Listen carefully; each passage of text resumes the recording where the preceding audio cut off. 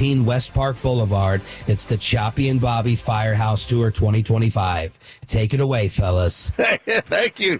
Thank you, Sean. What a kind intro. Wow, from he's Sean. right. He has been here to about 3 of these things. Yeah, I think he's he is street clothes, especially for these firehouse street tours. phones, street headphones, street phones, street phones.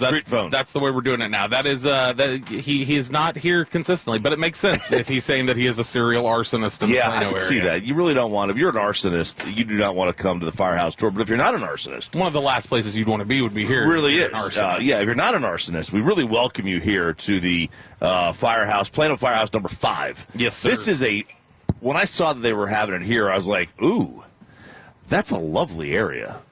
It is. I was like, this is like, I spent a lot of time. I had some friends that live right behind here in this Willow Bend neighborhood. Dion lived back here for a little bit. Did he? He had a gate that said prime time. It said prime time on the gate. He would ride around back in his golf cart, his Mercedes golf cart. This was back before the commoners had golf carts. Sure. Now you go to a neighborhood, everybody's got a golf cart now. In my neighborhood, I'm like, I feel like a blacksmith out there. I'm the only one without a golf cart. Yeah. And I'm like, what? Do I even have who am I? Like, right? They've become so much more common. So much more common. But back then, it was like nobody had even one. my mom's got a golf cart. Even your mom has a golf cart. That's right, Bobby. Back then, like, you got a golf cart. It's like, what? But he had one. So one of my favorite golf courses, Glen Eagles, is right here. I know you're a big fan of Glen Eagles. Yeah, it's not in my top 10, but it is a strong one for sure. This is such a great golfing area, the DFW Metroplex. So many courses, so many greens that I really love. Yeah, the greens. I'm not a fan of how fast this one plays. Actually, the greens are really fast. I know. Oh, yeah, you don't have to tell me twice. Yeah, no, it's a great spot. So I love coming up here. We are at Firehouse number 5 in Plano. Yes, now, we are. We have some parking notes to tell you. Yeah, we do. So if you are coming here, there are a couple of different options. So first off, it's tight parking, so there's not going to be a ton of options right off the street. You're going to see us sitting here right outside the door. We're not in the fire bay today. We're outside. No, we're the door. outside. No, they found out about Sean's arson and they wouldn't let us in. But we were out here off the street, so you're going to see us here.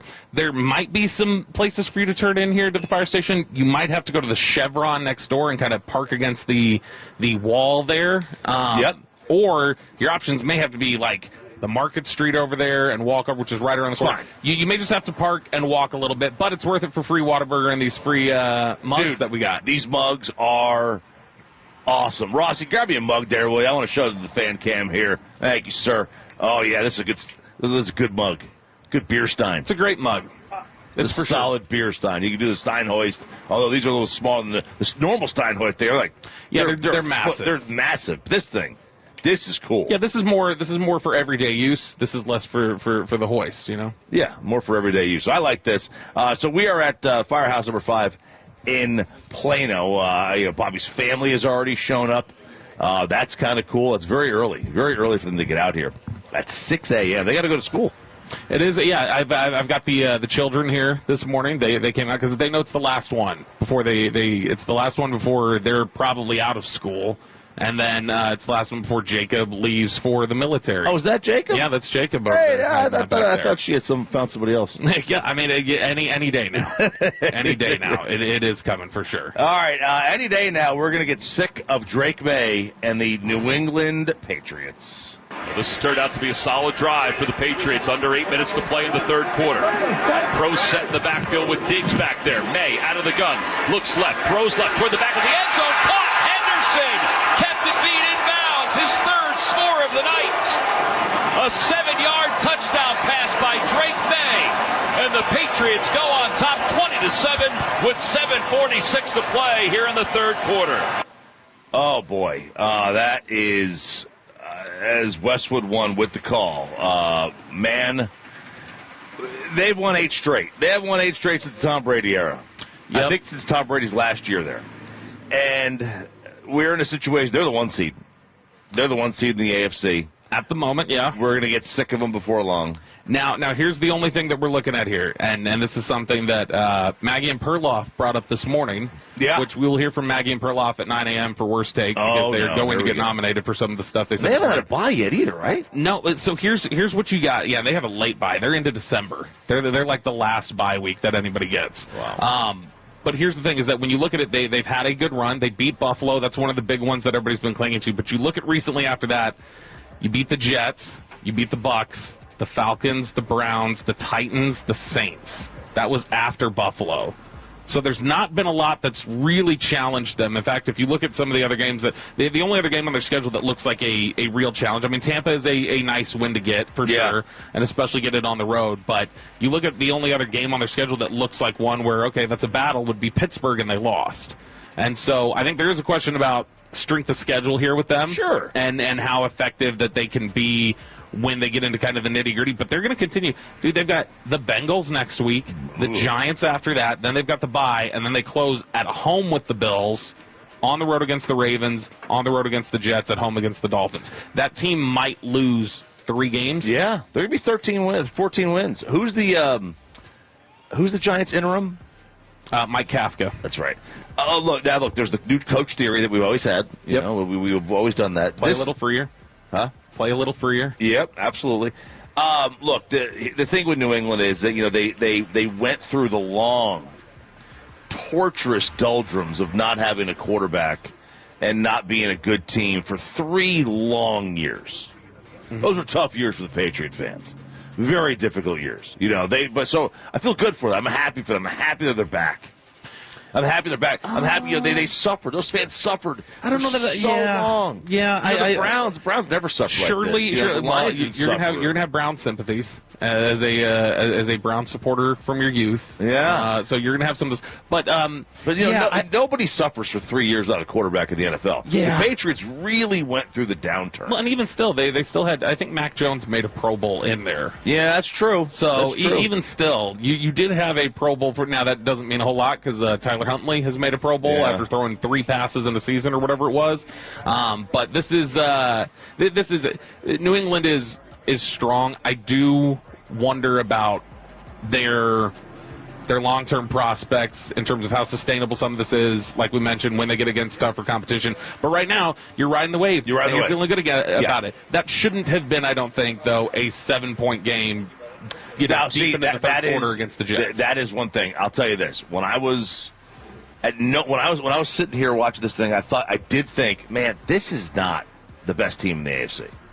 No, I at no point did I think this was the best team in the AFC. Watching last night, or watching really any of the games they've played this year, they're not the best team. Although the AFC is very inconsistent. The AFC is not very good. But does anybody think that if the New England Patriots get the overall number 1 seed and Kansas City comes in there for the divisional round, that Kansas City won't be a road favorite? I'm sure they will be a road favorite. That doesn't tell me they're going to win, though. No, it does, because Kansas City's a Kansas City's a crapshoot right now. They're a maddening team. Yeah. But if Buffalo goes in there, Buffalo will be a road favorite. Ravens would probably be a road favorite. And could you imagine, like, where have we seen the overall number 1 seed be a road dog? Did the Titans have that? Also under Vrabel when they were the number 1 seed a few years back? Yeah, they may have been a home. I think they played Tennessee. They played Kansas City. Yeah, they were a home dog. And I would guess that they probably were. But that you're talking about not a long list, and we have to think. You know, the other thing is with this, and this is going to Drake May, and Drake May's probably. I mean, it's going to be between him and Stafford for the MVP as it looks right now. Yep, they are the top 2 favorites right now. I mean, if you were to tell me, because we've seen this now, I guess maybe each of the last 4 years, where a rookie quarterback pops and then drops. The pop and drop. So you had May this year. Last year was Jaden. The year before that, it was C.J. Stroud. Just on the Titans really quick, 21 when they were the number 1 seed. They were a 4-point home favorite, and they lost to the Bengals because they got the Bengals, who were a wild card at that time. That's right. That was 21.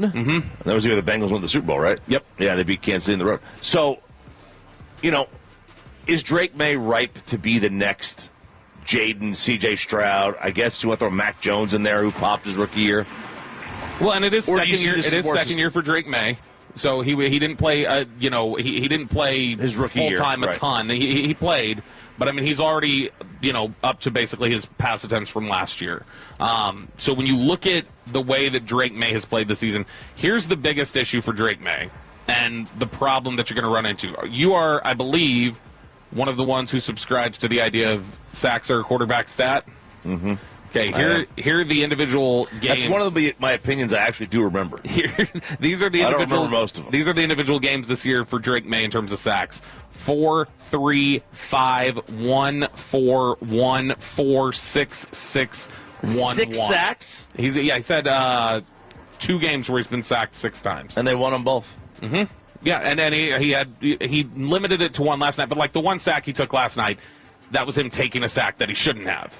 Right. And so, I mean, there are instances with Drake May that you see out there where it's like, get rid of the ball. You still see young player. You still see a guy who's probably trying to do too much, digs himself a little bit of a hole. And so you do kind of wonder, all right, how much of this is going to come back and bite you when you get into some of those big moments? You do wonder about that, because obviously as a young quarterback, he's still trying to figure out the game. He was a 1-year starter at Carolina? No, he started for 2 years, maybe 3. Well, all right. Trubisky was 1 year. Trubisky was 1 year. That's it. That's it. Yeah. Yeah. I mean, look, because if this is like, is this something that he did in college where he took a lot of sacks? 2 years starter. Mm-hmm. If this is something he did in college, took a lot of sacks. I mean, that's a problem. If it's not, it's young quarterbacks. The speed of the game and the young quarterbacks. It's young quarterbacks. But if we're talking about right now, what are they prepared to do? Right. That's he's getting sacked. Factor into it. And 6 sacks in a game, you could do that when you're playing the Jets. Mm-hmm. When you're playing Buffalo in the playoffs, you can't get sacked 6 times and win. Yeah. Now, one of those games in there was Cleveland, which Cleveland's got a really strong pass rush. That's kind of one of the things that they're actually good at. But it is something that at least makes you slow down and question, all right, how sustainable is New England for the future? How much can they really contend for a title this year? Which I don't know the answer to that. You would be surprised. Would you be more surprised if New England is one and done, or Drake May? I'm sorry. Would you be more surprised if New England makes a run in the playoffs, or if Drake May has a pop and drop type second year? I would be more surprised if Drake May fell off next year. You don't think that's so? So you think what happened with Jaden would happen with C.J. Stroud, Mac Jones to an extent? So Jaden was getting hurt. He played all right early in the season, but Jaden Daniels was getting hurt, and I mean that's might be it. He's a thin built guy, like that's just kind of who he is. Body shaming. Well, I mean it's just he's unique in that sense. But Jaden's like a thinly built guy, and there were always going to be questions about his durability. Stroud is still the one I don't understand. Stroud. I don't totally understand. Strange. I do think we probably oversold how much he was doing. He had a couple games where he popped, but was he consistently playing at a high level? Maybe not when we go back and look at it. Did you think he was going to be good or bad coming out of college? I was down on Stroud coming out of college, and I was really regretting it when I saw him his rookie year. But I thought his trajectory was one where he was going to, after his rookie year, just continue to stack. And we're starting to see that more with rookie quarterbacks, that they come in here, they play well in year one, and then they start having the downturn. Right. Where it used to be, once you get past this. Yeah, you make the adjustments, and all of a sudden you're fine. You're good, right? And that doesn't exist really at this point for C.J. Stroud. The difference with Drake May is the way he's getting it done. Drake May every week is making some of the most ridiculous throws on tape that any quarterback has I'll tell you, I don't know if I'm in the minority on this one. The Patriots need to switch to those uniforms. Okay, so I like them. Sweet. I like them, like in a photo, live in game action. It's too bright. The helmet's too bright. It's washing everything out. God, it looks. You know that the stigmatism people get, where you look at those street lights and it gets kind of like the hazy glow around it. Yeah, that's kind of like watching the Patriots helmets. I mean, everybody doesn't get that. No, that is generally a stigmatism. Oh, cool. So I had to take my pants off. Those things are so awesome. Those uniforms. Look, they're nice uniforms. I like them. But again, I think they work better. Here's a photo of them. This is nice. When you're actually playing the game, it's very, very bright. I think those and the Cowboys. Turn the backlight down a little bit. Those are the Cowboys' white uniforms or white helmets. Mm-hmm. The best alternate unis in the sport. I'm not going to dispute you on just a cold read and a cold look. Yeah. But again, I'm a big fan of a cold read. I don't know how much, again, we're talking about the actual functionality on a TV screen. Yeah. Might be a little too bright. Tex Schramm over here. Bobby Belt. Uniform guy. All right, it's Sean and RJ. We are at Firehouse number 5 in Plano. We got Whataburger on site. Mm-hmm. We got these the mugs. They got the mugs for the Steins. Yep. Have your beverages in. They say Tolo on it and the fan on it. So come on out here. Just park in this gas station next to us. You'll be able to walk right in and come say hi. Grab yourself some Whataburger. Stars with a big game last night. And why this weekend is the Prove It weekend in the National Football League. It's Sean and RJ Firehouse Tour rolls on a Friday on 105 to the Fan. Let's get you over to Ojos Locos. What are you doing for lunch today? Tomorrow. What are you doing for the games this weekend? How about tomorrow? Let's go to Ojos Locos. It is the home of the 29-degree beer, the street-style tacos, the fantastic wings, the ladies. And whether it's lunch, you want to catch football, baseball, basketball, hockey, soccer, it's the best place to watch a fight night. It's Ojos Locos. They got all the fight cards on. There's 6 locations, wall-to-wall TVs. It's how real fans do game days, happy hour every weekday, 2 to 7. OjosLocos.com.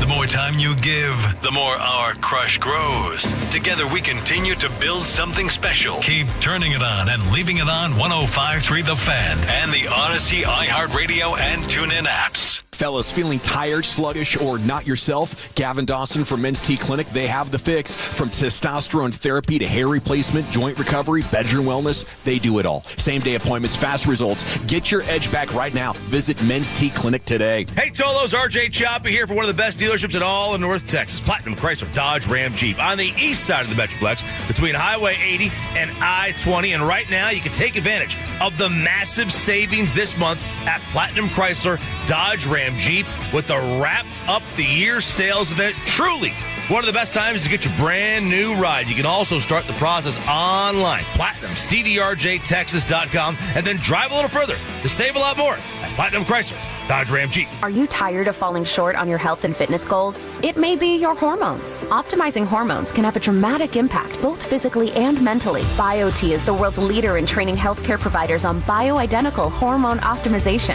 BioT's providers treat low T, low energy, muscle loss, low sex drive, and performance. Get your edge back in 2025 by visiting myhormonelevels.com to see if you qualify for a reduced cost program offered by a BioT certified provider. That's myhormonelevels.com. Tolos, we're back on the road for 105.3 The Fan's Friday Football Feast. Come join me. I'm Kevin and Corey, broadcasting live from the official home, from the official taco of the Dallas Cowboys, Taco Bueno, at 1528 Brown Trail in Bedford from 10 a.m. to 2 p.m. We'll be previewing the upcoming Cowboys game and doing giveaways every hour. This week, come feast on a whole lot of platter. And don't forget to get your free taco after every Cowboys win. Come see us at Taco Bueno at 1528 Brown Trail in Bedford this Friday from 10 a.m. to 2 p.m. It's a Fan Football Friday on 105.3 The Fan. Sponsored by Blue Nail Roofing and the On Time Experts. Sports Talk on 105.3 The Fan is presented by Paramount Plus, streaming November 16th on Paramount Plus. It's the return of Landman from Taylor Sheridan. Co-creator of Yellowstone, Academy Award winner Billy Bob Thornton is back, featuring Academy Award nominees Demi Moore, Andy Garcia, and Sam Elliott. Landman, new season streaming November 16th only on Paramount Plus. You think you understand how this business works, but you don't. Landman, TV's biggest phenomenon, returns to Paramount Plus. From Taylor Sheridan, co-creator of Yellowstone, starring Billy Bob Thornton. You have to know the rules of the game and bend them, and you really have to know them to break them. Demi Moore. I want success. Get it for me. Andy Garcia, Ali Larder, and Sam Elliott. You don't even know the game you're playing, do you? Landman, new season, streaming November 16th, only on Paramount Plus. eBay has reinvented vehicle buying. From click to curb, everything's covered. Ever try to buy a car online and end up in a parking lot with a stranger and some blind trust? That era is over. Now with Secure Purchase, eBay isn't just where you find your car. It's where you buy it, start to finish. Title, financing, registration, delivery, it's all built in. This is the modern way to buy your next ride on eBay. eBay. Things people love. Secure Purchase is powered by Caramel Dealer Services, LLC, an eBay subsidiary. It's a little quiet on the border these days. Illegal border crossings at an all-time low because Donald Trump and Senator John Cornyn have been fighting side by side to seal the border. Cornyn has led the charge in the Senate, funding more agents, more technology, and more miles of secure border wall, beating back Biden's border failures. taking the fight directly to the cartels. Cornyn stands with President Trump, voting with him 99% of the time, supporting Trump's nominees, confirming conservative judges who defend our Constitution, and together, Trump and Cornyn put America first. They've worked to keep our families safe and our border defended. Yep, it's quieter on the border now because real leadership gets results. Call and thank Senator John Cornyn, 713-572-3337, and tell him to keep delivering Trump's agenda. Paid for by Lone Star Freedom Project, LoneStarFreedomProject.com. Clear and sunny today with a high 82. Weather brought to you by Robert Half. Our recruiters' expertise and award-winning AI will find you the skilled candidates you want. At Robert Half, we know talent. Visit roberthalf.com/talent today. And Doug. There's nowhere I wouldn't go to help someone customize and save on car insurance with Liberty Mutual, even if it means playing in a football game. Boom! 42! You're going down, Doug! Oh, yeah? Your price on car insurance when you customize and save is going down. Hey! Limu? What are you doing on their team?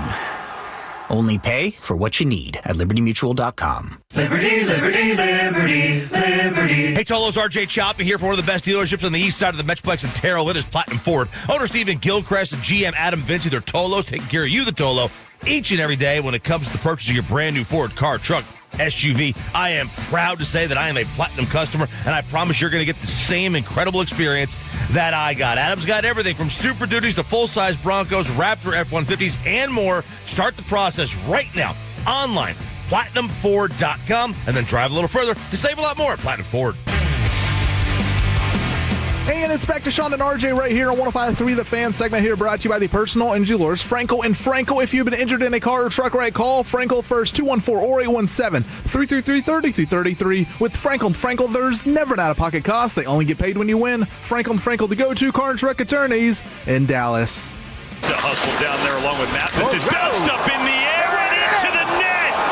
Oh, they're figuring out every possible way to score tonight in Montreal. Blackwell on the circus-style one, and the kick is good. 7-0. Victory plus the call. 7-0. 7. This team has got points in 11 of the last 12 games. They are rolling right now, Bobby Belt. A little sweep of a couple of Canadian teams up in the East. Let's go. I was trying to figure, how mad do you think Sean would be? He is on West Coast time right now, so it's 4:22 in the morning. How mad would he be if I called just to give him the money puck? That's actually pretty funny. I'm not going to lie on that one. That's pretty funny. Do you think he'd answer? No, I don't, because he keeps his phone off. He keeps his phone on silent. What a coward. Yeah, his phone. He doesn't hear anything.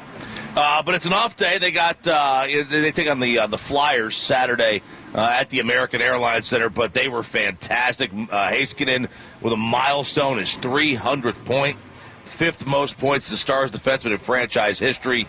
They are just on an absolute heater right now, and so is Jason Robertson, a couple of goals and an assist in the win. Stars 7-0 over Montreal. They are playing really, really well, and they're starting to. What's the money puck say? Money puck says they deserve to win. All right. So the deserve to win meter definitely gave it to them. Now it didn't give them it didn't give it to them by like a 7-0 margin. Right. Like for instance, the last game they actually had 66%. This time they only had 54.5. Because a lot of the deserve to win meter, since I referenced it so many times just to screw with Sean. No, I'm going to actually give you the explanation for it. A lot of it is related to like shot quality and probability in terms of distance, where they're at in terms of where the shots on him. So it's just the likelihood of like those sort of things, time spent on the other side of the ice, different things like that. So they take all of those factors and then they apply it to a simulation 1,000 times over.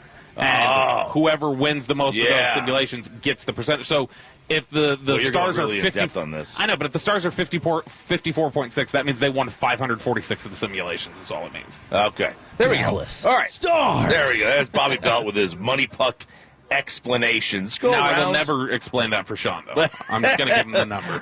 Before we get to some Cowboys stuff, I think this is a prove-it weekend in the NFL. Mm-hmm. You've got Kansas City playing Denver. You know, Denver's really got to prove it to me. Kansas City's got to prove it. And Kansas City has to prove it. You have Seattle and the Rams. I think Seattle's got. I know they've played well this year. I just don't buy it yet, right? Mm-hmm. I think they're really, really good. I just don't buy it yet. Buffalo, Tampa. I don't know which team is going to show up for Buffalo. So what is it? It's Tampa's lost 2 of 3. Buffalo's lost 3 of 5. Yeah. So you're talking about whoever loses that game is officially reeling. I think. And then you've got Philadelphia and Detroit. And what is Philadelphia? They're a team that doesn't score points. They hate each other, but still wins games. And Detroit is. I mean, you could get a loss to Minnesota, or you can get a really nice, dominating win over a Tampa team, or what, right? I don't know. And I think a lot of these teams have got to start showing it. It would not surprise me. It would not surprise me of all the teams I mentioned. Mm-hmm. Philly, Detroit, Kansas City, Denver, Seattle, Rams, Buffalo, Tampa. And just they're not like top-tier opponents, but you've still got notable road games for the Chargers going on the road against the Jaguars, and you've got the Bears going on the road against the Vikings. Right. It would not surprise me if all the teams I mentioned outside of Denver finds its way to a Super Bowl. Denver would surprise you, even as dominant as that defense has been at times? Yes. I don't think you win a Super Bowl with a check-down quarterback anymore. No. You are going to need to he's going to need to play more like he probably did last year. Which there's a guy who's taken a step back, too. Yeah, because he played regardless much of better whoever that dude was that texted us a couple weeks back, just wanting to slobber all over Bo Nix. But this is a run right now for Denver where we've got a few teams that are on these runs right now where you're like, okay, but are they good? Yeah. People are wondering that about New England. People are wondering that about Denver right now. People are wondering that about the Bears. How good are these teams that we're looking at? But I don't think it would surprise anybody if Philly or Detroit or Kansas City or Seattle or the Rams or Buffalo or Tampa finds its way to the Super Bowl, to San Fran this year, San Jose, wherever the hell they're playing. Yeah, Santa Clara. It's wild, and I guess it's just because of our expectations. Yeah. But you look at who have we historically talked about in the AFC being the big-time contenders: Baltimore, Buffalo, Kansas City. Yep. They are currently Buffalo 6th, Kansas City 8th, Baltimore 10th. You do have Philly, who's at the top of the conference, but there's still questions about their meshing right now with the offensive questions that you have. But typically, other than that, we were looking forward to Green Bay. Green Bay's 7th. They're barely holding on to a playoff spot right now. San Francisco's been on a run for the last couple of years. San Francisco right now is 6-4. They're not there. You have the Washington Commanders, who just came off of the NFC title game, and they're in 3rd to last in the NFC right now. And so it's just, I think that's why we have so many questions, is because it's not at all what we expected at the top of these conferences. So that's, for me, it's a little bit of a prove-it weekend for some of these teams, some of these games. I just want to see the real team stand up and tell you exactly who they are. What's going on at the Star? Okay, so Cowboys players spoke yesterday out at the Star. We're going to have Nick Harris joining us at 8 o'clock this morning. He'll join us for the last 2 hours from the Fort Worth Star-Telegram. We've got Brian Shottenheimer moving today because today is technically Thursday for them. So that changes his schedule. He will be with us an hour from now at 7:20. But yesterday was the opportunity where we were able to hear from some of the Cowboys players in the wake of the Marshawn Kneeland tragedy. They had the locker room was closed. It was not, media was not allowed in the locker room. They brought them out to the Ford Center field, brought a couple players out there to talk. Specifically, the majority of guys who were asked to speak at a vigil on Monday night. So team leaders and guys who were close to Marshawn Kneeland. But Dak Prescott spoke yesterday. This is Cut 7 Peyton. Dak on if he has talked to the entire team yet. I can honestly say there hadn't been a moment I've stepped up and addressed the team, and I think the important reason for me why is I know in my experiences of dealing with loss and past, you should grieve your own way. And I don't for one second want to tell somebody how they should grieve and how they should get over, not get over or work through something. I just know the best thing that's helped me out is just when people were just there for me. And when they're there for me in silence, just feeling their presence, feeling their love, and showing me what it looks like to how to move from one day to the next, doing better and trying to carry on a legacy. And so for me, that's a lot of these guys. I hope everybody in this organization understands or knows my losses. And so I just hopefully somebody can look at me and understand and see what I've been through, and that there is brighter days, better days. And you can get through this, and you'll get through it and be stronger because of it. And I just want to be an example of that to my teammates. Yeah, and he talked about some of the perspective that you had discussed last week and heading into this week, of the idea of it'll be nice to play a game and distract yourself with that a little bit. That Dak had said that's going to be a good thing for him to kind of take his mind off of some of these other things. But again, it's also, you hear Dak talk about that, and he says, for people, it's a way for people, you don't want to judge how people get over it. And he goes, or not get over it, work through it. Like it goes to show everybody wants to be very careful about the way they talk about this, and everybody wants to be sensitive to these things, and the challenge that it presents, because I think it reflects how serious everybody knows this has been for them, that right. they're very careful about the words that they're using right now. But it sounds like it'll be a good distraction for them this week to be able to just go out there and play football with each other. Oh, for sure. I think so. And I don't know that they necessarily would come out and say that, all of them. Some might not. Yeah, Dak did yesterday. Yeah. But I don't know that all the players would say something like that. Because, again, you don't want to sound like, distract yourself. Like it's just the words. I'll be honest, here in an hour when we're going to talk to Brian Shottenheimer, there were 5 different ways I had written a question to ask him that I was like, no, that doesn't sound like the right way to ask it. Well, you can ask it. Good, you can ask that. but I mean, it's like, that doesn't sound like a good way to ask it. No. And it's like, no, is that word the right one to use? Because you don't want to seem flippant or dismissive, or you want to treat it with that sort of seriousness. Dak mentioned there that he has dealt with this loss before, his brother obviously committing suicide. Solomon Thomas, who's in that defensive line room with him, one of the leaders on the team, a veteran, a Dallas area kid, a guy who went to Coppell High School. Solomon Thomas had spoken as well. His sister, after he had gotten into the NFL, his sister committed suicide a few years ago, and that has become a big push for his foundation, is suicide prevention. Solomon Thomas was asked about the difficulty for the locker room over the last week. It's just been really a really hard week, for the emotions I've been feeling, but also, like I said, I can't imagine the emotions that his family and Catalina are feeling. That it's a tragic death. It's a death of a 24-year-old young man who had so much life to live. And my hearts just break for everyone, and my prayers go out to everyone. And the only way I know how to get out of it, to move forward from a tragic situation like this, is to live for that person, take the amazing qualities that you learned from them, take the smiles and memories that you gave from them, and apply them to your life every day, and live for that person, talk to their spirit, hold their spirit with you every day.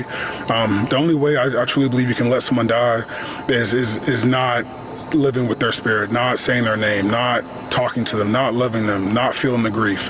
Because, grief is pain, but grief is also love. And you feel that hurt, you feel that guilt, you feel that shame, you feel the sadness and depression because you had so much love for that person. So that's really been the pain for me the last week.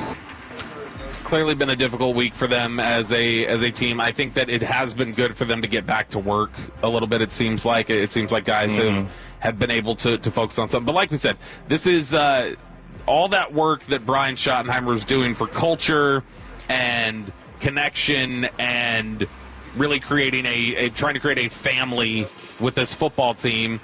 It is for on the field purposes. It is to try and reach an ultimate goal. That's the reason why you do those things.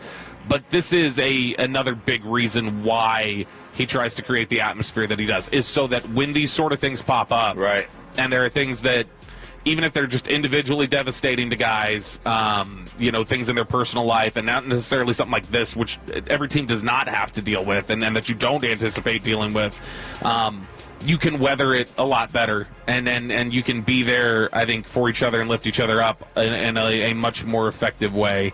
And you're hearing that from a lot of the guys right now, is that there's nobody carrying them right now. They're all kind of equally hurting and equally leaning on each other. Sure, and then obviously there's some players that were closer to Marshawn versus others. There were not a lot of them. There were not a lot of guys who were close to Marshawn Kneeland. And that was Marshawn Kneeland was Oso Odigizua talked about it yesterday. There's a lot of, he was very quiet, kept to himself. Yeah. Didn't really open up to a lot of people. Didn't stay close with a lot of people. But the one thing you heard from everybody consistently yesterday was such a hard worker, did everything the right way, always had a big smile, always had a big laugh, and it's blindsided them, I think, because they thought, him? That the guy who's laughing all the time, the guy who's lighting up the room when he's smiling about everything, and then I think that was the that's one of the things that has really hit a lot of people in the locker room really hard this week. We will hear from Cowboys head coach Brian Shottenheimer coming up at 7:20 this morning. We are live in Plano at Firehouse number 5. Both MVPs in baseball were announced yesterday. More of the same. Is that good or bad for the sport that they won? It's all coming up next. Sean and RJ, 105 to the Fan. Coming up in the next G-Bag Nation, a Football Friday. Stephen Jones at 3. What you drinking, what you thinking at 5. Nation 2 to 7 here on the Fan. By texting 64,000, you agree to receive recurring automated marketing messages from Ownwell. Message and data rates may apply. No purchase required. Terms apply. Available at ownwell.com/terms. Estimate based on your neighborhood average and individual results may vary. When I saw how high my property tax bill was, I was shocked. We couldn't afford this. But I discovered Ownwell. Ownwell reduced my property taxes and saved me over $1,000. Your property taxes aren't set in stone. They can be protested and they can be reduced. But instead of filing protests yourself and very possibly losing your appeal, Ownwell does it all for you. And we give you the best chance to win and save big. Ownwell has reduced property taxes for hundreds of thousands of Texans and put money back in their pocket, and you can be one of them. And unlike other companies that take half of whatever you save, Ownwell charges just 25%. And that's only if you save. Now I don't worry about my property taxes. Ownwell reduces it every year. Sign up now, free. Don't pay unless you save. Text Dallas to 64,000. Text Dallas to 64,000. Text Dallas to 64,000. What's the biggest mistake you can make when selling your home? Settling for less money. Not with Orchard. Orchard gives you cash up front so you can buy and move into your new home first on your timeline. Then they sell your old home on the market for top dollar. One customer said, "I made way more than I expected and it couldn't have been easier." Don't settle for less. Buy before you sell and get top dollar with Orchard. Get your free home valuation at orchard.com. That's orchard.com. Black Friday is going on now at every AutoNation store. Hurry in and save for a limited time. Buy with 0 down. Plus, make no payments till next year. Shop new and used cars, trucks, SUVs, even top luxury models. Drive with 0 down. Plus, no payments till next year. Save your cash for the holidays. Go to your nearest AutoNation store now. Limited term financing on approved credit. 90-day deferred payment. Interest accrues from date of purchase. See store for details. Straight Talk knows the best holiday gift is simply saying yes. Yes, you can stay up late. Sure, more cookies. Of course we can watch that movie again. That's why we give you real unlimited data, so you can say yes to all of your family's streaming, scrolling, and sharing. And now at Straight Talk, get another gift worth giving. A free 5G phone with select plans. Because yes is the best gift to give. Yes! And receive. Available at straighttalk.com and Walmart. For network management practices, visit straighttalk.com. This holiday season, Target has your back with irresistibly cool gifts for everyone on your list. For the trendsetter, start with affordable beauty kits and gift sets. Need something the whole fam will love? Grab snuggly matching fits in every size and style. And for the thrill seekers, don't forget the hottest toys and tech of the season. Target's got you covered with the best deals for endless fun. Shop in store or online. And step into the holidays with Target. Restrictions apply. Get that end zone dance ready. Football is back. And nobody brings a pregame party like Specs, proud partner of the Dallas Cowboys. Specs has Texas' largest selection of canned cocktails, spirits, wines, and gourmet bites. Everything you need to take your watch party from JV to the pros. So head down to Specs and cheers to savings. Down, set, delicious. Specs, the fun starts here. Hey, football fans, tune in this week to kick off with Boomer and Valenti, where the guys break down the biggest headlines and storylines from across the NFL. Kickoff with Boomer and Valenti is brought to you by the Home Depot. When the job calls for the best, call on Makita. Available at the Home Depot. How pros get more done. Sean Sharif here. Have you or someone you know been hurt in a car or truck wreck? Call Frankel & Frankel first, the go-to car wreck attorneys in DFW. Mark and Scott Frankel have been fighting for your rights for over 30 years. Before becoming personal injury lawyers, they defended insurance companies, so they know all the tricks and tactics that insurers use to deny your claim. If you or someone you know is involved in an accident, Frankel & Frankel are here to help. They make it easy. From the free consultation to the very first phone call, they handle everything with no out-of-pocket costs. They only get paid when you win. They understand how stressful these situations can be and are committed to standing by your side. So if you or a loved one have been injured, call Frankel & Frankel. Tell them Sean for the Fan sent you. 214 or 817 333-3333. That's 214 or 817, all threes, 333-3333, or frankelfirm.com. Frankel & Frankel, your go-to car wreck attorneys in DFW, Principal Office, Dallas, Texas. Hey, it's Corey Majors here, and we're having a blast at our official fan watch parties at the Bearded Monkey. Monday's kickoff is at 7:15, and we'll be at the Bearded Monkey's 40 location at 104 East Highway 80. Plenty of Tolo giveaways, so let's party and watch the game together at the Bearded Monkey and 40 with the Fan. And it's back to Sean and RJ on 105.3 The Fan segment here, brought to you by Classic Chevrolet. If you're in the market, upgrade your vehicle, get to Classic Chevrolet in Grapevine today. The back-to-back #1 Chevy dealership in the world. More new Chevys than anyone else, all priced to sell. Visit ClassicChevrolet.com. This is Texas. This is Classic Chevrolet. Together, let's drive, relax, enjoy the difference based on new Chevrolet registrations 2023 and 2024. You're an idiot and you don't know baseball. Ranger fans, you're not dreaming. How can you not be romantic about baseball? How can you not be romantic about more of the same? We're creatures of habit. We hate change. Yeah, I agree. So why would you change the MVPs? It's the same as last year. They just do it again. And that's what happened in baseball last night as the award show that nobody knew was on MLB Network was on. Nothing like Major League Baseball doing it on the middle of Thursday Night Football. That tracks with them. But Shohei unanimous. He wins his 4th MVP in 5 years. The only time he didn't win was when Aaron Judge broke the AL record for home runs. And then Aaron Judge wins his MVP. Those two have combined for 7 of the last 10 MVPs in Major League Baseball. How thrilled were you, though? I was thrilled because it was common sense one, which is fine, you know. Well, because you were not wanting the big dumper to get it.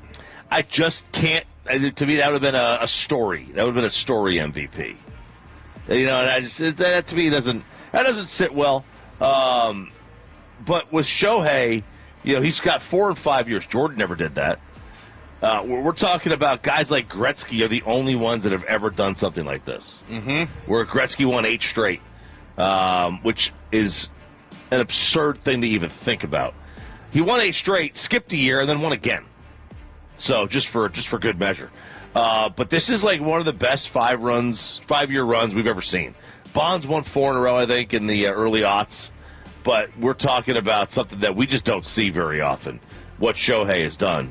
And, you know, Judge has won 3 in 4 years or 3 in 5 years. So, like, that's not something that we see a ton of either. But, I mean, either way, for these two to win 7 of the last 10, pretty incredible. Yeah, and look, Shohei is fantastic. I will say that out of those 4 out of 5, the first of the 4 out of 5 was probably the shakiest of them all. Maybe it was just because we hadn't seen it yet. Right. And that was a big reason why he got what he got, and the attention that he got, and the benefit that he got, because that was the year he had a 3.18 ERA. He went 9-2. He struck out 156 in 130 innings. But definitely, when you look at from the plate, it's the one that doesn't stand up. Like when you talk about the bold on Baseball, I'm a big fan of the bold type.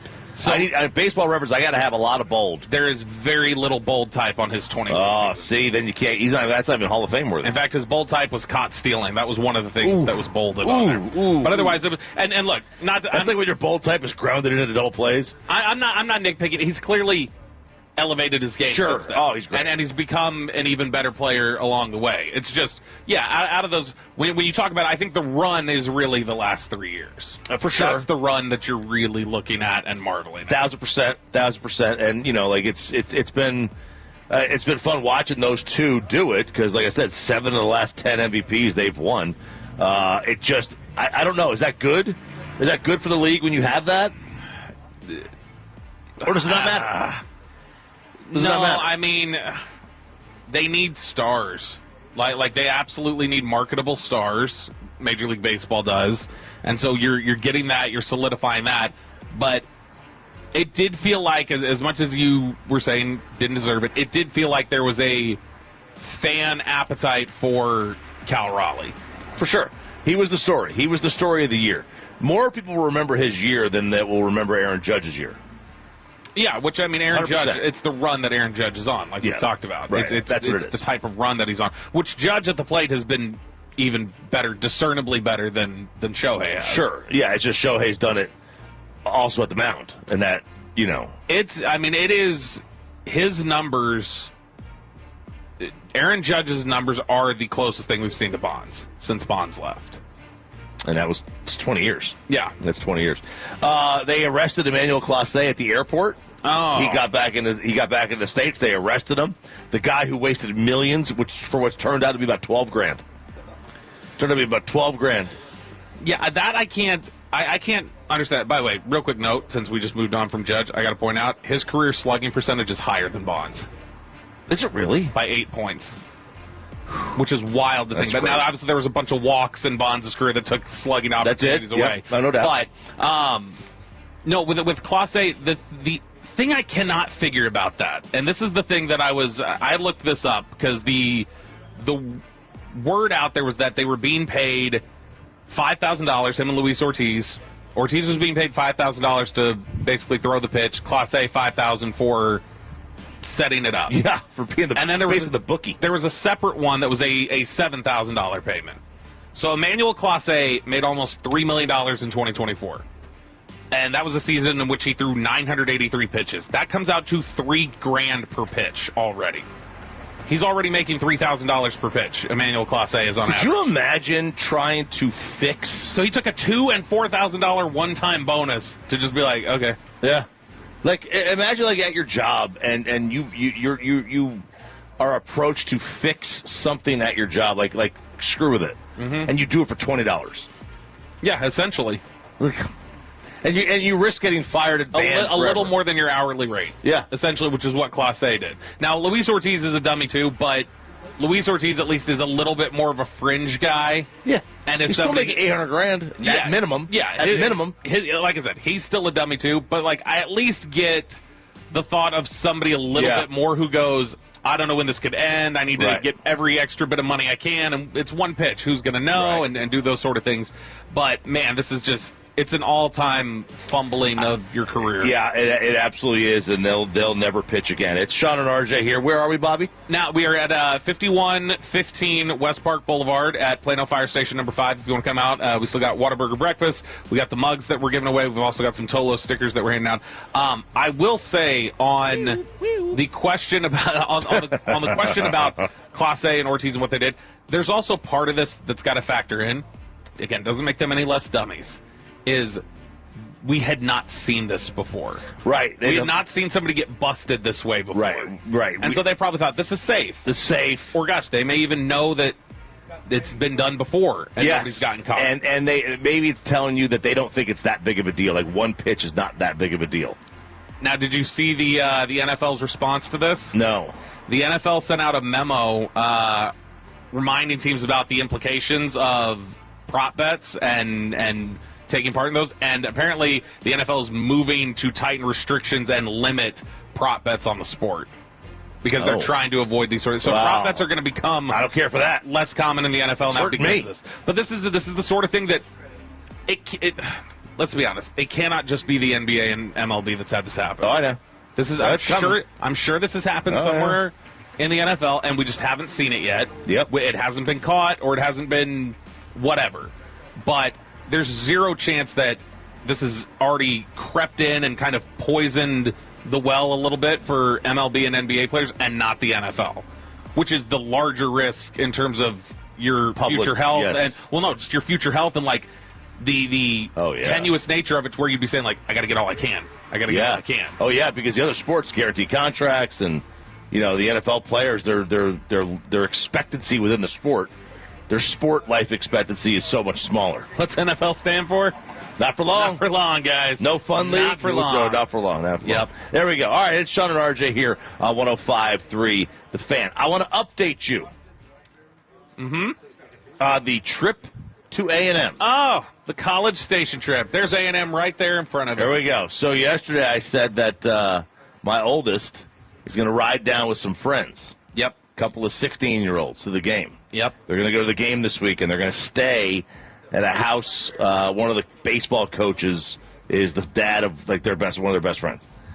Well, the barrage, and I mean barrage of do not let him do that on the Fantasy. I'm not talking a couple people. I am talking about 999 out of 1,000 said do not let him go. Only one person said let him live his life. Yeah. And I think that one person probably was trolling. It may have been Luca text. It literally may have been my child texting cross-reference me. the phone number. So I made a call yesterday. I says, dude, you ain't doing this. I don't care what anybody. I don't care what your mother says. I don't care what anybody says. You're not going. Pull that as a drop. Hey, I don't care what your mother says. I said, I'm taking you down. I'm taking you down there. So I'm going to drive him down there tonight. Oh, is he not happy? Oh, is but he he still gets not to happy? go. That's a hold on. That is that's a red flag. No, big red flag. Well, yeah, because it's like you're still getting to go and do what you want to. So why is it such a problem that you're going to drive him down? Because he wants. I mean, I know we all know why. Because you want to hang with your boys. He wants the car ride. Yeah, and you don't want to look like I'm the one who's like my parents aren't cool. Yeah, like you don't want to look that way. But I mean, I think that's the right call. I think that I'm dead serious. I think that's very cool. My dad would have just said no. My dad would not have said, I'll drive you myself. Which I think a lot of parents would just say no. They wouldn't say, I'll drive you myself. We're past that. Right? We're too late for that. Looking back, I should have just said no for the very get-go. Mm-hmm. But the fact that I already said yes, I can't go back on that now. It's too late. It's too late for that. When could you have bailed, do you think, comfortably? A week? Tuesday? Oh, no. I mean, this came about on Sunday or Monday of last week. Okay, so it was short. It was short notice to begin with. I think I could have comfortably bailed on Tuesday or Wednesday. Once his name was on the list to get in, there's a whole list. There's a list. Once his name's on the list, I can't do that. Lists. I even told. I said, look, I'll buy you a plane ticket to get down there. And then I looked at the plane tickets, and that was. I was like, no, we're not doing that. $1,000. We're not doing that one. Station. I wouldn't even fly myself down there. And now he gets bonding time with you, RJ. That's the biggest success here. That's the bonding. That's what I'm going with. He gets bonding time with me.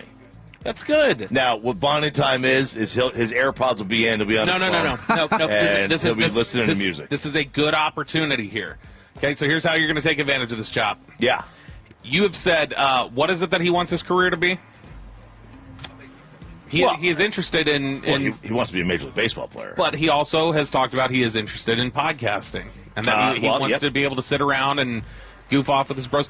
You need to be able to tell him, look, this is your opportunity, an opportunity we don't normally have, an entire car ride down. You get to pick my brain about this profession that you want to get into. Yeah. And all these times that we don't have this.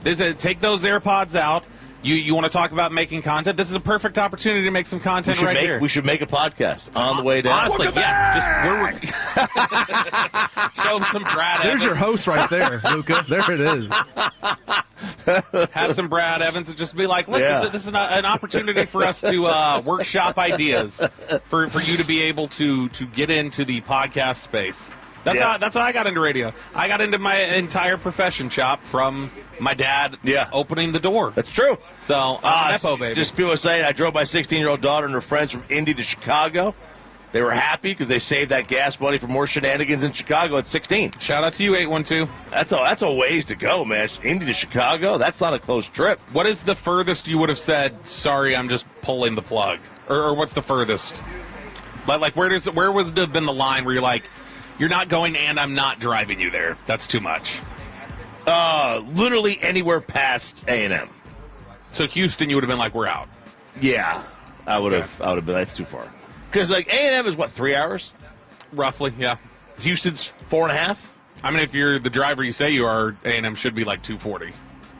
I don't know how it's going to be coming from with traffic, because it's going to be like 2:30 in the afternoon. I mean, be creative. Yeah, that's true. When you're talking about the crush of traffic, though, 2:30 in the afternoon, that should be you.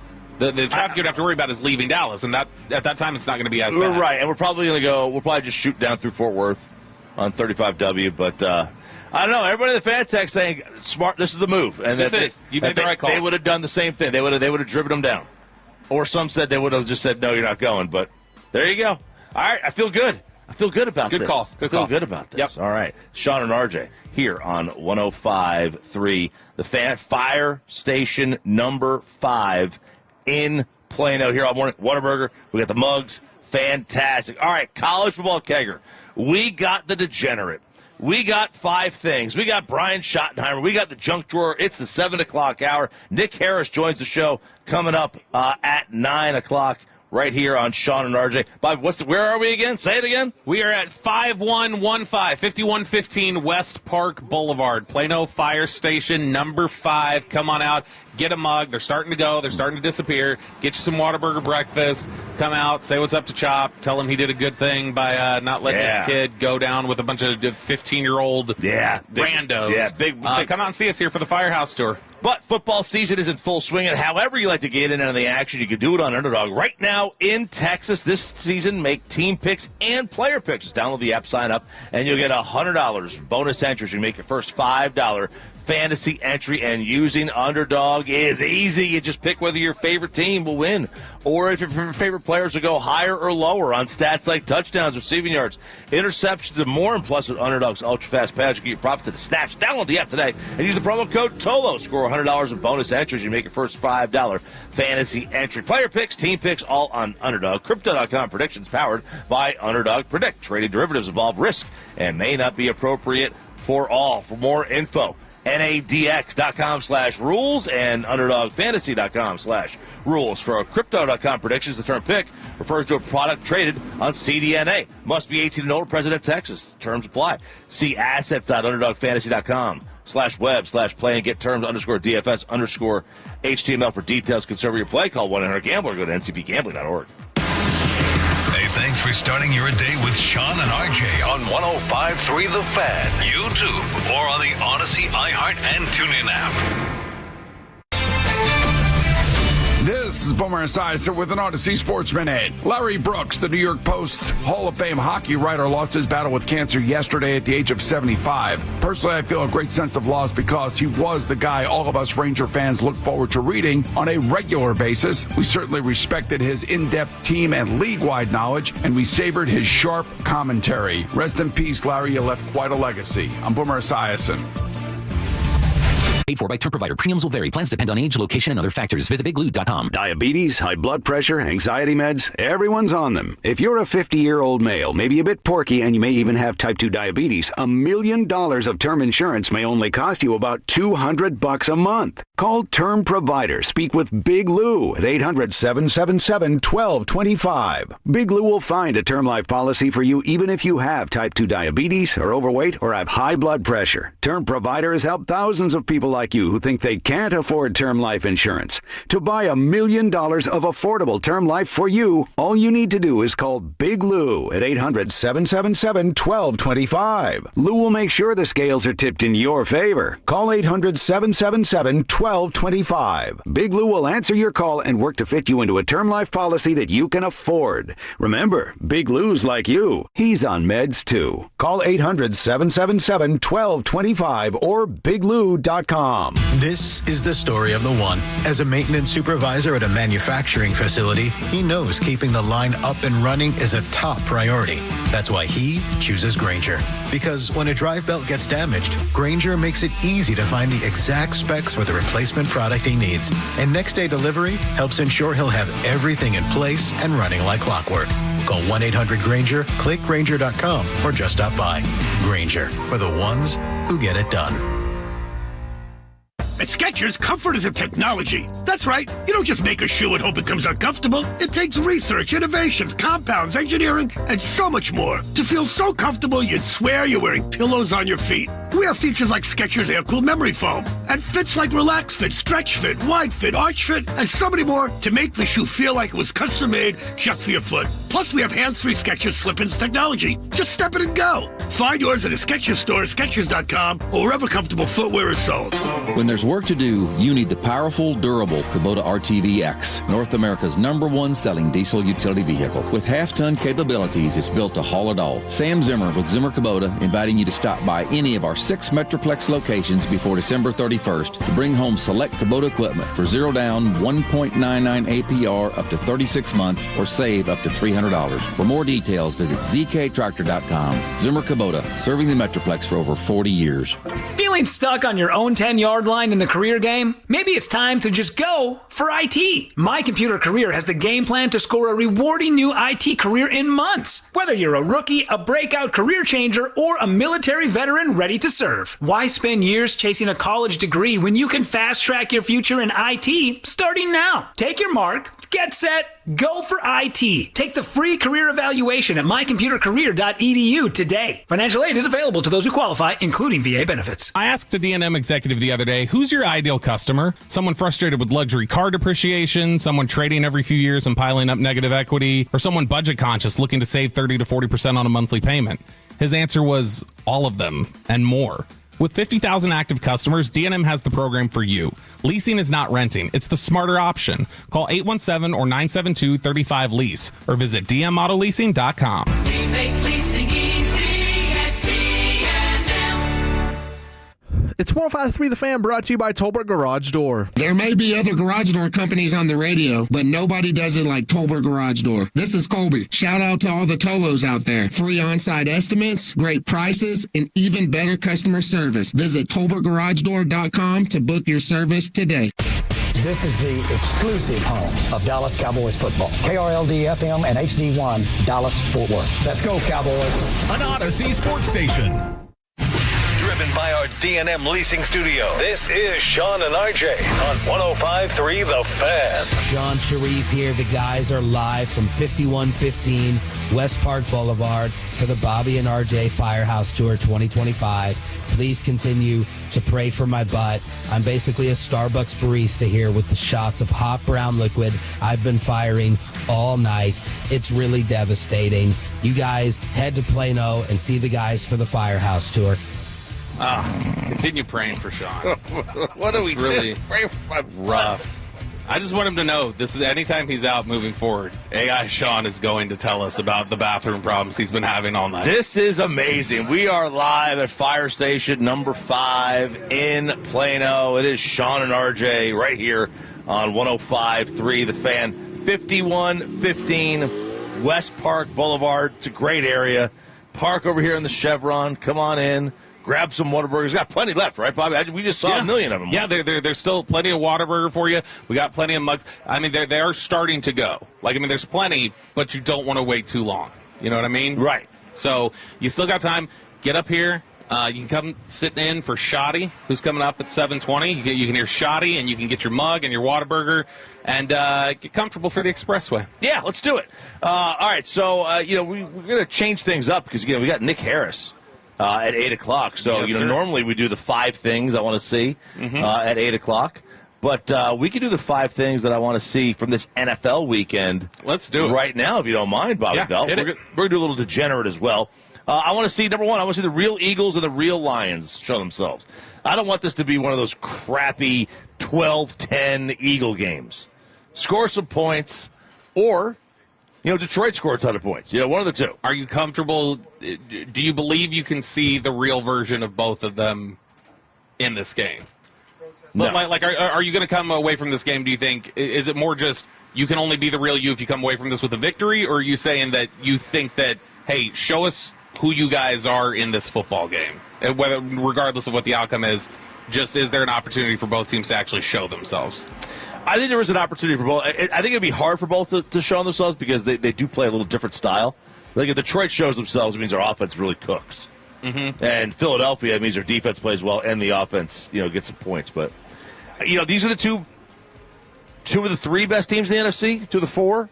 It's a 4-team league, I think. But I think the winner of this game probably gets home field. Or at least obviously has the inside track. Yeah, I mean, Detroit, Philly feels like a definitely weakened version of themselves from last year. And so I think they're one of the better teams in the NFC, but it is not a typical 7-2 type of Philly team that we're seeing. And with Detroit's just introduced new questions for us recently in some of these games that they've struggled in. And so there's at least a question. There's a vulnerability across the entire NFL.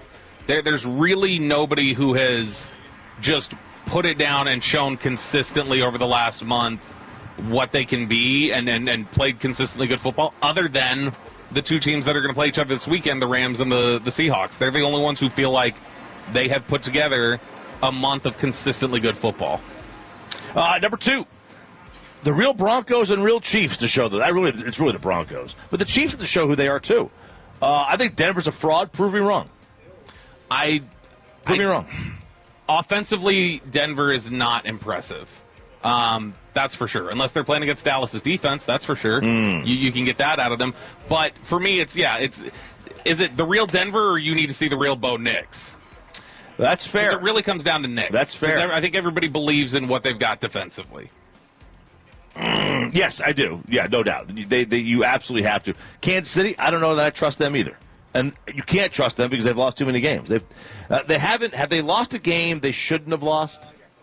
Have they lost to a really bad team? They've lost to the Chargers, the Eagles. They lost to the Jaguars. They shouldn't have lost to the Jaguars. Yeah, and it was a Monday night. Yeah, that was a game where, and fluky, Trevor Lawrence fumbles, picks it back up, like has that botched snap, picks it back up, jumps up and scores the touchdown. But, yeah, I mean, if you look at it, they have been, when they've been matched up against a team who, really their most impressive win of the year is Detroit. They beat Detroit 30-17. Outside of that, when they've had an opportunity to kind of show themselves, Chargers, Eagles, Bills, they've lost. Number 3, I want to see if Seattle's for real. It's a huge test for them in L.A. Huge test. If they're for real, let's see it. I think the Rams are better. But Seattle, I mean, and what Jackson Smith and Jigba's done this year, I have never seen, on Underdog right now, his number is 100.5. Higher or lower on yards. Receiving yards? Receiving yards. Wow. Usually, it's never higher than about 79. So this is a same sort of question then for you with Detroit and Philly. Can you come away from this game feeling like, okay, Seattle's legit and they still lose the game? Yes. So Seattle can still show you something in a loss this week. See, I think Seattle's done enough to prove themselves as they are one of the top teams in the NFL. These are the 2 teams that I had at the top of power rankings this week. Yeah. We're Seattle and the Rams. And I think that it's if anything, I think it's a good opportunity. The person who has the most to lose this week is Darnold. Because I think everybody believes in what the Seahawks can be at this point. It's just a question of, like we've done for the last year and a half, is Sam Darnold's carriage going to turn into a pumpkin?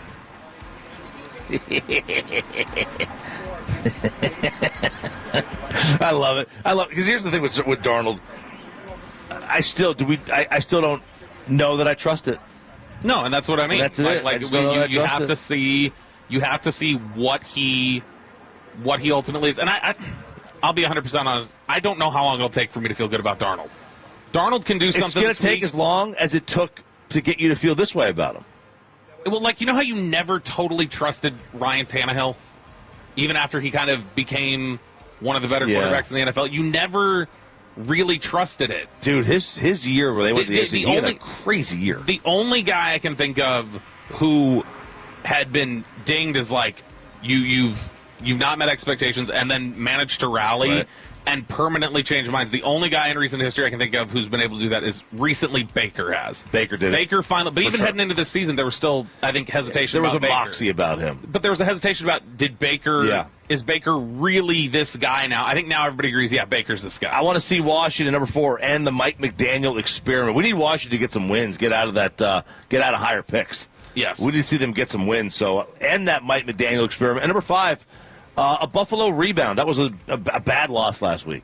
Yeah, they gave a reprieve to Mike McDaniel. Tampa's coming off a tough loss, too. That was a tough loss they had. So if Buffalo doesn't win this game, there's a good chance they're a big bag of nothing. Tampa is so hurt, though. Yeah. Tampa, like, you've had Mike Evans, Bucky Irving, Chris Godwin, all of them banged up. It seems like there's always big-time playmakers for them that are out of the lineup. And so I understand we've dinged them a little bit. I have, especially me more than anybody else, for some of their late-game heroics where there's a minute left in the fourth quarter and they've trailed in like 4 of their victories that they've had. But, I mean, if you look at the resume, they played New England tough. They played Seattle tough. They beat Seattle, and they played New England tough. And so it is something where you're like, okay, they've shown some level of legitimacy. It's just a matter of how much are we going to buy in. I buy into them as the favorite in their division. I don't know that I buy into them as a team that you have to worry about in the NFC. All right, it is Sean and RJ here on 105 to the Fan. Let's do a little degenerate action, make you some cash this weekend. All right, let's do college first. Give me USF minus 10 against Navy. I had that same one. I know you did. I like Texas plus 6 at Georgia.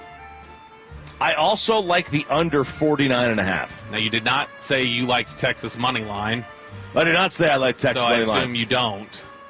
I don't enough to put money on it. Okay. But I do like them plus 6. And then I like A&M South Carolina over 49.5. So those are your 1, 2, 3. Those are your 4 selections in college. In the NFL, Giants Green Bay over 42.5. Green Bay has kept some teams low this They have, but they haven't faced Jameis. That's true. That is true. Okay. And you can't Jameis is good enough. Jameis is going to account for 6 touchdowns. The KNC had the great question this week. If the number was set at 5.5, over under combined touchdowns and interceptions from Jameis. Oh, it's over. Are you certain? I mean, really think about that. That's over. He can have a hot day, throw for 4 touchdowns and a pick, and that's still not over. Jameis is going to put up 31, and the Giants are going to lose by 2 scores. I've got to see how many times he's done that in his career. He's had to have done it a bunch. Thrown over 5.5 combined touchdowns. Yeah, absolutely. Cincinnati plus 5.5 against Pittsburgh. The Rams Seattle over 48.5. San Fran minus 2.5 at Arizona. Brock Purdy's coming back. And he should. I know there was a big Mac Jones push there for a while. The consistent disrespect that Purdy still gets is wild to me. Yeah, it is. I mean, I agree. They should have signed him. They did sign him. The way Mac played he was okay. He was okay. It wasn't great. He was okay. Denver, Kansas City. I like the under 44.5. I think this is kind of a lower scoring game. Obviously, Denver's defense. Kansas City's defense isn't bad either. And then Detroit plus 2.5 at Philadelphia. Only 6 times in his career, by the way, Jameis Winston over the 5.5 combined touchdowns and interceptions. How many starts? He has started, let's look here, probably I would guess somewhere around 60 games. He has started 87. 6 out of 87? How many games? Was it 6 of them? Yeah, now there's a ton of these where if it was 4.5, there's a ton of these where you have a question. Because there's a bunch of 3 and 2s and 4 and 1s. Jameis is a wild card, man. He is a wild card, but there's your degenerate picks. I got 6 in the NFL and 4 in college football. I've done better in the NFL this year, which is very strange. The NFL usually is more difficult. I found it to be a little bit more predictable so far this season. I don't know if you I know from a gambling perspective. Not from a gambling perspective, but I mean, there's just in terms of the predictability of the league, I don't think there's anything that's been reliable about it. Because I mean, look at our power rankings every week. How many times have we walked in and we're like, we're 1-4, we're 0-5? Yeah. Like we have there's no consistent read on anybody this year. No, it's especially at the top. I think in the middle, the way the matchups have come, it's just I've kind of noticed that there seems to be more predictability with the way the individual matchups go. With where the betting lines are, but like we have not had an idea, a good handle on who the top teams are. And if we have changed them every week because we've been wrong about it, right? For whatever reason. All right, Sean and RJ here on 105.3 The Fan. We are live from Fire Station number 5 in Plano, 5115 West Park Boulevard. The head coach of the Dallas Cowboys, Brian Shottenheimer, moving times. Moving times, usually 8:20 on Fridays. He's at 7:20 today, and he is next on 105 through the Fan after we get you over to Johnson Fitness and Wellness. They have expanded their lineup of top home fitness equipment and wellness brands like Peloton. You can get a Peloton bike. And right now you can step into their stores and you could try Peloton's newest cross-training Bike Plus Tread and Tread Plus with the help from certified fitness experts. That Tonal 2, that's like that mirror gym machine you see that you put on the wall. It's the ultimate strength training system. Plus new massage chairs from like Osaki and Panasonic, those brands for your workout, fitness, recovery, and relaxation. They got more than 100 stores nationwide, 15 in Texas, 7 right here in Dallas-Fort Worth. They're the largest specialty retailer fitness retailer in the country. Treadmills, ellipticals, rowers, bike, strength equipment, the largest selection of massage chairs in the state. If you've got a room in your house that you're looking to kind of outfit into a fitness room, it's a great way to do it because they got the people, the experts that can customize it to your budget, the room size, your space, your goals, whatever it is. Check them out online. 7 locations around town. JohnsonFitness.com. As a mom, comforting my family is what I do best. Vicks Vapor Stick provides soothing, non-medicated Vicks Vapors in an easy-to-apply stick, and it dries fast, so there's no mess. I use it to comfort myself and my family. Thanks, Mom. Vicks Vapo Stick, soothing comfort for the whole family. And try Vicks Vapo Shower Max for steamy Vicks Vapors when you need more comfort for yourself. Use as directed. Hello, Crushers. It's your host, DJ Divine, telling you that Candy Crush music season is here. Tasty. Conquer levels to mix your own track and win sweet rewards. Divine. Now let's swipe to the next track. Take it away, Thundercat. Candy Crush music season. Play now. From November 3rd to December 7th, selected players level 36 plus. Terms apply. See in-game. Optional in-game purchases. Hi, I'm Michael from the Warren Treaty. You know the jingle. Now discover the facts about Ozempic, a GLP-1. Only Novo Nordisk makes FDA-approved Ozempic. Learn about the real thing. Talk to your healthcare professional today. Call 1-833-OZEMPIC or visit Ozempic.com to view the medication guide and to learn more about Ozempic. Semaglutide injection 0.5 milligram, 1 milligram, and 2 milligrams.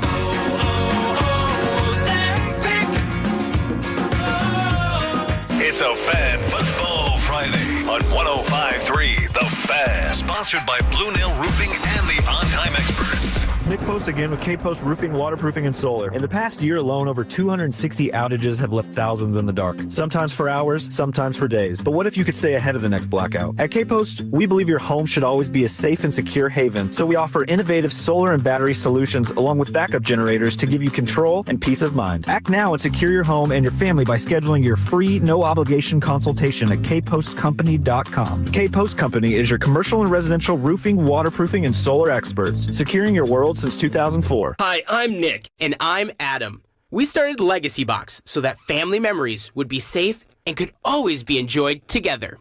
And starting now, we're offering listeners early access to our best deal of the year during our $9 tape sale. 1 million families and counting have trusted Legacy Box to convert their aging media because Legacy Box is safe, simple, and affordable. From fading over time to risks like fire and water damage, your videotapes, film reels, and photos aren't protected unless they're on a digital format. With the holidays approaching, don't wait.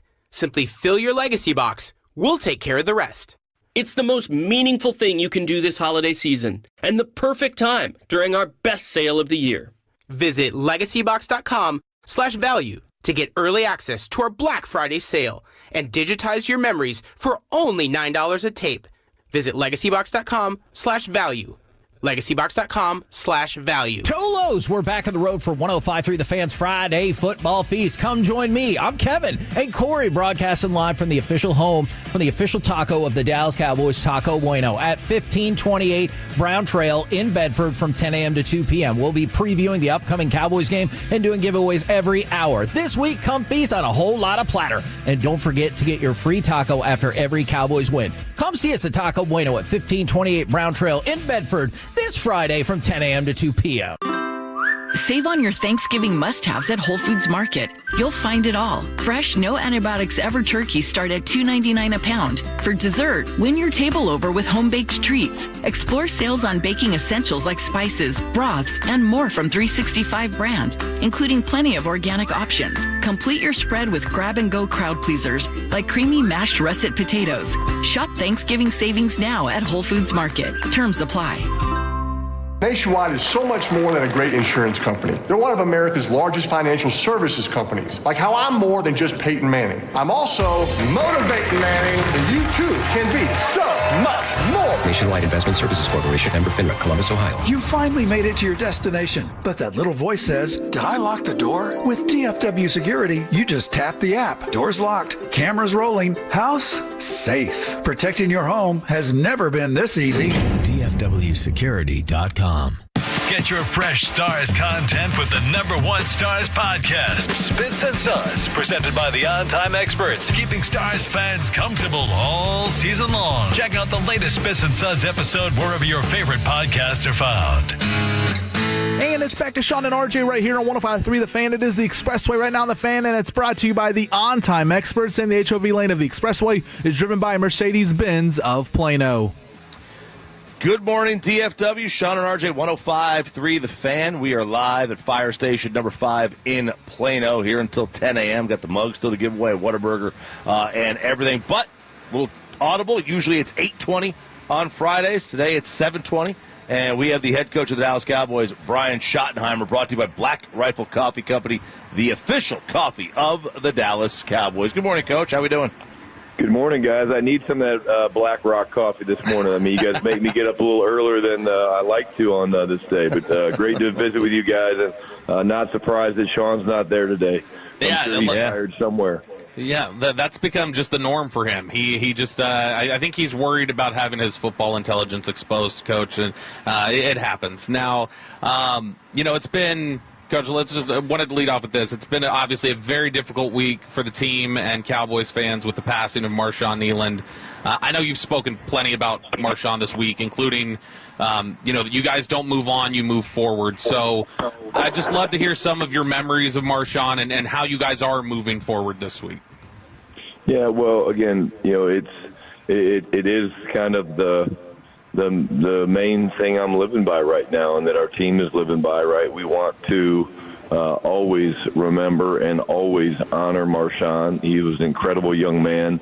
He had the most playful spirit, just fun, jovial. He loved everything in life, in football, loved his teammates.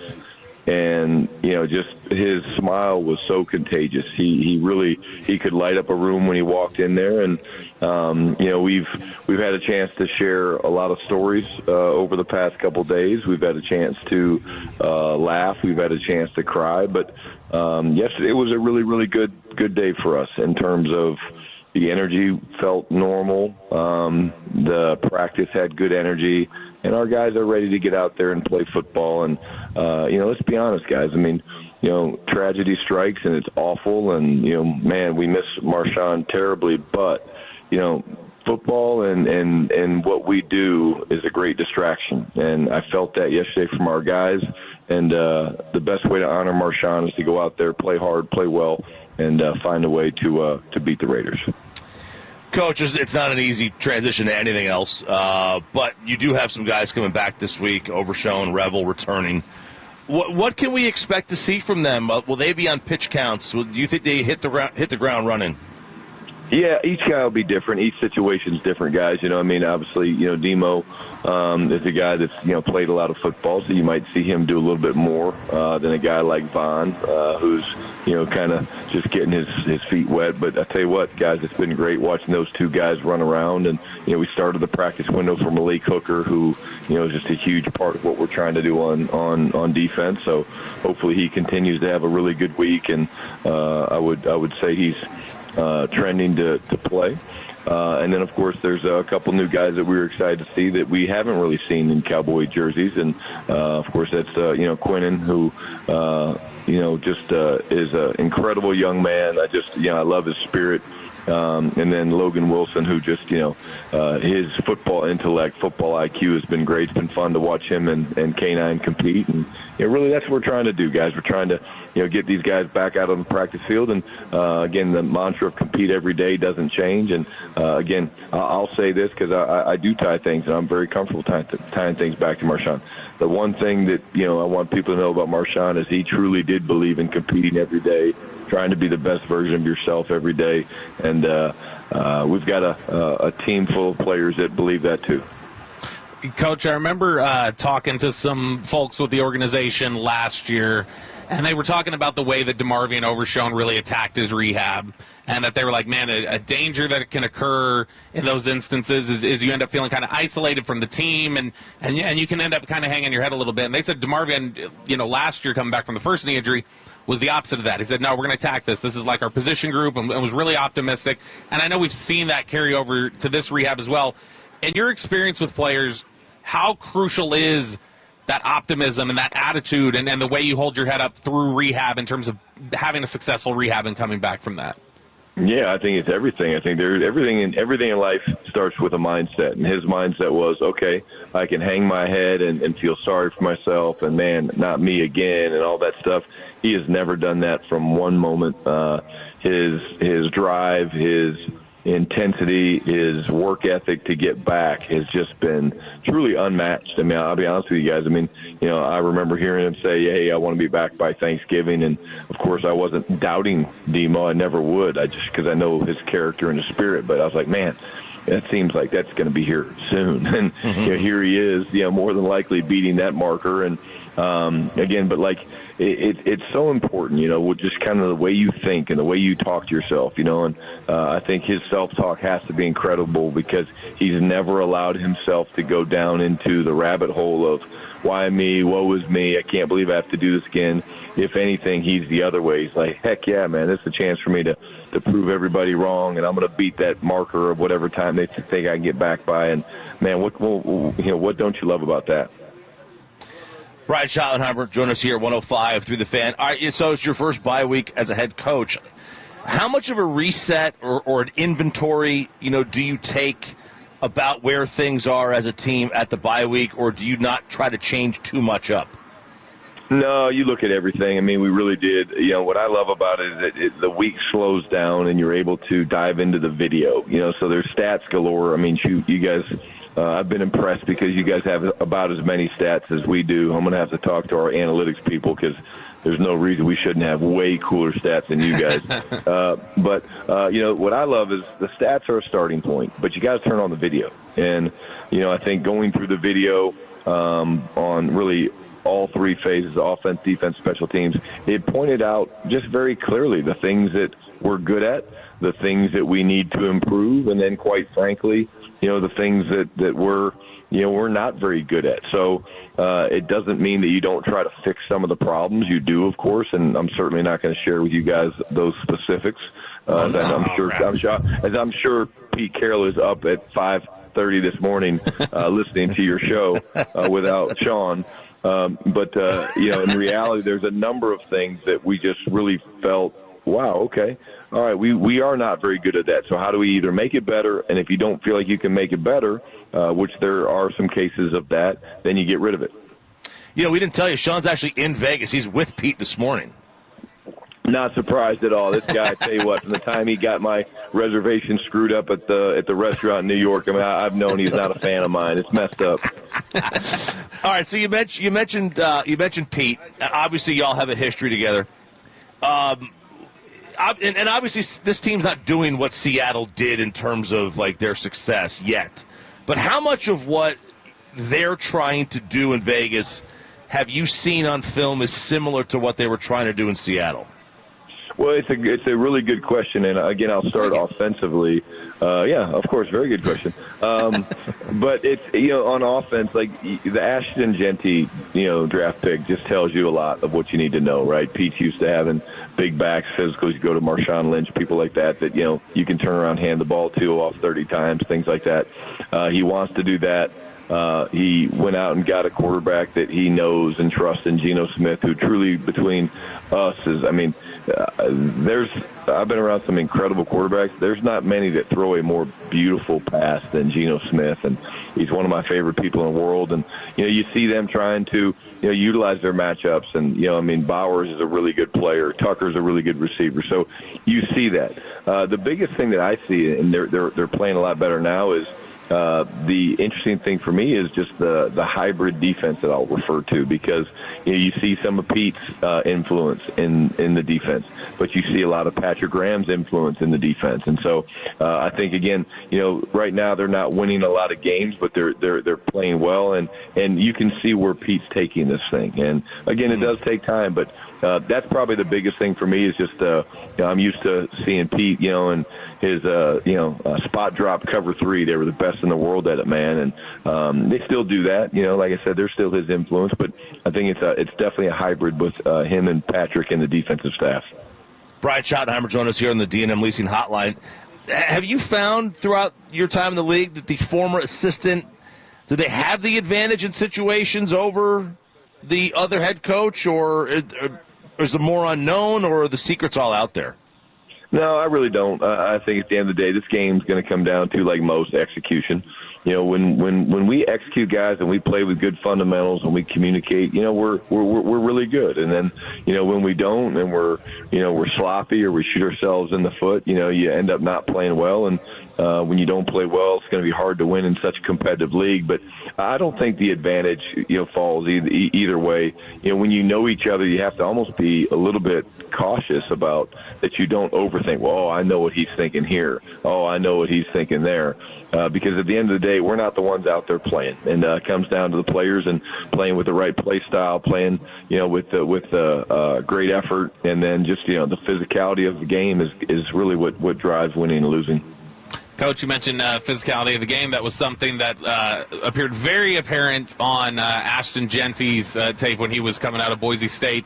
He's obviously there with the Raiders now. You mentioned him a little bit there. What were your impressions of Ashton Genty when you got a chance to look at him during the pre-draft process and how he's playing to this point? Yeah, again, I will say this. I love the young man. I know he's a local kid, and again, I loved our time when he came in here for an interview, and I believe in his makeup is going to turn him into an incredible pro. His talent jumps off the film. Everybody's seen it from his time at Boise, and his explosiveness, his ability to change direction, his pad level that he plays with, and quite honestly, I mean, he's doing okay. There's been some tough looks to run into, and that's part of playing running back in the National Football League. But I do think the sky's the limit for this young man, and again, he's a guy that I won't be cheering for this weekend, but every other week I will be. What did you make of his? They called it the Michael Myers stance, where he was standing like straight up in the backfield, not in a crouch. I don't know if you noticed that or you heard about that. What did you make of all that? It just, it worked for him. It's definitely something I haven't seen. I know exactly what you're talking about. But it's a little bit like a quarterback's throwing motion, man. Like if when Phillip Rivers threw the ball as uniquely as he did, as the quarterback coach of the Chargers, I wasn't about to change a guy's throwing motion that threw for 30,000 yards or whatever he did in college and high school, whatever that was. But the same type of thing, man. It was unique and different, but it certainly did not stop his effectiveness. Coach, we were on the DallasCowboys.com website. We had a chance to talk to Leighton Vander Esch 2 weeks ago, and he had done a sit-down with us and talked about the acquisition of Logan Wilson and DeMarvin Overshown coming back. And he kept underlining that, man, the way Logan Wilson is a football IQ, and the way, Demo is a football IQ, like, you have no idea how big a boost that is to a defense when you get that at linebacker. You get to insert that right away at linebacker. How much can you rely on those guys to kind of be key cogs in your communication when Logan Wilson is just getting here to the organization and DeMarvin Overshown is just coming back to the football field? Well, I think, Leighton's a guy that clearly understands how difficult it is to play linebacker, and he understands even more so how difficult it is to play linebacker in this era of football with cut splits, motion shifts, cross the ball, jet actions, and things like that. But again, in reality, both those guys do have incredible instincts, but it is unique for Demo because, again, let's be honest, he hasn't been practicing for a while. And so it's getting his eyes working correctly again. It's getting him to fit the right gaps. And the incredible thing about Demo is sometimes if he's a little slow to go or if he starts into the wrong gap, his athleticism and play style makes up for it, man. He still finds his way to the ball. then, of course, we're still learning Logan, but again, football instincts and ability to communicate definitely jump off the film. And in my one exposure to him yesterday at practice, you can definitely see a guy that's quick to dissect things, and that definitely helps. Do you have a restaurant picked out in Vegas? Do you have a go-to? No, Sean and I are going to talk after we get done with this show, and we're going to meet up. Since he and Pete are going to go someplace really nice. On them, of course. On them, yeah, on Pete. Well, absolutely. It's definitely on Sean. Let's be honest, it's definitely on Sean. Absolutely. Hey, thanks, Coach. We really appreciate it. Good luck. All right, guys. Yeah, great talking to you guys. Brian Shottenheimer, brought to you by the Black Rifle Coffee Company, the official coffee of the Dallas Cowboys. I think that was that's such a good way to term it, like he did earlier this week, and kind of emphasize there again about Marshawn Nealon. You don't move on, you move forward. And I think that's clearly something that I think a lot of the guys are now kind of coalescing around and finding comfort in. I know they're playing with heavy hearts, but I do feel pretty confident they're going to be ready to play on Monday.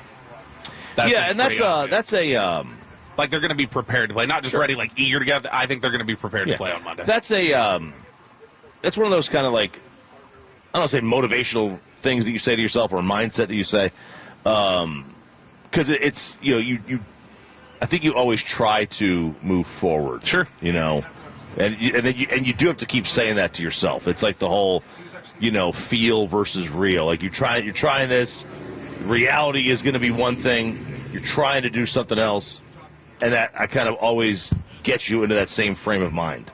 Yeah, I will say this, is that I think, and not that you were saying the opposite of this, but I think that there have been a few different things that are like mentality-based or mentality-driven that Brian Shottenheimer talked about during the offseason that I think a lot of people wondered, like, all right, is this just talk? And then you've seen it play out that he's living it with the football team, and it's something that he's bringing to the table and something that is a reality past just rhetoric. And again, not that you were saying that wasn't.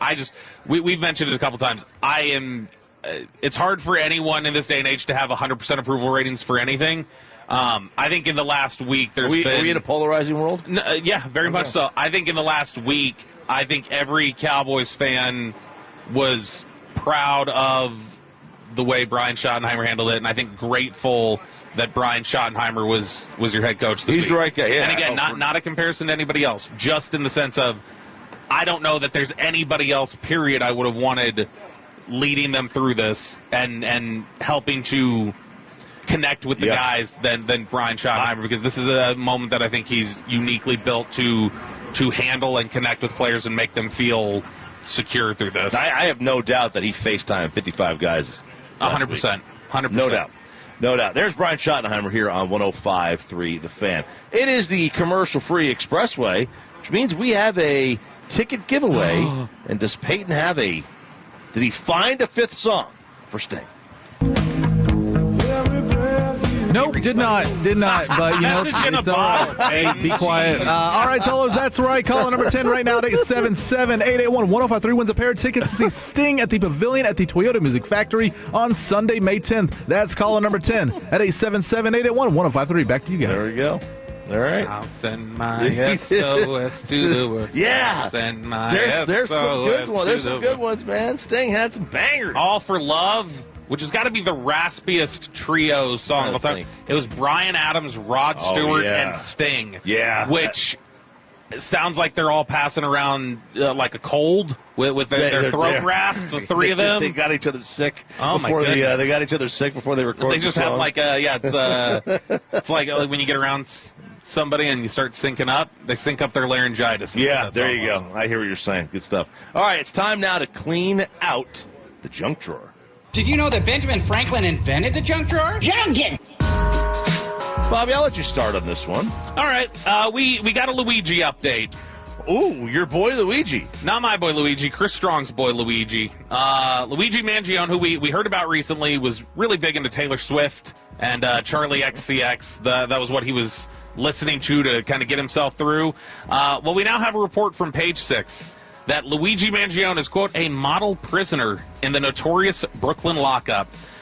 This is from page 6. It says, after a sketchy, unverified image showed accused assassin Luigi Mangione happily hanging with a group of inmates at the notorious Metropolitan Detention Center in Brooklyn was released, sources tell page 6 that Mangione is indeed a model prisoner who's mentoring other roommates. He's got a Big Brothers, Big Sisters program going on in there.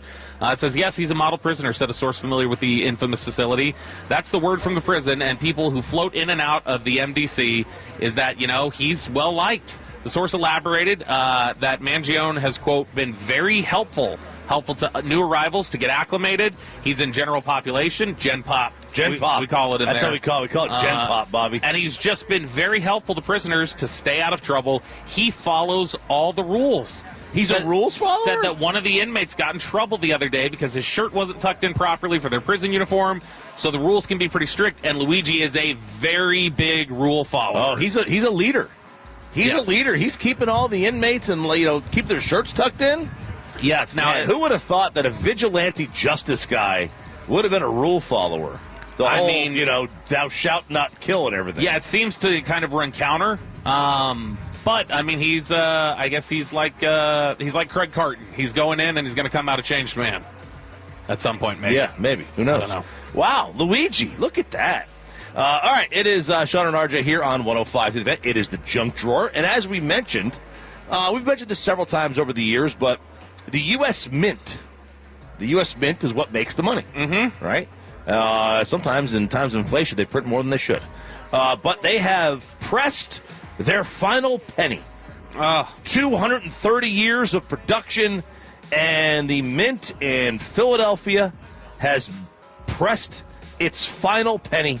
Introduced in 1793, you could buy a biscuit, a candle, and a piece of candy when it was first introduced. Like for all of them? You can get bulk pricing and get all those things for a penny? I don't know if you get bulk pricing or not, but now they're cast aside and sitting in junk drawers like we are right now, in the junk drawer. Like we're having here. Now, this is how irrelevant pennies are in my life. When Kristen mentioned this story to me yesterday, and she said, oh my gosh, pennies are done. Or pennies is whatever she said. I thought she was talking about J.C. Penney's. I didn't even conceive that, we were talking about actual pennies. I thought that would have been bigger news. I thought it would have been more in my face than it was. According to the AP, it costs nearly 4 cents to make a penny. That does not seem like an efficient use of our money. No, it doesn't. So that's they're going to they have pressed their final penny. I do wonder who got the last penny off the block and who is going to get that last penny. I will say this. My aunt, she's got all these, Aunt Surrection, she has all these old coins. Yeah. And she goes, how much is this worth? Well, I said, well, it's a 50-cent piece, so I'm going to guess 50 cents. But, we were in Canton a couple of weeks ago. They were selling, old silver dollars for $100. And I'm like, that doesn't seem like a good use of my money. No, it does not. What am I going to do with this? It's literally worth $1. Was your aunt one of the ones who had the state quarter books? No, they're all sticky. They're in a. Ross had that. Ross had the state quarter book. I had the state. I had the state quarter book. Oh yeah, I did. In fact, it was such a big thing that family members would be like, "Oh, I heard you needed Hawaii, so here you go." Oh, wow! Stuff. See, I started it, and then after a while, I was like, I want the money, and I just popped them all out and I started spending them. I found out that our new boss Bob is. Bob McKay, yes, is a $2 bill collector. Yeah, and one of my family members gave me a sheet of $2 bills years ago. I got tons. What did of you do $2 with bills. I think I gave it to my sister. Why? Why would you do that? I don't know. Maybe or maybe it was in her closet and she just took it with her. See, that's a big deal. Don't know where it is. If Bob gives you a $2 bill, that's like. I have tons of them. I have hundreds of $2 bills. That's like five. That was when we were at Cody's wedding last month. Kristen got a $2 bill from Bob. She was talking to him about something, and he was impressed, and so he gave her a $2 bill, and that was the thing she was most happy about coming out of that wedding, mainly because I didn't dance. But yeah. But no, I had a sheet of them. Maybe it's still my mom's house. I don't know. I haven't seen it forever. I haven't seen it in years. But yeah, they have pressed their last penny. Oh my goodness! All right, we're doing the junk drawer here on 105 through the Fan. All right, Chop. Whether it is a partner, a diet, a test, taxes, whatever. Americans are a big old bunch of cheaters. No. Yes. This is a survey that is conducted yearly by Solitaire Bliss, where they ask about 13 different aspects of cheating. which, like I said, that could go to diets, that could be work-related tasks, partners, taxes, whatever it could be, a variety of things. But 13 different subjects to see if they've cheated on them. Which, like, if you lay out all those things, yeah, I mean, I think you're going to get a yes from most people when they said, have you ever cheated on this? Now, here's the thing, though. This survey tries to show that New York is the lyingest liar state that exists. And They're saying they don't cheat at all? No, they're a bunch of cheaters. They're off. That's the thing. They're just, like, super terrible. They cheat left and right. That's New York. But what you find is that's what is the least amount of liars in New York. Because out of 100 people that were surveyed, 98.04 residents per 100 owned up to cheating on one of those things, which means 1.96 liars per 100 residents in New York. That's good. That's a good number. But that's not how they're framing it. I'm framing it as, like, these are clearly liars. These numbers should be 100 out of 100 residents asked said I yes. agree. Yes, 100 people should have said yes, but they had the least amount of liars. Then, so I would trust way more the cheaters than the liars. Oh yeah, I would trust the people who said I did do that than the people who said I didn't cheat on any of these 13 things. So would you like to know the states you should trust the least in the country? Yeah. Number 1 on this list, North Carolina. Oh yeah, no I don't surprise. Trust them. I don't trust those Dookies. Jordan Hudson. Yeah. Belichick. No. You can't trust anything there. Out of 100 residents, 71.33 said yes, which means like 30% of residents in North Carolina said, I've never cheated on any of these things in my life. Not buying that one at all. No. Minnesota is also way up there. Yeah, I don't trust them either. Maine. And they're way... So it goes from 71. They're all clustered at like 71. It drops to 76 at Mississippi. Then Missouri rounds out the top 5. And you got Nebraska and California. Very bad place. Very bad people. But if you want to talk about the top 3, far and away, the lyingest liar states in the country, Maine, Minnesota, and North Carolina. Don't trust people from there. Yeah, I could see Maine and Minnesota. It's just so cold. I feel like you've got to lie about something. I feel like you have to. You're a Vikings fan, right, Cody? Yeah, okay. No, that makes sense. Liar, right there. I don't trust them at all. This Japanese woman ends her 3-year engagement to her fiancé. She got married? She completed it? She decided to marry an AI-generated boyfriend on her phone. We need the state of Ohio because the state of Ohio recently they're putting out a bill. They introduced a bill that would ban you from marrying an AI bot. You know, and they would also ban AI from marrying a human or becoming a person. You can't say this AI thing is now a person. What a novel concept. But yeah, breaking it off with your 3-year fiance to marry an AI boyfriend. Well, I don't get it. I don't understand. Well, we can do this right now if you like, okay? So I just asked ChatGPT, I said, I want you to act like my date for an exercise I'm doing on air. Pretend we're at dinner and we're going to interact. Just randomize your personality for me because I didn't want it to, give me good or bad. So it said, okay, we're seated at the table, candlelight, low buzz of people talking, clinking glasses. I've just looked at the menu, and I leaned back a bit, studying you with half a smirk. Boy, they're very flirty, ChatGPT. And ChatGPT says, so, full disclosure, I'm terrible at choosing food. If I overthink it, I'll end up ordering like a plain salad and hating myself. So I'm making you choose for me. What are you getting, and why should I trust your taste? So answer for it, Chop. What are you going to order for ChatGPT here? I hate this topic. Did it say did it say the name of the place? No, it didn't. It said it was a candlelight type of place with clinking glasses. Candlelight. I feel candlelight. I think candlelight. You got to go Italian food. Okay, so what are you going to order them off the menu? What are you veal ordering? parm? Veal parm. Okay, and then why should they trust your taste? Because it's good. Because you're Italian. I'm Italian. That's why. Okay, let's see if you won over ChatGPT or not. It says, I raise an eyebrow, grin like that answer just told me more than you intended. Oh, you're Italian. That explains the confidence. Wow, is ChatGPT stereotyping? They are. That's sure what it sounds like. Veal parm is a bold move, by the way. It's not a let me play it safe and pretend I'm easygoing order. That's a I know what's good, watch me be right order. This does sound like you, actually. Yes, it does. Watch me be right. So this, I guess you can see, like, they're going to interact. So the AI boyfriend, I mean, if they were dragging their feet on 3 years of engagement, then I could see how maybe she got, swooned. She swooned a little. She got swept off her feet by the candlelight dinner with ChatGPT. Junk drawer here on 105.3 The Fan.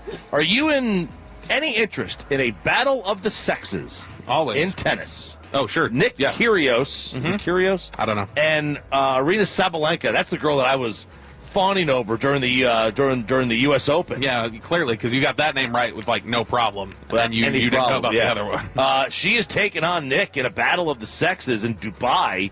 It's going to be, I think it's this month, later on this month. But is this going to be, it's going to turn into a male versus female, all the women rooting for her, all the men rooting for him, or are we not going to see that? But do you have any interest in watching this? Sure. Well, I don't know if I have interest in watching. I have interest in the result, and then talking blindly about it on the radio the next morning. Yeah, just the result. Yeah, just and then whatever the result is because I would imagine we would not preview this, and so what happened is we would talk about it in retrospect, and then I could easily claim that that's what I thought was going to happen. So that's what I think. Who's above? It's Corey Majors. Here. Oh, look at that! Sit down with us, young man. So, why would you have interest in this? Would you have an interest in the battle of the sexes? Here's the thing: I don't know how seriously are they going to take it. Is she going to take it seriously? Is he going to take it seriously? I would Is it going to be an exhibition where they're just kind of playing pickleball? I would imagine whoever suggested it would be taking it seriously. So, yeah. I could see that. I could see that. Good morning, Corey. Morning, guys. How are we doing? We're wonderful. How are you? Guys, y'all are in my neck of the woods. You had to come by. You had to pop in for at least a little bit. It's literally on my way to Taco Bueno today out in Bedford. So how long is your drive this morning to Bedford? I think it said 37 minutes. Okay. So, you got a little time. You got a little bit shorter from here. So Heck yeah. Okay. All right. Very good. We got Nick Harris coming up at 8 o'clock, so it's going to be a party here out at Plano Fire Station number 5. All right, Choppy, you are a New Jersey veteran. I lived there for 12 years. You know the area, all right? Okay, so I've got the pizza place that I need to stop at. It's not a Dave Portnoy thing. Okay. It's nothing that Sean's going to recommend. I have no time for whatever pizza is making Sean ill and miss the show today. This is a story from the AP a couple weeks ago, and I have made up in my mind, I don't care where we're staying. I'm going to make the hour trip to go to Franklin Township, New Jersey. Oh, okay. You familiar with the area? I lived about 10 minutes from there. A New Jersey officer has been charged with misconduct after prosecutors say he didn't quickly respond to and properly investigate reports of a shooting that turned out to be a double murder. And the reason why is because he stopped at an ATM to take out money and then drive 10 minutes the opposite direction of the crime scene to go pick up a pizza.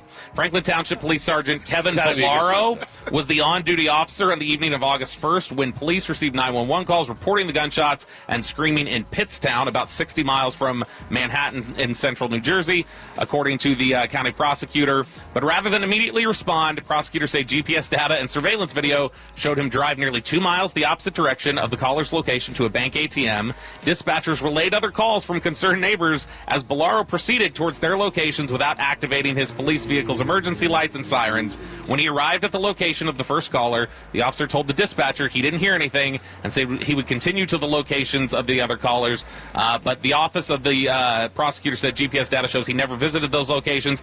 They say Bellaro instead headed to Duke's Pizzeria in Pittstown. Are you familiar with this I don't place? know Duke's. I'm going to be familiar with it, where he remained for nearly an hour as he let witnesses just languish with their double murder. murder. Drive from Franklin to Pittstown. So here's the thing. I've got to know how good is a pizza that it's worth just saying, like, the double murder can wait. It's got to be solid, at the very least.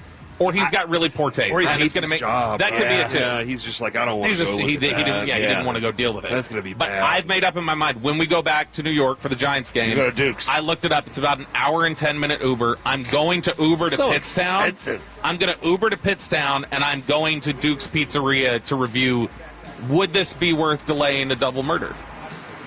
I think that's the best option. I think it's the only reasonable option. And then you can decide if it's a no, then we got to talk to this guy. We got to go find this police. Fantastic. Did you get out of the shower? I did wake up this morning and threw some cologne on. Can I smell you? Yeah, it's called Lucky something. I don't know, like that. You should smell my his neighbor mustache. just got in his Show me your truck meat. and drove off. Maybe I smelled him. I was just saying, I just wanted to say hi to my neighbor, who I'm sure is listening and Toloing. Have a great day, buddy. I'll see you at home. There's a delay. Yeah. Okay, He'll wave at the next stoplight. He'll be like, oh, crap. Yeah, I forgot about that. He's going to be looking for it then. But there you go. I've got to try Duke's Pizzeria in Pittstown. Do you know where Pittstown is? North. Okay, North. well, that doesn't tell me anything. North, generally? North in New Jersey. North. Is this a dangerous area that I'm walking into, other than the double murders? No, absolutely. The Okay. double murder. All right. The double murder might want to throw you off a little bit. Real quick, I got one. Y'all have any Patagonia gear? No, I had a hat. You had a Patagonia. You had a hat. I had a hat. I know, You said that like you were running out of breath. It was an awesome hat. Yeah. Is it Patagonia? I don't know what this is. Beautiful hat. Jesse Holly gave it to me. I don't think it is. But they have an ironclad guarantee, so anything you have, you can just return it, right? What? Credit. Well, this guy, he's trying to troll. So he's trying to take advantage of this ironclad guarantee, and he walks to the store. It's a 10-year-old jacket. And he says, I want $700 for this jacket. That's what it's worth. And they said, well, we don't make this jacket anymore. 10 years ago we did. Yeah. So we're going to give you the equivalent or what it was worth then. He goes, no, I want the equivalent for what it's worth now. And he got like 2 million views on this. And this is why I hate social media, and I love it, because this guy just trolled, and he wound up getting it anyway. He wound up getting the $500 and 20% off to make it even. That's amazing. This wasn't like Doc Martens. Like you could turn those back in whenever. For years lifetime later. warranty. I mean, those things. These are genius pounds. ideas, but whoever really takes advantage of stuff. I have stuff. I've never taken advantage of it. You should go get a whole new wardrobe. I should go get a whole new Patagonia wardrobe. Yeah, I've never. Kristen gets on me all the time for not taking advantage of things that I should. I'm too reckless with things. On my way over here this morning, I actually put a. I don't know if this is a bad thing to do. You're a memorabilia guy. You would know if this is bad. Mm-hmm. I put Velcro glued things on an autographed Tony Dorsett jersey, and I hung it on our walls at the station today. Would you not put autographed, or would you not put the glue Velcro on it? Yeah, probably wouldn't do that. It's on there now. You're going to have a couple spots there later on in life, but you can frame that, and nobody's ever going to know. That's true. Put it in a frame, and nobody will It's ever on the know. wall for now. Yeah. It was hanging up when I left. And it's ours, It's ours for now. Yeah, exactly. Until Kevin steals it for Peace-a-thon. Sean and RJ here, Fire Station number 5 in Plano. Corey Majors of the KNC Masterpiece is sitting down with us. Nick Harris joins us in the next hour. Below the Belt, we got Babe Loffenberg, Worst Take. It's all rolling here on a Friday on Sean and RJ on 105.3 The Fan. But let's get you over to Platinum Ford in Terrell. It is, of course, Stephen Gilchrist Stone Store. Gilchrist Automotive hooking you up on that brand new Ford car, truck, SUV, PlatinumFord.com, right between I-20 and Highway 80. Worth the short drive to Terrell. You save a lot more on that brand new vehicle. If you're looking for an incredible truck in 2025, like that F-150, incredible savings. Go see Adam and his team at Platinum Ford. Adam Vinci is the GM. He's a Tolo. He's a good dude. And you can get 0%. That is 0% APR for 60 months. And no payments for 90 days on that brand new Ford F-150. By the way, you can also lease a Ford F-150 right now, 48-month lease for $499 a month. You can also get the Explorer and the Bronco on a 48-month lease for $499 a month. Maybe you want the Mach-E. You get a 48-month lease right there at $480 a month. The Bronco Sport, 48-month lease, $399 a month. Guys, these are fantastic offers. The Ranger, 48-month lease, $399 a month. It's PlatinumFord.com. It's Platinum Ford in Terrell. Drive a little further to save a lot more. Platinum Ford. Up to date on sports? Of course you are, because you're rolling with Sean and RJ on 105.3 The Fan and on the Odyssey, iHeart, and TuneIn app. This is Boomer and Science with an Odyssey Sports Minute. Bryce Young, Trevor Lawrence, and J.J. McCarthy are quarterback question marks these days who will be feeling extra pressure on Sunday. Young needs to rebound from a stinker versus New Orleans. If Lawrence plays poorly and the Jaguars miss the playoffs yet again, Jacksonville may consider moving on from him. I would. And McCarthy, essentially a rookie still, needs to start proving he really is the Vikings' future. I'm Boomer Esiason. I've always wanted to learn French, but the app I tried didn't help. If you want to memorize words in another language, there's an app for that. But if you want to really learn another language, there's Babbel. Babbel was designed by over 200 language learning experts to be the most effective way to learn another language. With other language learning apps, I was just playing games. I wasn't really learning. Babbel's different. Every time I open the app, I can choose to work on my writing, speaking, or listening. And it saves my mistakes for me to review, so I'm constantly improving. Babbel feels like it was created intentionally by people who really know what you need to learn another language. Before Babbel, I thought I just wasn't good with languages. But now I'm speaking French. Tout ça, c'est grâce à Babbel. Want to really learn another language? Save up to 50% on your Babbel subscription when you sign up at Babbel.com. That's Babbel.com to save up to 50%. BABBEL.com. TRAJAN Wealth.com. Do you have a game plan for retirement? For Trajan Wealth, think about your favorite team on game day. Nobody runs onto the field without a playbook. Retirement is no different. You need a clear strategy, one that's built for your specific goals. That is exactly what the fiduciary advisors at Trajan Wealth do. They customize a financial plan just for you. TRAJAN Wealth.com. Maybe your goal is traveling the world. Maybe it's spending time with your grandkids, or maybe it's simply knowing you'll never outlive your money. Whatever the dream looks like, Trajan Wealth can help put the right game plan in place with offices all over the Metroplex for you to stop by. Frisco, Arlington, Southlake, Fort Worth, and McKinney. So easy to meet with. Call 469-579-3500, 469-579-3500, 469-579-3500, or TrajanWealth.com. Advisory services through Trajan Wealth LLC, SEC registered investment advisor. Client paid advertisement. Additional disclosures at TrajanWealth.com. Hi, Babe Loffenberg here to tell you about my friends at Classic Chevrolet in Grapevine. The countdown is on. Classic is in the 2-minute drill, racing to finish the year #1 in the world again. And just like any great team in the closing minutes, they're turning up the pressure. Here's the game plan. Trade up to a new 2026 Chevy Silverado 1500 and score $15,000 in total savings. $15,000. That's a touchdown drive right there. Got a vehicle to sell or trade? Classic Chevrolet will give you top dollar. You bring the trade, they bring the payoff. That's how you stay ahead of the chains. They've got the lineup to win on any drive. As an analyst of the very best performers, I can say with confidence, Classic Chevrolet is the very best at delivering winning drives. The clock is ticking. Every second counts. Classic Chevrolet is playing to win, and these year-end savings are moving fast off the field. Shop now at ClassicChevrolet.com. This is Texas. This is Classic. Together, let's drive. Based on new Chevrolet registrations 2023-2024. Stock number T1120698. Classic discount $11,500. Customer cash $2,000. GM bonus cash $1,500. Plus tax, title, license, and $225 dealer doc fee. Expires 12/125. Get that end zone dance ready. Football is back. And nobody brings a pregame party like Specs, proud partner of the Dallas Cowboys. Specs has Texas' largest selection of canned cocktails, spirits, wines, and gourmet bites. Everything you need to take your watch party from JV to the pros. So head down to Specs and cheers to savings. Down, set, delicious. Specs, the fun starts here.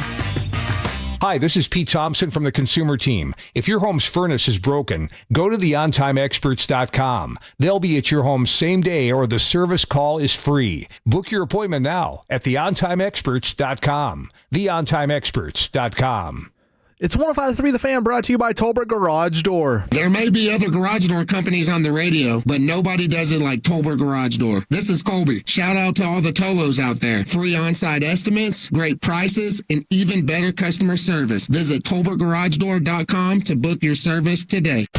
This is the exclusive home of Dallas Cowboys football. KRLD-FM and HD1, Dallas-Fort Worth. Let's go, Cowboys. An Odyssey sports station. Driven by our D&M Leasing Studios. This is Sean and RJ on 105.3 The Fan.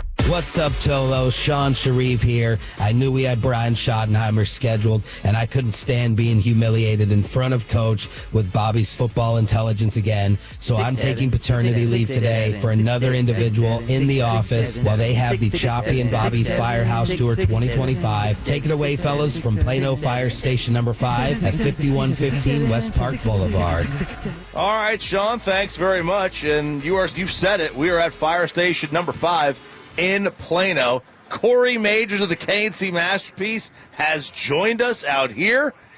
Yes, guys, he has. It's all sorts of this is all sorts of cross promotion going on today. There is. We got the amazing Whataburger on site with us today, right around the corner here. I don't know if y'all seen right around the corner. We got the biggest cross promotion right here. It is Bob McKay. Let's go, Bob McKay. We got Wild Fork right around the corner over here, next to where my daughter does therapy. I'm heading out to Bedford to Taco Bueno here in a little bit. This is a big day for the fans. Luke is here. He said he was Tolo going. Look at that. Tolo go, baby. We got Luke, Carey, and Brooks. Little Brooks here, and UT gear. Apparently he's an LSU fan, but he's just supporting UT this week with the Georgia game. But it's a big game, man. Dude, they got 3 big games this weekend that I think are going to be a lot of fun. I mean, it's a great area. I didn't know you lived up here. It's a great area. Yeah, I love it. I love it right here. My favorite courses. Yes, yeah, we got some great courses out here. I would like to apologize to everybody in the fan camp. Apparently, I've been giving out crotch shots all morning. Nice. Yep. I do that a lot too, because you just stand up. No, he's been pulling it down. Yeah, he's been tilted down. And that seems intentional. Yeah, leaving it on there for a good 5-6 seconds at a time. All the knuckle beans. 6'7". That I could get my hands on, or that Bobby get his hands on, whatever you want to call it. That, but I don't want my hands on it. Where are y'all today? You said you're. We are at Bedford. We are at 1528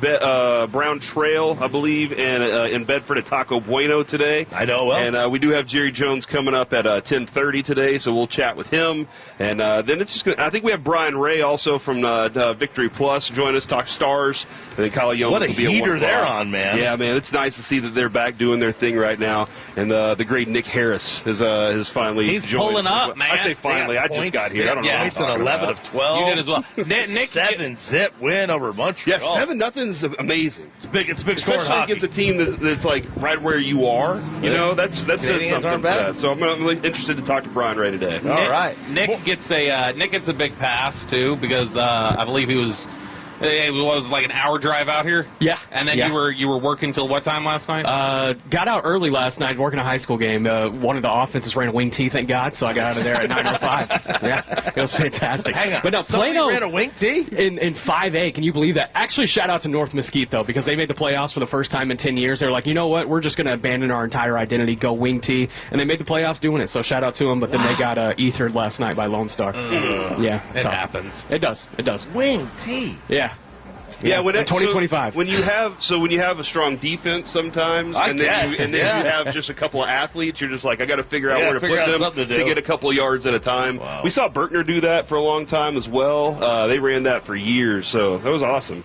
Let's, with you mentioning Frisco Lone Star, let's talk about a Frisco alum and what he had to say about the Dallas Cowboys this week. RJ Chaffee, Ashton Genty. He's a Frisco. He grew up in Frisco. Lone Star. He was Lone Star. Yeah, he was Lone Star. So Lone Star, the school that whooped up on the wing tee last night. Ashton Genty this week. He's drawing the ire a little bit. That's my definition of it. Not Nick Harris's. Nick Harris does not endorse the whooped up on language that I just used. This is Ashton Genty, who was talking to media this week and drew a little bit of controversy I saw on social media where there's some people going like, yeah, that's the way football players talk. And then there were others who were saying, ooh, is he taking shots at the Cowboys defense? This is Ashton Genty this week talking about the Cowboys.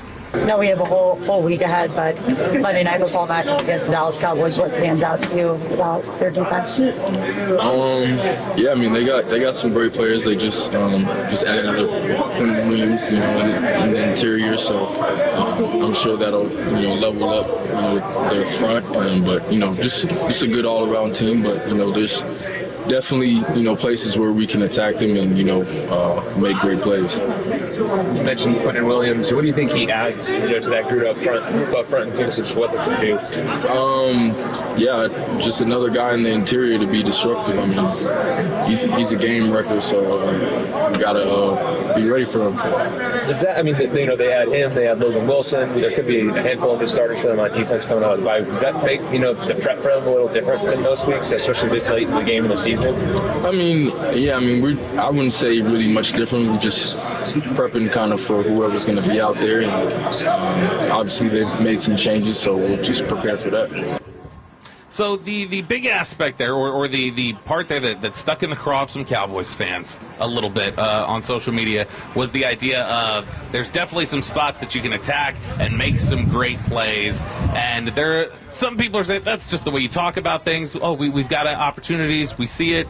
Then there's others who are saying that, no, the way you talk about a defense is like, man, it's going to be a challenge for us. You don't just say, well, yeah, it's very vulnerable and we can definitely attack some of this stuff if we want. So I want to go around and get a verdict here. We'll start with you, Nick. Ashton Genty, rookie misstep here, or is that just you're talking about the game? I've heard that same interview every single week. That's Ashton Genty on his strong PR wave. No, that's no misstep. It's just football talk. Corey? Sorry, I was talking to the great Chris Navarre here. I hope I didn't give anything away for him. A man wearing pink pants doesn't have to be anywhere on time. Okay, he can show up when he wants. I don't think it's a misstep. I think it's just being honest about what the Cowboys defense is in front of him, and I think that if he exposes it, then he looks better. He looks right. So I think I think he's just fine talking the way he's talking right now. Now, this is the NFL, and it does give guys a little bit of extra oomph to hit him a little harder, swipe a little harder. But I think this is the right thing to do, honestly. Chop, I'll tell you this: when I first heard that, I was like, wait a second, I've heard Ashton talk. And I thought the first guy, I was expecting the first guy to be Ashton, but I was like, there's no way he sounds like that. His voice didn't change that much in the 6 months since he got drafted. No. But no. That's 2025. You can't say anything. You can't say anything anymore. You have to give the sports answer. What? That's so boring. I agree. That's so boring. Now look, if Ashton Jeanty has been in the NFL for 5 years, I don't think he says there's some areas that we can definitely attack and make some great plays. I think most veterans typically will just go, it's going to be tough. It's going to be a challenge. We're going to try our best. You know, like that's typically, I think it's the same sort of answer. He just doesn't have the savvy yet to go like, literally don't give anybody anything. Don't make anybody think that they're special or anything else. Don't like give them as neutral an answer as they can. It's the Dak Prescott school of answers. But overall, I don't think there's an issue here. I'm curious that Ashton Jeanty has not had a great start to his career. He's got the 100-yard rushing game that he had against Chicago. Nick, you study the draft just like I do. I was such a big fan of Ashton Jeanty. I think he was my second overall player that I watched, and I was all about, as much as Choppy would have hated it if they were staring at that pick and Ashton Jeanty slid down. I was all about, go get Ashton Jeanty. To me, that's too talented a player. What were your thoughts on Jeanty coming out, the type of player that he was, and the type of player that you think he still could be? Because obviously there have been struggles for him with the Raiders so far. Yeah, physical. That was the big thing that jumped off film from him, and that goes all the way back to his days at Lone Star. But physical, pass protection, receiving ability, contact balance. I mean, he had all of the little check marks that you look for in a college prospect running back, and it made sense why he was a top 10 overall pick. And you draw it back to Ezekiel Elliott when he was 4th overall, Bijan Robinson when he went top 10 a few years ago, and all those guys, they have similar traits in the physicality, in the contact balance, the receiving ability, pass protection. You can throw all of it in there. You have to have the whole package if you're going to be a running back picked that high, and Ashton Jeanty did have that package in my eyes. Now, I had said something to Chop earlier this week. I said it to Choppy and Sean. So I want to get y'all's opinion on this, Corey and Nick. To me, this is, right now, if they were to lose this game against the Raiders, this is the worst loss of the season. Easily. Now, there's obviously a whole other context of what this team is dealing with in terms of emotionally and preparing for a game right now that you factor into that. But if you're just talking about who is the worst football team they've gone up against this year, this would be similar to losing to the Jets to me. That this is a Raiders team that is not very good. They've not found their stability yet, their footing. The Geno Smith experiment has not worked out the way that Pete Carroll would have hoped it would have. But just on a cold read of what these football teams are right now, this to me is the biggest game of the year so far that's like, you have to win that or there are serious problems with the way your team's constructed. I mean, with the way that this schedule is lined up, you need to go 7-1, 6-2 down the stretch to even have a shot at getting into the postseason. So, you have to win these games like this one against the Raiders, against a 2-win team, and if you don't, it's only going to make this even more difficult down the stretch. How many more ties can we have along the way, though? Have we figured that out? Like, what will get us the maximum position with ties? Because I love them. They're just kind of fun. They don't happen enough. And I think that's the thing about this too, is with Jeanty, he's on a bad football team. He's got to have some help.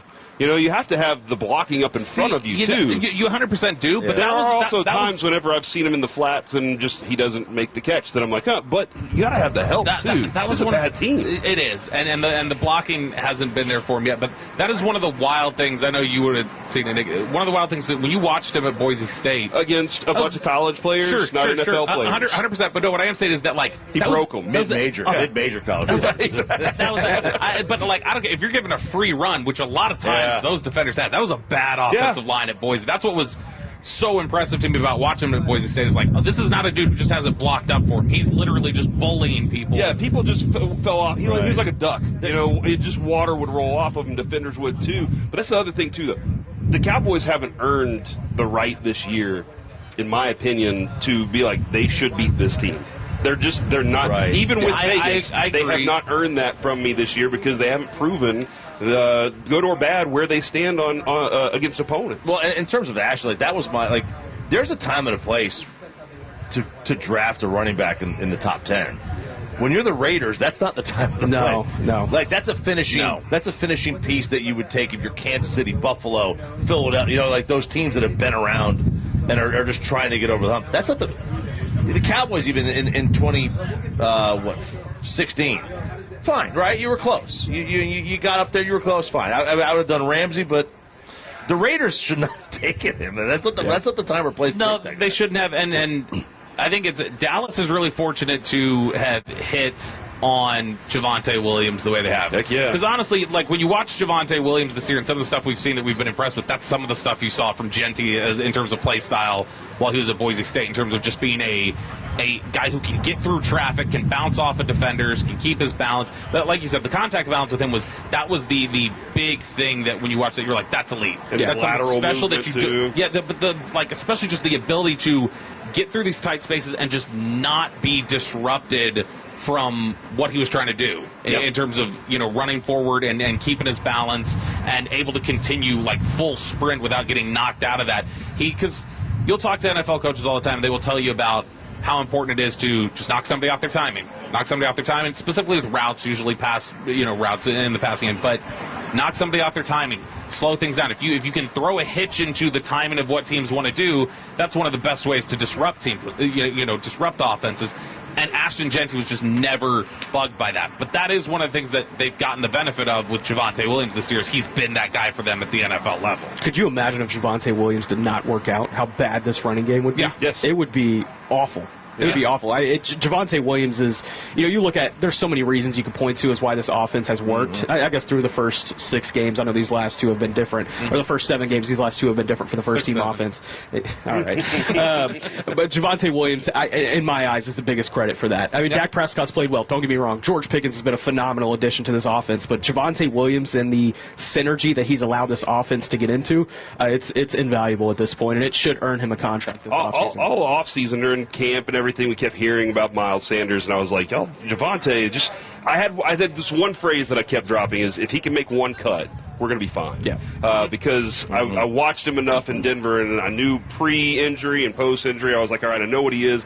In Denver last year, he wasn't making cuts. That line wasn't letting him get through either. I said, if he can make one cut. Then he was like, screw cuts. I'm trucking people. And I was like he said. Okay, all right, then I'll take the trucks then. And he's that the physicality is something that really popped more for me this year. But with Denver, he still had it. He was just hitting the pile and didn't have the strength to follow. Well, and now he does. And he's got a little bit more juice. And he talked about it. He said that I finally feel healthy. It was like a 2-year recovery essentially for him that he felt like. And that's something that you hear players say that coming off of injuries a lot, and you're like, all right, like how much is that legitimate? And for Javonte Williams, it has proved to be that was legitimate. He's gotten back to being that guy. Sean and RJ here at Firehouse number 5 in Plano. Nick Harris here till 10 o'clock. Corey Majors is joining us till 10 o'clock. He's going to skip the first hour. I got to leave in like 30 minutes. 30 minutes, all 15 right. minutes. We got 15 30 minutes of Corey Majors. Heck, yes. Sean and RJ Firehouse Tour rolls on with half of the KNC Masters with Nick Harris next on 105 to the Fan after we get you over to Ojos Locos. Let's go to Ojos Locos for lunch. Let's go there for dinner. Let's go there for a fight night. Over the weekend, the fights are on. They've got them on at Ojos Locos, and they are the home of the 29-degree beer, the street-style tacos, the fantastic wings, the ladies. They've got them at Ojos Locos. Oh, by the way, weekday happy hour 2 to 7, even today. Yep. On a Friday, they got a happy hour roll until 7 o'clock. There are 6 locations around DFW. It's how real fans do game days. Find yours online, ojoslocos.com.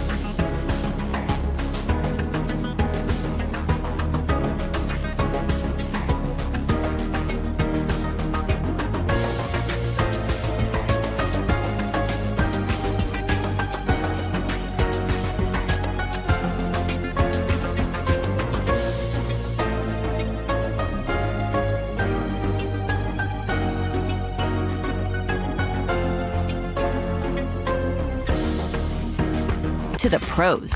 So head down to Specs and cheers to savings. Down, set, delicious. Specs, the fun starts here. You think you understand how this business works, but you don't. Landman, TV's biggest phenomenon, returns to Paramount Plus. From Taylor Sheridan, co-creator of Yellowstone, starring Billy Bob Thornton. You have to know the rules of the game and bend them, and you really have to know them to break them. Demi Moore. I want success. Get it for me. Andy Garcia, Ali Larter, and Sam Elliott. You don't even know the game you're playing, do you? Landman, new season, streaming November 16th, only on Paramount Plus. My ride smells just right, just right, just right, just right. I gotta try that Febreze car. Just right, just right, just right. Yeah. La la la la la. With up to 40 days of consistency. All over Febreze car clips right on your vent. You know my car's my happy place. Keep a smile on my face. When it smells just right, just right, just right. Yeah. Breathe happy Febreze. La la la la. Fight Cancer Facts, brought to you by Texas Oncology. Question: what is proton therapy and how is it used to treat lung cancer? The answer after this. When you fight cancer with Texas Oncology, the nation's leading team of cancer experts is yours. Shaped by the collective experience of hundreds of oncologists, surgeons, and support staff. By access to the latest clinical trials, leading-edge technology, and advanced treatment options like precision medicine. And driven by our commitment to innovation. Every patient we've treated plays a part in making us the leader in fighting your cancer. Texas Oncology, for tomorrow's cancer breakthroughs today. Proton therapy is a precise, powerful cancer treatment. Targeting tumors in the lung with a tiny beam, proton therapy protects surrounding tissue and organs and reduces side effects. A part of Texas Oncology, Texas Center for Proton Therapy is the only proton therapy center in North Texas. To learn more, visit dfwprotons.com. This is the story of the one. As a custodial supervisor at a high school, he knows that during cold and flu season, germs spread fast. It's why he partners with Grainger to stay fully stocked on the products and supplies he needs, from tissues to disinfectants to floor scrubbers. Also that he can help students, staff, and teachers stay healthy and focused. Call 1-800-GRAINGER, click Grainger.com, or just stop by. Grainger, for the ones who get it done. My name is Whitney Allen. I am a widow. My husband, Ryan, died. We never thought in a million years we'd have to use life insurance. The unexpected happened. With Ethos, it is so fast and easy. It's 100% online. You can get a quote in seconds, apply in minutes, and get same-day coverage. No medical exams, and you can get up to $3 million worth of coverage through Ethos. Get your free quote at ethos.com/radio. That's ethos.com/radio. Time spent on application may vary. Online health questions required. This is the story of the one. As a custodial supervisor at a high school, he knows that during cold and flu season, germs spread fast. It's why he partners with Grainger to stay fully stocked on the products and supplies he needs, from tissues to disinfectants to floor scrubbers. Also that he can help students, staff, and teachers stay healthy and focused. Call 1-800-GRAINGER, click Grainger.com, or just stop by. Grainger, for the ones who get it done. My name is Whitney Allen. I am a widow. My husband, Ryan, died. We never thought in a million years we'd have to use life insurance. The unexpected happened. With Ethos, it is so fast and easy. It's 100% online. You can get a quote in seconds, apply in minutes, and get same-day coverage. No medical exams, and you can get up to $3 million worth of coverage through Ethos. Get your free quote at ethos.com/radio. That's ethos.com/radio. Time spent on application may vary. Online health questions required. It's 105.3 The Fan, brought to you by Texas Health and Human Services. Whatever you're facing, whatever you're struggling with, the 988 Suicide and Crisis Lifeline can help 24/7. Call or text 988. Or to chat, visit texas988.org. And it's back to Sean and RJ right here on 105.3 The Fan, segment here brought to you by the personal injury lawyers Frankel and Frankel. If you've been injured in a car or truck wreck, call Frankel first, 214 or 817 333 3333. Frankel & Frankel, the personal injury lawyers Frankel & Frankel, the go-to contract attorneys in Dallas. We are having some issues right now with the guys on remote, so we are going to replay the shoddy interview with RJ and Bobby earlier this morning. Good morning, DFW. Sean and RJ, 105.3 The Fan. We are live at Fire Station number 5 in Plano here until 10 a.m. Got the mug still to give away, Whataburger, and everything. But a little audible. Usually it's 8:20 on Fridays. Today it's 7:20. And we have the head coach of the Dallas Cowboys, Brian Shottenheimer, brought to you by Black Rifle Coffee Company, the official coffee of the Dallas Cowboys. Good morning, Coach. How we doing? Good morning, guys. I need some of that Black Rock coffee this morning. I mean, you guys make me get up a little earlier than I like to on this day. But great to visit with you guys, and not surprised that Sean's not there today. I'm sure he's tired somewhere. Yeah, that's become just the norm for him. He just I think he's worried. I think he's about having his football intelligence exposed, Coach, and it happens. Now, it's been, Coach, wanted to lead off with this. It's been obviously a very difficult week for the team and Cowboys fans with the passing of Marshawn Kneeland. I know you've spoken plenty about Marshawn this week, including, you guys don't move on, you move forward. So I'd just love to hear some of your memories of Marshawn and how you guys are moving forward this week. Yeah, well, again, it is kind of the main thing I'm living by right now, and that our team is living by, right? We want to always remember and always honor Marshawn. He was an incredible young man. He had the most playful spirit, just fun, jovial. He loved everything in life, in football, loved his teammates. And, just his smile was so contagious. He could light up a room when he walked in there. And, we've had a chance to share a lot of stories over the past couple of days. We've had a chance to laugh. We've had a chance to cry. But yesterday was a really, really good day for us in terms of the energy felt normal. The practice had good energy. And our guys are ready to get out there and play football. And, let's be honest, guys. I mean, tragedy strikes and it's awful. And, man, we miss Marshawn terribly. But, football and what we do is a great distraction. And I felt that yesterday from our guys. And the best way to honor Marshawn is to go out there, play hard, play well, and find a way to beat the Raiders. All right, that is Brian Shottenheimer from about an hour ago right here on Sean and RJ on 105. The Fan of RJ Choppy. He is Bobby Belt.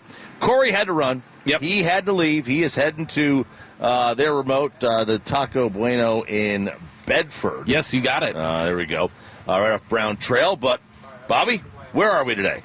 We are out at 5115 West Park Boulevard. We were playing that first part of the shoddy interview. We were going to try and take off like Sean did, and they're like, you can't do that. No, you can't do that. You got to come back and work. You can't all go. And I was like, all right, fine. So we're back here now, but we're at 5115 West Park Boulevard for the next hour and a half, so you can come out, say hey, and we'd love to see you. Yeah, we would. We got we're out of mugs. We are out of Tola. Oh, we are. Those are gone. We got one left right here. And I got some Whataburger coupons I can give you. Yeah, so, buddy. There we go. Nick Harris joining us as well.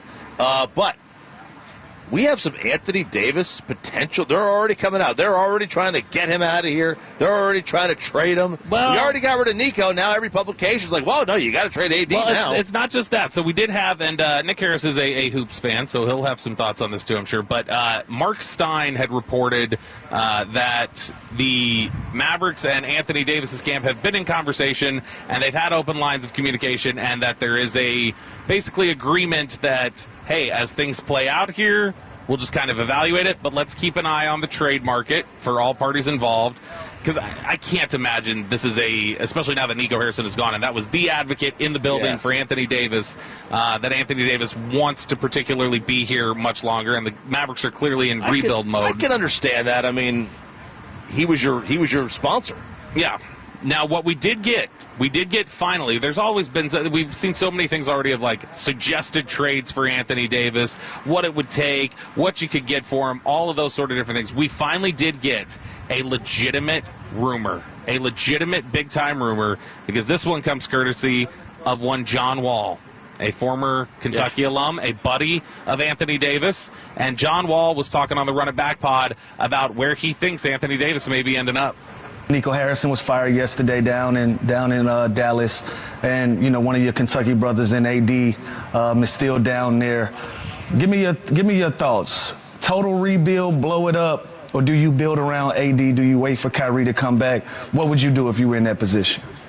For me, I wish that AD was like, injuries are part of the game. We can't control that, and that's what AD's kryptonite has been the last couple years of most of his career. I wish he was healthy so they could try to see what they have and wait till Kyrie come back. But I think at this point, AD's probably done with it. To be honest, I don't want to speak for him, but he's probably want to move forward. And, you can't believe everything you hear on the news, but you've been hearing he want to go back to Chicago and see what's going on. So I think they're trying to blow it up, build around Cooper Flag, get rid of some of the other pieces. But I had one of those dark horse teams, if they could stay healthy, keep AD there and let Kyrie come back, I feel like they could have been a team in the West. But I think with Nico Harrison fired, I think they might end up going in a different direction. So John Wall does not want to speak for Anthony Davis, he says there, but let's be honest, that's usually a pretty educated guess. Yeah. I think he's suggesting there. When we went over the list of trades, potential trades on the Ringer yesterday, where they had 5 trade suggestions, the Bulls were included in that. And they had suggested it would be Anthony Davis, D'Angelo Russell, Nikola Vucevic, Kobe White, and Chicago's unprotected first-round pick in 2029. The Anthony Davis experiment likely is over at this point, and a lot of it does have to do with the health issue, which, he's never been healthy. It feels like he tried to get back quicker for Nico Harrison. I know that's something that Tim McMahon had written about, that he felt a lot of pressure to, hey, I got to get out there and perform and show people why Nico had made the right move. But Chicago as a potential outlet here, do the Mavericks risk their hands being tied at all? Because we've seen NBA players say, I'm going here and you're going to get me there. Is a blow-up coming for the Mavericks? I think the answer is yes. And everybody but Flag probably for sure is up for discussion. You have to do the one thing that Nico Harrison did not do with Luka Doncic, just put these guys on the market and see what the actual value would be. GMs are supposed to do that? They're not surprisingly enough. They're not supposed to just go to one guy? Yeah, you can't just go to a coffee shop and call it a deal. Yeah, that's wild. It's beyond. But I think if you are shopping around Anthony Davis, I think that is still a talent that is big enough to where you should get a good return, not only with immediate talent, but also draft capital. And in the NBA, it's a lot different than the NFL. When we start talking about value of draft capital, I think you value that immediate talent a lot more. But you look at Chicago and some of their assets that they have that draft capital. They also have good young talent. Could you get a guy like Kobe White as a part of that trade? Yeah. That would be such a good piece to put in Dallas. But then you also look at a team like Golden State, who Golden State's been chasing after Anthony Davis since 2018 when he was on the trade market coming out of New Orleans. And they are in a very much a win-now type of mode. They have the oldest starting 5 in the NBA. And if you're looking at it from the Mavericks' perspective, they have draft capital. They have a couple shooters on their bench, Moses Moody, Buddy Hield. He lives in Rockwall during the off seasons. That's a guy that they could potentially bring back to the Dallas area. I think there are some teams that would make a lot of sense, not only for Anthony Davis to compete now and help those teams, but for the Mavericks as well. Try to flip that trade package that you had for Luka Doncic and maybe try to create something actual substantial out of it. Look, I said this the other day. My number one goal at this point, because the moment you move on from Nico, we know where it's going. It's a blow up kind of thing. I want to be a major player in this coming draft. This is a epic draft. Mm-hmm. This is a draft that's going to have. There's going to be 10 guys in the top. The top 10. You're going to know a lot of them if you follow college basketball. Chiafalo read something yesterday. I can't remember where it was from, but Chiafalo read something yesterday where they had speculated that in this upcoming class, Flag may have gone third. Like that he wouldn't have even been the top pick potentially in this draft coming up. Well, the kid from Kansas is amazing. It was a Patterson. You got Pete. You got Boozer. Yeah. AJ from BYU. You got a ton of guys in this draft that are going to be, and that's just and there's about 6 others that are supposed to be really, really solid. So this is the draft that I think you want to be a major player in, and if you can find a way to get your pick to be high. I think it will. Which you will, right? And then you find a way to get that other pick to be somewhat in the top 15. Yeah. I think you set yourself up long term. Yeah. That's kind of how I'm looking at it. What's coming up next to Below the Belt? Let's talk about the future of George Pickens with Nick Harris from the Fort Worth Star-Telegram. That's next in Below the Belt. Right here on 105 through the Fan. But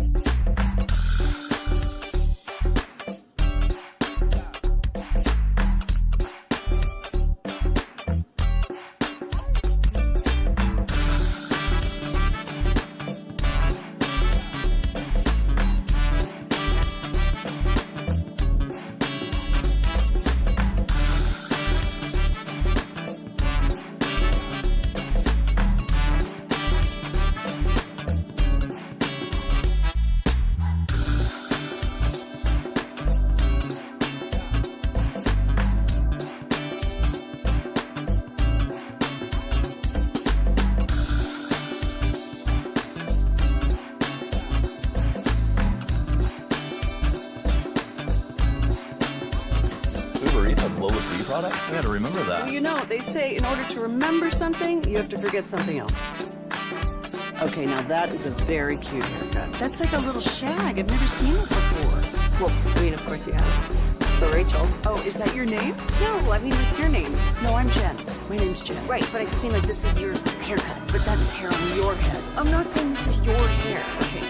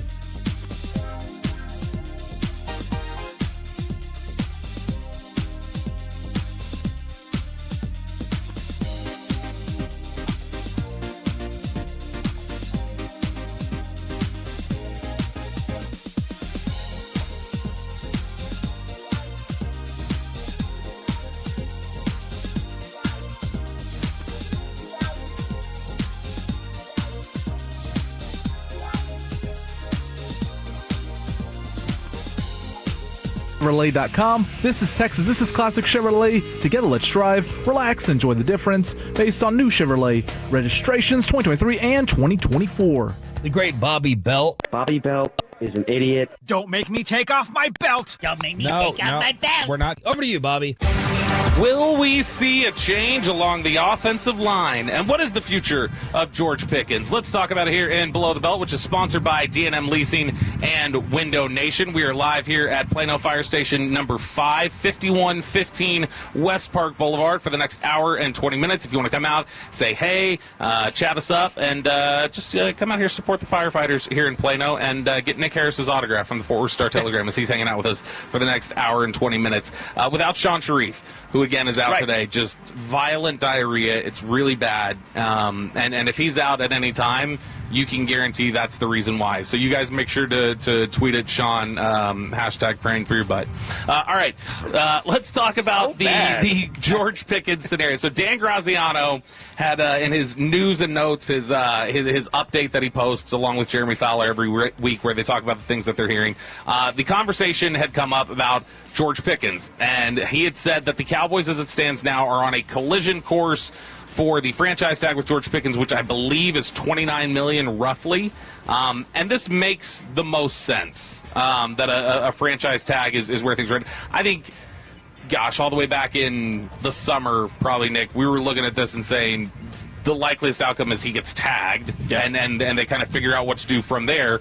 But I would certainly not trust them to negotiate this on an open market, so a tag makes a ton of sense. He, as Dan Graziano called it, a strong likelihood, which as soon as you reach the trade deadline, you didn't make a move there. Not that there was a huge likelihood you would move on from George Pickens, but you didn't make a move there. You still don't have a contract extension done. Now we're looking at, all right, tag him, and let's figure out what we do from here. Yeah, and I would view a tag as more so a placeholder to be able to figure out what to do with George Pickens deeper into next offseason. So you place that tag on him, that would be March.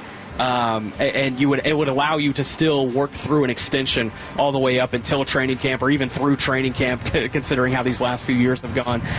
And you have to factor in the agent. I know it's something that's kind of ad nauseum at this point, but you do have to factor it in, and the recent relationship that has been built off of that. I think David Mulligetta has done a good job of expressing to the public that it's not going to affect any future negotiations with the club, but it still has to be factored into this ordeal. And is it going to be a situation where he's advising his client to hold out until there is a long-term extension done? George Pickens, if he's able to finish the season how he started it here through 9 games, he would have every right to, and he would have earned that money from that one season that he had here in Dallas. And granted, he's on pace for over 1,000 yards and leading this team in touchdowns, so he would have to keep that pace in my eyes. But what does a contract look like for George Pickens? I think that's going to have to be the question that the Cowboys will answer.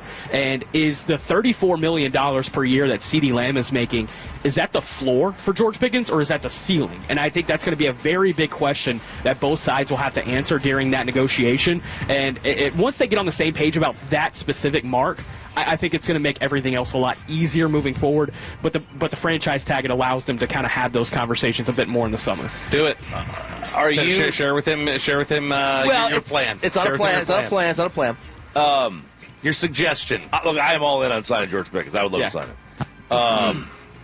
My thought was, prior to the trade deadline, if you weren't going to sign him up to a long-term deal, and the way the season was going. Oh, I'm talking about your alternative. You're very pro Pickens thing. You were better off just trading him if you're not going to sign him long-term. Because if you do sign him long-term, you do run the risk of being the Bengals, right, where you have nothing. So, which I think that is likeliest.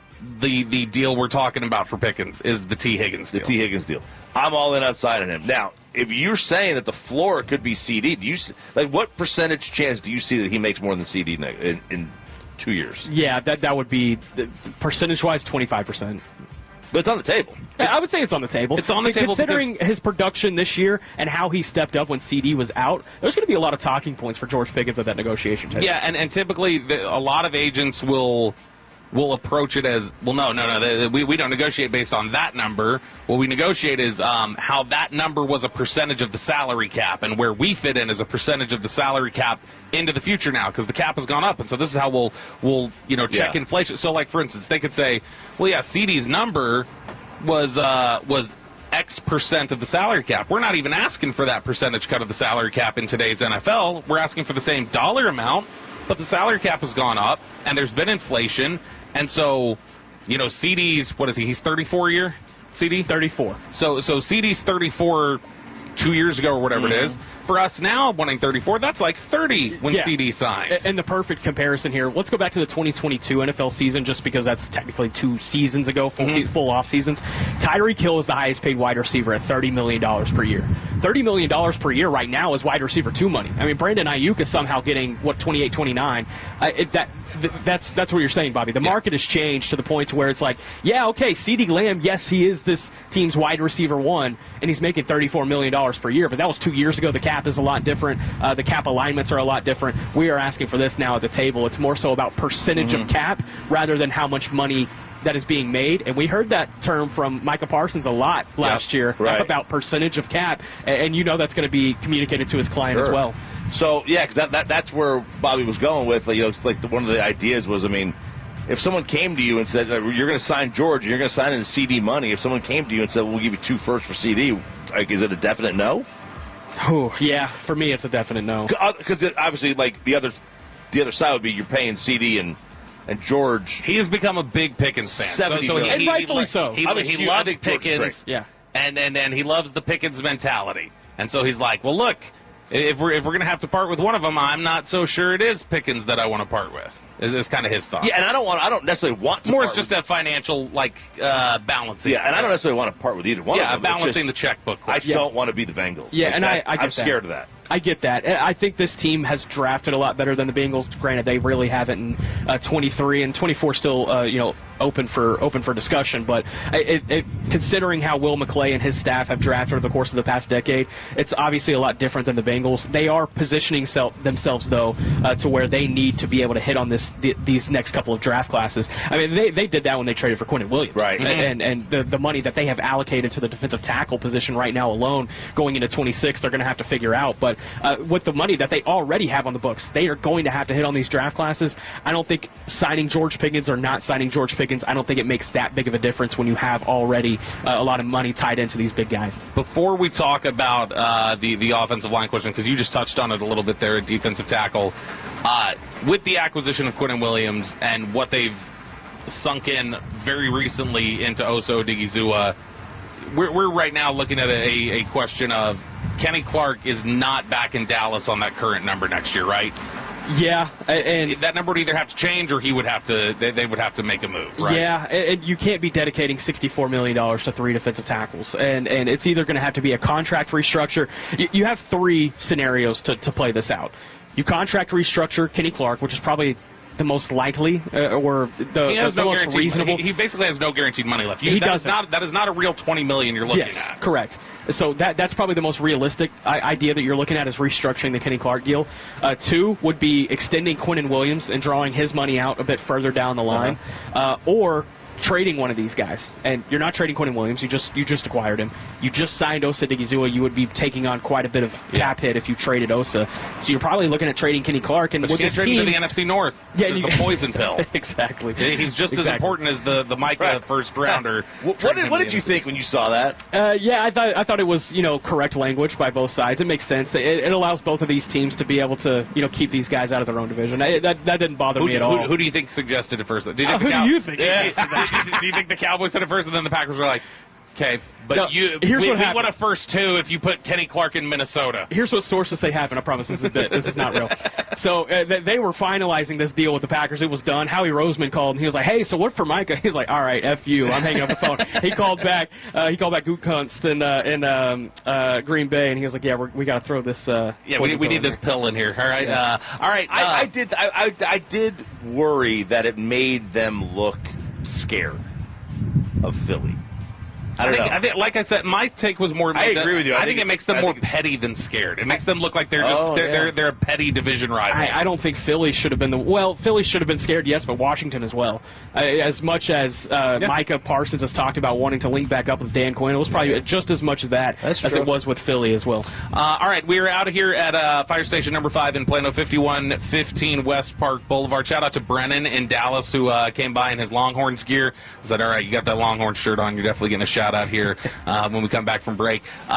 The other question, the bit of news we saw yesterday, and it was just a very brief tweet from Calvin Watkins at the Dallas Morning News that said Brian Shottenheimer has acknowledged that there is an open competition at right tackle. The tweet did not say this, but obviously the thought there is then that Terrence Steele's job is in competition right now with Nathan Thomas, who has played some at left tackle, came in a little bit at right tackle in the end of the Arizona game, and honestly did not hold his own very well in pass protection. It was a rough look. What are your thoughts on the idea of opening that up as a right tackle competition and how close a look? What do you think that looks like? Is that alternating series or is it just going to be a practice week competition? The idea in theory right now, if it's a situation where it's alternating series, I don't like the idea. I think Nate Thomas, when he's come into the mix, has played well at left tackle, and we saw at right tackle against the Cardinals, it was not good. It was bad.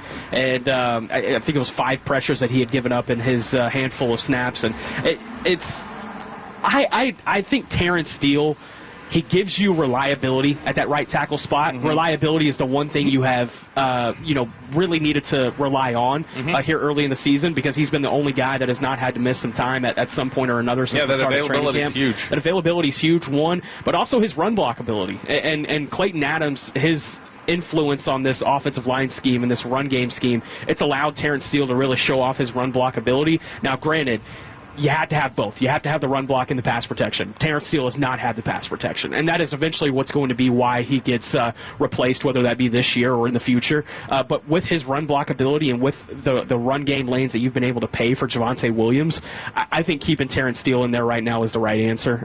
That's just me. I understand that there's a lot of fans that are done with Terrence Steele, ready to move on, and I get it. His pass protection has not been good since he came off of that torn ACL in 2022. But I think you should really look at the tape when it comes to the run block.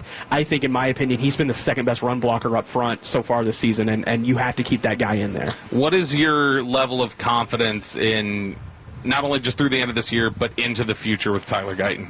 Yeah, that's a weird one, and you wish he was healthy for training camp so that you really saw the full ramp up and what he was able to throw on the field here early in the season. But you are seeing incremental improvements from him. He's battling. He's not dropping his head. But it's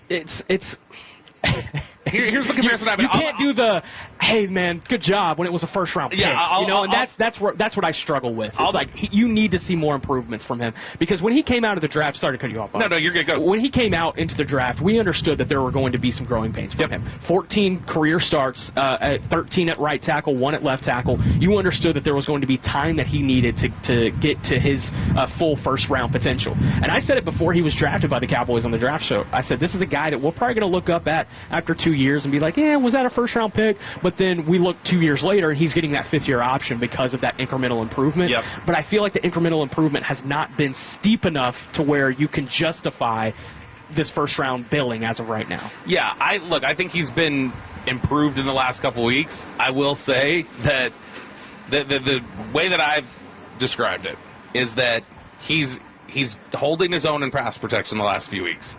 But it's similar to, like, when you see somebody, like, they're not really swimming, but they're not drowning. It's a fight, but, like, it doesn't always look pretty technically, but it's at least you're getting the job done a little bit. I like I said, that they reached a point with Taco Charlton, Tristan Hill, Mozzie Smith of head hanging became the MO. And I think Guyton was close at the end of last year of getting to that point where he'd start dropping his head. I don't know if it's just Connor Riley has been a big boost for him in that respect, but I do think that he's rallied and keeps his chin up more consistently, and that gives me optimism that, all right, he might be able to tap into this. It might just be a longer growth period than we originally thought. It is Sean and RJ here on 105.3 The Fan. Below the belt. Right here on The Fan. Fire Station number 5 in Plano. 9 o'clock hour rolls on. We got Babe Laufenberg at 9:20, but we also have Worst Take of the Week. Am I nominating myself? We're nominating other people that we may have on this radio station. That is all coming up next on Sean and RJ on 105.3 The Fan.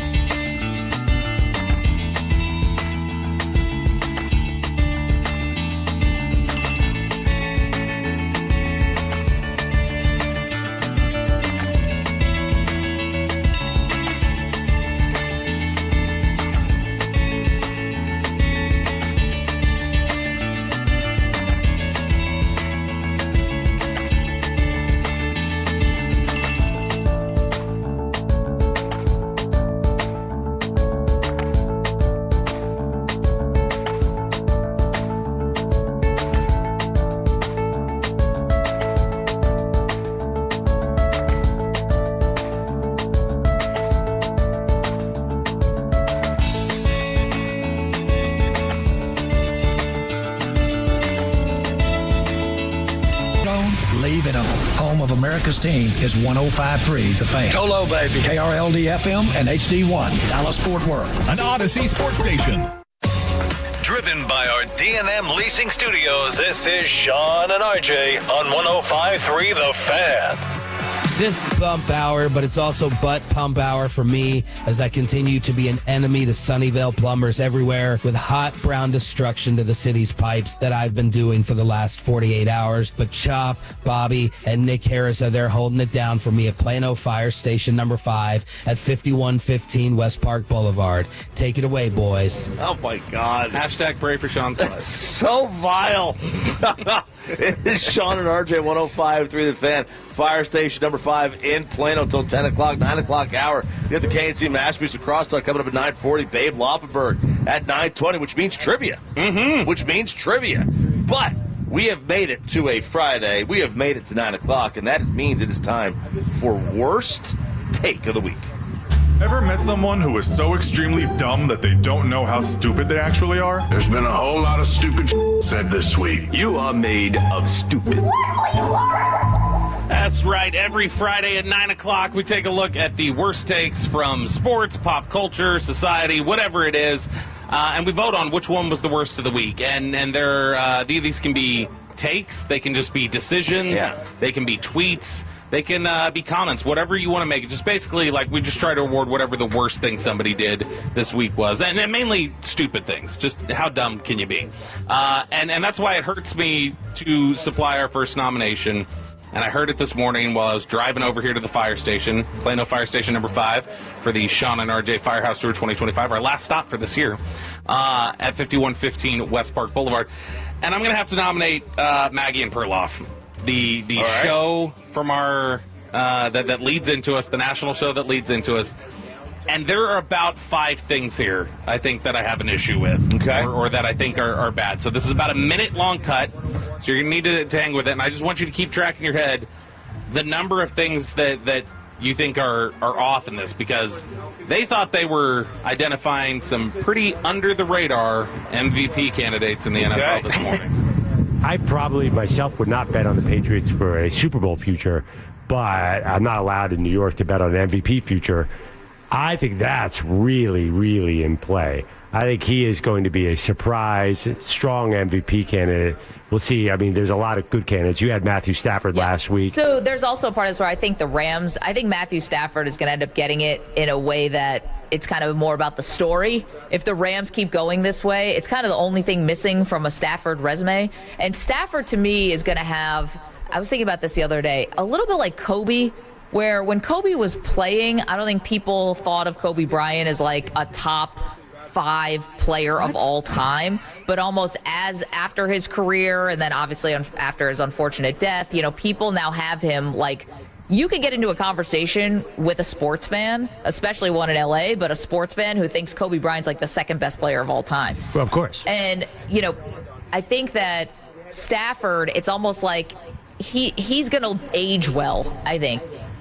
Okay, so there are a number of problems I have with that cut. First off, Drake May is going to be a surprise MVP candidate. He is literally the betting favorite in Las Vegas right now to be the NFL MVP. Stunner. That's a stunner right there.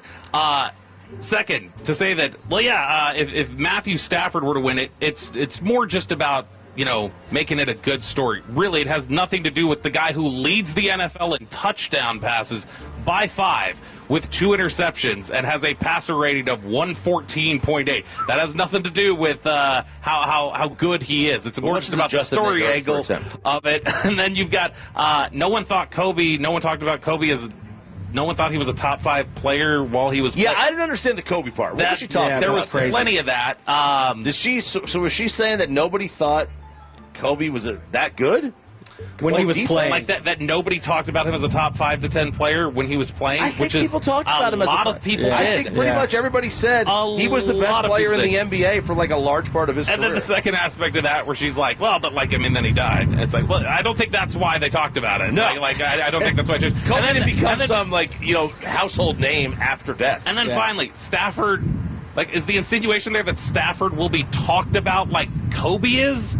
Within the upper echelon of greatest players. So we're going to say Stafford's like, well, yeah, this is like one of the 5 to 10 best quarterbacks of all time. What? Yeah, no. Yeah, there's so a much lot there going on that I got a There's problem a lot with. there. That was tough for Maggie and Perloff. She tried to make the Matthew Stafford MVP conversation sound like the DeMar Hamlin comeback of the year conversation. Exactly. So it's a good story. You know, he played football. Like, no. Man, how great is this? This old guy, just like, doing his best out there. Yeah, like literally playing at the top of the league right now statistically. All right, so that's nomination number 1 there. Nomination number 2, before we get to RJ Choppy nominating himself. This is going to be cut for Peyton. I don't think Charles Barkley knows what the term scapegoat means, based on how he talked about Nico Harrison this week. Mavs were a mediocre team until he made those trades. He was doing a good job. Then he had the bad luck with Anthony Davis never being available, basically. But the thing that bothers me is he's just being made a scapegoat. Listen, Shaq knows this, Kenny knows this. There's no way in the world Nico Harrison had the power to trade Luka Doncic unless the owner of the team signed Patrick out. Dumont. Yes, that was his call. So I feel bad the way Nico is being made a scapegoat, but anybody who knows anything about basketball know good and well Nico Harrison did not have enough power to trade Luka Doncic. So that's the thing that bothers me. He's had a streak of bad luck with Anthony Davis and Kyrie both getting hurt. But the premise of this trade is Nico Harrison. I hear all these fools and idiots on TV talk. Nico Harrison going to be the guy who traded Luka Doncic. No. The Dallas Maverick organization made that call. God, I want friends as blindly loyal to me as Charles Barkley is to Nico Harrison. Let's work backwards. The owner approves every trade, literally in every sport. So that means that no GM is responsible for any trade, apparently, according to Charles Barkley. But this is also why I have no problem with the Cowboys structure. I don't like. I mean, ultimately, it's that's a whole other discussion. But I think that the structure gets structure. Yeah, you remember the structure argument on the beaches in Oxnard a couple years ago. The owner approved it. Literally, Nico said, "Yeah, I totally came up with this idea and pitched them on it." You had an ownership group that came in and went, "We don't really know basketball. We'll just trust Nico to make the right decision for us," and he leveraged that into ending his petty disagreement there. To call Kyrie and Anthony Davis not being available, especially Anthony Davis, calling them not being available bad luck is way too generous. That is like kind of the expectation with both of those players. Yeah. It has been for a long time. And then for him to go, hey, they were only good because he made those trades. Really, because you just told me the owner is responsible for all of the trades. So the owner is the one who traded all those players that made you competitive. So Nico doesn't get credit for that either. It's super all over the place, and it's a bad take from Chuck, but he's got to look out for his boy. He wouldn't look out for MJ. He had to keep it real with MJ. He can't keep it real with Nico Harrison, probably because he knows Nico Harrison will cut you if you cross him. I really like Chuck, and I'm going to give Chuck a pass here because we all have clients. we all have clients. Yeah, the issue. That's bad, though. That's really bad. There's a better way to do it than that way. Yeah. He's not escaped. You could have taken it into a direction of like, I think Nico Harrison still deserves another job. Exactly. He didn't get enough time to they didn't see it through. Right. They could have done that. Not, oh man, he's being scapegoated. This wasn't even his idea. He's not scapegoated. This was always the most likeliest of outcomes. Yes. Was that Anthony Davis didn't play well, that Luka became a superstar even more than he already was, that Luka played better than Anthony Davis. We all knew Luka would get the post-divorce body. Absolutely. We all knew it was going to happen. Hitting up the bars, looking fine. Knew. Like, this was and then Nico would lose his job. This was always the most likely of outcomes. 100%. He saw a 3% chance that he could be right, and he would go down in history as like, oh my God, the shrewdest GM ever. And, I mean, again, it was like a 3% chance. Yeah. All right, RJ Choppy, I'm going to let you nominate yourself here. I nominate myself for worst take. You need to weigh in on this, Nick, here. Okay. So I did rectify them. My son came to me with an opportunity. He's 15. He turns 16 next month. And he said, I have a chance to go to the A&M South Carolina game this weekend. One of his best friend's dad is one of the assistant baseball coaches there, so they're going to stay with him.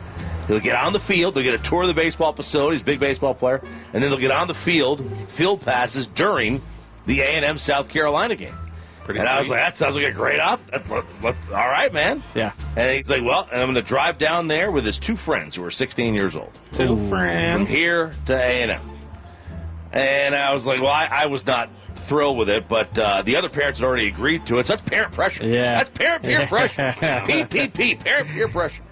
So I felt obligated. And yesterday, I mentioned this on the radio, and I got just destroyed. The fan text universally was like, no, you can't let 2 random 16-year-olds take your kid out of town. Yeah. What's the farthest that the driver has driven before? That would be my question. I think Jacksboro. I mean, he's 16. That's fresh. I don't know how So much time he's had fresh. during the school year to drive further than College Station. Yeah. I think Jacksboro maybe, that's not nothing. Now he's That's not. an hour and a half. He can't win this week. He can't win worst take. No, but No, because listen to what he did. This is where I think if we had best take, Choppy would win. Choppy felt the pressure. He doubled back. He said, can't let the 16-year-olds drive you. But Choppy is himself driving him down to College Station. That's real.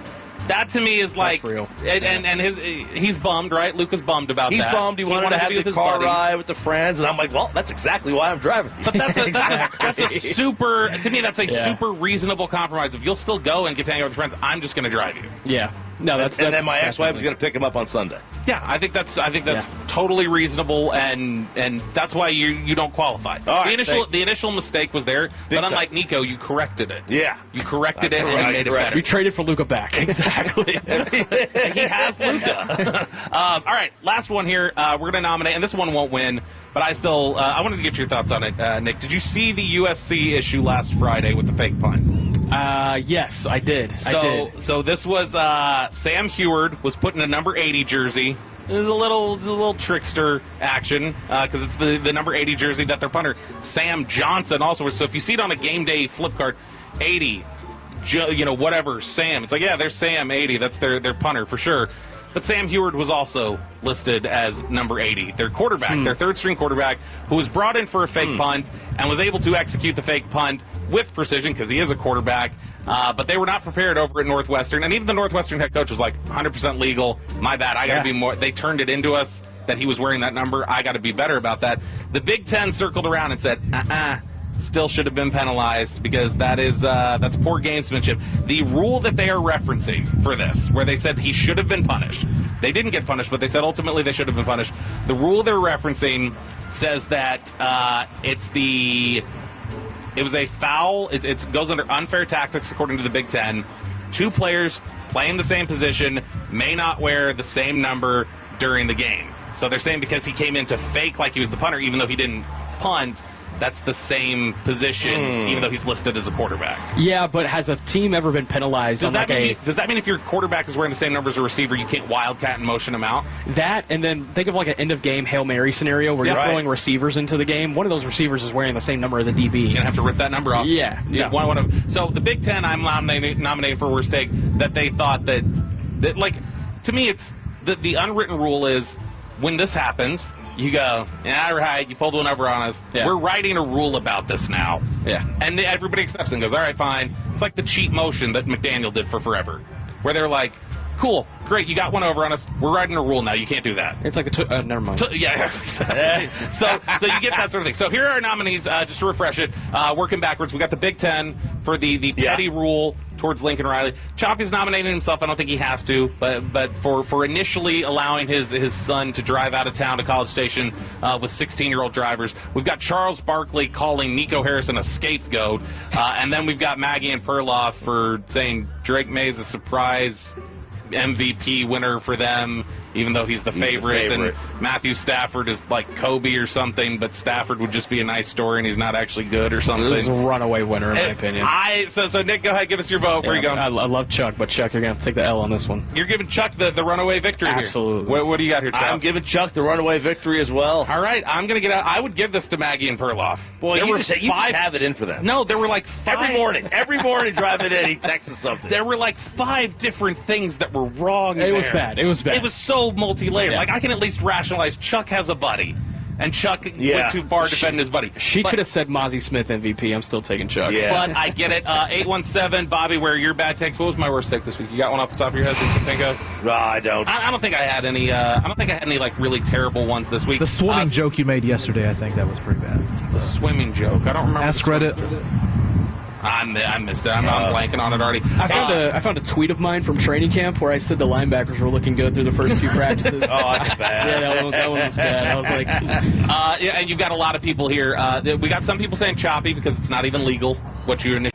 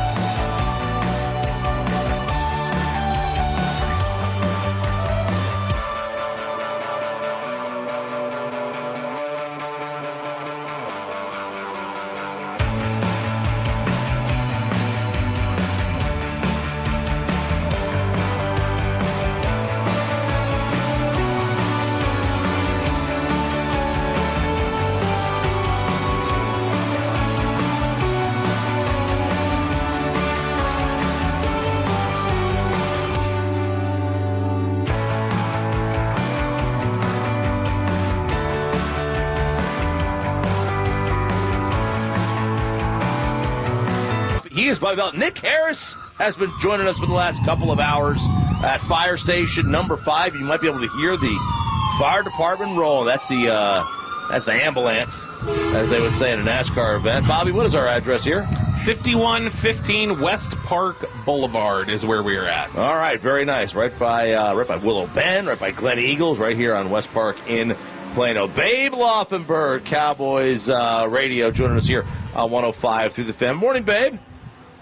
Good morning, guys. And Nick, will you say hello to me? Hello, Babe. How are you doing today? How are you doing this morning? It's a tradition. Nick shuns me.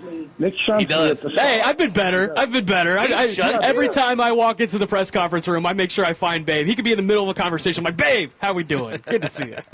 Wait a minute, Nick, find me. I sit right behind you. he does. That is a true fact. Punch you in the back.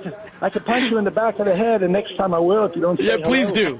Please do. Who is the media member that doesn't give you the time of day, other than Nick? Oh, yeah. Yeah, he's big time. Hey, quick aside here before we get to our trivia. Okay. So I did the USC-Nebraska game 2 weeks ago at Lincoln. If that punter had, you guys talked about how they kind of pulled a fast one, number 80. If that punter had thrown the ball in that game, I would have been up there saying, wow, I've not seen a punter with an arm like that, maybe ever. I mean, boy, for a punter, that guy can throw the ball. Then I would have found out after the game, well, he was actually a quarterback. Yeah, that's the beauty of the trick. Do you appreciate that trick, or are you like, no, that's not cool? You know, if I were on the other side of it, I would say that's not cool. But, hey, you know, I always say if you know the rules, you can manipulate the rules. Yep. So we've seen it time and again where they close that loophole, whatever that is, where a coach takes advantage of a rule. Remember when Belichick, they all held in the end zone? Yeah. Every defensive player held. Well, the NFL said, well, that's not right. So now they made that illegal and some stuff. But, okay, so trivia. All right, let's do it. This is a good one. Now, you're going to have to listen closely. You really are, because it's got a little to it. Okay, so Cowboys obviously play the Raiders. Brock Bowers, who's a tight end, and Trey Tucker, who's a wide receiver, have each had this season a 100-yard receiving game with 3 touchdowns in that same game. Okay? Not the same game. They didn't do it in the same game, but just in the same season. Okay, this is crazy. Only 4 other teams in NFL history have had both a tight end and a wide receiver have a 100-yard receiving game and 3 touchdown receptions in the same game in the same season. So, again, they're separate, tight end, wide receiver, different games, but 100 yards and 3 touchdowns. So only 4 other times has that happened in NFL history. But the Cowboys were one of those teams that had that. Can you name the tight end and the wide receiver for the Cowboys who in the same season had 100-yard receptions and 3 touchdowns? I'm going to shoot my shot here. Yeah. I'm going to shoot my shot here. Miles Austin and Jason Witten. A great guess. Not right. I would have guessed Witten and T.O. Great guess. I'll even give you the year. 2018. I know it. It's Blake Jarwin and Amari Cooper. How did you know that? Boom! Good job. Blake Jarwin. I forgot about the Blake Jarwin game. I needed that last little bit. I was like 2018. I know Coop did it. I'm trying to remember who the tight end. It was Jarwin. Jarwin did it at the end of the season against the Giants. Really, Blake Jarwin. Did he have 3 touchdowns his entire career? Here? Well, Jarwin was a good player. He just got hurt. Yeah. Yep. Tore up his knee and just was never the same. And it was a shame. Great kid. But, hey, I was almost going to say, hey, I'll give anybody who can get this $100, but I'm glad I didn't say that. Is this the first? This is the first one. I can't remember where Peyton one. Didn't have to give it to us. Now, at least as far since you've been here. Maybe when Sean, before you got here. No. I've won it in years past. Like we've done it, but I'm saying this season, this is the first one we didn't have to go to Peyton. I was on a roll there the first year I was here. I got like 4 in a row. It's been a while. Wow, good stuff, Bobby Belt. Isn't it funny when you pull those names out? So the Cowboys, they got the block punt last week, and Brad said, do you remember who was the last one to block a punt for the Cowboys? And it was Peyton Hendershot, and I knew it. Oh. I said Peyton Hendershot, and don't ask me how I knew it, but it was just one of those where you say, Peyton Hendershot. It's there somewhere. Okay, so, hey, speaking of tight ends, back-to-back, Cowboys have their hands full. I think the two of the best, if not the best, pass receiving tight ends they've gotten consecutive weeks. Trey McBride, he got 111 receptions last year. Now they got Brock Bowers this week, and those guys are a handful. What is it about Brock that is? Because he did this basically from game one, week one of his NFL career. What is it about him that is so special? Just a really good route runner, and it's funny, we all saw him because he was at Georgia. We saw him a lot, and just watching him there, you didn't have to be an expert to say, "Wow, that guy's really good. He's going to be really good," and he's been really good. But really knows how to run routes. He runs routes to me like a wide receiver. The way he sets people up, and just has a great feel for getting open. And Trey McBride was the same. Obviously, with Arizona the week before. Now, we didn't see a ton of him because he played at Colorado State, but we did see Bowers, and you just said to yourself, wow, that guy's going to be a great player, and he has been. Babe, when we look at this game against the Raiders, it feels like we've kind of kicked around the subject this week. This, to me, feels like the one where obviously a lot going on with the Cowboys at the facility, with the Marshawn Nealon tragedy, but when it comes to just on the football field, how you match up against a team, your skill level, their skill level, this feels like one that you really have to have, in my opinion. Is this just as simple as the Cowboys offense playing the way the Cowboys offense did the first several weeks of the season? Because I don't know how much the Raiders can keep pace with them. Yeah, I think so. If the Raiders score 30 points, you really got to cash it in. It just has not been a good offense. They don't run the ball well. Obviously they have Ashton Jeanty. We know all about him, but he's averaging 3.8 carry. They really don't threaten you at the wide receiver position. Now, Trey Tucker can really run. He's like a 4-4 guy. But, Tyler Lockett, he's basically a starter in the slot, 11th year in the league. Can't run like he used to. So they're just, they've been limited. So I don't think the Cowboys, it's not a game to me where you need to put 40 points up. If you get into the mid-20s, you should win this game. Babe, what's the reality where the Cowboys find themselves in a dogfight and don't get out of Las Vegas with a win from what you've seen from the Raiders? Well, as you guys know, every week is week to week. And, these teams, I don't want to say they're up and down, but they kind of are. They're up and down. You watch Carolina, right? Carolina was great one week, then they get blown out the next. And then they're great, and they're back. That team is on the rise, and then they look like dog, poop. So the other thing about this game, and it's not the elephant in the room because everybody is aware of it, but there's two narratives, right? You can write your story, and it's just a question of which button are you going to hit the send on. The one is they were distracted. The whole Marshawn Nealon took its toll, which totally understandable. And the other one is they went out and they won it for Marshawn. And it's just, I don't know how it's going to play out. But those stories are written, right? We've already got the narrative of this game. It's just a question of which button do we push send on. Babe, we haven't gotten a chance to talk to you since the moves were made at the trade deadline as well. The Cowboys add Quinnen Williams and Logan Wilson. How much do you think those two right away can contribute to making this defense a more competitive one and being able to take advantage of, what your offense has been able to do for you most of this year? Yeah, there's no question they got better. Now you can debate, did they give up too much, too little? Did they steal? All I know is it's a better defense than the one that they put on the field against Arizona because of those two guys. Also, you guys discussed it. We all know it. Overshown's coming back. We'll see. When you've been out for a year, though, don't expect the DeMarvion Overshown that we saw leave the field last year. It's going to take him time. He hasn't had anything. He hasn't had a training camp. He hasn't had off season. Malik Hooker should be back, it looks like. So that defense should be much improved. The interesting thing about Quinnen Williams, the Cowboys now have 3 defensive tackles that they're paying $20 million to. There's only 16 defensive tackles in the NFL that are making $20 million. God. The Cowboys have 3 of them now. The other part of this, they had 2 of them, and the run defense wasn't very good. Now, not blaming Kenny Clark or Diggy Zua, but the run defense, as we know, was at the bottom of the barrel, and they had 2 $20 million tackles. The only other team that is paying their defensive tackles, 2 of them. There's only one other team that are paying 2 of them, and it's New England. And New England has the best run defense in the NFL.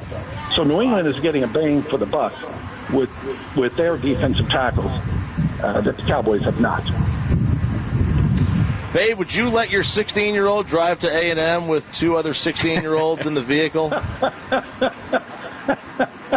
As soon as you said, would you let your 16-year-old, I was just ready to say no. I don't even know what the question is. Do his homework, yes. I thought it was going to be choppy when your boy's old enough. Would you let your 16-year-old daughter date him? And I say, absolutely not. Oh, no. Absolutely not. No, I was like the most safety-conscious parent that you could imagine. Yeah. And my boys, they actually gave me a T-shirt for Christmas the one year. Because one year, okay, I'm going to backtrack a little bit here. Mike Vanderjagt had missed. He looked terrible in training camp. The Cowboys signed him to a big money contract from Indianapolis, right? The kicker. Yep. Terrible in training camp, terrible in the preseason. He said he had missed 2 kicks in a 35-yard kicks in a preseason game. I think it was Minnesota. And he said, oh, you don't have to worry about me. I'll be fine when the regular season comes around. Well, that was relayed to Parcells. Parcells said, yeah, go over there and tell him I'm worried. Tell him I'm worried. So my boys, I would say, okay, who's going? Like on this trip, Chop, right? Okay, who's going? Who's driving? Who are the parents? And they say, oh, don't worry about it, Dad. Don't worry about it. And I always say, hey, Parcells, you know what Parcells would say? No, tell them I'm worried. I'm worried. So they had shirts printed up that said, don't worry about it for themselves. And I have one that says, tell them I'm worried. There you go. It was great. It was great. So the bottom line is, Chop, yes, be worried. Be worried. Very good. Thank you, babe. Okay, thank you, guys. Have a great day. Babe Loffenberg, Cowboys Radio, joining us here, right here on 105.3 The Fan. We have crosstalk with the KNC masterpiece next on The Fan. After we get you over to play. True that you've got to forget something else to remember that Uber Eats has groceries. No, that's absurd. Hey, remember when you used to be what was it? Pepper lady.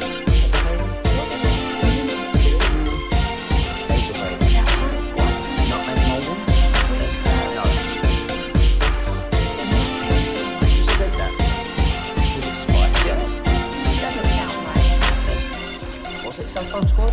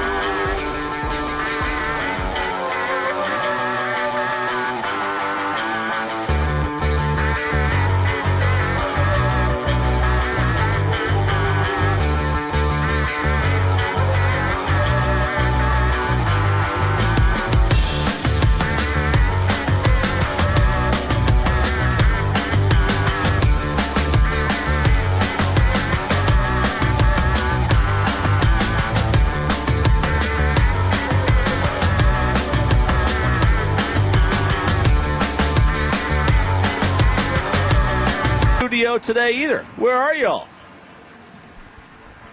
Oh, guys, we are at Taco Bueno in Bedford, right off the highway. By the way, it is 1528 Brown Trail.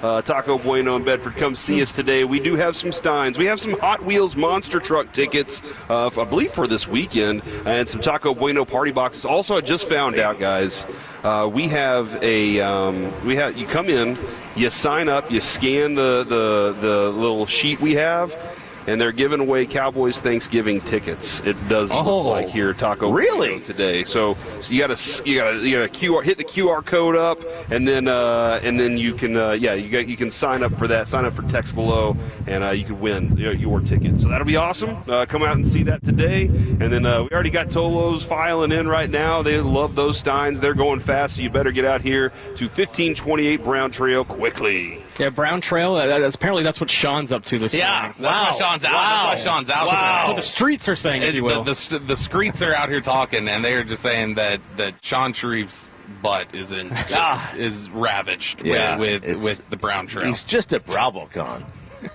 It's just Bravo. It's just Vegas. That is not what I heard. He's hanging out with Pete Carroll. Can you prove that that's not what it is? No, I can't. You can't, exactly. He is up. I have talked to him this morning already. He was doing his, he's waiting the last minute to do his. He's been up. He hasn't been able to sleep. It's just been tearing up his system. It's November. Mid-November, November 14th, last day to do your benefits elections. Mm-hmm. And Hagee's looking at me like, I forgot to do my benefits elections. Did we lose him? Oh, I did them. There we go. There we go. Show today. I need help. This might be the Corey Majors show today. What happened? Featuring some Alec Medford from the studio. You need me to roll down there?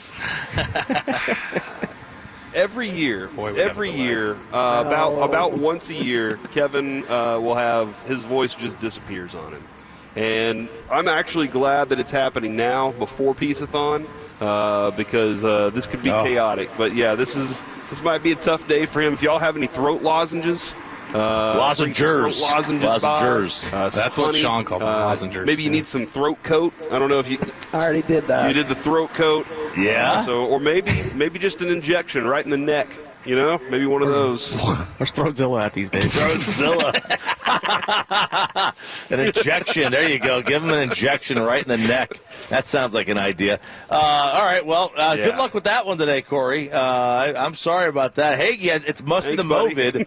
It must be the Movid, because I had this. I had that same problem. I lost my voice a couple of years ago. I've been really fortunate, knock on whatever this is, vinyl, about not getting sick. Ever since I stopped smoking cigarettes, it's amazing how much healthier you get. But good luck with that there, Hague. I'm going to make you talk the rest of the segment. I think that's going to be a nope. The good thing about this is that there isn't a massive delay. No, I know. Either. That would be amazing. That would make things really challenging. You know who we blame for that? Peyton? The world. Yeah, it's Peyton's fault, probably. What? Or Sean. I blame Ross. It could be Ross is here. He's sitting next to me. It could be Sean. I think that it makes the most sense to say that this is probably Sean's fault. Yeah. Because I mean, the internet has shown up for our Firehouse tours. Yeah, it's been fine here. Obviously, it's not. Maybe it's not fine here. Maybe we're the problem. I don't know. Maybe we are the problem all along. Nick, I told Bobby this during I guess it was Junk Drawer. Mm-hmm. Did you notice that did you know that they have discontinued? They made the last penny. Yeah, the last penny has been made. Yeah. So what are we going to buy with it now? When was the last time? And because the most use you have for a penny now is checking your tire. Yeah, I think. Because I just did that a couple weeks ago, and that was the last time that I've used a penny. When was the last time you actually used a penny for its actual purpose, like to pay for something? First off, cash in general, and then B, you used a coin. Yeah, it was when the leave a penny, take a penny thing. Yeah, that's honestly the last time. That's the last time I used one. I'm gonna we're gonna leave a Hagelin, take a Harris, because hey, you need as much much voice rest as you can get. So we're gonna say bye to y'all, so y'all can continue your massive prep. Real quick before we say goodbye to y'all, just Corey, let us know what all's coming up on the show today, and then we'll say goodbye to y'all.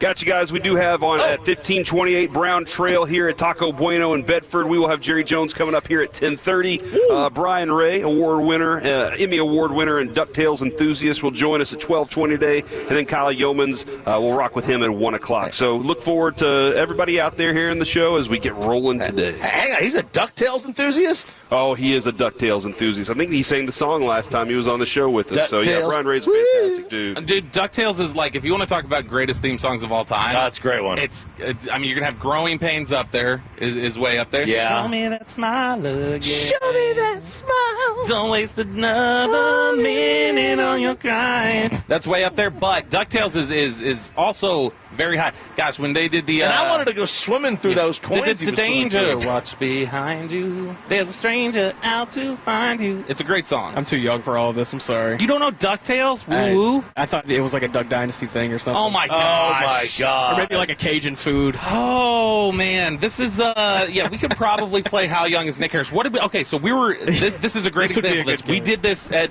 DallasCowboys.com 2 weeks ago, whatever it was. It's me, Nick, and Newey Scruggs. And Newey is tripping over the name. I don't remember what the name was, but he kept saying Casey Lacey.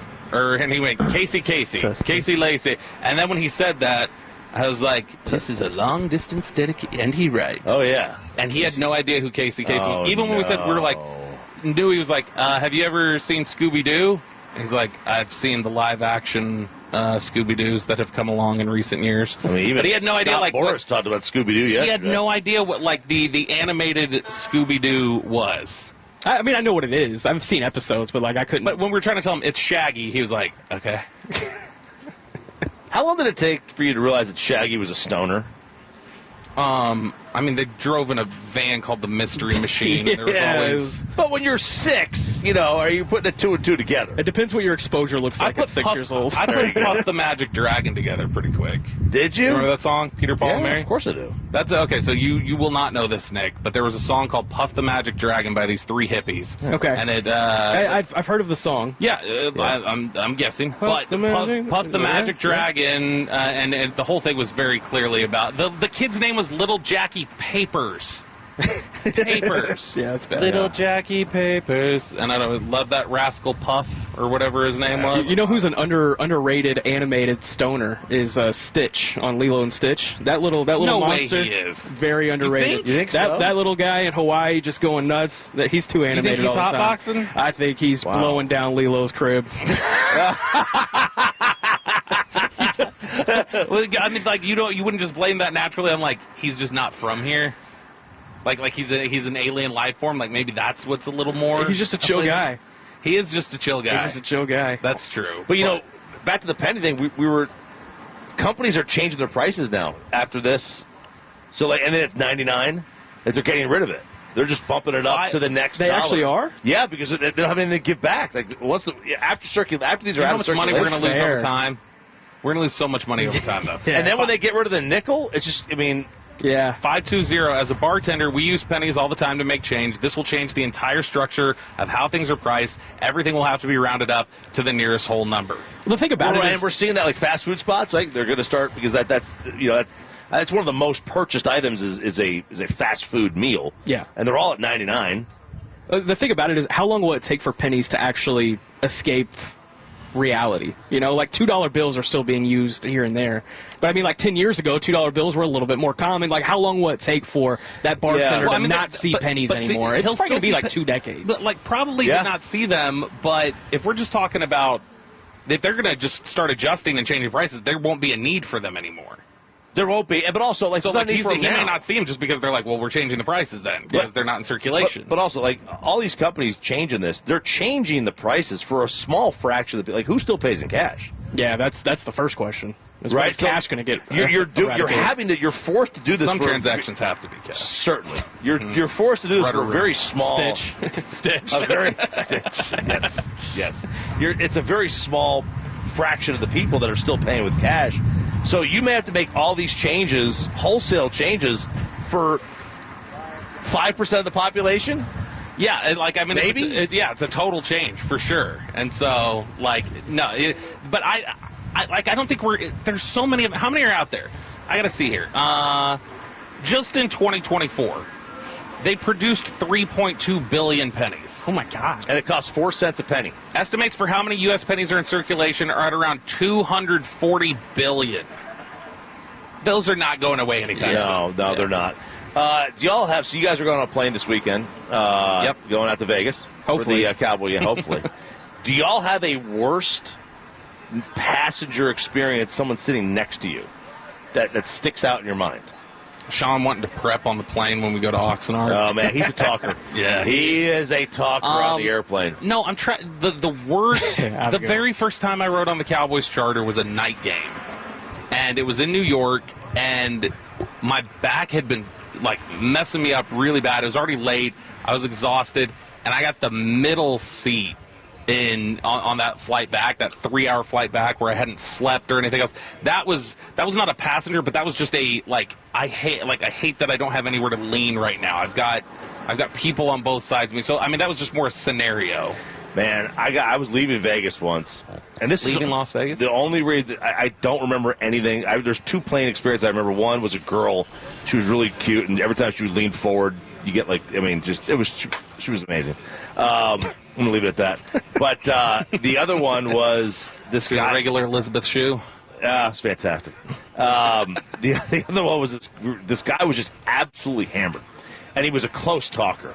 So I was at the window, and I'm like pinched up against the window, and he's leaning into me, just did not shut up. And it was just hammered, the spit flying all over me. And I never say anything to anybody. You're not non-confrontational. I was like, bro, I need you to back up. Like we're not even at 20,000 feet here. I need you to back up. But you had to have said it in the way you do it. You did it in a disarming way. As I just saw spit fly from my mouth. I think I said something like, man, I'm gonna go take a nap. I'm sorry. I was on a work trip in Hawaii. This was back in 2022. And Stitch. And met up with Stitch. It was a great time. My parents happened to be there at the same time. We didn't even realize it until we got there. And so they were like, oh, we'll switch our flights so we go home together. So we went home together. We had a layover in Oakland. And on the flight from Hawaii to Oakland, there was this baby behind us just losing his mind. And I think actually airlines have me on a target list. Like when they see me book a flight, they're like, let's make sure the baby's right behind him, because it happens all the time. So I'm numb to it. My mother, not. I love my mother to death, but she has a very short temper when it comes to things like that. So we get off the plane in Oakland, and they go to the airport lounge, and they're throwing a couple back, and we get on the flight from Oakland to come here to Dallas, and we sit in our seat, and then right behind us 2 babies come to sit down, and my mom, she just stands up. She's like, no, I'm not doing it.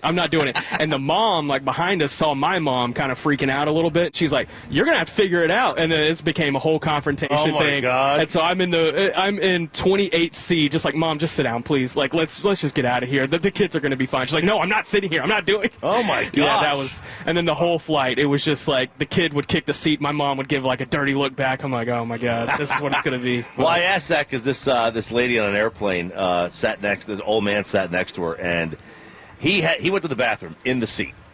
In the seat, and the whole 2-hour flight, she sat next to it. No, I would take what I experienced way over that. I'd take it 10 times. Oh, way over. I felt so bad. Was it Sean? It was not Sean. It was not Sean. That's a good reference because Sean's out because of BravoCon, or as Bobby has said all morning, diarrhea. Thanks to the folks over at the Plano Fire Department. Fire Department number 5. Thanks to Whataburger, Roscoe over here holding us down. Thanks to Nick. Yeah, Nick Harris. Hey, thanks, guys. Corey Majors for coming out. There we go. Thanks for joining us, Nick. Appreciate it, man. Thanks, guys. Appreciate you having me. Enjoy your trip to Vegas. We will talk to you all on Monday on 105 through the Fan.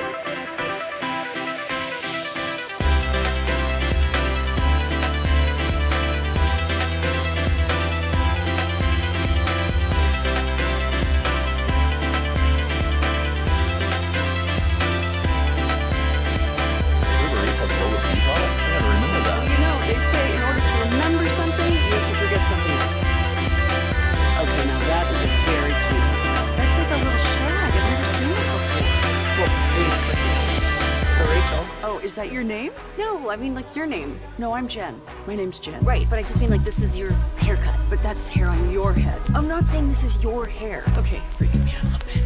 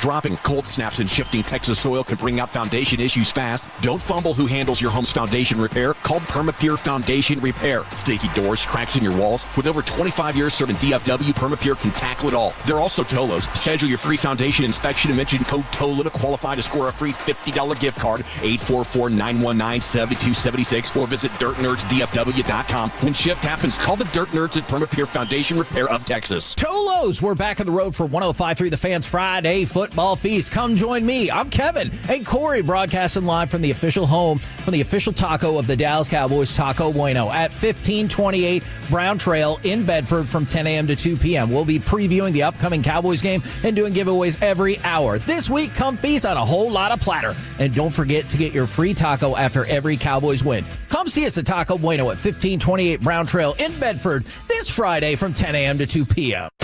This is the exclusive home of Dallas Cowboys football. KRLD-FM and HD1, Dallas, Fort Worth. Let's go, Cowboys. An Odyssey sports station.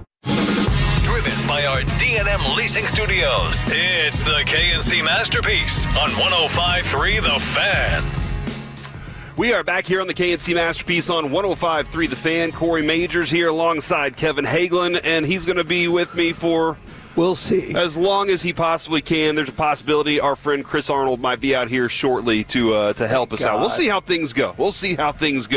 But we do have Alec Medford back at the studio holding everything down. Alec, I'm going to lean on you a lot today. All right, buddy?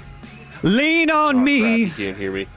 There we go. We have a delay. It's going to be a good, fun delay there. So excited about that. It'll be a good day anyway. We got a lot of things going on out here at Taco Bueno in Bedford. Live from Taco Bueno in Bedford, 1528 Brown Trail. It is right off the highway. Come in, get your opportunity to get one of the steins. You can just put any kind of beverage in that, man. Any ice cold beverage you like, or maybe a warm beverage. Who knows? I also got the Taco Bueno party boxes with the awesome Taco Bueno hat that I've been trying to steal from everybody, and also, Kevin, Hot Wheels monster truck tickets. Ooh. I don't know if that's for this weekend. Is that this weekend, tonight, or tomorrow? Tomorrow. Okay, we got tickets for tomorrow. I might snag some of those too. I'm just letting you know. I might steal everything today. So you're going to take everything people are giving away? Y'all better get out here. Is all I'm saying. Get out here and sign up for your stuff so you can win it, so I don't steal it all. But there are a bunch of Tolos here already. Thank you very much, Tolos, for rocking out here and getting this thing rolling this morning at Taco Bueno. All right, guys, let's go ahead and dive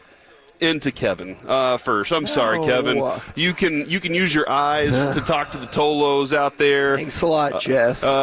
Jess got you sick? Is that what you think is happening right now? This is her fault. Okay, all right. She knew I needed to rest yesterday, and she gave me a whole bunch of stuff to do. Oh, why would she do that?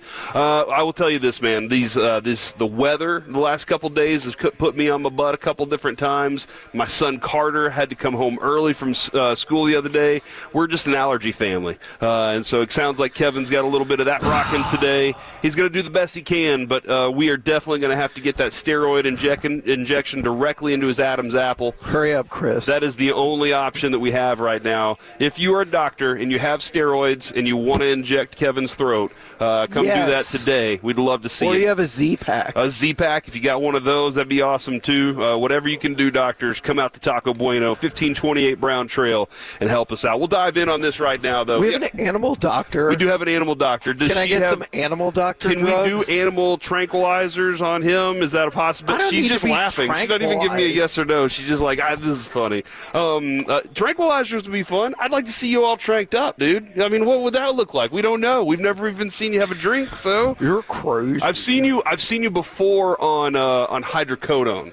You downed a little bit because you had a little sickness going on, and you had the liquid hydrocodone, and you were knocking some of that back in the middle of the show, and I was like, hey, Kevin, what are you taking? Is that like Robitussin or something? And you're like, no, it's hydrocodone. And I was like, I'm not sure you should be doing that on air. Do you think if I change my voice, I can do it better? Does that feel like it's straining more? Yeah, or okay, all right, then maybe not. Let's go ahead and dive in immediately then right now to which Raiders player do you fear and where do the Cowboys hold an advantage? Well, I mean, who did the Cowboys try to trade for? They tried to trade for Max Crosby. Allegedly. That was what Trey Wingo, our insider from last year, told us, is that they were trying to trade for Max Crosby. And they at least made the calls.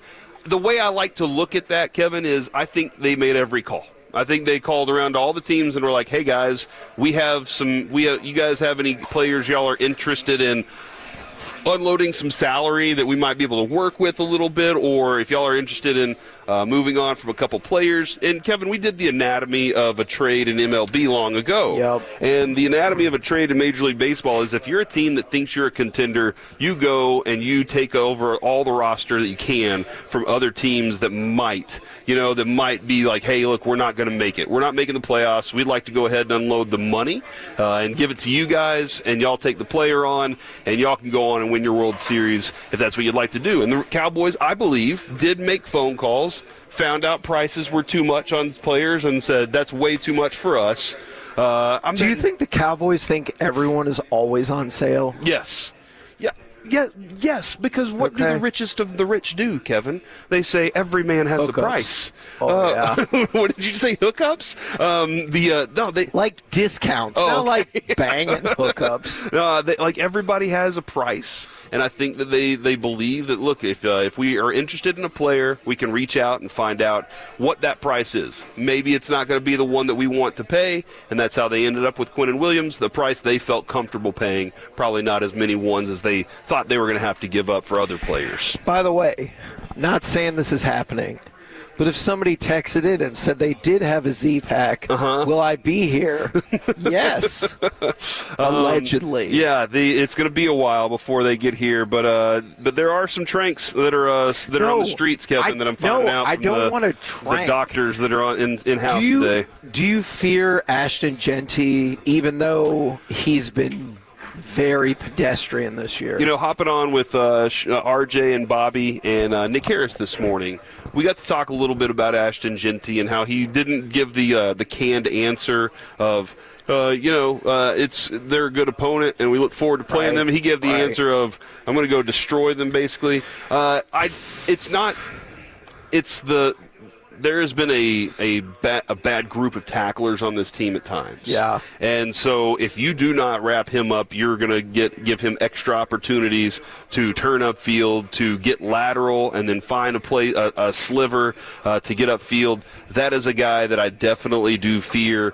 But the thing about this offense, Kevin, is I think it's going to turn into more of a two tight end offense. I know Trey Tucker exists. Trey Tucker is their leading receiver. He's had one really big game for 145 yards.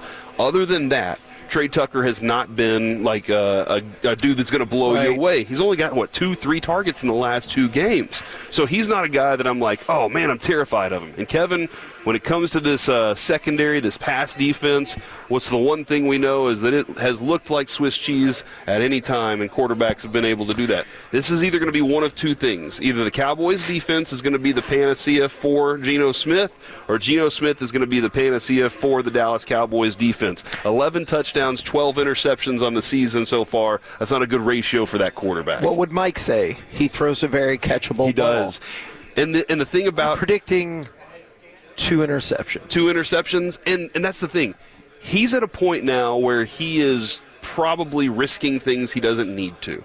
To make up? He's like, okay, I have to make this play because this team isn't good enough.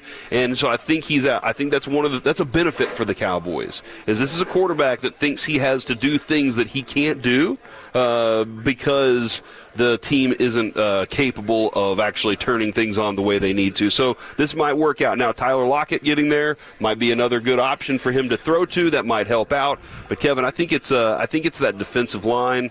Devin White's still a good tackling linebacker. He is. Laulu, 4 sacks up the middle. Here's the stat I wanted to throw your way, Tell though. me. Laulu's a guy that up the middle I think can get you some pressure. However, I just saw a stat from Brandon Laurie that Tyler Booker has given up 4.6% pressure rate this year. That feels low. For 100 snaps, it's the 5th lowest for any guard in the NFL. And then add to that is the lowest for any rookie guard since 2022-2024. So in that time span, it's the lowest pressure rate given up. He's playing very well, so up the middle, I'm feeling very confident there. It's still, and I'm going to ask Jerry about this here in just a little bit at 10:30, it's still the edges. Have we figured out the right 5 whenever you look at your right tackle, your left tackle situation? Well, and both of the guards are out for the Raiders, so that could be a potential positive for your defensive middle. Yeah, your defensive front right now definitely could benefit from them not having their starters out there. Coming up next here on the KNC Masterpiece, it's NFL overreaction or reality. This Diggs situation, we got to talk about it next on the Fan. Sean and RJ, the KNC Masterpiece, G-Bag Nation, and Fan After Dark. Live and local. Turn it on and leave it on. 105.3 The Fan.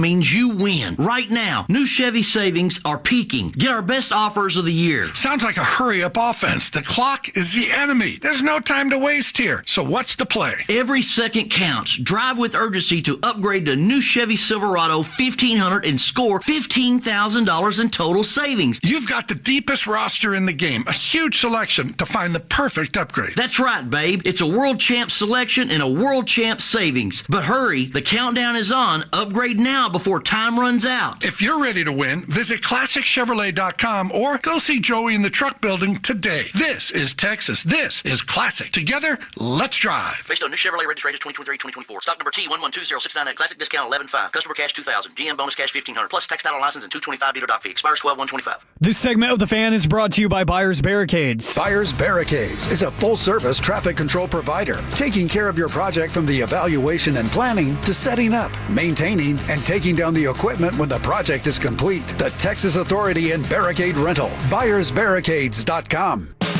This segment of the KNC Masterpiece is brought to you by the personal injury lawyers, Frankel & Frankel. If you've been injured in a car or truck wreck, call Frankel first, 214 or 817-333-3333. With Frankel & Frankel, there's never an out-of-pocket cost. They only get paid when you win. Frankel & Frankel, the go-to car and truck wreck attorneys in Dallas.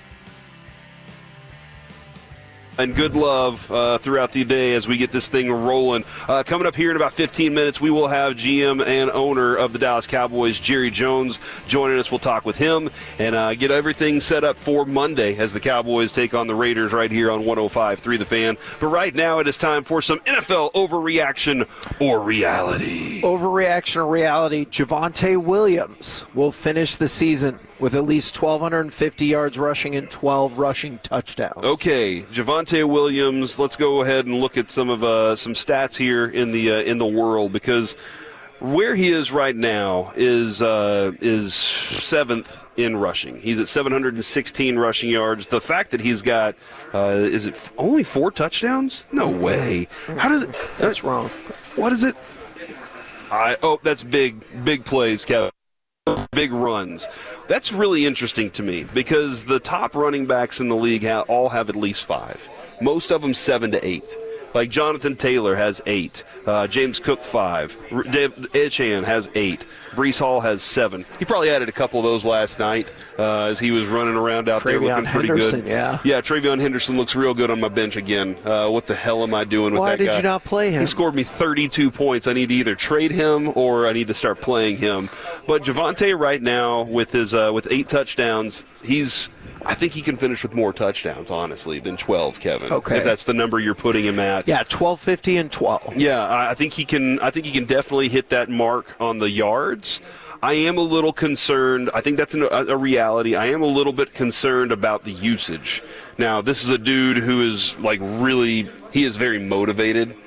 He wants to be out on that field as often as possible. He doesn't look like you watch. I love watching his demeanor on the field. He doesn't look like anything's affecting him. He's just like, nope, give me the ball. I'm ready to go anytime. So I think he can hit that touchdown number and go over. I think he can definitely hit those rushing yards. Alec? Can you repeat the question for me? I'm trying to work through some technical stuff. All right, let's move on to the next one. Overreaction or reality? Defensive reinforcements like Overshown and Revel will make a big difference. Overshown and Revel, yes. Kevin, I frequently refer back to Jurassic Park. And that is what? You remember it was the Dallas Bryce Howard one, and it was with Chris Pratt, and they're on the island, and they got the flying stuff going around, and then all of a sudden they have the gigantic dinosaur, and the kid is looking, and he's like, "We need more teeth." He doesn't have enough teeth. And so you're like, okay, when's the Velociraptor going to... No, the Velociraptor can't take down the Pterodontus or whatever it is. Not enough teeth. But guess what happens? Out of nowhere, that thing from the water comes out. Did you call it a Pterodontus? Don't worry about it. Nobody knows the dinosaurs. Out of nowhere, that big old giant dinosaur swims up and just goes, because he has more teeth. Kevin, I compare that to your roster. You need more talent. Teeth are talent. And this roster has lacked teeth, and now they are getting more of it back. I don't know exactly what Revel's going to be, but I think that he adds a quality to this team that they need, and Overshown absolutely is one of the most talented dudes on the field as soon as he steps on it. You know what? I'm proud of you. I thought that nonsensical analogy was going nowhere, but it went exactly with what we were asking. So yeah, you're welcome, job. man. Can I throw an overreaction reality out there in the world? Cardi B has welcomed a baby boy into the world with Patriots, Stephon Diggs. Now, that feels real. No, Are you saying it's not real? My overreaction or reality is babies should wait to be born after the season. That's 877-881-1053. Babies should not be born in the season. They need to wait. It's nice and warm in there. Kind of incubate just a little bit longer. Wait till the season's over. But, I guess the Patriots season could last longer. So now every woman hates you that you want them to carry the baby longer. Adrian mostly because she remembers that experience whenever Avery was in the womb too long as well. How many pregnant women have you ever run across, like at 9 months, that were like, I wish I could carry this baby longer? Not a single one. Not a single. Exactly. Adrian loved being pregnant. Like, she really enjoyed the whole thing about it. Until the end? I think she liked the attention, that came along with being pregnant. That's important, All right. Hey, are you pregnant? Yes. Overreaction or reality? McCaffrey will break Falk's single-season record for receiving yards by a running back. Falk had 1,048. Right now, Christian McCaffrey is on pace for 1,182. Oh, really? And I think before the season he was projected at 1,170. So they already had him at a number like that. He's the main piece for that team. Every offensive injury they suffer, they say, screw it, we'll just put more on McCaffrey's plate. Yeah. And so there's no way I don't think he gets the targets, receptions, and opportunities to be the guy that carries the load for that team. All right, overreaction or reality? You would want to grab Tyler Shuck if you're in a fantasy keeper league. The coach, Chris Olave is a good receiver. Alvin Kamara is a good back out of the backfield. He's a good receiving back as well. Kellen Moore is a good coach. I absolutely would stash him on my bench right now. Is he a good head coach? He's a good offensive mind. Okay. And I don't know, because I just don't know enough about his leadership or the way that he motivates guys. There are certain coaches that you're like, they motivate with fear or they motivate with just great skill. I think he's very good at this right now, but he has to gain the trust of his team first. I'd absolutely stash that dude on my bench right now. NFL overreaction reality. The Cowboys will beat the Raiders. I think that's a reality. Now, in your face. Nothing about this team. I said this morning with Sean and RJ and Bobby and Peyton and Nick Harris and all the people on that show.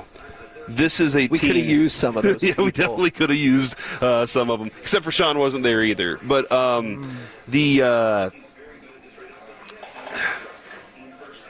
this Cowboys team has not done anything yet to earn they should win this game, no matter who the opponent is. It doesn't matter if it's the Jets. It doesn't matter if it's the Browns. It doesn't matter who the opponent is. And I know Vegas right now has a lesser record. But even still, until the Cowboys prove that they can beat good teams or subpar teams, right, they cannot. I can't just give them the benefit of the doubt right now. One more for you. Overreaction reality. This is the best NFL weekend of the regular season.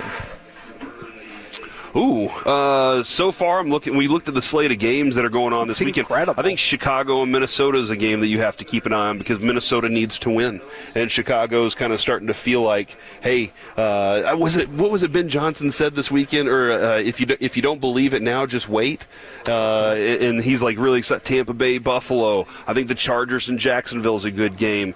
I think there's plenty of really good slate of games. I don't know what is down the road because there might be some teams fighting for it down the road. But right now, Kevin, is when we should start seeing the best football in the NFL being played. Coming up next, let's talk Cowboys owner and GM Jerry Jones right here on 105.3 The Fan. Coming up in the next G-Bag Nation, a football...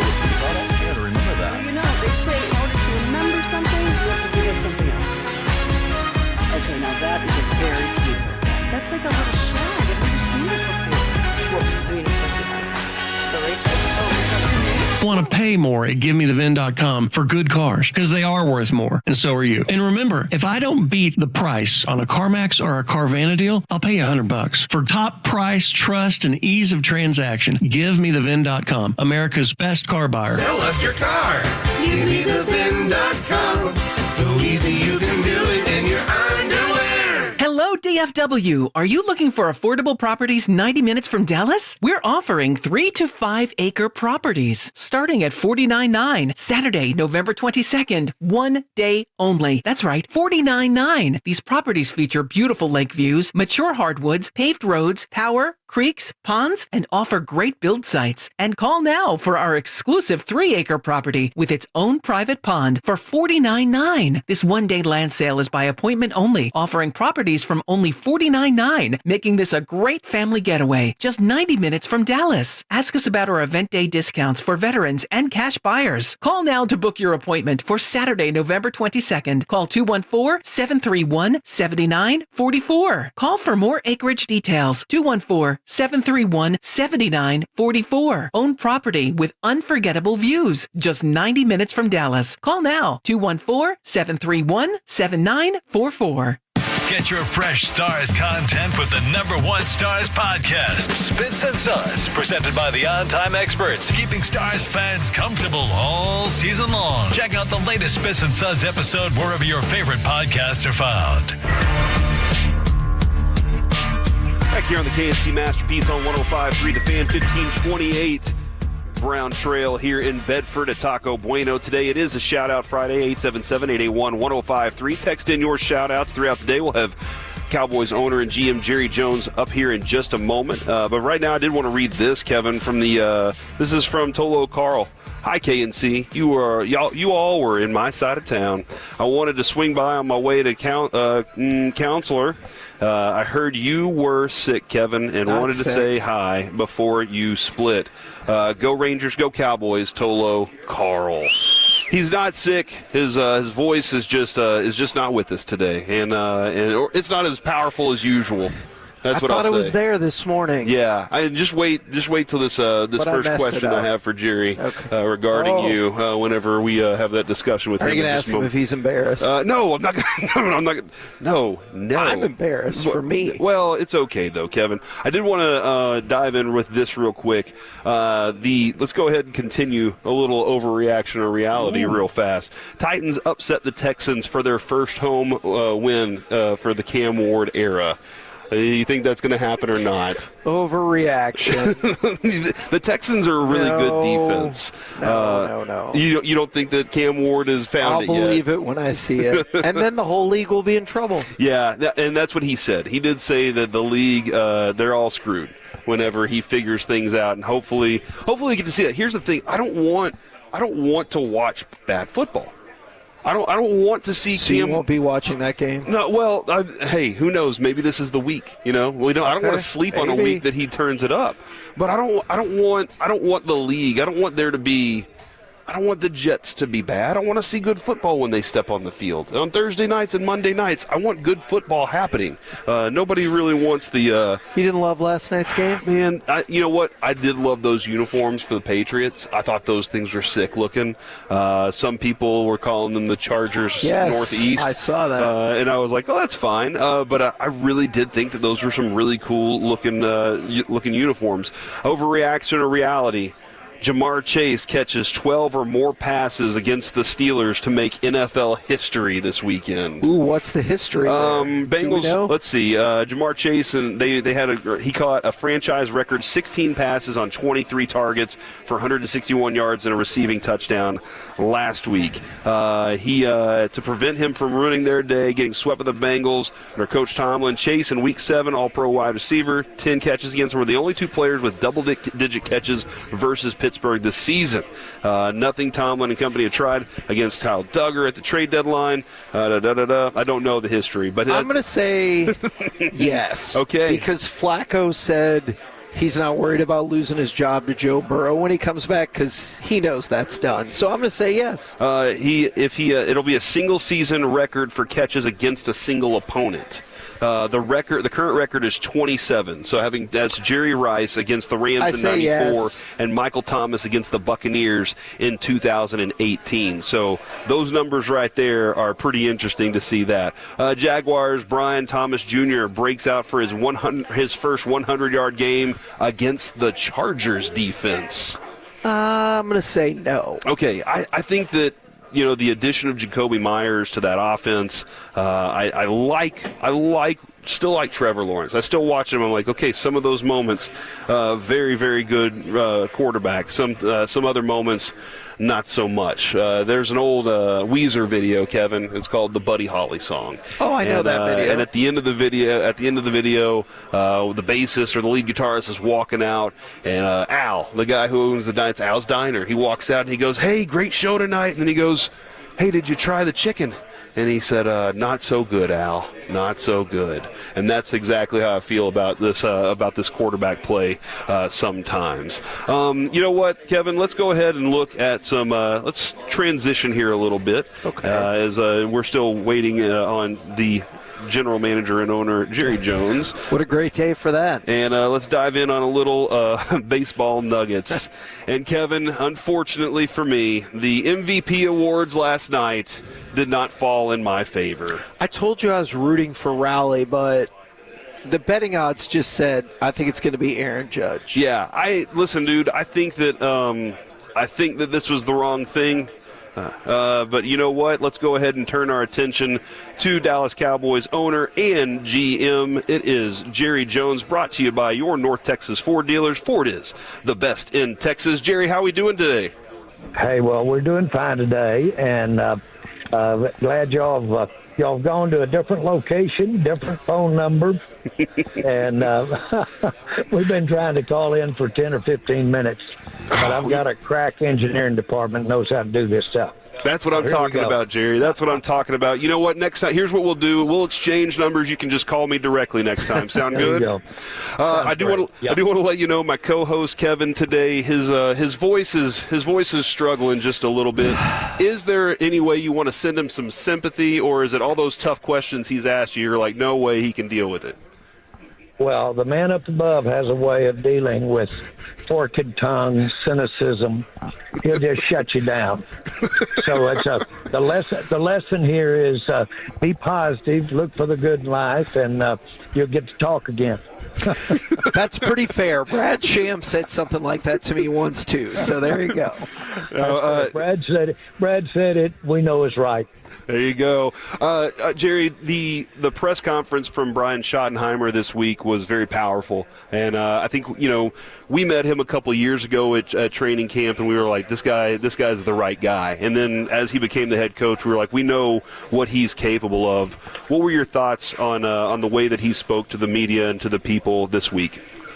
Well, Brian's I'm not going to say his best skill. I'm just going to say one of his distinctive skills is his people skills, and he knows how to communicate, and that's a complete must when you're coaching. And he uses it well, and he uses it in all coaching circumstances. And in this particular case, which was not a coaching circumstance, it's just a circumstance of human need. And so it didn't surprise me at all. But I know this: it pays.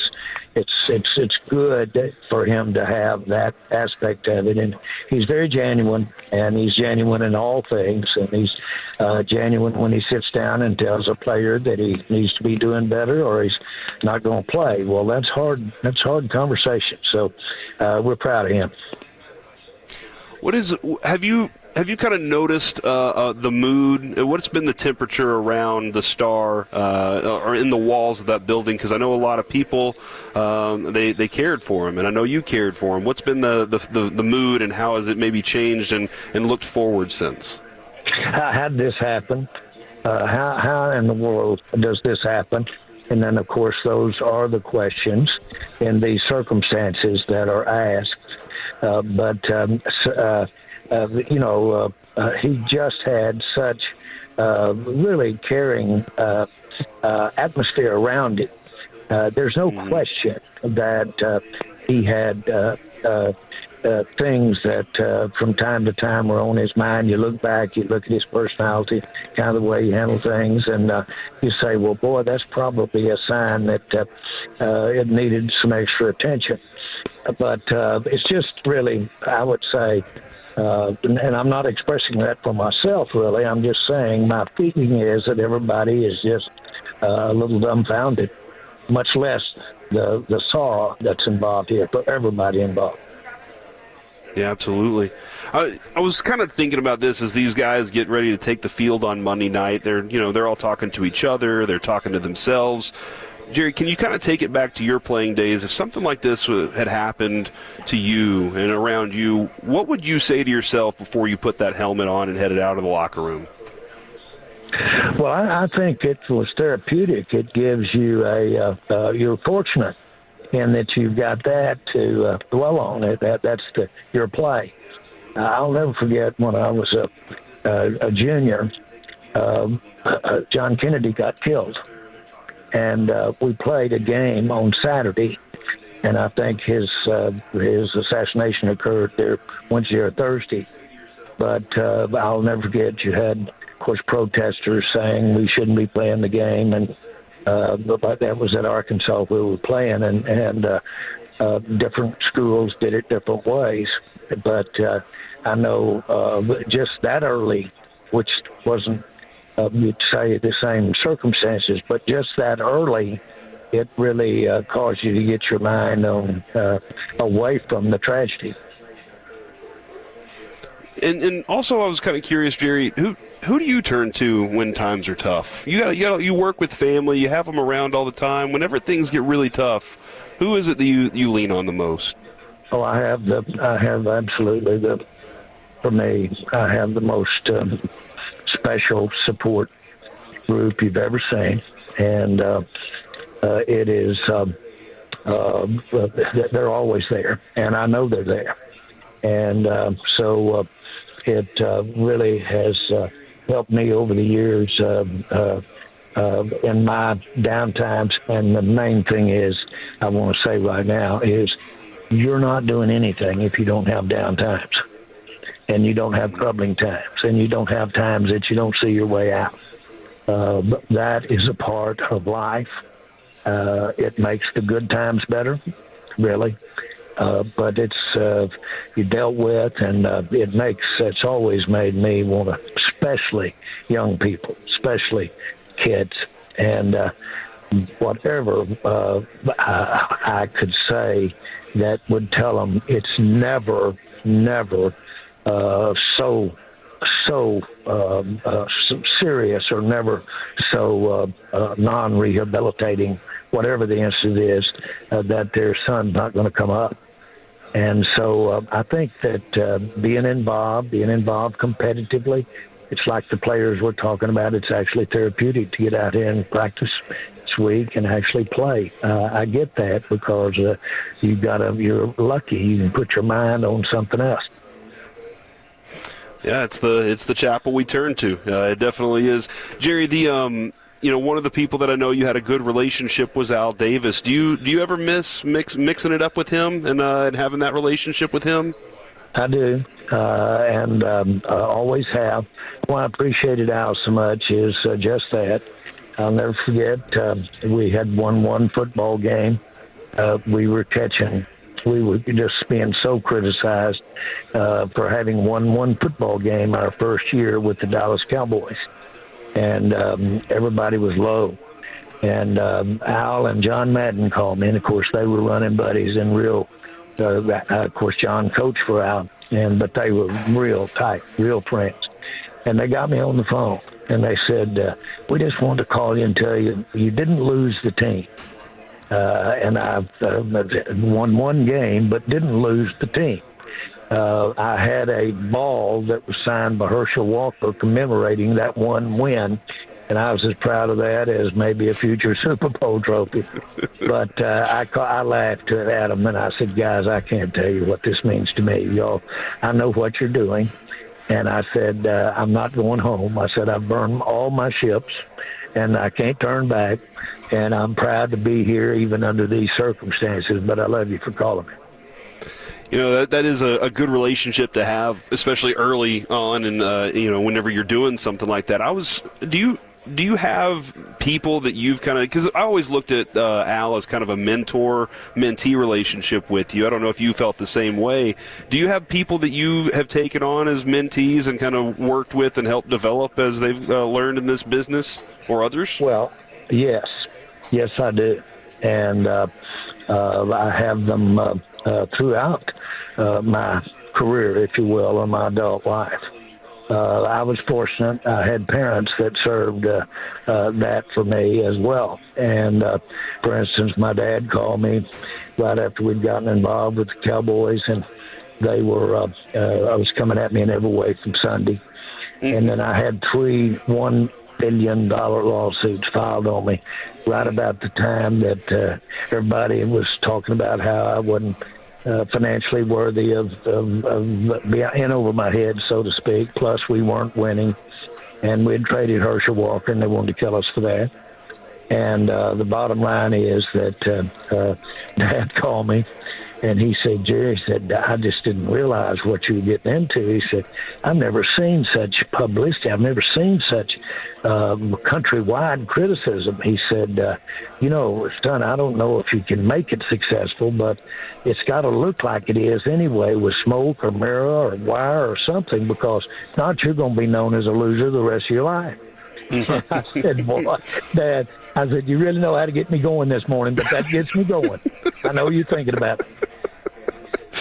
Oh, that is fantastic. With those relationships and with Al and other people you've worked with, were things always good interactions, or were there ever tense times there?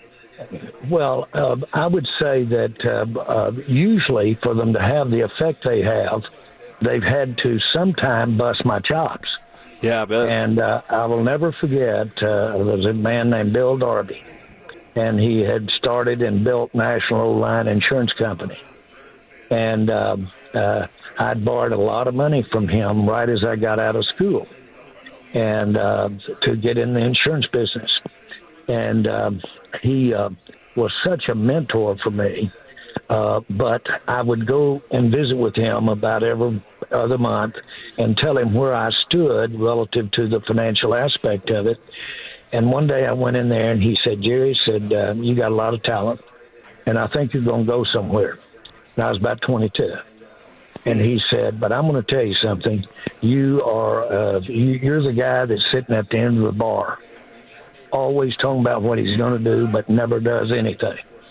And he said, if you don't learn how to handle detail, I don't care how good a salesman, I don't care how charming you are, you're going to be a loser sitting at the end of the bar. Now, you need to straighten up. Well, I can't tell you how much I love Mr. Darby, but that was what you call that kind of love during that time.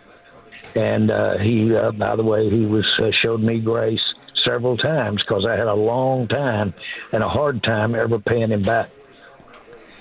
Man, that is a fascinating story right there. There's some tough love too, and tough love's everywhere. With the kids, sometimes I got to give them some tough love to get them motivated to go. To me too. Yeah, exactly. With Kevin as well. Are you surprised, Jerry? Are you surprised that Pete Carroll hasn't had more of a successful impact on the Raiders' season so far? I don't know that I would answer surprised.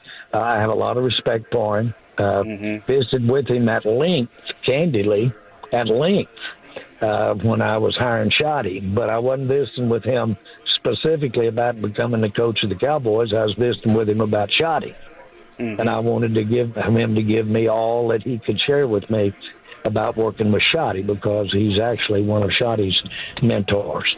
And the point that I would make is that you just because you have success in one area at one particular time does not necessarily translate to immunity from getting your having some bad times again. And it's everywhere. Again, I was reading an article this morning. It was about executives that go back to the company that they started. A guy like Steve Jobs a guy like the people in this particular case that Bob Iger that's running Disney, and it was talking about those guys that come back for a second run of it don't always get it going the way it seems like they would. Well, they're dealing with different circumstances, different times, different people, different, in their case, market situations. So just because you have done it and really done it on a highly successful basis doesn't mean that when you step in that driver's seat again that you're going to do it again. Doesn't mean it at all. It's a good indication, though, that there's a spark in there that can get it done. And you don't have that if you've never done it before. So I wouldn't throw it out with the dishwater. Yeah, hopefully he doesn't find that spark on Monday. Are you excited? Are you kind of giddy right now about getting some of these players back out on the field for you Monday night? Well, I'm excited about when I really look at the impact of as 6 really players that can interject themselves into the 25, 26, 27 players that are active in a game because they're going in, they're at meaningful places in our defense, especially. They're at meaningful places in where we really have had some issues. So there's no question we're going to be improved. And also, do you think you have your best 5 offensive linemen in place already, or do you think that's still kind of a work in progress? Well, I think that consistency. There are times when those same people, the best 5, are outstanding together. The inconsistency as individual as well as a group jumps out at you. That's not uncommon. That's not uncommon. One of the real misplaced or appreciation is that an offensive line is a team within a team. And, boy, they've got to really be on the same page. In the case of the game today, they've got to really be on the same page with the quarterback as you're identifying what you're going to do before a ball is snapped. All of those things are there. You can have some guys playing some great snaps, and all of them have. But you can have them making mistakes at the wrong time, and that's as big a part of your ultimate success. That's what loses the ball games if you have mentals at the wrong time. Jerry, before we let you go, I don't know if you've been paying attention. The Mavs and Stars have some stuff going on with their arena situations. Have you had any conversations or discussions about maybe moving the Stars, having them have some land out there near the Star in the Frisco area and building an arena there? No, we have not. We have not at all. And I know, of course, all of the entities that are involved there and can easily see what you have to really be coordinated for 2 sports teams to share a common arena and or a common stadium, and it takes an extra team player to be a part of that. We have 2 situations in the NFL where Rams and Chargers share a stadium, and then we have the Jets and Giants. And those guys really have to work in sync. It's a little bit like that offensive line I was just talking about. Well, it's a team within a team. And so it doesn't surprise me that you could have some issues, especially under the dynamics of where you might be thinking about a new stadium. That's bound to create some angst that has to be worked through. Frisco definitely is a good place, though. I'm just saying. I'm just throwing that out there.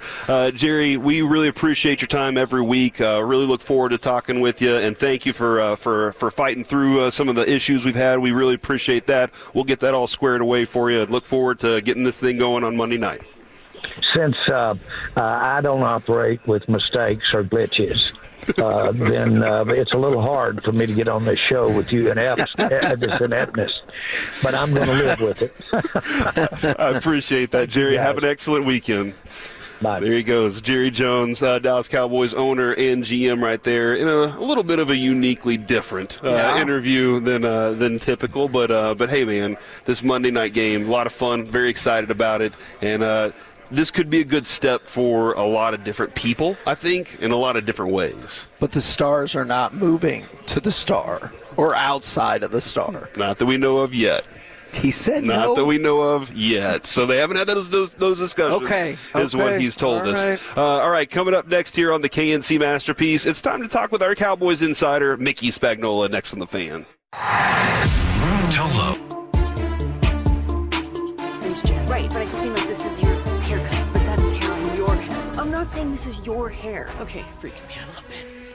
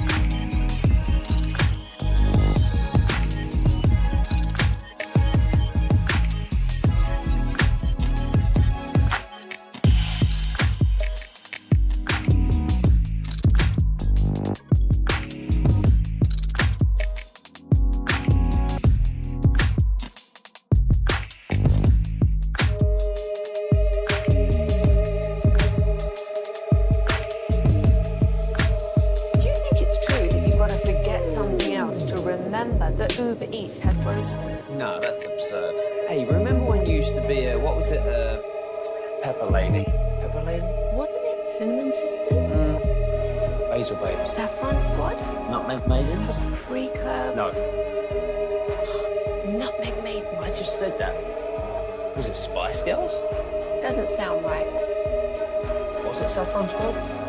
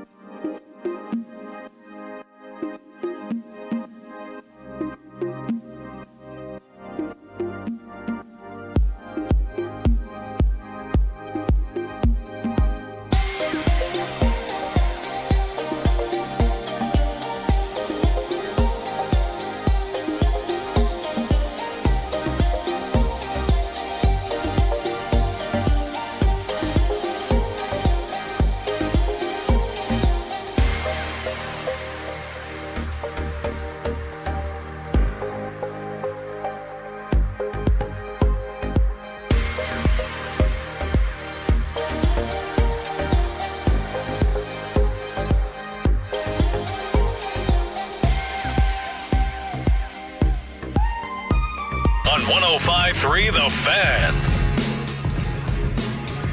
We are back here on the KNC Masterpiece on 105.3 The Fan, live from Taco Bueno at 1528 Brown Trail in Bedford. And you know, it is right off the highway, too. So you just pull off and then you get on, turn right into there's like a little gas station, and then you're right here at the Taco Bueno. And Kevin, this might be the largest parking lot in a Taco Bueno that I've ever seen in my life. Which we might need. But also, don't you think we did such a great job with that interview? Dude, together? we crushed it. We crushed that thing together. Really, it was equal parts you and me. I want everybody to know out there that Kevin did send me some questions, and I used them. All right, so did they not hear me ask them? It was you didn't hear me ask those questions. You know what? Let's ask our Dallas Cowboys insider Mickey Spagnola. Brought to you by your North Texas Ford dealers. Ford is the best in Texas. Mickey, how did you think Kevin did during that interview? Yeah, I thought he did great. All I could think of is, do I have to do this whole thing like Jerry with Corey? I mean, Jerry said I might have a pessimistic and forked tongue. He's not wrong about that, though. He is not wrong about that. So did you save your voice for me? You couldn't spend it on Jerry? Yeah. How do you think that's going so far, Mick? Yeah, you might want to get some warm liquid in your throat to help out, huh? Some tea, maybe? Why would you say it like that, Mickey? Because he wants to win Masterpiece of the Week. I've already told you. Mickey, this is going to be an interesting weekend as, you know, the Monday night game sets up. What's kind of lay out that plan this weekend and what they're hoping to see from some of these other guys as they're trying to get them prepared for, some of them, their first game? Yeah, they'll have another practice today. Looks like they were going to have a walkthrough before the practice, and then light practice on Saturday, take off on Sunday afternoon for Vegas. So I think that, you know, if you look at the injury report, if guys that are limited that weren't practicing last week, like Malik Hooker and Donovan Wilson, were at least limited, I think that's a good sign that probably those guys should be ready to go. I sort of hate seeing Tyler Smith still listed as limited, which means he's still dealing with something, and that they don't need that, right, to get this offensive line back going. So I would think, you know, from a guard and tackle deal that they've got to get T.J. Bass getting ready to, you know, potentially step in if needed, and Nate Thomas to potentially step in. So if you get those guys going and knowing you're going to add the guys you traded for and the guys coming off the injured reserve list, you know, I think that bodes well for being closer to, you know, full speed than you had been over the last couple of weeks. And Revel was full. Is there a chance he's going to play? Well, the way Schottenheimer answered the questions yesterday, it sure sounded possible that he gets out there and does something. I mean, he kind of went on and on about it said, I mean, at one point, you know, he talked about how his speed and length jumps out at you, and he said, I don't think it will be too big for Savan. So, you know, I talked about playing press man that jumps out and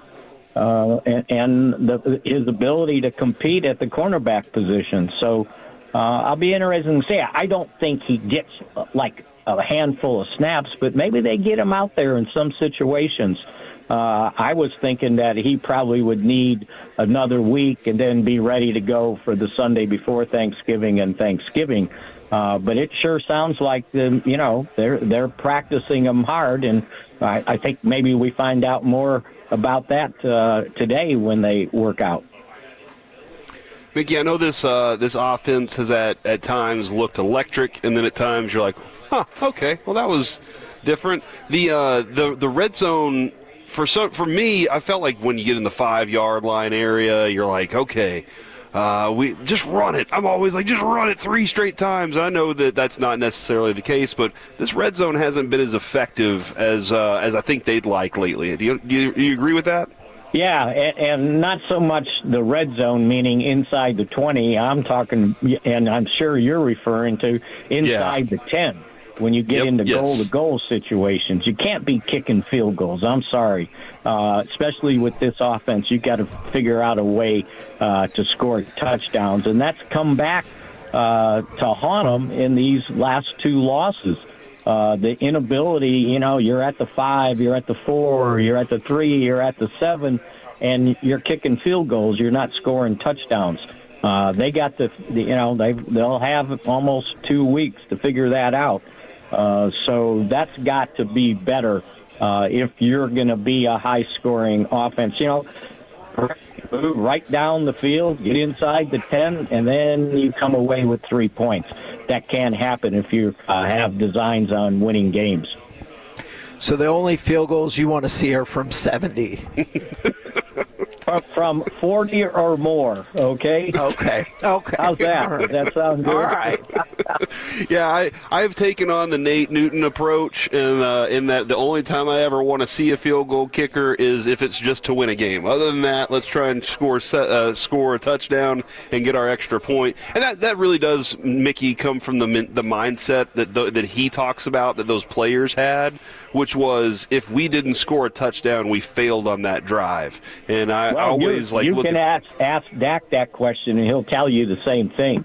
His mindset is no matter where they start the drive on the field, the goal is to score a touchdown. It's not just to move the ball or, pile up some yards and make it look good. It's to score and score touchdowns. And, that's his goal and that's his mindset every time he has a possession. So, yeah, absolutely. And they got to get back to doing so now, playing this game, the next game, and Thanksgiving, because as I've said, for them to potentially make a move, they got to win 2 of these next 3 games. The Cowboys' opponents are converting 52, almost 53% of their third downs right now. That is not very good in the NFL. As a matter of fact, it could be the worst. It is the worst. As a matter of fact, it is the worst, Mickey. What are they doing? What can they do differently? Is it just the players on the field that are going to make that difference there? Maybe play better on first and second down. You know what? You got a really good point, because if you give up 6 yards on first down, you've already put yourself behind. Yeah, and then 3 yards, and then it's 1 yard on third down. So I think the game that really threw it off, it was Denver, right? Because at one point in the Denver loss, the Broncos were 7 of 9 on third down. Now, I think they ended up finishing 9 of 13, maybe, something like that. But 7 of 9 in one half. Got to be better. And a lot of those were kind of distant third downs, and they were giving up big plays. And so, that's got to be better. But you know what that comes down to, right? And you're asking how to fix it. Get pressure on opposing quarterbacks. Get in their face. Don't give them the time of day in the pocket to look around and say, I'm going to throw it to that guy, right? You got to force the action, and if you can do that, then you got a better chance of stopping them from converting on third down. Who is this Cowboys defense's best pressure player right now? The best pressure player, most consistent? Yeah, the most consistent one for this team at the moment. Well, the guy that jumps out to me as being consistent, it may not turn out in stats, has been Ezra. I think he has really come on. Yeah, and I think he's been consistent, at least getting pressures. Now, does it change when you get a big guy in the middle like Quinnen Williams? Does that help out everybody else? I think so. Osa's been pretty good on pressures. He just hasn't turned them in to sacks, he and Solomon Thomas. So I think that rotation of those guys with adding Williams to the mix, along with Kenny Clark, you got 4 guys, I think, at defensive tackle that you can sink your teeth into, and that they hope would help the edge guys do a better job consistently. Clowney's come on in the last game or so. Now, can he continue to improve and get to the quarterback and set the edge while you're trying to get the quarterback? And I think that's one thing also that needed to improve with the defensive ends. Yeah, it's such a huge responsibility on setting that edge, but also being able to try and get the pressure at the same time. It's like sometimes we did take DeMarcus Lawrence a little bit for granted. Right. I'm not blaming you, Kevin. All right. I'm not the only one. But that sometimes, and those players that either, can. Okay. That is true. Now, Mickey, Jake Ferguson had a stretch where he had 6 touchdowns in 4 games, and then he hit the Denver 1 target, no catches. That was a rough one for him, too, overall. Do you think that was just kind of a blip? Because, he got back to the catching world whenever they played Arizona. Was that a little bit of a blip? Is he doing okay? Yeah, I think he's fine. I think sometimes you got to look at other factors. It's not just him going out in the pass pattern. It's how the coverage is unfolding, where the play calls are, what they're asking him to do, helping out in maybe pass protection a little bit more if that's leaking. And then look at the pressure Dak's been under these last couple games. And when he doesn't have time in the pocket to look around and find your tight end, then the tight end's production is not going to be what you think it should be or what they're hoping for it to be. So to me, the whole thing in this offense, and I've said it all week, is that offensive line has to play better. It's got to be able not only protect Dak a whole lot better. I don't want to see him running 5 times a game because those aren't called runs, right? He's running to avoid sacks. And Javonte Williams, and I can't remember if we said it here or I did it on my podcast, but at one point he was on pace to rush for 1,500 yards. Now he's on pace to rush for 1,300 yards just a couple weeks later. Now, what does that mean? Did he forget how to run, or there's nowhere to run? And I think that's been a problem with the running game. Well, Mickey, we really appreciate your time. You're off the hook for a prediction today till Monday. But on Monday, if Kevin has his voice back, yeah. If Kevin has his voice, then on Monday you will absolutely have to be ready. So I know you don't ever care about it, but I should go roll some dice and see what the numbers come up, and then I'll get you a score. I love it. I do too. I love that. Thank you very much, Mickey. Really appreciate your time, man. Good to be with you guys. Good luck there, Kevin. Man, you know what? Alec, if you can just do me a favor and pull that, just pull that for the future, because I do think that's going to be useful down the road, Kevin, where we just have Mickey drop going, good luck there, Kevin. Right now. You do? Hey, man, listen, everything's going to be fine. CA just walked in the door, and he is, everybody's turning around looking. He's going to be hopping on he here. He went to the bathroom, yeah. So that's a weird time to call it dude, out. sometimes, yeah, sorry about that. But let's go ahead and drop this in real quick, Kevin. The Rangers, I just saw a moment ago, and I wanted to get a quick conversation on this. The Rangers, they say that they're going to be dropping their payroll from $240 to $200 million. I think Chris Young has talked about this. He has, but did you see the very next thing that Chris Young said? He said, our payroll will be in a place where we can be competitive. Okay. So, if you're looking for the front office to be well, we couldn't compete, he personally is no. Okay, all right, well, hopefully. But that is a big deal.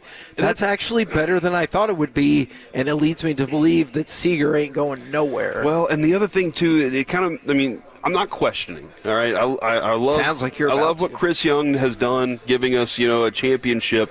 But I'm not questioning. But last year, all season, he was I think we can compete. when does the trust change whenever with that? This offseason, what they're trying to put together. I'm going to give them the benefit of the doubt because he deserves that. With the Cowboys, they're going to have to earn it from me. Chris Young's earned it. He deserves it. This new manager, this whole team's going to have a lot of work to do to gain my trust back. Okay, I just want to warn you then, they're doing a soft reset. Like, they're not going to call it rebuilding. They're doing a soft reset, man. Yeah. You know it, and so do I. And you know what? We're about to do a hard reset Thank now as God. Chris Arnold will join the show and finish out the day with us. Thank you very much, CA. We'll get to that next. But coming up next, it is AM on the FM. We got the question of the day, plus how Victor Wembanyama ties into the question of the day next on The Fan.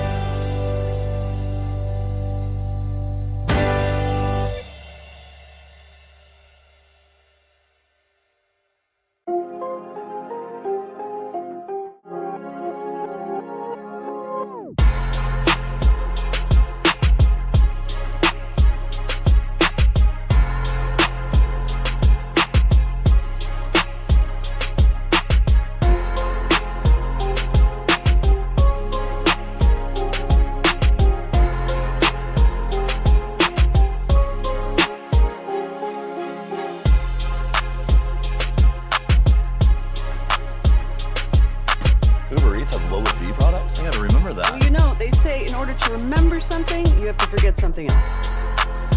Okay, now that is a very cute haircut. That's like a little shag. I've never seen it before.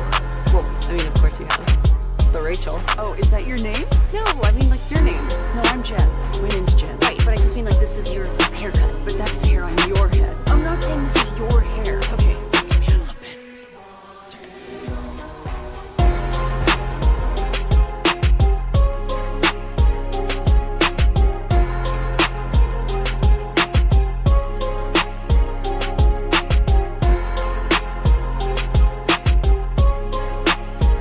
333333. With Frankel and Frankel, there's never an out-of-pocket cost. They only get paid when you win. Frankel and Frankel, the go-to car and truck wreck attorneys in Dallas. Back here on the KNC Masterpiece on 105.3 The Fan, Corey Majors alongside Kevin Hagelin. I got Chris Arnold joining us here in just a few moments. We're engineering the crap out of this show. I just want to tell you that right now. Thank you very much.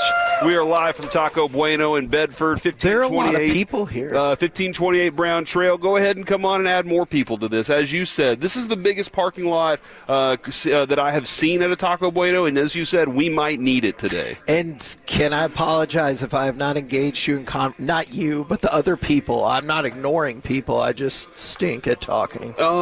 Which is important for this job. Listen, dude. I think a lot of people, they listen to you every day. Go ahead and text in 877-881-1053. Text in your thoughts about Kevin. Good, bad, whatever Please it is. Don't text in the bad right whatever it is you think Save about that. Kevin. Okay, you know what? Save it. Try and be a little nice to him. But I think you've done a good enough job over your time.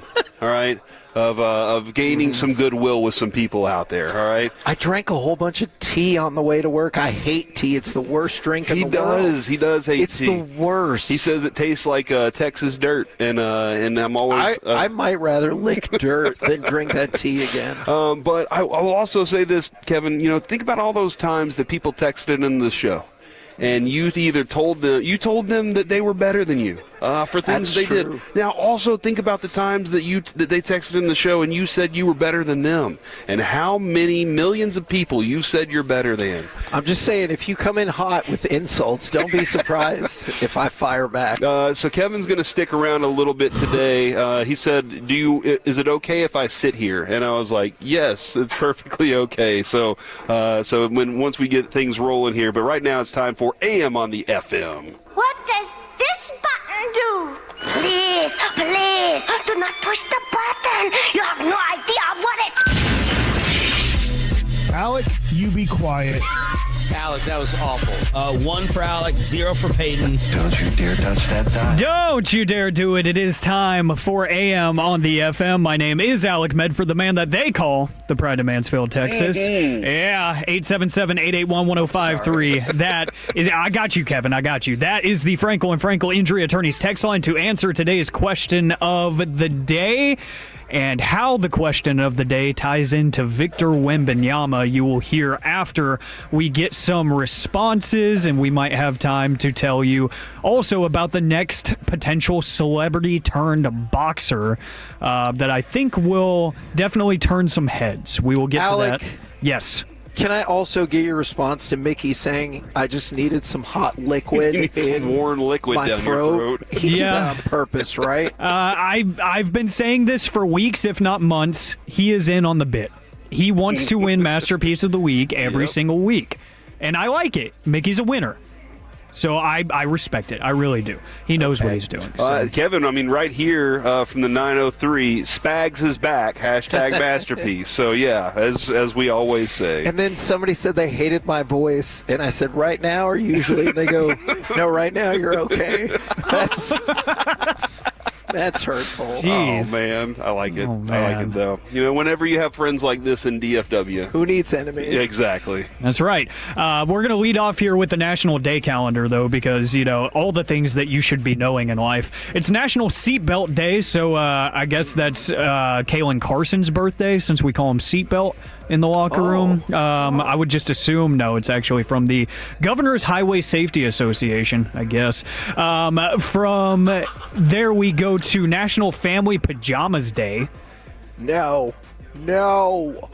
Dude, hold on. I wish I could be appropriately mad. Every single year,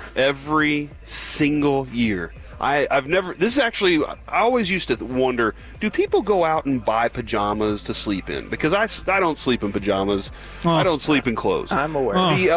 But like I was like, man, like back in the '60s and stuff, they always got into bed in some sweet looking pajama set. Yeah. And I was like, do people actually like go out? No. What they do is the wife buys family pajamas, and then you just keep them for the entire year. And that's what happened with me. I have now like 8 sets of family pajamas that I have in a drawer, and I'm like, I got them, but she loves it, and I do it because I have to. Do you ever wear them outside of holidays? Yeah, when it's cold. So during during the winter, I do because they're long, and I'm like, I can wear sweats, or I can wear these, and they're comfortable, but I never wear them outside of the house.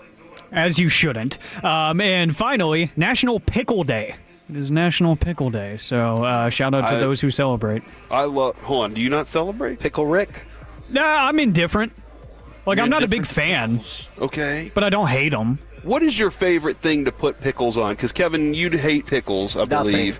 Throw them in your tea.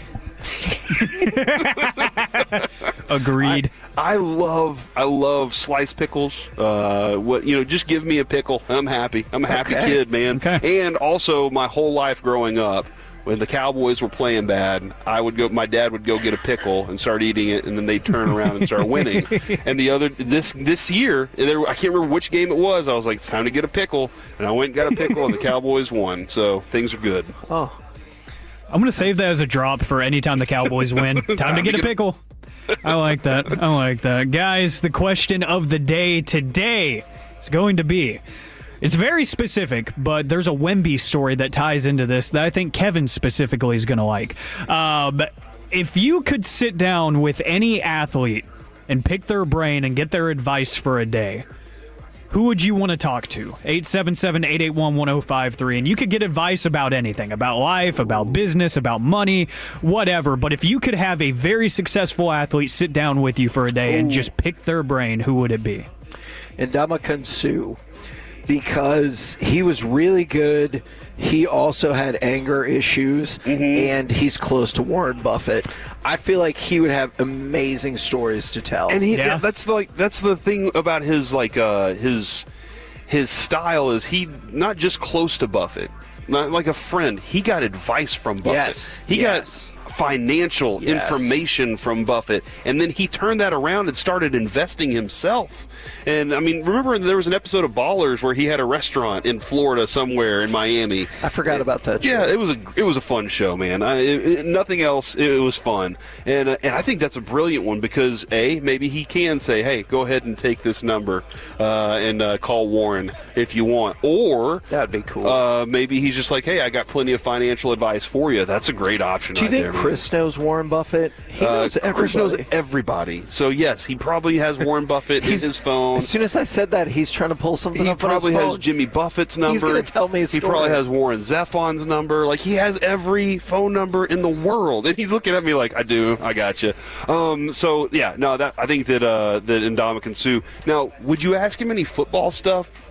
Like, do you have thoughts on... I would want to ask him how he felt about getting cheated out of the Heisman and probably that Big 12 championship game. But other than that, I want to know other stuff. So, for me, Alec, like, I had the chance to be around when Parcells was here, and that was really interesting to hear his press conferences. As genuine as Brian Shottenheimer is and as thoroughly entertaining as he is, Bill Parcells was like, he commanded a room. Sometimes it was out of fear, because he would belittle you or whatever. He called me out one day and I told him the truth, and he was like, well, I guess I can't hate you for doing your job. And I was like, oh my God. That was awesome. But I think it would probably be Jimmy Johnson. Jimmy Johnson, he managed a certain way. He managed the football team a certain way. He had the highest of high successes, like the highest of high. Now, do I know every story that about the Cowboys? Probably. Well, I want to know more about Miami. Yeah. I want to know more about what he was doing, not with the Dolphins necessarily, but whenever he was in college and coaching those guys, and the recruiting process of that, and then X's and O's of football. Because who told us the story? Is it Babe that told us the story about how somebody said something about coaching defense and offense, and then Jimmy Johnson started jotting down plays on a napkin to show that he could coach offense too, and he was like, I can do all of this stuff. What about Rodman? He went to North Korea.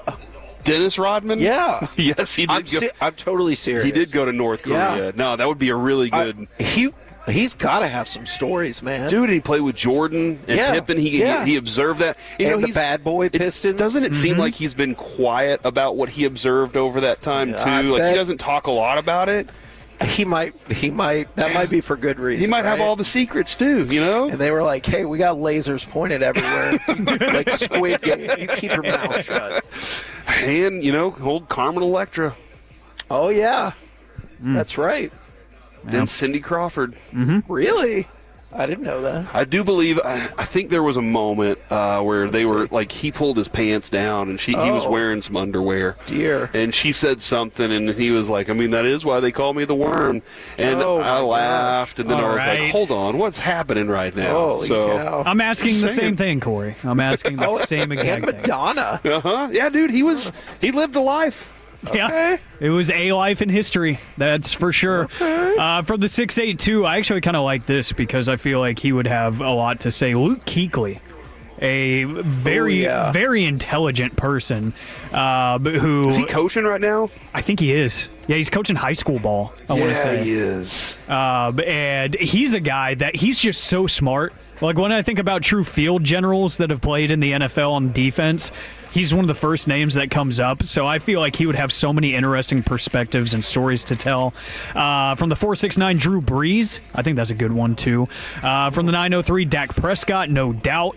But from the 817, Steph Curry. Not only do I like his career path, but also his personality and his business decisions. So you could cover a lot of bases there.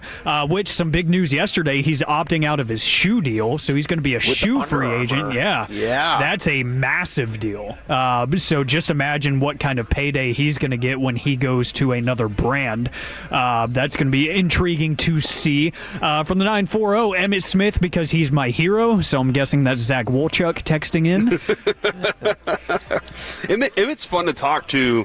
As much as I enjoy talking to him, I kind of have a good feeling of what he feels because of their success and the way that they look at this thing. Yeah. But I don't know if I've ever gotten as much joy of watching a running back as I did watching him run. I don't know if I've gotten as much joy out of life as when Emmitt was drunk off his ass at the Super Bowl and autographed a bottle of tequila for me. That was awesome. Yeah, that's one of those things one of those stories that you got to repeat at parties and stuff. That's incredible. Or on air. And that works too. Over 100,000 watts. Why not? Not bad. From the 972, we'll wrap up with this one. Nick Saban. He seems to know success in life pretty well, and I would agree. And I would also like to ask how much he really hates taping those TV commercials that he does, because he does not seem like he wants to be there. And does he know success, or is it Miss Terry that knows all the success? Seems like his wife? Yeah, right? He just gives all the credit to her all the time, and that's probably you know what? That's probably the smart thing to do. And one of my favorite videos ever is just from a couple days ago when Miss Terry surprised him for his birthday with the birthday cake, and he was like leaned back in his recliner, and she just goes, "Get up." And he sits right up. I'm like, yeah, that's a man that knows where he is supposed to be and where he stands in life. I like it. That is an absolute fact. Guys, I posed this question of the day for the amusement of Kevin Hageland. Victor Wembanyama was obviously, they play, the San Antonio Spurs play at the Frost Bank Center, and they had a couple of celebrity guests there sitting front row and doing some media stuff. One of them was Arch Manning, which, at the time of this event, the 7th best passer in the SEC. Cool, I guess. But who he was really intrigued to speak with was the man that is known as the world's strongest man, Mark Henry, the former WWE World Heavyweight Champion and the 54-year-old Olympic powerlifter, was in the building and speaking with the team, speaking with fans and whatnot, and Wemby wanted to talk to him. And when asked why he wanted to speak with him, he said, growing up overseas, he didn't really watch American football or anything, so he didn't know the Manning name super well until he got over here. So he's like, yeah, it was cool to meet Arch and talk to him, but I heard growing up the name Mark Henry a lot, so I wanted to talk to him. And he said that he actually got some weightlifting and strength building advice from Mark Henry. So I'm convinced that Wemby is just trying to collect all the Infinity Stones at this point. Like he became a monk during the off season. He's talking to the world's strongest man, a former Olympian, to try to learn how to put on lean muscle and to build upon his frame that is well over 7 feet tall. Like, he's doing everything he can to try to be a walking superpower, and I appreciate it. And he's doing it well, too. Like, he's doing it very well. Growing and developing, like, at the right pace. We need to get Mark Henry back on the show. To talk about that? And other things. Like what? Name a thing. Well, he loves Texas football, so probably that. Okay. I think he likes the Texans, too. Oh, okay. There you go. Tough for him. And a couple of things before we get on out of here, which I think the Wemby thing is just objectively awesome. It is. Some Mavericks news. Shams Charania reporting that Derek Lively is going to be returning to the lineup tonight against the Los Angeles Clippers. In case you missed that news, he's been out since October 26th. And then I've been teasing this for you guys, a potential new celebrity turned boxer, and her name is Sydney Sweeney. What? Yes. Oh, didn't she do a boxing movie or something, yes. too? Yeah, no, it already came out and it bombed. Yeah, it's been terrible. The movie Christie has not done great numbers, but the 27-year-old actress has said in an interview recently with Sportscasting that she is willing to do a one-off boxing match for charity. So she needs to fight Ruby Rose, who's talking crap about her being in that movie. I'd watch that. I would watch that, too. That would be the most random thing of 2025 if they could pull that off. Yeah. Ruby Rose and Sydney Sweeney in a boxing ring. At that point, the sport of boxing can never surprise me at that point if that happens. We've already got the Paul brothers involved. We got other celebrities trying to get involved. If I get Sydney Sweeney in a boxing ring, nothing can surprise me at that point. That would be awesome. All right, that's great stuff there, Alec. Coming up next here on the KNC Masterpiece, it's time for some gridiron gravy. Before starting the second half of the season, what do you think the Cowboys' final record is going to be? We do it next here on The Fan.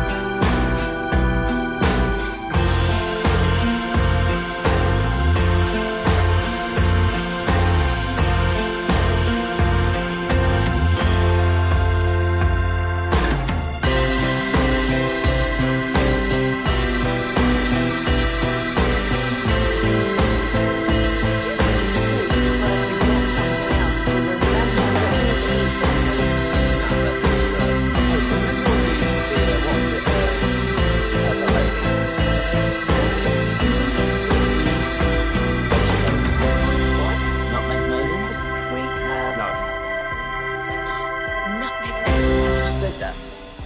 Was it Spice Girls? Doesn't sound right. Was it Saffron Squad?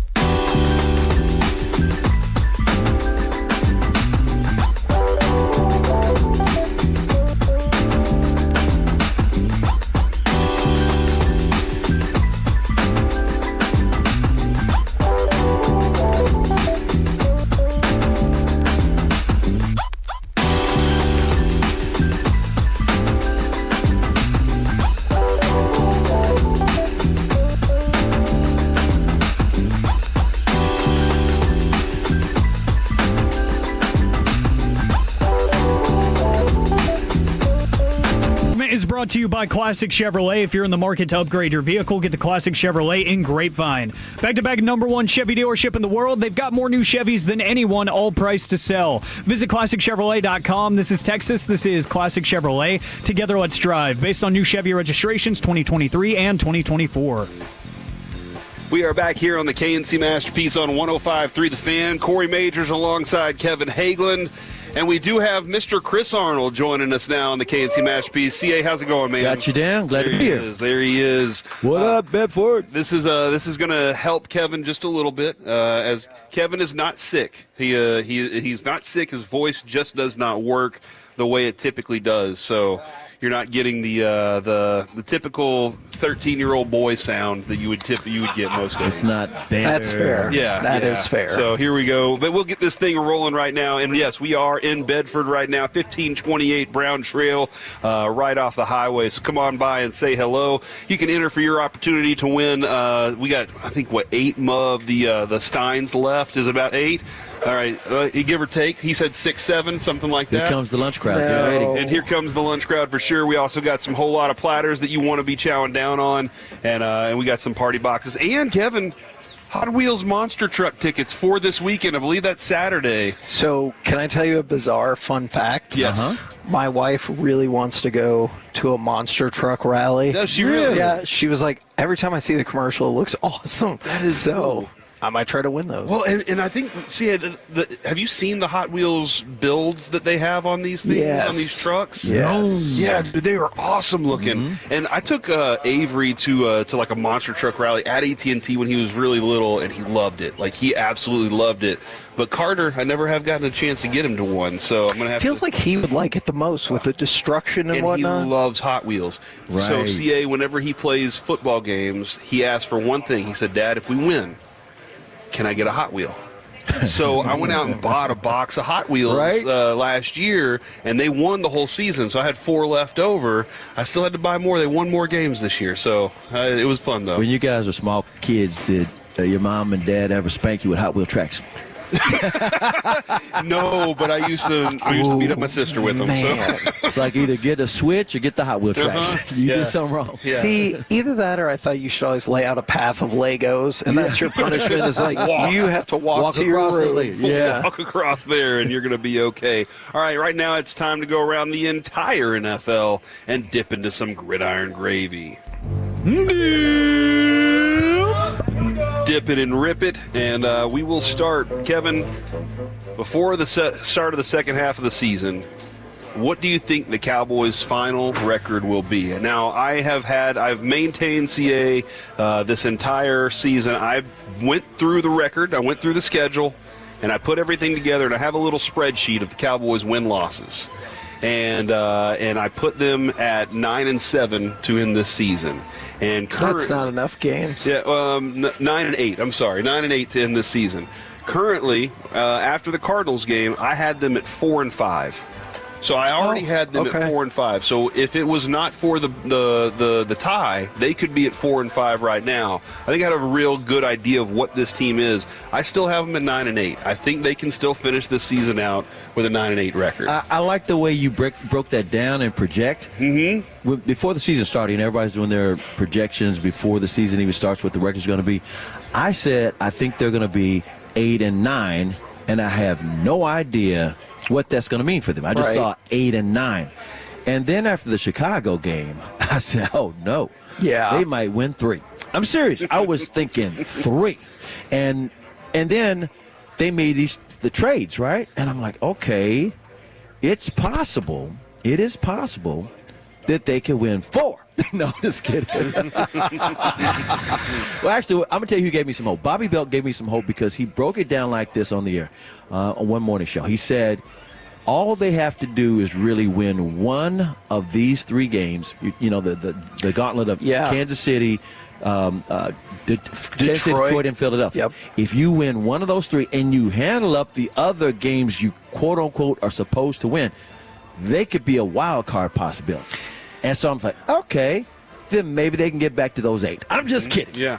No, NFL.com has they had their preseason picks and their updated picks. They're the same. Yes. They didn't change at all. They had them beating the Raiders, the Vikings, and the Giants down the stretch here, which would put them at what 5-3? Yeah, 6-3 to finish this thing out. And I can see them doing that. The Vikings is an interesting game on a Sunday night. Yeah. But this is it's going to be a tight crunch schedule here over the next few weeks. I had them beating the Chiefs on Thanksgiving. People, what are you drinking over there? Well, I mean, water. I was just kind of going through my schedule. Okay. They're still going to lose games that you think they should win. That's just the way this Cowboys team is. It's the NFL. But this schedule is daunting at times. But none of those teams are perfect either. That's the other thing. None of those teams are perfect at all. Nobody is. Ask the Texans against the Titans last night. And Minnesota's a great example of that because I'm still not sure how good their quarterback is or how good they are. Yeah. You know, we don't know. What about the Chargers? Are they a team that's going to cause problems for the Cowboys, or are we going to get to that point in the season where we'll be like, does it even matter?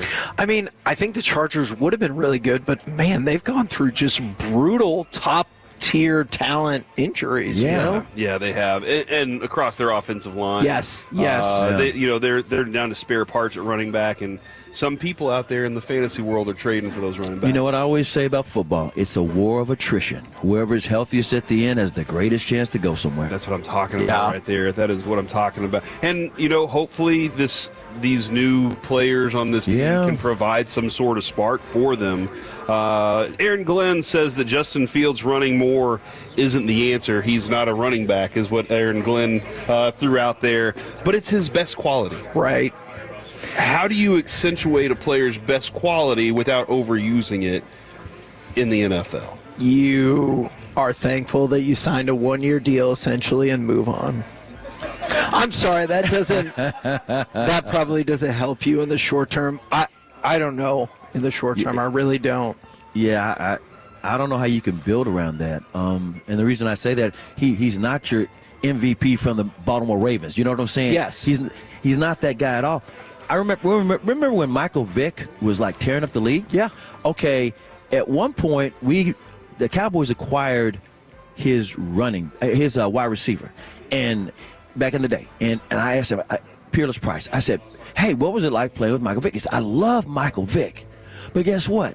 When the play broke down, you don't know what he's going to do. That's and real. So I'm looking at Justin Fields not as a Michael Vick, but if you're a running quarterback and instead of being smart enough to throw it and continue with the play or make the play happen, extend the play, he's just going to bail out and start running too much. I know this is going to sound weird.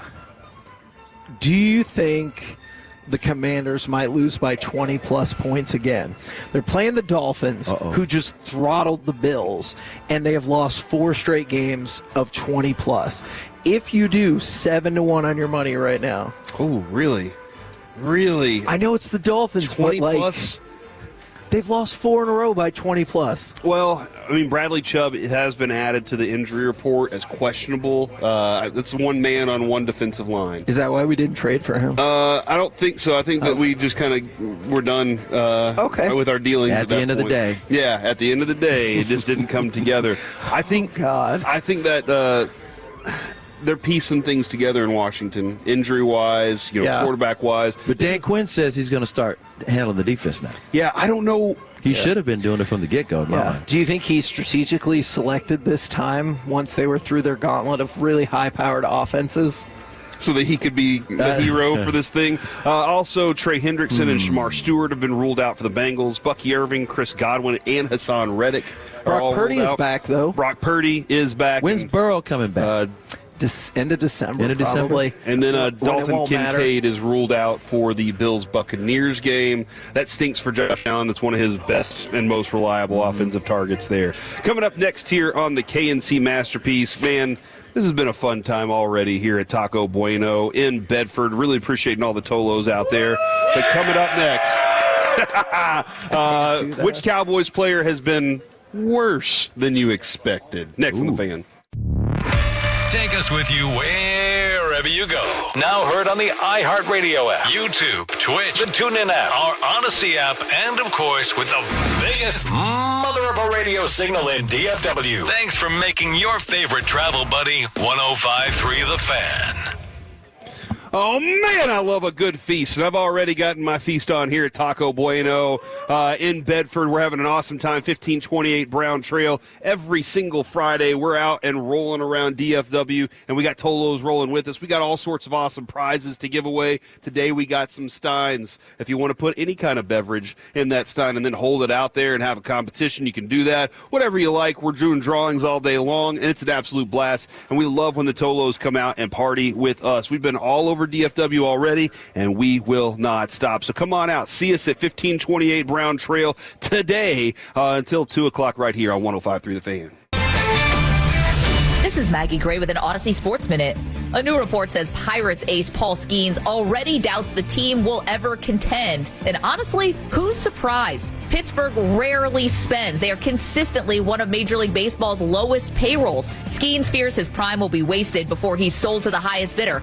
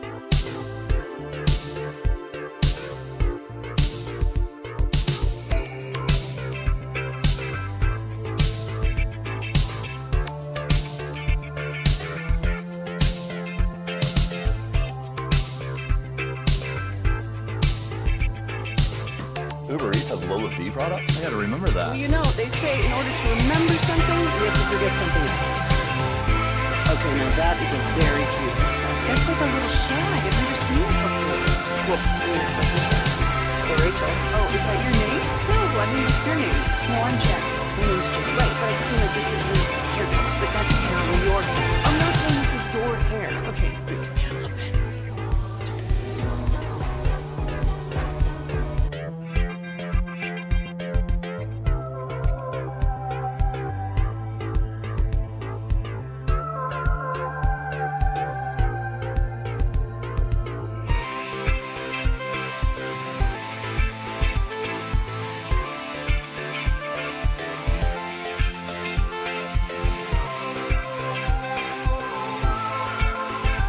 Homes from storms for over 50 years. My dad started this mission, and our focus is to continue it for the next 50. Texas weather is unpredictable, but your roofing company doesn't have to be. And that's why you should check them out at FRAZIERservices.com. That's FrazierServices.com. Tolos, as parents, we'd all hope that someone would help our kids if they were in need. You have a chance right now to donate your old car to Cars for Kids. It's easy, free towing, paperwork done, and a tax deduction. Your car helps at-risk kids at Texans Can Academies earn a diploma. Visit carsforkids.org. Right off the car, not the kid.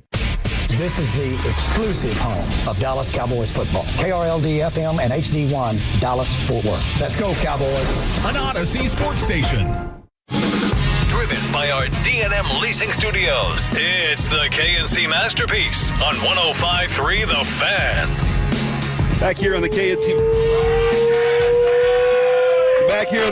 Masterpiece on 105.3 The Fan. Ooh-wee! There it is. That is the ooh-wee from Mr. Chris Arnold. And my apologies for yelling, Alec. We got this thing rolling out here in Bedford. It is Taco Bueno, 1528 Brown Trail. Thank you so much, Tolos, for being out here with us.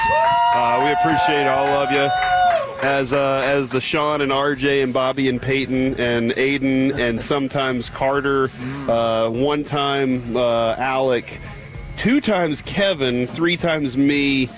There's a lot of people on that show, all right? There's just a lot of people, CA, that make their way onto the morning show. Mm-hmm. But as they like to say, you're appreciated. You're appreciated. Thank you, Tolos, for being out here with us today. You know what, guys? We did yesterday, I do believe, Kevin. It was the player that you did not expect to be as good as they've been this year. And Solomon Thomas was my vote. I know Javonte Williams and Pickens got a lot of love there.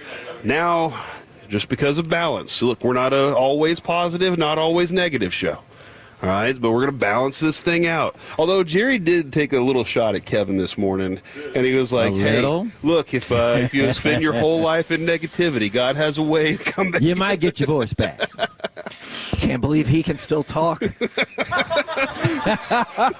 Shots fired.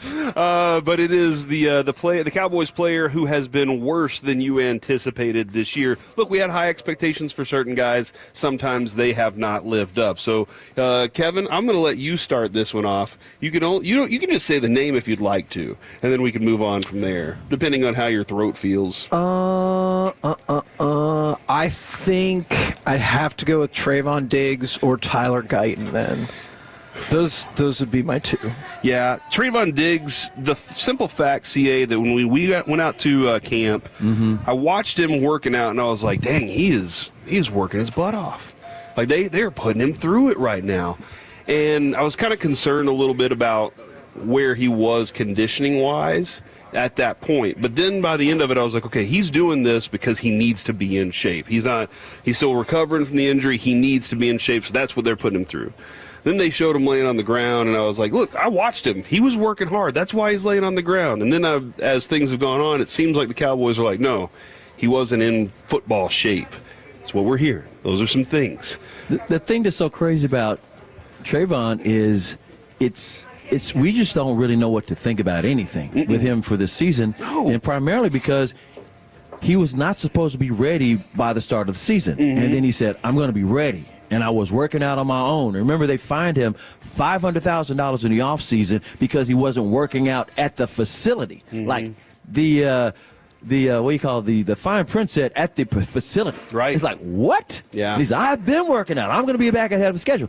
And then he's out there, and we already know Eberflus's system is not what they had been playing for years. All those guys have been playing mostly Dan Quinn defense. And then Mike Zimmer got in his system a little bit. Then he said, you know what, let me get some more Dan Quinn stuff for these guys because that's what they do. And since then, he's been concussed and questionable, and it's like, I don't know what to make of it. I don't know if it's him. I don't know if it's the system. I don't know if they want him back next year. I have no idea. All I know is it's a riddle. So he's not the most, what was the name of the question? Disappointing? The worse than you anticipated for this He's year. not the one, because I didn't expect him to be back this soon. Ooh, okay. I mean, I was like, he's ready. Okay, let's see what he does. Yeah. We need him. I want to see him and Bland at the same time. Yes. One of those rare occasions. I have a theory that I've been running out there is that they don't like each other, and that's why they have never played on the same field together at the same time. Nobody's proven or disproven that theory, so it's still up in the air at the moment. They just kind of talk together. Yeah, but I mean, I always take that back, though. Was it Kevin Smith and Dion? Whenever we had oh my gosh, we're about to have the 2 best cornerbacks in the league. And then Pup got hurt. Yeah, and immediately you're like, dang. And that's when Larry Brown came in. Yes, he did. And wound up winning the Super Bowl MVP. Man. But my most disappointing player, and I don't know if it's his fault or not, but it's Donovan Wilson. Dono. And the reason I say that is because, I mean, he's such a great guy they named him a captain for the season on the defense. And he is a great guy, and he's a really good player. An intense player, And so, don't get me wrong, he's not DeMarion Overshown, but that would be a great tandem, right? Whenever they can. And then all of a sudden, he's out there playing in zones, which is not his strength. His strength is attacking. Going, he can stop the run. He can snuff out a quarterback every now and then, pressure the quarter. It's not like he doesn't belong out there in space. He's not. He's a safety, but he's more of a headhunter linebacker. He's like a linebacker light, the way Dan Quinn used to use him. So I'm looking at him going, oh my God, and people being out of position is usually because Bland or Diggs thought that Donovan Wilson was back there. Or, that's where they were saying, well, it's about communication. It's not about the system. It's about the communication. I'm like, I don't know what to think, but it's disappointing for me because I think he's a really good player, and I don't know if it's the system or if the system exposed him. Yeah, I think that can always be the deal when you're not Kevin, if you can do me a favor here, Donovan Wilson is a wrestler who flies, hits hard, exciting, gives you all this, but he's not complete. He's not complete. He doesn't know how to lock up to start. Yeah. So who's that wrestler? Who's the one that you're like all these qualities, but just there's one thing that he's not complete as a wrestler. Maybe one of the Hardy brothers. I don't know. You're the wrestling guy. I bet Alec knows if you can't say it. Yeah. So we'll that's what I think. It's not John Cena, by the way. Welcome back to John Cena. Obviously, I would say Jeff Hardy. Okay. Yeah. Obviously, one of the Hardys there. So that's interesting, and you know what? I don't know if it did expose the defense exposed him, or if they just didn't know how to. I don't think Eberflus knew how to use any of these guys. You know what it reminded me of? It reminded me of when Rob Ryan was here, and for some reason he had DeMarcus Ware playing in space instead of going after the quarterback. It's like, what is he doing? Not what he's best at. You let him go after the quarterback. He had him backing up. It's like, what the hell is DeMarcus Lawrence? But DeMarcus Ware's backing up for? He's supposed to be going headhunter. Yeah, and that's I go back to this. It was Bill Belichick and it was Tom Brady, and Tom Brady was talking about Belichick, and he was like, I think this is true in every sport. This coach never asks me to do things I can't do. Right. And whenever he does ask me to do things I can't do, either he's telling me that I don't fit in his system and he doesn't want me anymore, or he's challenging a young player to go add something in the offseason. But don't ask me to do it in the middle of a season or before a season if you know I can't. See, this is why I actually think, because of these two traits, and there's a lot of Cowboy fans that tell us, I don't know, man, I've never heard of these guys. I think they're more Eberflus guys, and I think you're going to see the impact. And Quentin Williams is just for real. In other words, I've always wanted this guy, this kind of guy in the middle. Way back when, I used to say, we need Aaron Donald. Go up to get the Aaron Donald. And then he got real good at the senior we got ball. Zach Martin. That was fine. And then but I was saying at the time, I said, we need that big butt, 350-pound, run-stuffing, one technique, three technique. Bottom line was you need somebody to make something happen in the middle. Then I was saying, let's go get Vita Vea. I've been saying this stuff for years. I said, go up to get him. They never would do any of those things, and now we've got that guy. So I'm thrilled. Yeah, Aaron Donald was a wrecking ball in the middle of that. Vita Vea is he's not similar because he's a tree stump also. You're not moving him, but he can get upfield too. Plays. He can be a playmaker. Quentin Williams has a lot of those great qualities. I'm looking forward to it. I'm very excited. I just think they just overlooked the position with Rob Marinelli. They never valued back then. Marinelli, and they've done that over history with Parcells, with coaches that have come in. They've taken little pieces that I think, Kevin, they thought this is coupon value right here. Hey, what he just said, I can always rely on. Well, we don't value that. Wait. Did you just call them a Walmart great value player? Yeah. Sometimes they're just great value. We will not value this position because that coach told us he doesn't. So why should you? Is Osa on your list? My list, Osa's on it, but my list is Terrence Steele 1, and that's because I've been waiting for that. Okay, I had the injury, and I had the bad season or the season after the injury. Now let me show you. And Terrence Steele's pass protection has not been good. His run blocking is still very good. That is something that, like, that's one of the benefits. He might be the best run blocker on the team. He's your best run blocking tackle for sure. But his pass protection has not been good at all. And I anticipated him taking another step from the injury, and I haven't gotten that yet. So that's why he is there. My theory is he misses his best friend, big brother, Zach Martin. Yeah, because Zach Martin was perfect on his left side, and he didn't have to work. In fact, maybe that covered up some of Terrence Steele's flaws. Could have. Follow what I'm saying? And I also knew this. Remember, he had this one great year, and he got the big contract. And then they said, "Oh, he's a swing tackle." I was like, no, he's not a swing tackle. He's a right tackle. He's just a right tackle. So I don't know if that slowed down his growth, but he's just not what everybody expected. I will say, like, we pointed out the stat on Booker this morning. Booker's been a relatively good surprise. Yeah. But as a rookie, I can't ask him to have a leash on his right tackle, who's a veteran. Right. You know, he's a rookie that's learned his job, do that, and then those two work together. And by the way, people also conveniently forget Booker's following a Hall of Famer. Yeah. It's not like, I mean, don't get me wrong. Don't expect perfection from that spot because that was Zach Martin. Expect very good from a rookie because this guy has all the intangibles and has showed up most of the time. You know, and Jesse Holley, I think, was the first person that said this that I remember. I know I've heard it a lot of other places, but you don't want to be the guy replacing the guy. And Booker said, "I'm fine doing that. I'm perfectly okay being the guy replacing the guy." From the 858. Brandon Aubrey. Butter? Brandon Butter Aubrey. You talking about Butter? Is underperforming simply because he hasn't kicked a 70-yarder yet. And oh my goodness. Cosign. Yes. Well, hold on. In other words, was that somebody from the front office saying we're not going to pay him his money? They put Aubrey out there to kick a 68-yarder, and he missed it completely. So I don't even trust him to kick a 70-yarder. He's also missed an extra point. Yeah. That's another $1 million. Yeah, so why do we take even that off the contract? We might need to look into trading this guy. No, I'm just joking. I mean, simply though, I'm not begging him to go out there and do much. I feel like the Cowboys offense needs to do so much. The Cowboys offense needs to score. And Brandon Aubrey needs to be a weapon whenever it's time, but not always. And that's a problem that this Cowboys team is when they get to midfield, they're like, we can get 3. I want 7. We need 7, especially because the defense, you can't trust it right now. Yeah, exactly. But the other thing about Butter, they better not F around and find out with his money. They need to pay him exactly what they're paying Dicker the kicker with the Chargers, who went to UT, and I've always liked Dicker the kicker because I thought he should have been the Cowboys kicker way before Butter got here. And then even the kid from Kansas City, I mean, he's getting the most money, but you at least got to match what Dicker the kicker's getting. Kevin, I did want to dive in from the 858. What about Osa? He was making plays last year. I feel like he's hardly heard his name this year. It's almost like he's just gotten buried in the D-line. And we've asked Steven about that. I believe we asked Jerry about the production too.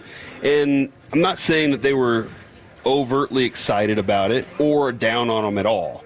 And I think that they kind of look at it as, no, he's doing his job and those things. I expected more. I think Osa would agree with you. Yeah, we talked to Osa before the season. We sat down with him at training camp, and we even talked to his agent, too. Here's the thing, talking to him and his agent is with the potential absence of Michael Parsons, because Michael wasn't gone at that time. Right. Michael was still here. And so at that time, I was like, hey, who is that defensive voice? And both him and his agent were like, it's Osa's time. Osa didn't say it's Osa's time. All right, he's not talking in the third person or whatever, first person. But he says I can handle it. He was like, it's Osa's time. But he was like, yeah, no, this is now that DeMarcus Lawrence is gone, this defensive line needs a voice. But he also, I remember him saying, but I'm not the kind of person to stand up. I'm the kind of person to lead by example, and I quite honestly just do not believe that always gets the job done. Somebody's got to talk. Yes. Somebody's got to point out to the other guys. And you got to have credibility. Somebody's got to point out. He said somebody's got to talk. That was about me. No, you're right. Like a Jerry Jones shot. You have to have the credibility. You have to do the work. You do. You have to have the credibility. You feel like you can't tell people they're not doing their job if you're not doing yours perfectly. And that's the thing but somebody has to be pointing to the other guys. Go back to that Charles Haley story. Yep. When he stood up and pointed to every single dude in that locker room and was like, this is what the Niners think of you. And how are you going to come up with the way to get to over the top against them? And I don't think that they have that voice in there, and I figured it would be Osa. You know, it might have been Osa, but at the same time, you got a new defensive coordinator. Don't get me wrong. I'm not saying they're not on the same page, but they're installing different things. So just like you're looking at the secondary not being the secondary that you know, the defensive line is not the defensive line that you're used to because they have different tasks, different calls. And even though Osa's a veteran, but at the same time, he's learning too. Mm-hmm. And if you're not winning and your defense is like the liability ranked in the 30s, 31, 32, 30. Yeah, it's like everything, yeah. If Tank Lawrence was there, maybe he says, this is what we need to do because he's been the one doing it. Yeah. It's just hard. And then maybe they're 26, 23. Yep. Instead of 32. Well, maybe that'll get him to the wild card, right? Maybe it will. All right, coming up next here on the KNC Masterpiece, it's time to talk with Dallas Stars broadcaster, Emmy Award winner, and DuckTales enthusiast Brian Ray next in the Fan.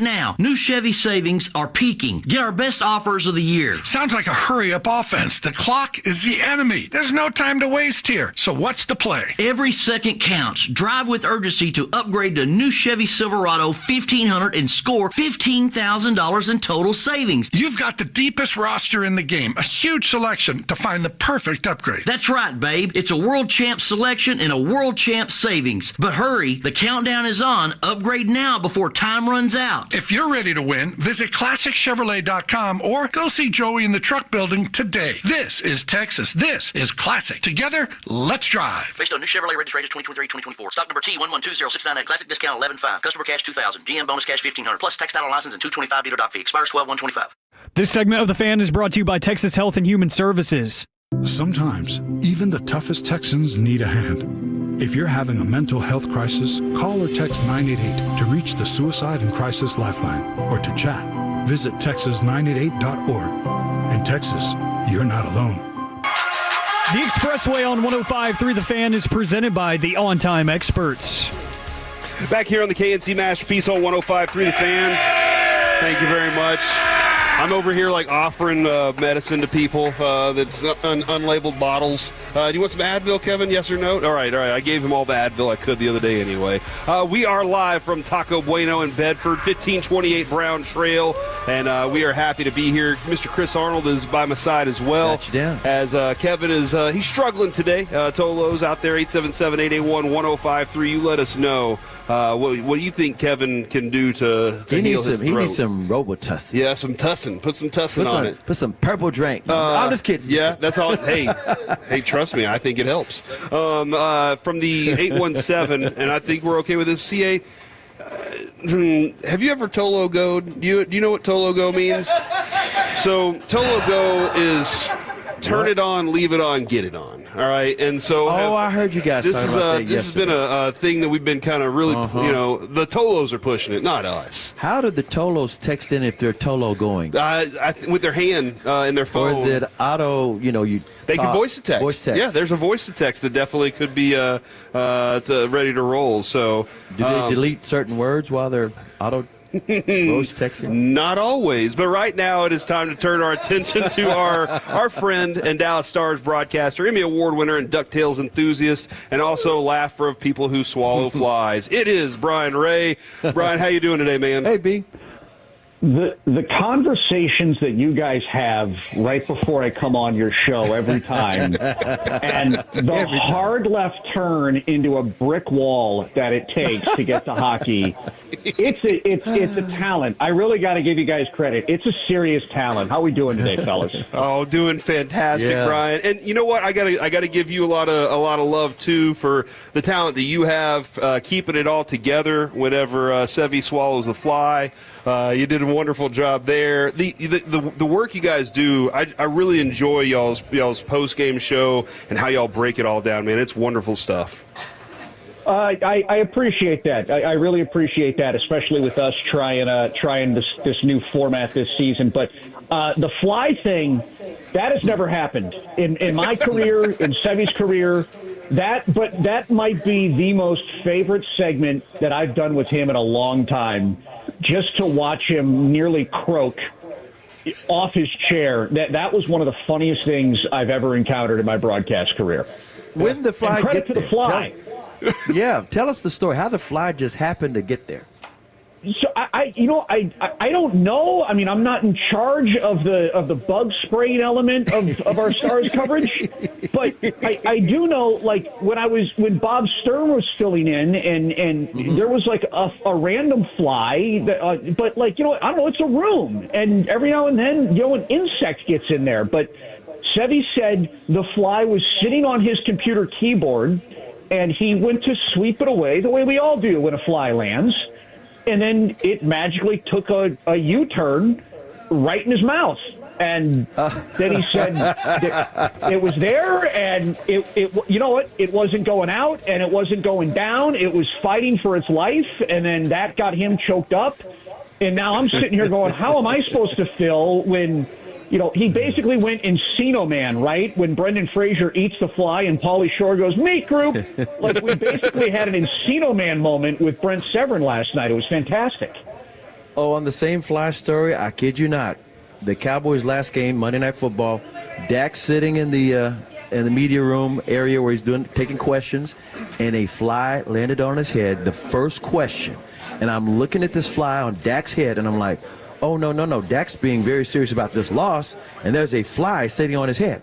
The fly did not go in his mouth, but it did stay there the entire question and answer, and then softly flew away.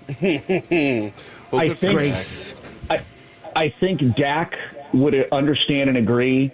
There are way worse ways to get stuck on the SportsCenter not top 10 list. Right. So if it's going to be a fly on the, I would take the fly on the head over some other things that have occurred. I think Dak understands that. Yes. Brian, the other night on the post, first off, amazing hair. That's what I was telling my wife. I was like, just look at this hair; it's amazing. But then we're talking to Rope, and you asked him kind of what was different. He said they had everybody did maybe different things while they were there. What did you ever get any more information on some of the other things they did to prepare for the game against Ottawa? I did not, because they've been in Montreal, and obviously we're working here out of Dallas. You know what? It just goes to show it doesn't matter what athletes say when they tell you they don't read about this stuff or they don't notice this stuff. They had not won in Ottawa in 8 years. Yep. And a bunch of them changed their routine. I mean, that's as Bull Durham of a situation that you could come up with, and it worked. Like, honestly, it worked. So I don't know if you maintain that routine moving forward or if you go back to the way things were, but they clearly had to get some voodoo in Ottawa to get a win out of there. And it looked dicey for a little bit, but they got it done.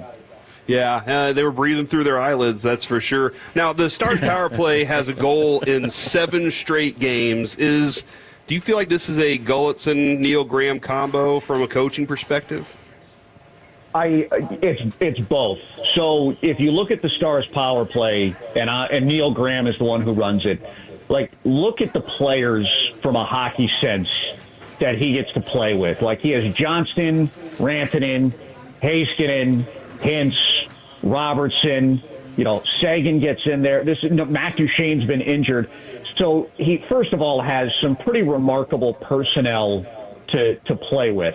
And then the other thing, and they actually did talk about it on the broadcast last night. So the next time you're watching the Dallas Stars on the power play, if you watch the other team, they call it the diamond. And it's a formation, and it looks exactly like a diamond. The 4 players on the ice on the opposing side, they line up in a diamond formation.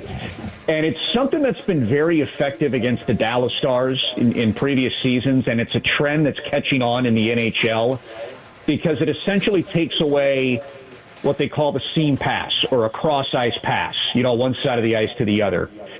The Stars' power play, if you watch the goal they were able to score against Montreal last night, through puck movement and just some slight shifting of players, you want to get the diamond to move. Just 1 or 2 players to shift even in the slightest direction. But if the diamond can move or expand just a little bit, that opens up the space in the middle of the ice. And so that's how Wyatt Johnston scored the power play goal. So I think for as good as the personnel has been, there's also been this philosophy of how do we shift and how do we move to get the diamond to break out of its diamond formation. And I'm going some hardcore X's and O's here on you. I love it's it. Just a little new. Oh, yeah. It's a little new. But, if you're a casual hockey fan, this is just an interesting thing to look at. The next time the Stars are on the power play, see if there's a diamond formation by the other side, and you're trying to essentially open up or get that diamond to shift its shape a little bit, and then that creates a passing lane somewhere to try and create something. You mentioned breaking the losing streak in Ottawa. Meanwhile, Montreal, it's a whole different story. They win their 4th straight, but they win their 7th straight in that building. They had lost there since 2018. Is there any logical rationale on how the Stars are so dominant in that building, no matter what kind of lineup they bring out? Last night, no. I was shocked to see that kind of game and that type of result. Yeah. Over the last 4 or 5 years, Montreal's been a bottom half of the league team or a bottom of the barrel team. They were going through a rebuild. So you never want to call it, guaranteed 2 points, but that's a team that's at the lower end. This year's a lot different. Montreal has been blowing teams up offensively, and Sevy and I both thought that this was going to be a little bit of a run and gun situation. And even when the Stars went up, 1-0, 2-0, we thought, all right, Montreal's going to have an answer here. And it just never happened. That felt like one of those games that every now and then in any sport, a game gets away from you for no reason. Freak bounce, bad night, awful luck, whatever. And that felt like a game last night where two things happened at the same time. Things got away from Montreal a little bit, while the Dallas Stars seemed to find their best game of the season and built it over the course of the first two periods, and it just ran away from Montreal. So I don't have a great explanation from last night. I was as shocked as you guys were to see a result like that. Previous years, it's because Montreal's been a team that's been rebuilding and trying to work their way up. But last night, that surprised me. Yeah, that was a beatdown, 7-0. And by the way, shout out to Casey DeSmith. What, his first shutout of the season? Can you talk about how he was playing with goal? First shutout of the season. He had one, I think he had two of them last year with the Stars, 13th of his career, and his last couple of starts, he has been phenomenal for Dallas. Dallas Stars broadcaster Brian Ray joined us here on the KNC Masterpiece on 105.3 The Fan. He started off slow, but lately Miro has been fantastic. We were discussing yesterday kind of the gravity that he kind of pulls people to because he is such a capable scorer, but then also he's setting the table for other people. Is he able to be as offensively productive right now because of his blue line partner, Essa? That's a good point. That's probably part of it because Essa Lindell is such a security blanket.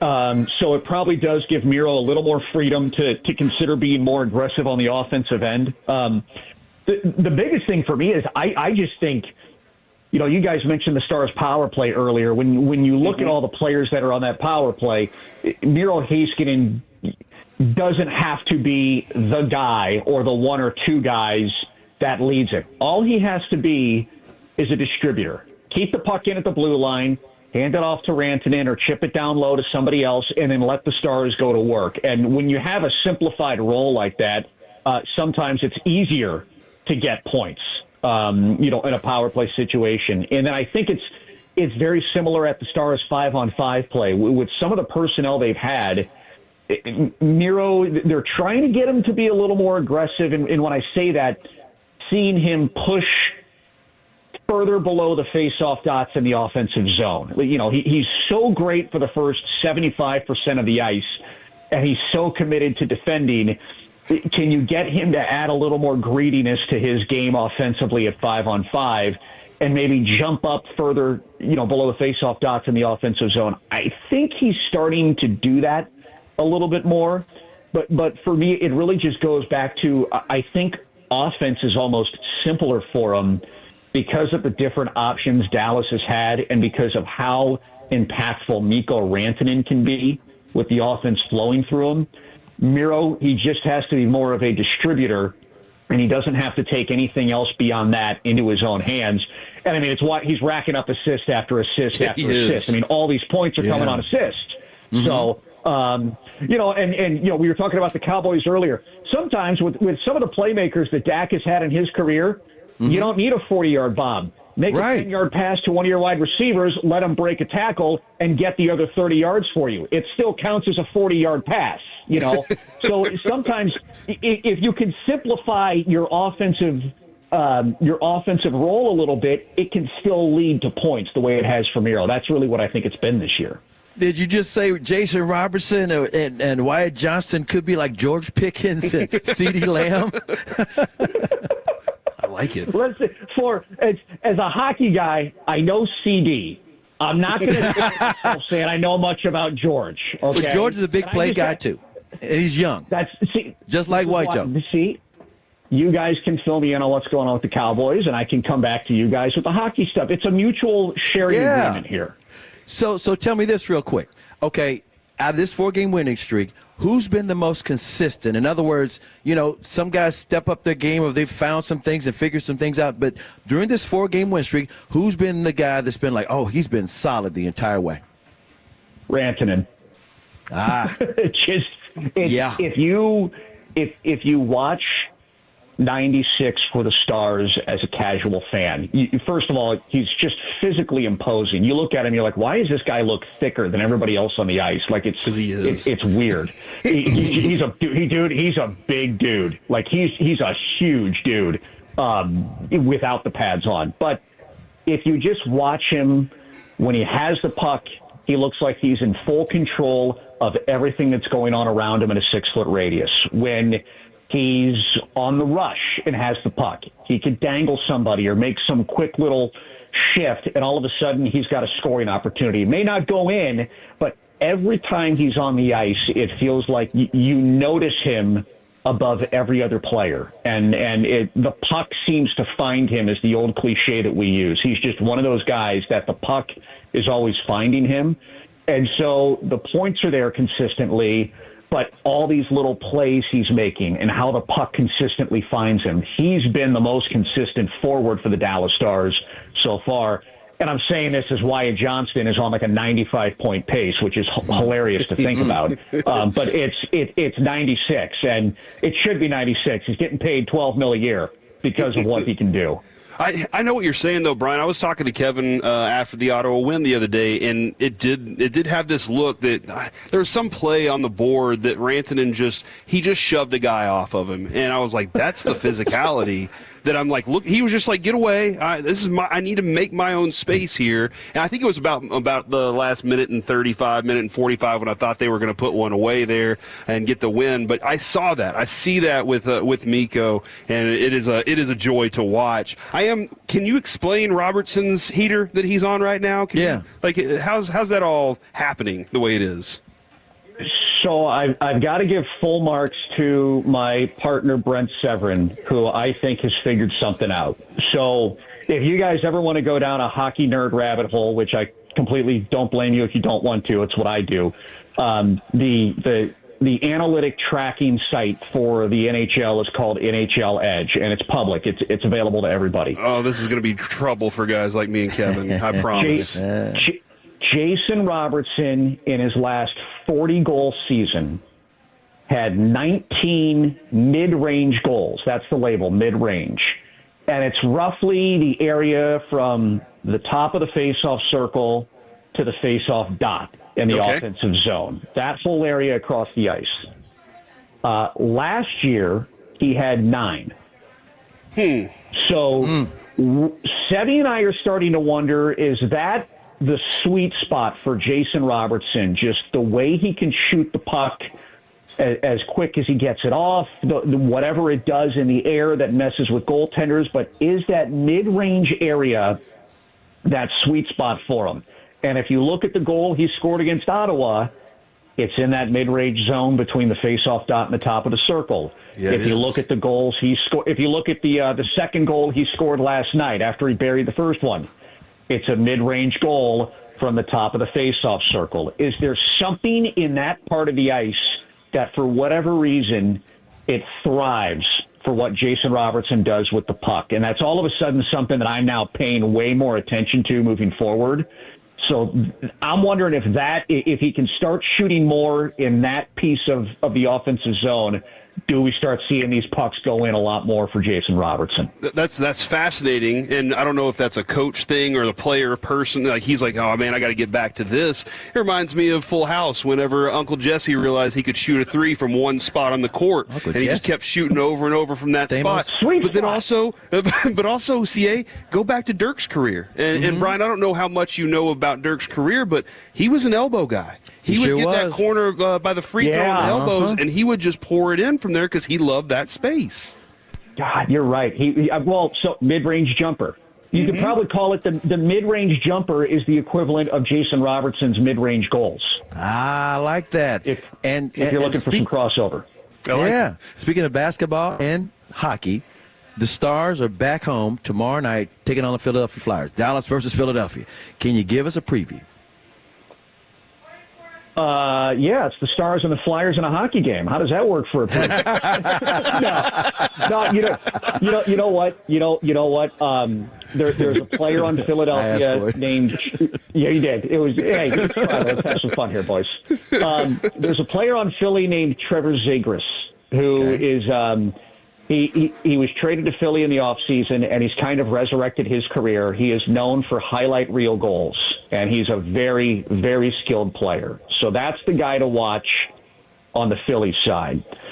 As for the Dallas Stars, I do believe in the proverbial trap game when it comes to hockey. And a lot of times, it's your first game back after a road trip, taking on a team that's maybe a little middle of the road or in the bottom half of the league, and you feel a little too good or a little too comfortable coming home. And so I do have a not major, but I do have a little trap game concern for the Stars. Having said that, nobody has more comeback wins in the NHL this season than the Stars. So I don't say it with a great deal of urgency or dire feelings, but I do look at the first period of this game tomorrow. Can Dallas start fast, or do they have to find their legs a little bit? Great stuff, Brian Ray. Yes, sir. Down 2-0. You always come back, man. Thank you very much for your time. Look forward to catching up with you again soon, man. We will spray the studio as best we can. We appreciate I was about to say, watch out for flies, man. All right, there he goes, Brian Ray. You can see him. You can see him on the game against Philadelphia. Yeah, puck drops to 7. Plus, yeah, rocking that thing, doing a fantastic job as we roll with that. All right, it is time now, ladies and gentlemen, for the combo platter, brought to you by Taco Bueno today. The whole lot of platter, actually, is what we're going to call it. Thank you, Taco Bueno, for having us out here. We are at 1528 Brown Trail. Tolos are out here having a good time. Thank you very much. See, Chris, what's great about this is they were like, we want to hear what Brian Ray has to say. Yeah. But we're here. I love that about everybody out here today. So that's awesome.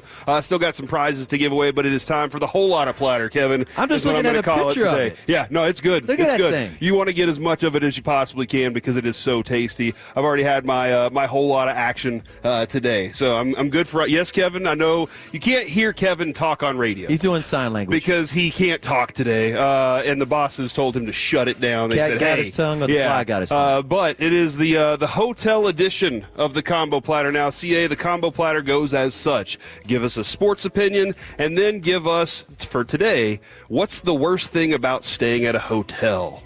And I think there's a lot of different things about staying at a hotel that can really beat you down.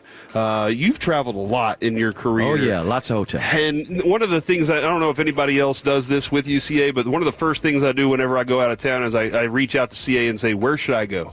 What barbecue place should I go to? Because he has a list, and everybody loves a list. People do love lists. He has a whole list of barbecue places to check out, and I've gone in Memphis because I travel there a lot.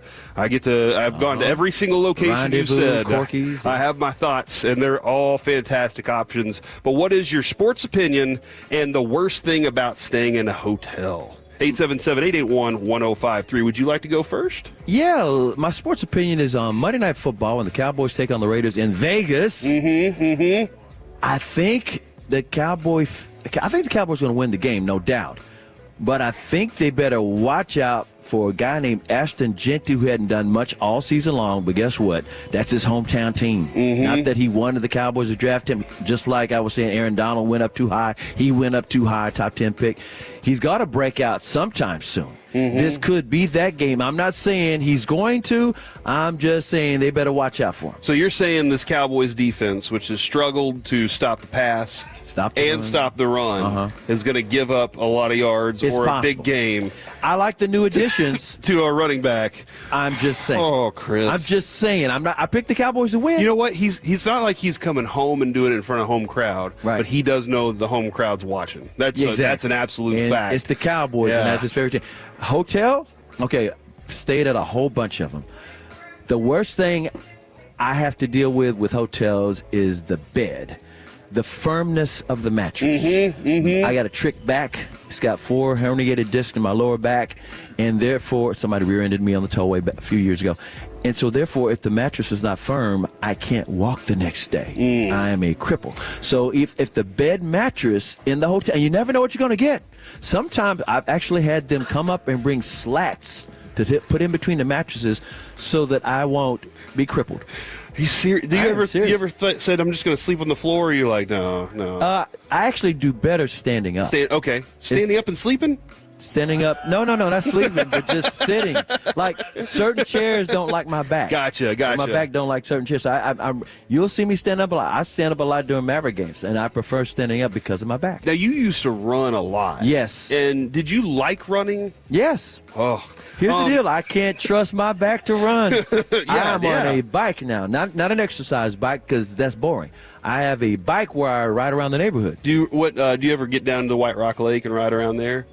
No, I don't live close enough there. Good. But I used to go there all the time. Yeah, no, don't do that, because there's chaos. One thing I will say this.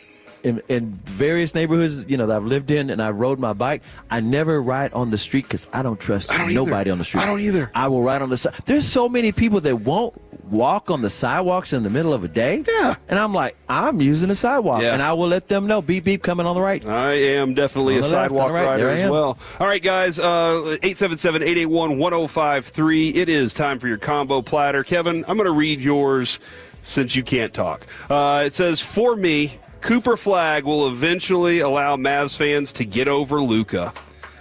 Wow, you think that Cooper Flagg? Now, when He's you got give the me intangibles, I'm kidding you not. Give me a distance in time here. Are you thinking like a year before the end of this season? Speak, Kevin. Do you think it's going to be 4 years? That's a long time to wait, CA. That's a long time to wait for him to make us forget about Luka.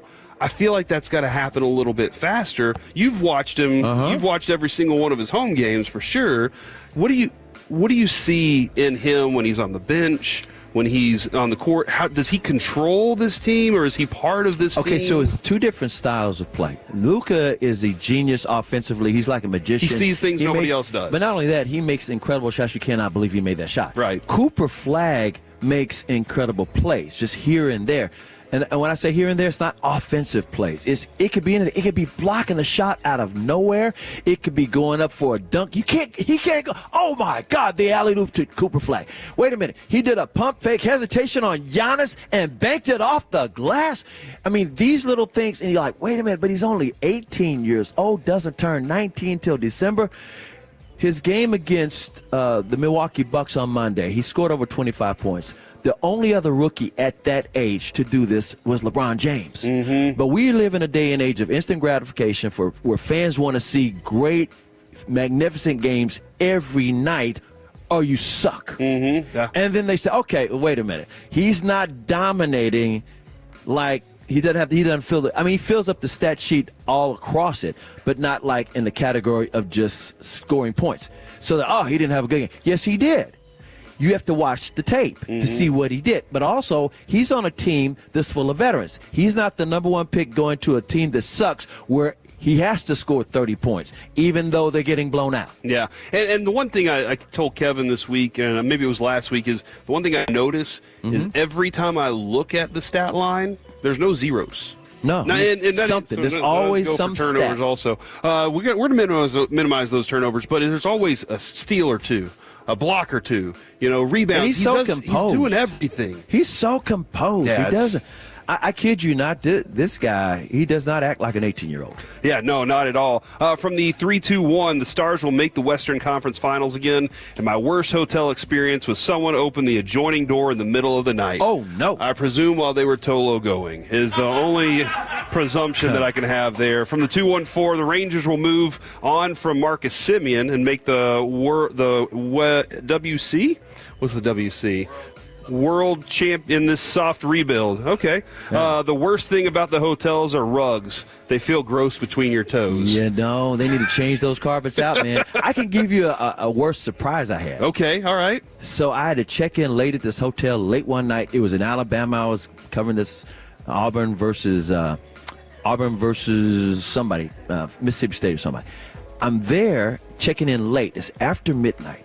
They give me my key. I go up to the room, and there's somebody in that bed. And fortunately, I did not wake them up. I was like, oh, my God. And so, they gave me another room, but like, how you give me a key to a room that's got somebody in there already?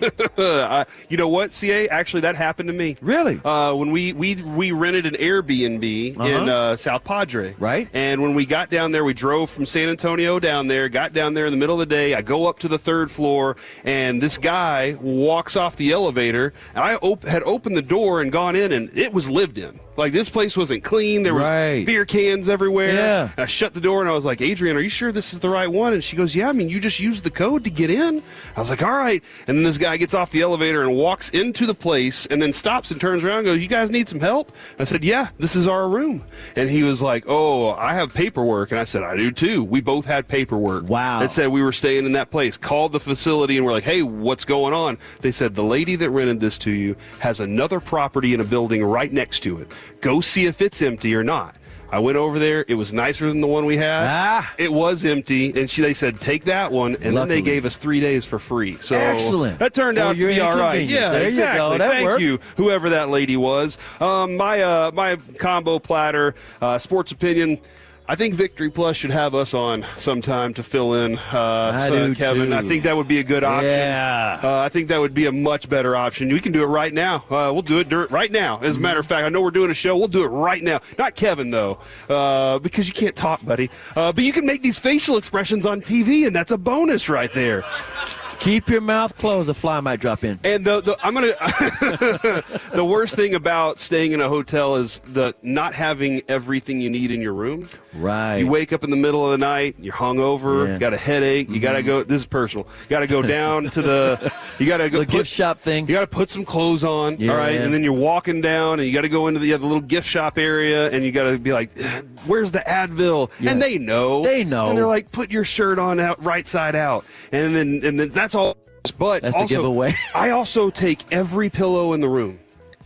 I'll ask for a couple extra pillows. Yeah. Because I need more pillows. I do too. And they're I always have this they one flatten pillow out on you out of nowhere, and you're like, "What? This isn't even. Where's the support?" Yeah, the wrong pillows. That's another big one because, like I told you, my back, my trick back, I got to have a certain kind of pillow that my arm rests on. See, that's what I'm sleeping. talking about. And then, Kevin, I think you had also suggested that Jess says having to always ask for another blanket.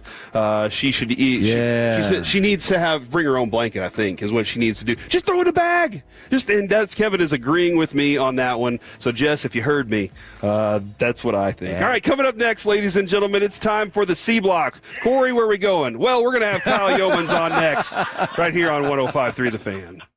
When your friends say, hey, did you hear? You can proudly say, I heard it on The Fan. Keeping you sports informed with some quality laughs along the way. Turn it on and leave it on. 105.3 The Fan, the Odyssey app, iHeartRadio app, and TuneIn app.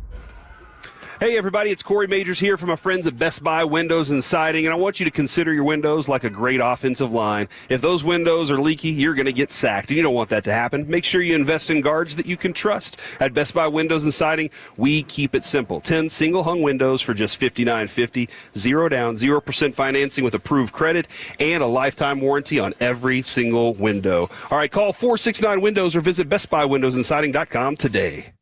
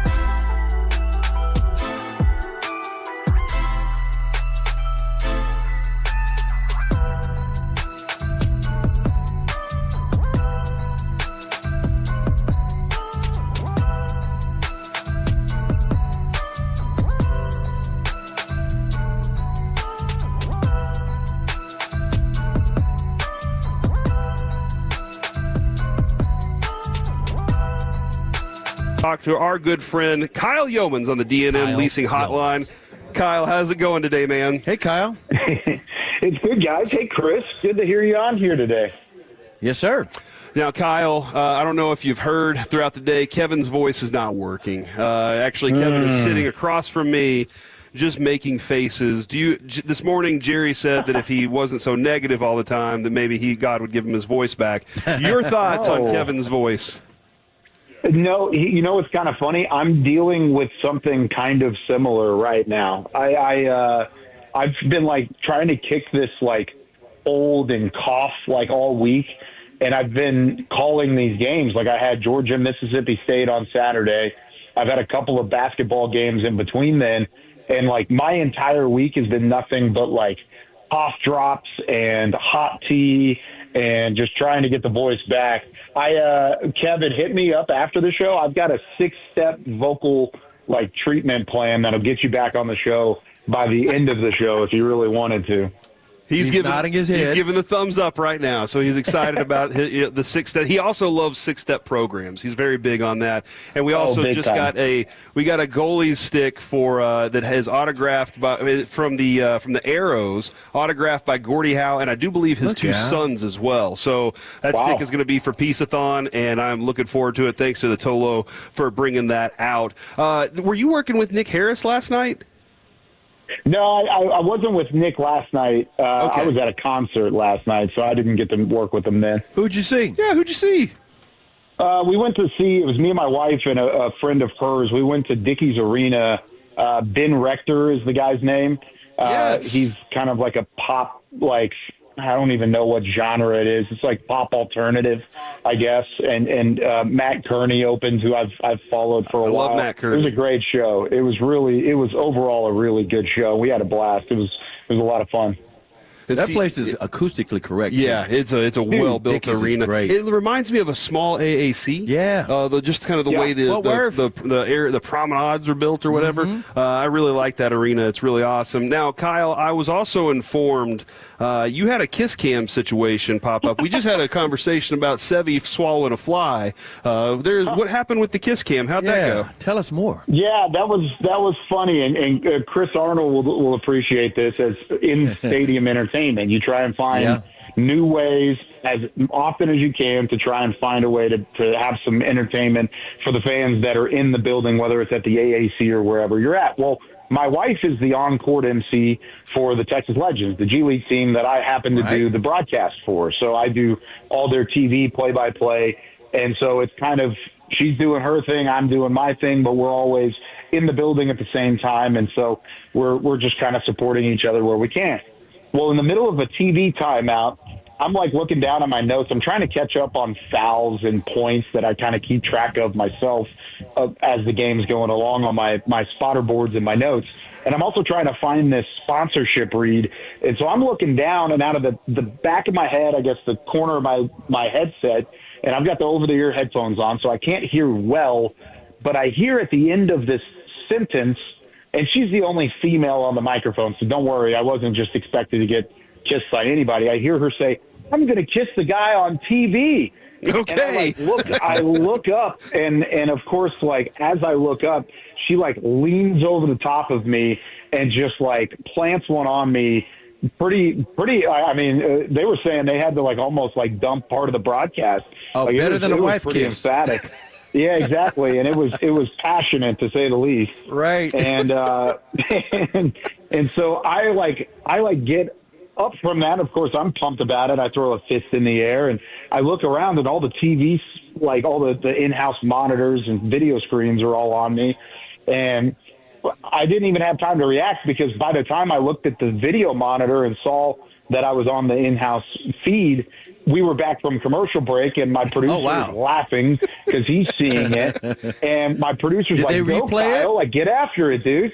And so I finished the read. I go through the whatever car dealership read we had, and I look at Heckma Harrison, who I know you guys have worked with a couple times before. And I look over at him, and I'm like, I think I was just on the kiss cam. I didn't even know we had one in Legends games, which is true. It was the first home game of the year, and it was the first time they had done it, and she wanted to kick it off with a bang. and she certainly did. I even heard Boomer Esiason in his radio show in New York was talking about it yesterday.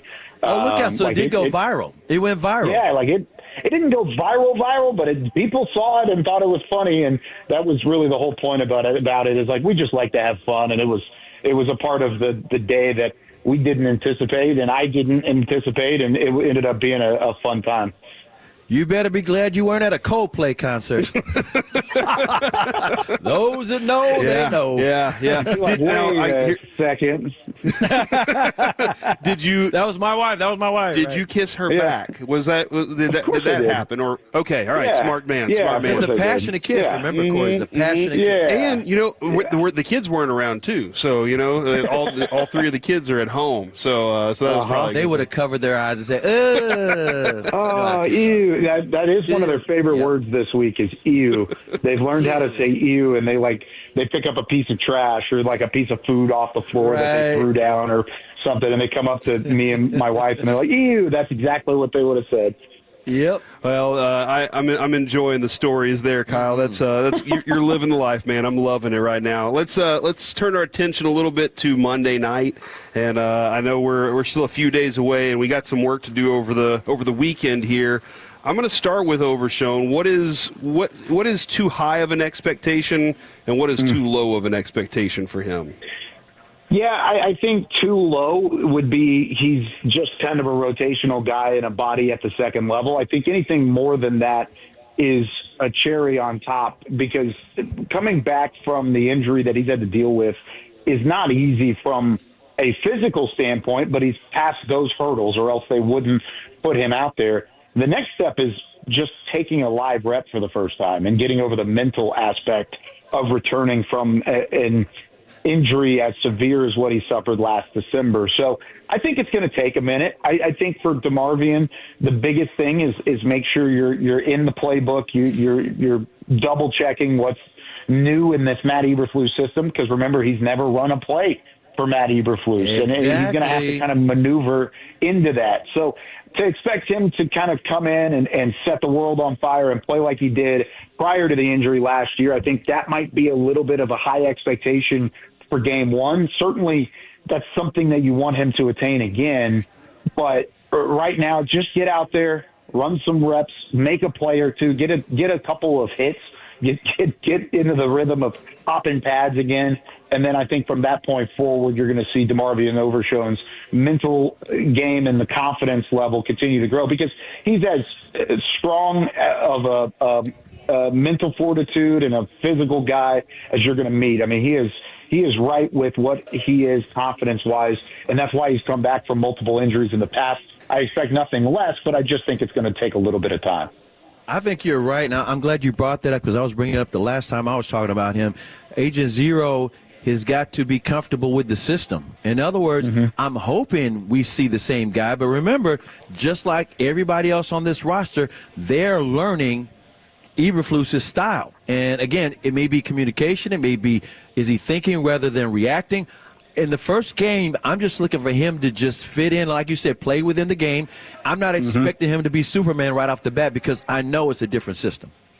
Yeah, and I think it's going to be different levels for all these newcomers on the defensive side, whether it's from injury or from the trades. I think Quinnen Williams is probably going to have the easiest transition out of anybody, because they're going to tell Quinnen Williams, do what you do, and that's be one of the more dominant defensive tackles in all of football.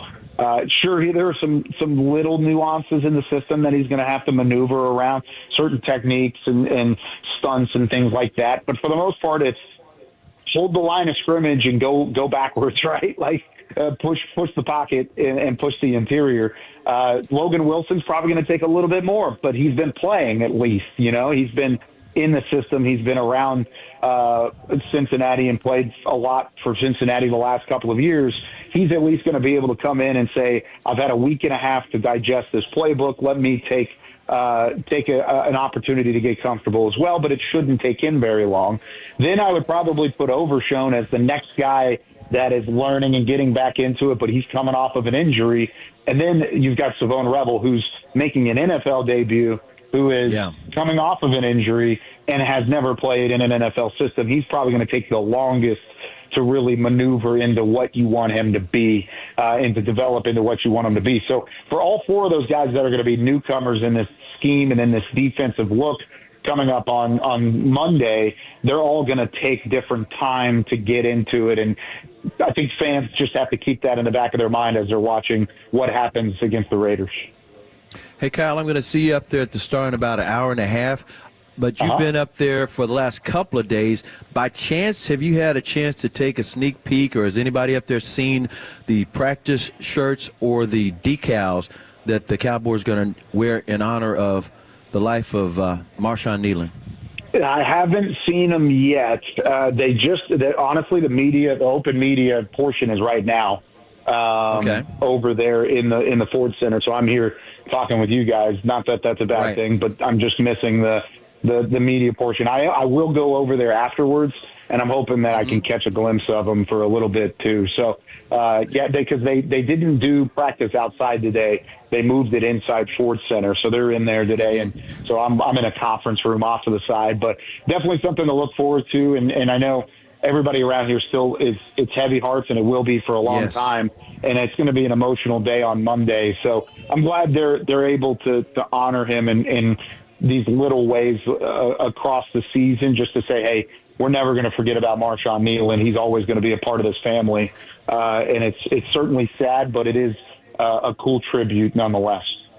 Yeah, I love the way Shotty put it. We're not moving on. We're just moving forward.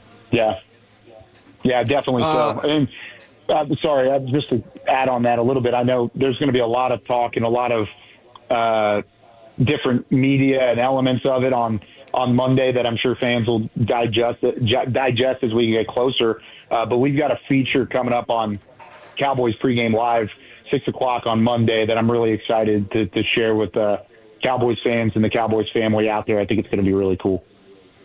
I kind of asked Mickey about this a little bit, but I'm not sure if I've discussed this with you, but when it comes to Revel, we're hearing, we're getting closer here. When you watched him, what was the scouting report on him? What does he bring that this defense, this secondary needs so desperately? Oh, I mean, he was one of my favorite players out of the draft. I mean, of course, me being on your airwaves for the NFL draft coverage that we provided with the draft show, people knew how much I loved Savone Revel just from my time covering the American Conference and just being around East Carolina, which is where he went to school. And then he gets hurt early in the season, and I'm bummed out about that. But it did allow a guy who I thought could have been a top, maybe a top 50 pick to fall into the third round. And that's where I think his length, his size, his athleticism, I mean, he's just an athletic freak. He's got a great wingspan. He jams up at the line of scrimmage. Everybody's been calling for more press man, right? He's a guy who can give you that. He's got great ball skills. He can win with leverage on his jump balls. He's got good fluid hip work. His footwork was advanced for a guy coming out of a group of five school and with relatively little experience because of what it was. I thought he reminded me of kind of a second-tier Sauce Gardner. Like, that's what I thought he looked like in college. He wasn't playing at the level that Sauce was, but Sauce was also out of the American Conference because he was at Cincinnati before they jumped to the Big 12. And so he had a lot of background there out of the same conference. And I think when it came to Sauce's game, it was all about the athleticism and the wingspan and his ability to press at the line of scrimmage. Revel can do all of those things, and it's something that I think you're able to add with Deron Bland and with the rotation of corners that you have, because he's more athletic or has been more athletic on tape out of college than a lot of these guys were at their point in their career. Kyle, moments ago, CA said that he thinks that Ashton Genty is going to run all over the Cowboys and probably embarrass them. That's not what I said. That is not what he said. I'm putting words in his mouth right now. But he was like, hey, watch out for this kid. I picked the Cowboys to win. He said watch out for him. I said they better watch out. As what you've seen of Genty compared to what you watched, because we all watched his Boise State stuff. Yeah. What's been the struggle for him this year, and where can the Cowboys take advantage of this Raiders offense? I don't think it's as much of a problem with Genty as it is a problem with his offensive line. His offensive line they're not playing well right now. And they could find rhythm. They could. I mean, it's early or midway through the season now, I think this offensive line can find something. But when he's averaging 3.8 yards per carry, but he's been taken down behind the line of scrimmage nearly 30 times this year, he's not falling behind the line of scrimmage. He's getting tackled because he's getting beat to the spot because guys in front of him are not blocking. And that's where I think the problem is with Genty. I still think he's just as dangerous of a runner. And he's broken a couple this year. I mean, he's had some highlight reel type of plays, and he's going to be up for playing against his hometown team. Of course, the Cowboys never had an opportunity to draft him because he did go 6th overall, but he talked about it in the draft process. He wanted to be a part of this organization. He would have loved to be a Cowboy if he did fall to where the Cowboys were in the middle of the first round. So there's going to be a little chip on his shoulder as a Frisco Lone Star product who went to Boise State, had the success that he did. I just think his offensive line is where he is susceptible because I don't care who you are behind the line of scrimmage, especially as a rookie, you're not going to have the same level of impact unless your offensive line is doing their job. And to this point in the season, they haven't done that consistently. And if they are able to do that and control it against the new-look Cowboys front seven, then that's where I think Ashton Genty can have some success. But I just don't see that happening even with Dallas struggling against the run. I think Quentin Williams fixes a lot of those problems, and you're going to see that against the underperforming offensive line from the Raiders this weekend. We hope so for a fact. I just didn't want to see a Rico revenge return. None of us do. Yeah. Absolutely not. Kyle, thank you so much for your time. Really appreciate all the fun stuff, and looking forward to chatting with you again, man. Yeah, appreciate you guys. By the way, go Mean Green taking on UAB this weekend. I got to mention I was going to say something about that. Hey, I'm glad you brought that up because I was going to ask you what you thought about Chucky getting that package. I'm talking about John Gruden getting the package from the Mean Green. It was awesome, except he messed up the Mean Joe Green and Mean Green moniker storyline. He said it was because of Mean Joe Green. That's not the case. It was never because of Mean Joe Green. It was the other way around. So he did have one correction in there that I thought I would throw out there, but the overall thing was really cool. And now his closet looks a little bit more like my closet, which is great. A lot of North Texas stuff as we get closer to trying to make the college football playoff.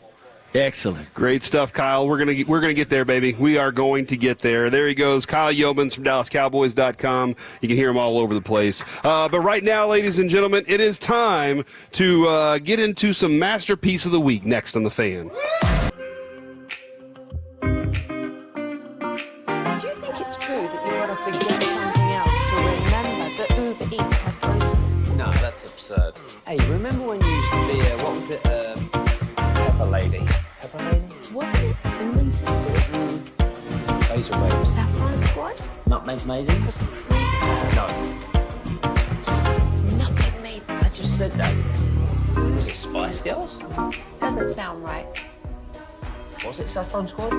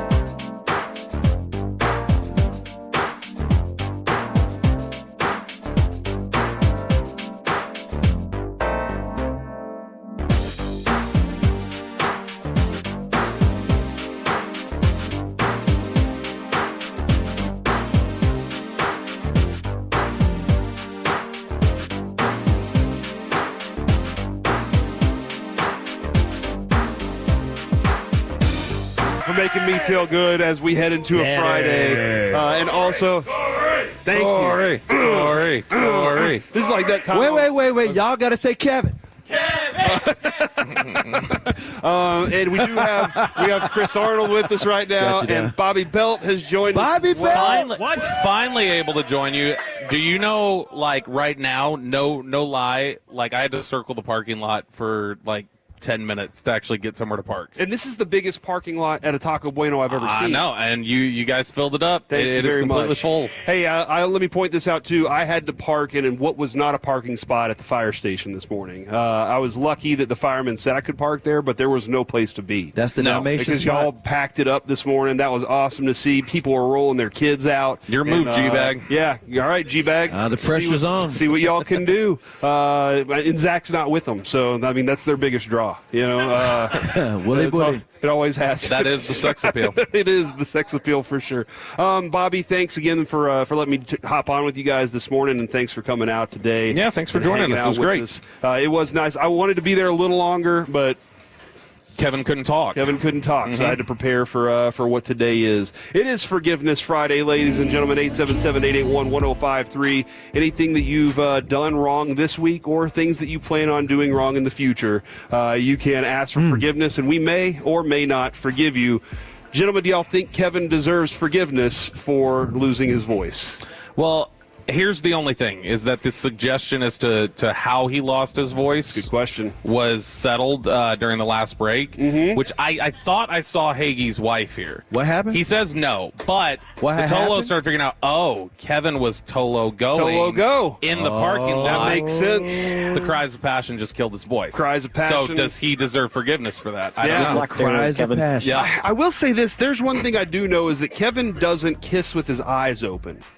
So does that mean? With his eyes closed. Oh, okay. Sorry, he doesn't close his eyes when he kisses. He's looking. He always has his eyes open. So, do you think he's much of a screamer in the times where love is being made? What? Ooh, I assume that means he's like taking in more of it, and so maybe he's more vulnerable or susceptible to it potentially. Do you kiss with your eyes closed? Yeah, you do. With Okay, eyes closed, all right. yes. Yeah, that's the way you're supposed to as a human. Chris, Yeah. you too. Closed. Yeah, everybody closes their eyes except for Kevin, who can't defend himself right now either. So that's even more fun for us because we can pretty much say anything and he can't do anything about it. So that's kind of he can just angrily mime. So he's watching the person he's kissing, but are they watching him? Yeah, they're imagining him, and their eyes are closed. I feel like it's just a matter of like it just feels odd. It's like tight quarters. Like what am I looking at with my eyes open?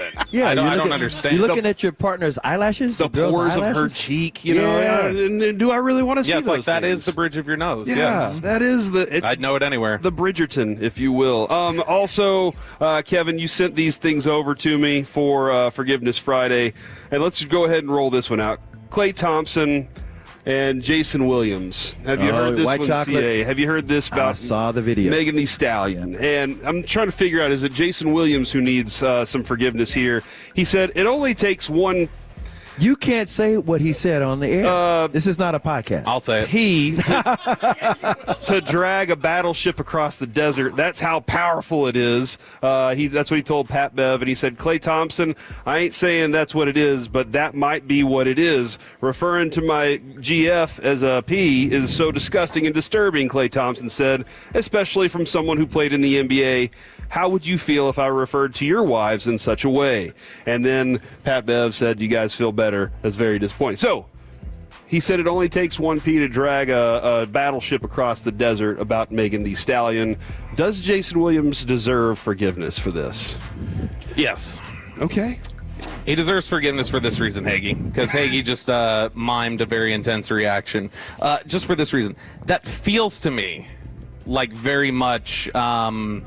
like regional dialect for Jason Williams. Because he was talking about West Virginia. Like where he came from. Like that sounds like just an idiom. A common phrase. It's just like, it's... he said his daddy said him. It's like bird in the hand, two in the bush. Like that seems like similar to what he's saying there. But, you know what? Just in West Virginia. But Clay's right as far as a player or a former player. I have to blame Pat Bev. You know why? What's that? Pat Bev's got a podcast like a lot of players do or former players do. And people get too comfortable. and Pat Bev will say anything. And don't get me wrong, you never really heard Jason Williams ever in his whole career say anything controversial. So Bobby's right about it's probably a regional thing, but at the same time, his comfort level with Pat Bev made him say that. It's like, they don't know. They're not broadcasters. They're not journalists. How many times have we heard the on a pedestal quote? Yeah. No, we've heard it plenty of times. Is he getting dragged as bad if he uses that phrase? No, not at all. And so I think that's I think it's probably just more. Good point. Here, let me explain. My grandfather, and he's still with us. My grandmother is not. Sorry, Bobby, I know your mom's not with us anymore either. Yeah, so. no, she is not here. She is gone. But one time, there were some beans my grandmother made, and I was like, Grandma, these beans are amazing. And my grandfather goes, she mashed the poot out. And I was like, huh. So basically saying you're not going to toot later after these beans because she mashed them all out. Well, then we're at dinner with Adrian's family. And her aunt and her grandparents, and somebody says something about how good the beans are. And I leaned across the table and said, you didn't. They must have mashed the poot out. And everybody looked at me like I was an insane person. And we weren't married yet. And so I was like, oh, no. And Adrian even looked at me like the upside-down face look like, what are you doing right now? And so that's sometimes there's sayings, Chris, that just don't go with everybody, all right?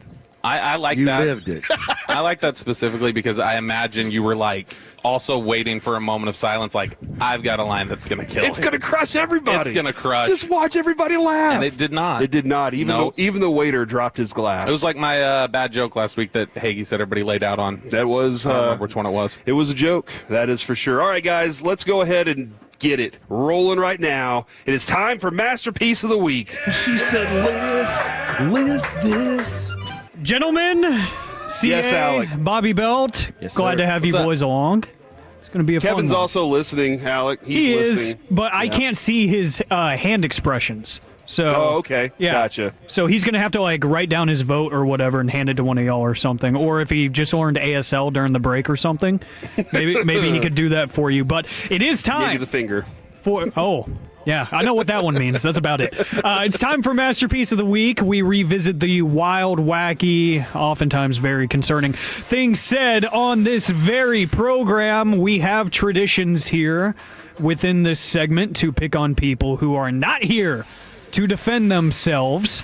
And I actually have two of those. I have Mickey Spagnola and I have RJ Choppy. Who would you want to hear from first? Let's go with RJ first. All right. This was during crosstalk yesterday. RJ said this. Mike is not as long as he used to be. Okay. Oh. Hold on. I got to a little more return. I wanted to hear that a little bit louder because I feel like I heard at the end of there, did Kevin agree or did he say, oh? He just goes, oh. I'll run it back. Oh. Mike is not as long as he used to be. Okay. Oh. That's Kevin's concern right there. That's the concern. That's good right there. I like that one. Let's see. Mickey Spagnola. He said this. He was talking about Mike Adams, I believe. Gotcha. Let's see. Mickey Spagnola said this today. We've gotten plenty of texts about it. You guys have alluded to it. Good luck, Kevin. You might want to get some warm liquid in your throat to help out, huh? Tolo go? That is a Tolo go situation, Kevin. That is for sure. Now, Bobby, CA, y'all have heard Masterpiece of the Week plenty of times. Mickey has an entry every week. Yep. I am convinced that Mickey is trying to win every week. You've known Mickey a long time. Y'all know the man. Does he have that kind of sense of humor, or is this like an under? Is he, really secretly spying in and making this happen? Sometimes not. He's from Chicago. Or is he an innocent actor here? Yeah. I think if you pointed it out to him, he would absolutely recognize it. Mm-hmm. So I don't think he's incapable, what do you mean? I don't know if he would just naturally go I got a bit for these guys. Okay. All right. So he's just being him. Yeah. But he's but I also am funny. And you're the one that turned it into something about Mary. Let's go ahead and hear that one more time, though, regarding Kevin's throat. All right. Let's see here. Got to cue it back up. You might want to get some warm liquid in your throat to help out, huh? Warm liquid. All right. That is definitely on the list. Let's see. What are those? I do know that there was once upon a time Mickey said this on the air in reference to a white T-shirt that you wear under your regular shirt. So I mean, it's possible that he's he's within that. Okay, all right. He's just shaking his head. We have one more from Choppy. Corey, you actually got involved in this one. No. You got a thin grip now. It's a thin grip. You don't want a thick grip anymore. No, I do want a thick grip. Everybody wants a thick grip, I think. Yeah. Yeah, no. Talking golf? Now, yeah, that was definitely a golf situation. And it was something I'd heard that him and Bobby were talking about earlier, and I just wanted to confirm. It seemed like that they were talking earlier a little more about something sexual. I was talking golf, though. I was definitely talking golf. Clean yourself up. Yeah, I think that's 100% what Choppy was meaning. Yeah. But sure. But out of context. Corey, I have a challenge for you. I think that's all the context you need. Corey, I have a challenge for you. I want this to be a new subcategory every week, kind of like how we had Mike's ridiculous overreactions and the noises he would make. I want Corey's crash outs. Just listen to the background. Probably in a few minutes, you'll have old man Corey Majors. It's the same move! That was in the studio. Was the microphone not working? It wasn't moving around I was trying to get it to adjust so that I could talk into it, and it just wouldn't do what I want. Oh no, that was when the monitor. It was the monitor. When I broke the monitor off the arm at the new studio. Look, I didn't find the self-destruct button yet. All right, so I'm still okay here. It was just one monitor because it was like laying flat. Nobody does that. Nobody stands up and looks over it like that. No. So I just made it so it stood up straight. So I could look right into it. It's not completely broken. A little super glue, maybe a new one, black tape. a new. Oh, super glue works. Act like you've never used super glue before. Gorilla glue. Yes, dude, that stuff's awesome. It really is. Corey, I'm glad Bobby is here because he can prove that he listens all the time. He Tolos. I don't know about Tolo Go because he actually sent me this one. That rubs off on you too. That dude has it.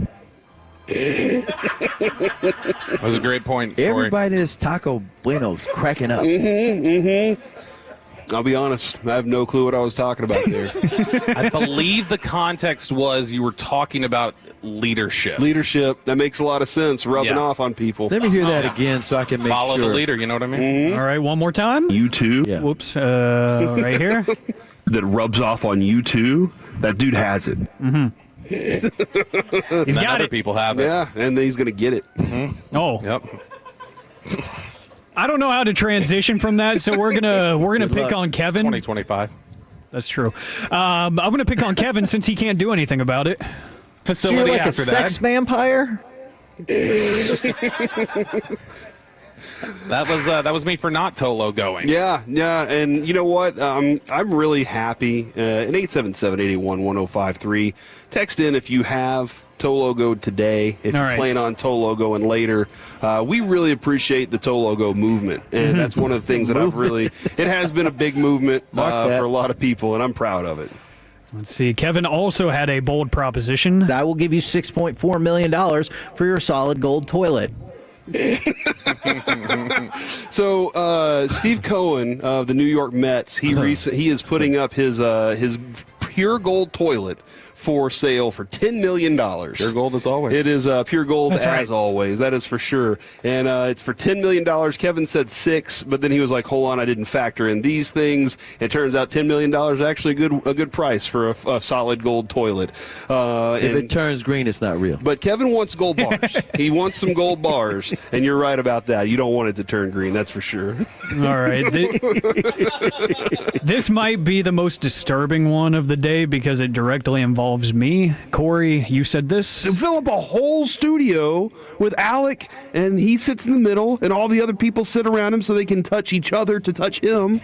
What the hell? Yeah. So this is my goal. I think we should auction off a viewing of Love Actually with Alec. He's never seen Love Actually before, so I figured put him in the middle of a studio movie grill, and then have everybody around him. So again, you may not touch Alec directly, but you can touch Alec indirectly. You touch somebody else, and then that person touches, and then there's more touching all the way to Alec, and everybody can hold hands in a while watching Love Actually, There's which a lot is of fantastic touching in that movie. There is. Mhm. It's 6 degrees of separation. CA, do you like Love Actually?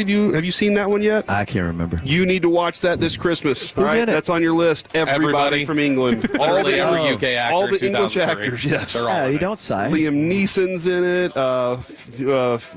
Hugh. You came up with one. Hugh Grant's in Hugh it. Grant, Keira Knightley, Homeboy from Walking Dead. I was going down the Chiwetel list. Ejiofor. Yeah. Ask me if I've seen it again. Have you seen Love Actually, CA? Pops. Okay, there we go. There we go. So British. I love Pops. it. I love it.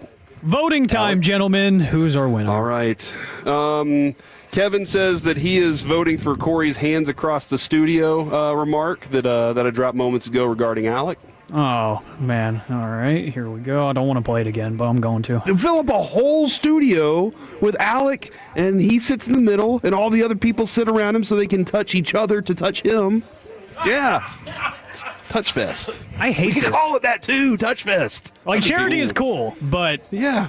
Can we phrase this better, at least? I don't know. I feel like it's pretty accurate, Alec. All right. I'm going to go with Mickey because I think just Mickey is very accurate about what Kevin needs in his life. You might want to get some warm liquid in your throat to help out, huh?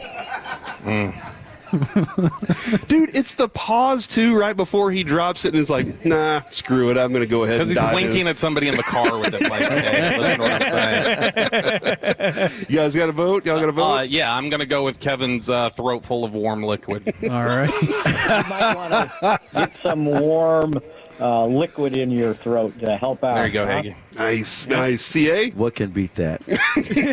One final time. You might want to get some warm liquid in your throat to help out, huh? Well, I wish we had the Twitch and the YouTube cameras on Kevin right now. Oh, we do. Oh, we definitely do right now. Yeah, he's he is visual. He has hands in his face. And Kevin, you can Tolo go as you get that thing that Mickey suggested. All right, coming up next. What list do you want released? It is time to chit chat with the fellas from the G Bag Nation. Next on the Fan. Coming up Monday morning on.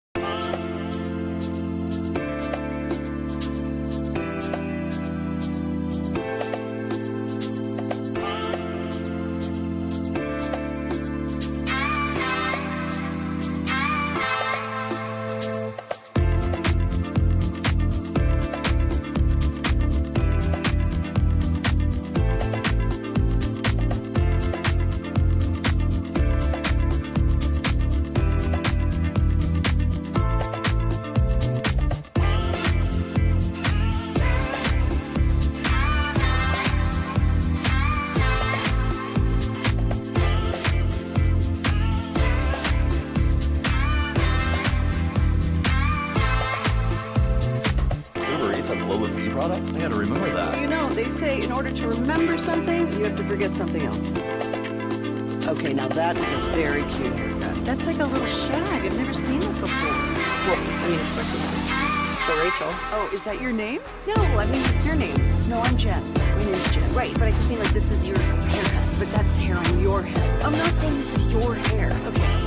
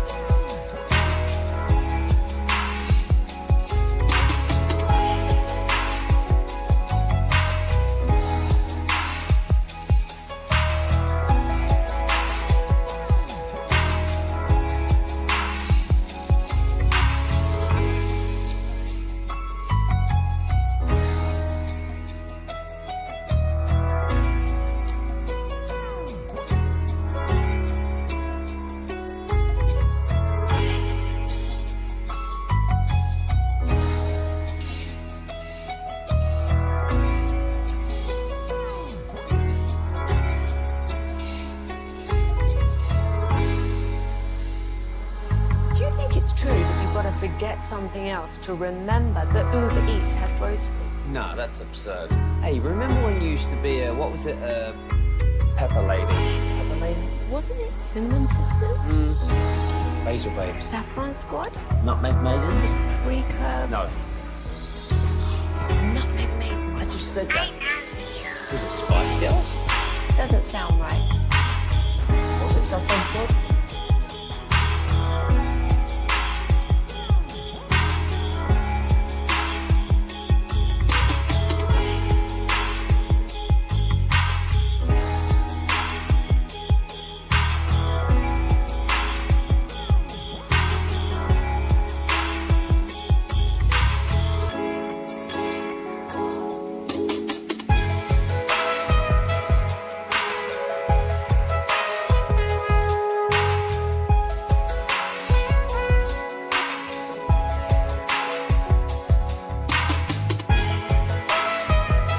your Dell PC and make perfect gifts for everyone on your list. Shop now at Dell.com/deals.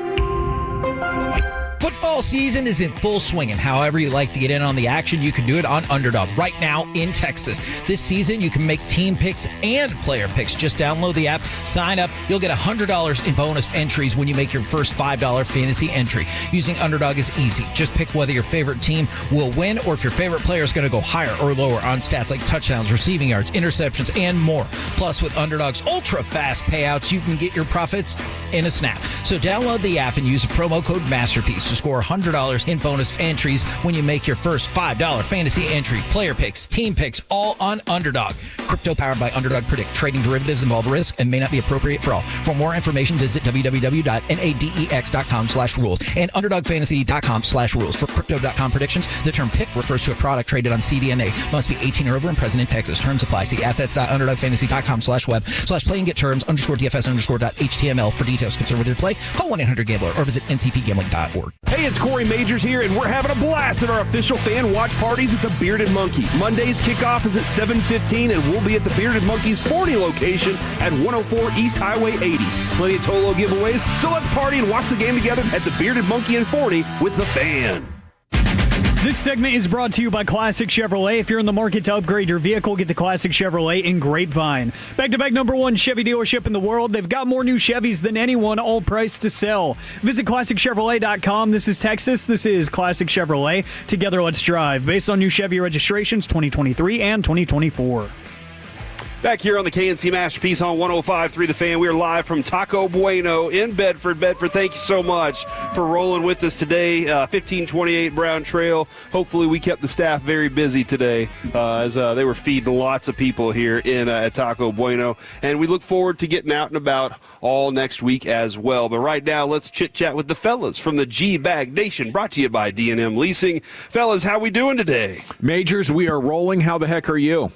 Man, I'm having a great day. I know Kevin. Like when we got here, there was a little bit of chaos because Kevin can't talk very well, fellas. I don't know if y'all have heard him. Yeah, things are a little scratchy. Yeah, that Jerry interview was good.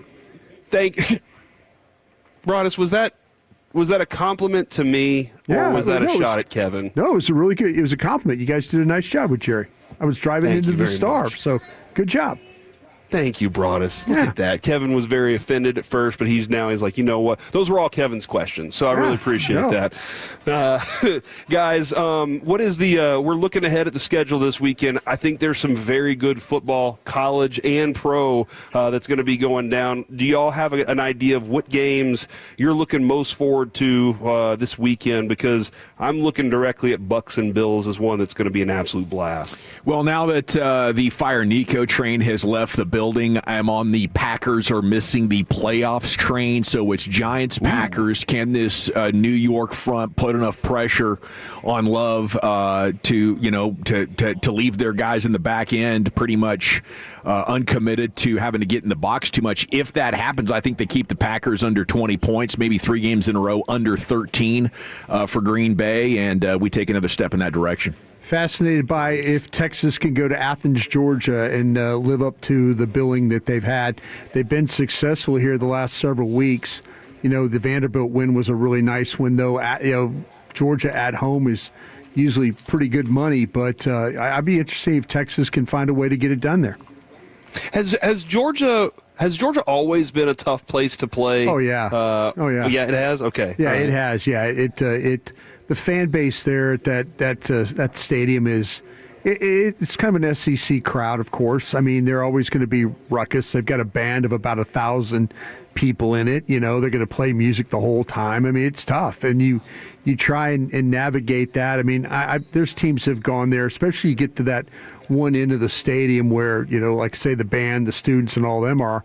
And I've seen teams get 3 or 4 motion penalties in a row just from the crowd noise. So, yeah, difficult place to play. I love when that kind of effect happens for a home crowd like that. Eric, I'm looking at Broncos Chiefs. What are you feeling, man?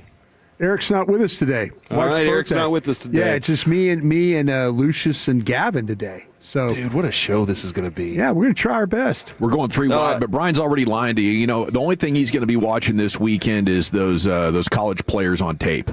Yeah. Admit it. He's You're not 20 wrong. in already. Yeah. You're a machine. 20 players in, yeah. So I'm going to try and – I've got 3 days to knock out a lot of guys. So I'm going to try my best to see if I can get this thing into maybe into the 40 range if we can. Brought us. That's definitely ending up on Masterpiece of the Week next week. I really appreciate that from you there. Now, do you start with like do you just say here's a list? And you go top to bottom? Do you just like what? How do you roll through these players? Yeah, I try. Dane Brugler sends me a list of the guys, like 5 at each position, and so what I'll do is I'll just go down the line. So, like I'll take a wide receiver, and then the next one will be a tight end, and so I just try and eliminate them that way, and then you knock all the guys off the list, and then you ask for another list of some more guys. So yeah, it's Dane's always been super helpful giving me the list of guys I need to take a peek at. How far down in the list typically before you go, why the crap is this guy even on this list? Oh, you get down into like the Puka Nacua range? Yeah. I wish I got down to the Puka Nacua range. You get a situation where you start to get like in the 5th, 6th round. Like in the 6th round, you start to go, man, am I really sure this guy's better than the 7 other guys that I have listed in that round? So that's... Yeah, it's going to be a few months before I get to there. All right, fellas, what do we got coming up on the showgram today? Pure Gold, as always, thanks for asking. We do have Stephen Jones coming up at 3 o'clock. Looking forward to that. And Todd Archer at 4 o'clock right here. We're going full 5 tonight here, 2 to 7. Awesome. Go kill it, fellas. Really looking forward to listening on the way home. Roll home with the G-Bag Nation. We have been the KNC Masterpiece, live from Taco Bueno in Bedford. We will be back with you on Monday. Until then, you've been Masterpieced. Tolo means turn it on and leave.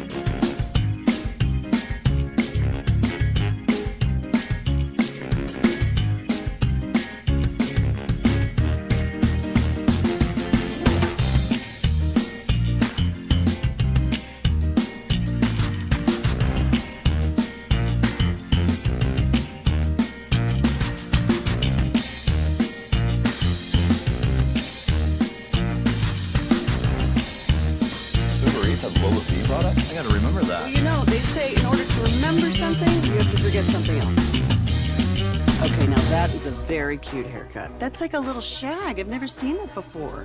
Well, I mean, of course you have.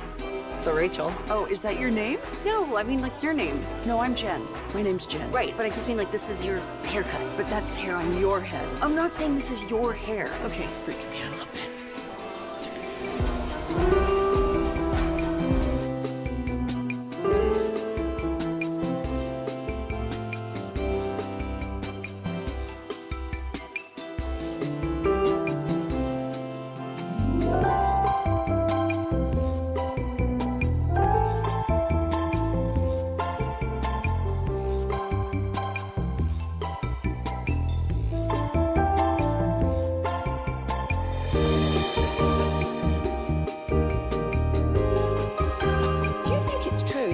Forget something else to remember that Uber Eats has groceries. No, that's absurd. Hey, remember when you used to be a, what was it, Pepper Lady?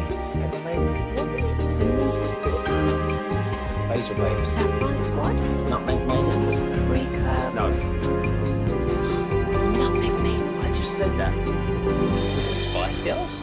Doesn't sound right. Was it Saffron Squad?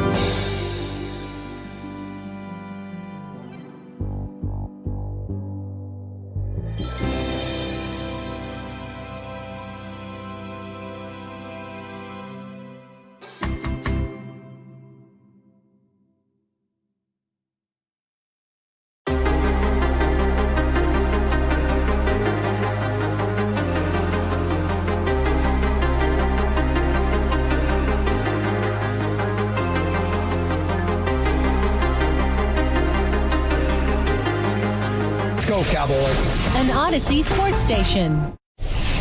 Driven by our D&M Leasing Studios. You're rolling with the G-Bag Nation on 105.3 The Fan. Welcome to the nation. Here we go. It's hour number one of the G-Bag Nation here on 105.3 The Fan, a proper Football Friday. We do have Stephen Jones coming up in 1 hour, 5 hours of pure gold as always. Thanks for asking, General, at your service. At ease. There's Brian Broaddus, the former Cowboy scout, the Super Bowl champion, with you, riding every day here on your home of the Cowboys, and Lucius Alexander's in the Pimp Cup over there, master control here. 75 and fit 2, fixing to go 5 flawless. Both your nosebleed brothers are out today, so they're both basically on family man duty. Family man duty. You got Wolchuk, whose second baby arrived last week. His paternity leave will conclude this weekend. He'll be back in Monday, getting you ready for the Cowboys and Raiders with us. And Eric Chiafalo is taking a much-deserved day off to help celebrate his wife's birthday. So salute to those boys. How the heck you doing today, man? I'm doing great, man. Dawson, we've got Liverpool and Real Madrid on the screen, a little Champions League. Ooh, we got just underway. Bassmasters Classics working here. I mean, hey, it couldn't be better, man. We'll figure out the TV. We've got 2 of the good TVs working. We'll get 2 of them behind you get going here. But, yeah, should be a good day. Look forward to being with you and Lucius today, talking a little sports. Yes, and it is prediction time. We do it every Football Friday. Right now, I think the Cowboys are going to win. I got a 24-16, though. Yeah. I just don't think that we can anticipate, unfortunately, they're going to go to Las Vegas and restore faith in this offense. the report that you gave yesterday, plus a lot of the analytics pegging the Raiders right around an average defense. I think going on the road, Cowboys averaging about 24 points per game on the road. That's what makes sense to me. How about you? Yeah, I went 26-23 Dallas. I think that there's going to be some things that, if Dallas is going to try and find some balance in their offense the last couple of weeks, they've played teams that have kind of affected their running game. That's been a little bit of a problem. If it turns into all of a sudden, do you not have a great answer for Max Crosby? Now it turns into a passing game. There's a lot of things. Williams is going to be important running the football. He's going to be really important helping with some blitz pickup stuff and helping clean up some messes, because all of a sudden you get in this game and you allow you let Max Crosby take this thing over. I think it's going to be a little bit closer game than people might think. Is this offensive line kind of letting the Cowboys down, or is it devolving as we go? I know Cooper Beebe was really good. Looking at some of the Tyler Booker stats, like for the season, he's doing well against the pass, but I just think as a group of guys, we thought after the first month or so, this, it might be a situation where they have figured out a way to play with a line like this, but I think the last couple of weeks, it's totally exhausted that Cowboys offensive optimism that I have. Yeah, they've got to get things right, because the stretch they're about to go through, when Philadelphia coming up, Kansas City, Jones hasn't really played up to his standards in Kansas City. Then you get, the visit to Detroit. You better figure out some things. This group is banged up a little bit in the offensive line. I think Tyler Smith's dealing with a little bit more than leading on to be with the knee injury and stuff. And then you've got Beebe kind of coming back after missing some games, him trying to kick some rust off himself. And you mentioned Booker, and the pass protection stuff has been okay for the most part, but he's missed time too. Yeah. And the one consistent thing that you've had is the two offensive tackles, and now the coach is talking to us about, we're going to have a competition at right tackle. So that kind of tells you where they are right now. Yeah, I think, and I love that. I don't think the previous coaching staff wanted to move on from Terrence Steele. I like how this coaching staff is moving in, and we'll see if they show similar amounts of loyalty once they have all of their own guys in, but it's got to be a meritocracy. Yeah, they've got to kind of figure out some things. And, the Raiders, with the exception of Max Crosby, are not a great pass rushing group. They don't get quick pressures. The things that gave Dallas problems in the Arizona game were the quick pressures and Dak Prescott's ability to escape. But they just can't allow this Max Crosby to take over the game. The Raiders have two legitimate players when you start to really focus in. They got one on offense and they got one on defense. We'll see with Ashton Genty. The plan for the Raiders might be, let's try and run the football and see how good Dallas is with the run defense, with all the additions that they made. The Carolina game plan, but people argue with their say, damn, Broadus, the Raiders haven't run the ball well all year. Well, what do you mean Carolina plan? Carolina's built to run the football. Well, Ashton Genty is a guy that when you watch him play, and if you've watched the Raiders play at all, he gets hit at the line of scrimmage, behind the line of scrimmage, but he's the fourth best in the league with yards after contact. So that tells you a little something. If Dallas is going to get in that mode where they don't get him at the line of scrimmage like other teams have. Yeah. Dallas has been a team that's been a yard, 2 yards beyond the line of scrimmage, and now allowing, if you're having a big success rate, Dallas is one of the worst in the league when it comes to successful runs or defending. They give up more successful runs. So all of a sudden you give Ashton Genty 2 yards and then another 4+. Yeah, that turns into a long day for you defensively. Hopefully things will square up though with the new additions. You can't get 30-35 put on you from this offense, or the belief that you fixed anything at the bye is just going to go up in smoke. Well, then it turns into, you asked me how many players have I studied. I know Majors asked me, and then it turns into, okay, well now you need to evaluate the guys you have. Evaluate the defensive tackles, evaluate the linebackers, try and figure out, okay, the plan of attack going into the offseason then would be, hey, how much money are you going to spend on free agency? You're going to tag, Pickens. That's what you lose to the Raiders. Your season now turns into really kind of off-season mode. And I know that I'm saying that from a broadcaster standpoint. They'll tell us, though, there's no tanking. We got to keep playing. And I respect that because I've been in that chair. But in reality, you now become an evaluator of your football team and then figure out what you need to do in the fall not to have that happen again. So no Cowboys football for 2 weekends in a row. We won't get this thing going until Monday night. We'll have the pregame for you Monday afternoon starting at 4 o'clock with Eric Giafalo and Brian Broaddus. How do you is every weekend that doesn't have the Cowboys from here to the draft all draft focus for you? Yeah, I've been doing podcasts in the morning before I come here, and then I do stuff with DallasCowboys.com. So I knock out. I usually get to my studio over there about 6 in the morning, and then start watching tape, do a podcast, watch some more tape, then come over here, and then at night I get more tape too. So I'm really, really fortunate and blessed to be able to have the games, and they're all right there, and you got the list and. It's what I do this time of year. I used to do it, Dawson, when it was like December 1st. And now I've kind of figured like November 1st is a better time because it allows me to feel more comfortable going into the draft. So, and I know if this thing turns into, we could pivot real quick. I know on Crown Global Media, we'll pivot real quick to a draft coverage real quick. And, and I know you'll do the same. I'm going to walk in here one day and you're going to go, hey man, here's the big board report. What do you think? Yeah. And that's what it's going to mean. That's what it kind of comes into. You got to think about, well, if they're not going to find ways to win games, and you still have to cover the team. Yeah. You still have to, you still have to talk about it, and I'll look at the teams, the opponents and stuff like that.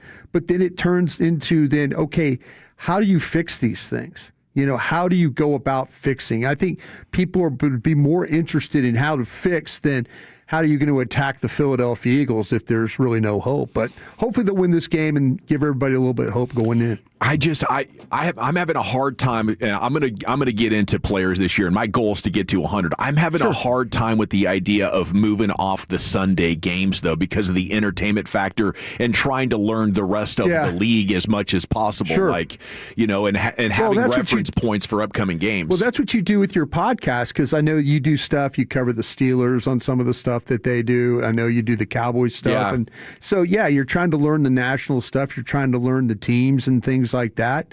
I find myself, what happens to me is I get so focused because on a Sunday is usually me watching a Cowboy game. So I really don't have an idea until later on that night who did what. But I get so focused on the Cowboys, it's like, well, so-and-so's playing well for that team, and you're like, oh, okay, and then you go back and watch. And I have access to all the game tape, too, in the pro side of things. I could, if there's a game that I'm really like, man, how did the Chargers stop the Broncos offensively? I could go back and watch that. So I don't feel like I lose a lot there, but I also feel like, though, my responsibility to like the station and to my podcasts and stuff is the draft. It's to know these college players as well as I can. Okay, so moving forward with this team, how much optimism, confidence do you have in the offense? I don't think it's special anymore. I said last night on my Cowboys podcast, I think it's likely, and I don't think this is a hot take. This is actually closer to an average defense than an average offense than an elite offense right now. Yeah. And that's shocking. I thought there was no way we were going to be saying that 4 weeks ago. Dak has fallen out of the top 10 in the quarterback indexes. Like, there's a lot of bad going on. So I wonder if just one tackle would fix this, or you got to fix both. Like, where is your Tyler Guyton trajectory at right now? Yeah, I'm more in line with, I'm okay with Tyler Guyton. I think after watching him play against the Broncos, I know there were 3-4 pressures from Nick Benito, but overall I was 3-4 is not horrible against Benito. Yeah, and I was thinking at least if it was 3 or 4 sacks, then we might be talking something different here. Yeah, I think the right tackle is where you're at, and I think that's why they have the competition, or even talking about the competition there. And I know people out there, I've looked at a couple of offensive tackles, already that will probably be in that range, maybe where Dallas is picking, that their first pick. Now we'll see what happens. That might turn into a top 10 pick. Hell, it might be a 14 or 15 pick, depending on how things kind of shake out. You're hoping, if you're into the draft, you want it to be as high as you can. But if you're a Cowboy fan, you want them to win games and keep going. But yeah, there's going to be a couple of offensive tackles. We've seen in the past where there's been like 5 to 7 of those guys, rounds 1 through 3, that could legitimately play. Right now, I'm just like kind of seeing 2 that'll probably fall somewhere between that first pick and then you're picking maybe at maybe about 18 or 20 in that range. See, but team building wise, I would look at this like, if we're going to use a pick, it should be the first one because we need as good a tackle as possible. At the end of the round, you're looking at Guyton and Tyler Smith, and Tyler Smith ended up being good, but year 1 wasn't good enough. And the reason I'm saying that is because of Dak Prescott's age. As a team builder, don't you have to consider that your quarterback is coming up at this point? He'll have 2 or 3 years left on his contract. Do you want to do a 4th contract? I don't know. Is he going to be healthy? I don't know. But I would look at 2026 as we need to make sure we have right tackle fixed, and we can't be in a learning curve that could, threaten next year as well. Yeah, I was worried in the offseason that your lack of tackle play would put Dak in a situation where the time and the space isn't there for him to play at an MVP level, that's come to roost. Oh, he's done a pretty good job of avoiding, but they've had, if you go across the board after games when Zach and I are kind of talking about it on the post-game show, and we get those metrics that say 2 pressures here, 3 pressures here, 2 pressures here, your 5 guys are all kind of having a little, but I think that they're telling you what they think. They're telling you they think that the right tackle is the issue for them right now. And so, I'm sure there's some folks out there that are like, damn it, we can't draft another first-round offensive tackle. But to be the smart thing, it might be to absolutely do that. I'm going to say another thing. I mean, you got to think about if you want to really be irresponsible, you should talk about potentially a quarterback at that spot too. I mean, if you're going to have the 2 1s, maybe it'll allow you to pick a guy that if you feel really good about somebody, if you're really into team building, and you want to be, I don't think that's irresponsible to talk about tackle or talk about quarterback. Okay. I just want them to do enough in free agency where we're not sitting here like going, well, they've got to take defense. They've got to take defense. Go out there in free agency and spend some money and figure out, like, okay, we'll go get a safety. We'll get a linebacker. We'll get a corner. Yeah. We'll go get you'll tag Pickens. Give yourself some flexibility so it doesn't. Well, if you want to draft an offensive tackle, you can. Mm-hmm. You don't have to sit there and say, "Well, gosh, we're locked into having to take 2 defensive players." Yeah, you have 2 1s, and you're going to have about 5 legitimate needs. I think when you get to the offseason, if you look at corner and safety and maybe edge tackle. If you sit on your hands and play bottom fishing free agency again, then you deserve what you get. You need to go out there. You made a good trade to go get Quinnen Williams. Try and build some things around him. But also, you got to think about your offensive line. You got to think about the quarterback position if there's something there. If all of a sudden you get to a thing where Dak stays completely healthy and all of a sudden you're struggling, to win games. I know people are saying, well, damn, Bros, the defense is what's giving it up. But we've seen the last couple of weeks, the offense hasn't been that 30-40 burger offense that we always talk about. No, it really hasn't. And, now the offense is trending out of the top 10 when it comes to some of those team-wide efficiency rankings. Let me just say this. Joe Flacco is not having a problem getting the ball out quick. It is all on their defense giving up 450 or 500 yards and 35 points. Yeah. But Joe Flacco's getting that ball out with an offensive line just as bad as whatever the Cowboys have done this year. Maybe worse. He's got 2 wide receivers. Yeah. So, the scheme of the passing game, Dak, but, throughout Dak's career, I've always considered him pretty good, but not great. So when he's not playing well, I'm critical of him. And the Dak Hawks think, oh, you're a Dak hater. And then when he's playing incredibly well, I talk about, hey, this is MVP level. And the Dak haters think I flipped to being an ultra Dak supporter. And neither one of them are true. But, I'm looking at these last 8 games and hoping to see what we saw in the first month of the season. Yeah. And if we don't, then I think it does open open up for a tremendous amount of criticism because, the last 2 games we have seen him miss open players, not go to George Pickens more when Patrick Surtain was out. Yeah. And then the Arizona game was maybe his worst yet. So got a lot to work on here in this second half of the season that will not only give them a playoff chance, hopefully, but also, set your priorities for the offseason. This age, this injury level, that might be the perfect thing to do with your second first, or maybe even if the first is in the top 10 and you feel like this guy could be special. Yeah. I don't think that'd be premature at all. I would just like them to have options to where, and not to be like boxed into where they have to take defensive players. I would like for them to have to keep that as open as possible, and free agency I think will be important for that. You got a top 10 for us today, buddy. I do. A top 10 list. It's National Seatbelt Day. And you're thinking, National Seatbelt Day? Yeah. I'm going to give you the top 10 corners in NFL history. We'll do that next.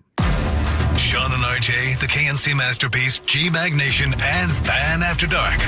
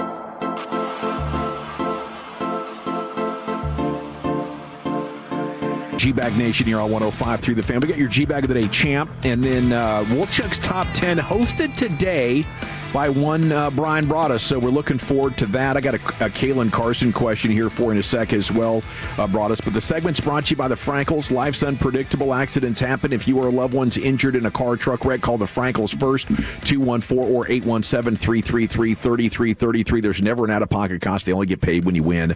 The Frankels are the go-to car and truck wreck attorneys in Dallas. Let's go into the Pimp Cup. Here's Lucius. Hey, on a Friday, baby. What's up, dude? What's up, man? Let's see here. Our winner and champ of G-Bag of the Day so far, which will happen today at 5:30. Stick around for that. You don't want to miss it. I got some John Blaze for you, no doubt. Eric Chiafalo is our winner and champ of G-Bag of the Day. I believe this is day 2, going for 3 of this man. He started off the show the other day with a goodbye letter. A little love letter, if you will, to Nico Harrison. Fortune favors the bold. So exciting things fell our way. You, Nico Harrison, you didn't just rip our hearts out. You tossed them in a blender of betrayal. You chugged the smoothie of heartbreak, and you crapped it out. And then you urinated all over it. Your sick, selfish hatred for Fupa Fat Boy, beer-chugging superstars who drop 30-point triple-doubles in their sleep and carry teams to the finals on their big-ass backs sent us spiraling down into the sewage of the sport. And you traded our guy for an older, fatter, glass-boned big man who's played in maybe 30% of the games that you dragged him here.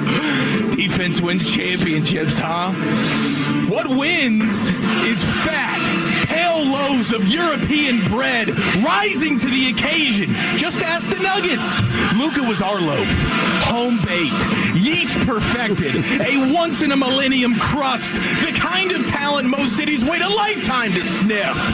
The basketball gods handed us a miracle, straight from our German goat loaf to this Slovenian masterpiece, and you wiped your Heidi with it.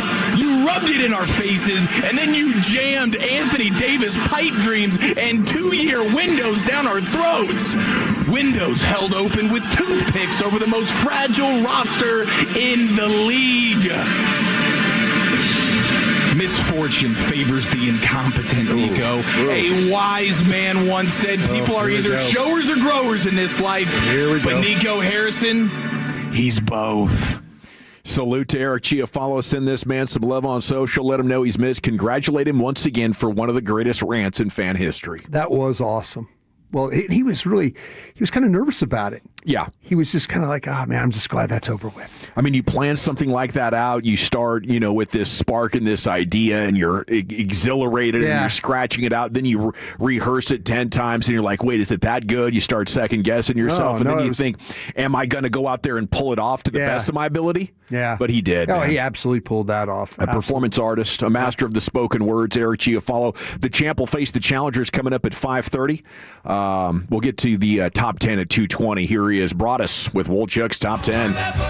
Thank you very much. Oh. Yeah, before we get there, man, I wanted to ask you. Yeah. They usually play the music and then they do a little sports chat, and they get to the top 10, so I'm going to be on format there. But been a lot of talk this week about Kalen Carson. I went and watched him. I looked at his PFF numbers. Looked like a very respectable day. Yeah. It was a massive improvement from last time I remember him last season, just getting picked on. Sure. I mean, the visions we had of him last year were against the Ravens, where they were just going after him, down after down after down. And, there was questions. He didn't have really a, he was rehabbing. He didn't have a training camp. He had practices. That's really not much to kind of go on. He was a very coming out of Wake Forest, he was a very confident kid. He was a player that played well in the zone, played man. He was one of those guys when he was selected. I thought, man, they stole one here. It was one of those, they stole a kid here. But then he got hurt. He got banged up. He kind of lost track. He lost himself. And but what I saw the other day against Arizona in the opportunity was a guy that looked a little bit more like what we'd seen at Wake Forest. They put him out there. They let him cover some man coverage stuff. He was in phase. He was able to run with his guy. He didn't get fooled. There was no double moves. There was no just dropping coverage. I mean, I sat down and just watched him just by myself, just like, whoa, okay, let's see what he's doing here. But the zone coverage stuff, the ability to drive, not be fooled, trying to get over, make a play, tackle, whatever he had to do, it was one of those games where it was a positive, very positive when it came to how he performed. So I was encouraged. This week, you could absolutely see him. Now, I think that we'll see with Ravel how he plays. We talked about it maybe a little bit yesterday about what do you think from him? How many snaps is he going to play defensively?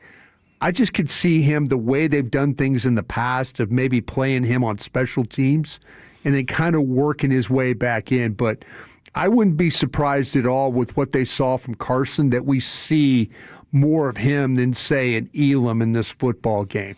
I think that's going to be... That'd be something, man. Yeah. I mean, they need a starting caliber corner so bad. And so much talk has been about Quinnen Williams and Logan Wilson and guys, but I think internal improvement. And if that wasn't an outlier, if that's the new Kalen Carson, I would be curious of how that happened considering he was banged up so much. He didn't have a lot of practice time. But sometimes just the experience and a chance to reflect can turn some light bulbs on. Being a rookie and then going through all that, I'm sure it was traumatic for him, and he'd always been at Wake Forest, had been a guy that was out there, playing at a high level and all. So, I'm sure that all the things he was going through, he was glad to step out there when it was a loss, but you look at him, the way that he played, that was a big win for the Cowboys. Yeah, there. Anybody better than Triquez Bridges right now is a massive bump. But if you're talking better than Kaiir Elam, that's probably around league average as far as corners go. Well, that's what they've got to figure out to do is Bridges. They're going to have to make some moves to get some of these guys on. And you wonder if, in fact, that they're going to move on from some guys like Bridges. And because they've got to swap some guys out to get some of these guys on the active roster. Well, we need Perry and Winfrey, and then the other corner, Josh Butler, right? Yeah, well, Butler's been waiting. I mean, he's healthy and ready to go, so there's nothing there. But we'll see with Winfrey if they can, they're down now with the defensive, with the tackle. We'll see what happens with Solomon Thomas. I don't believe Solomon Thomas is going to play for you this week. I think the injury report's going to show the calf injury. Got to be careful with that. Is the calf injury one of these things that's going to be on IR now? Is he going to be, our dealings with calf injuries, any sports team here in the Metroplex, it's like, oh, geez, dealing with one right now with the Mavs. So that's when you want to back at 100%. Right. So this very well could be, we could see that maybe to get one of these guys on, that Solomon Thomas goes on the injured reserve list.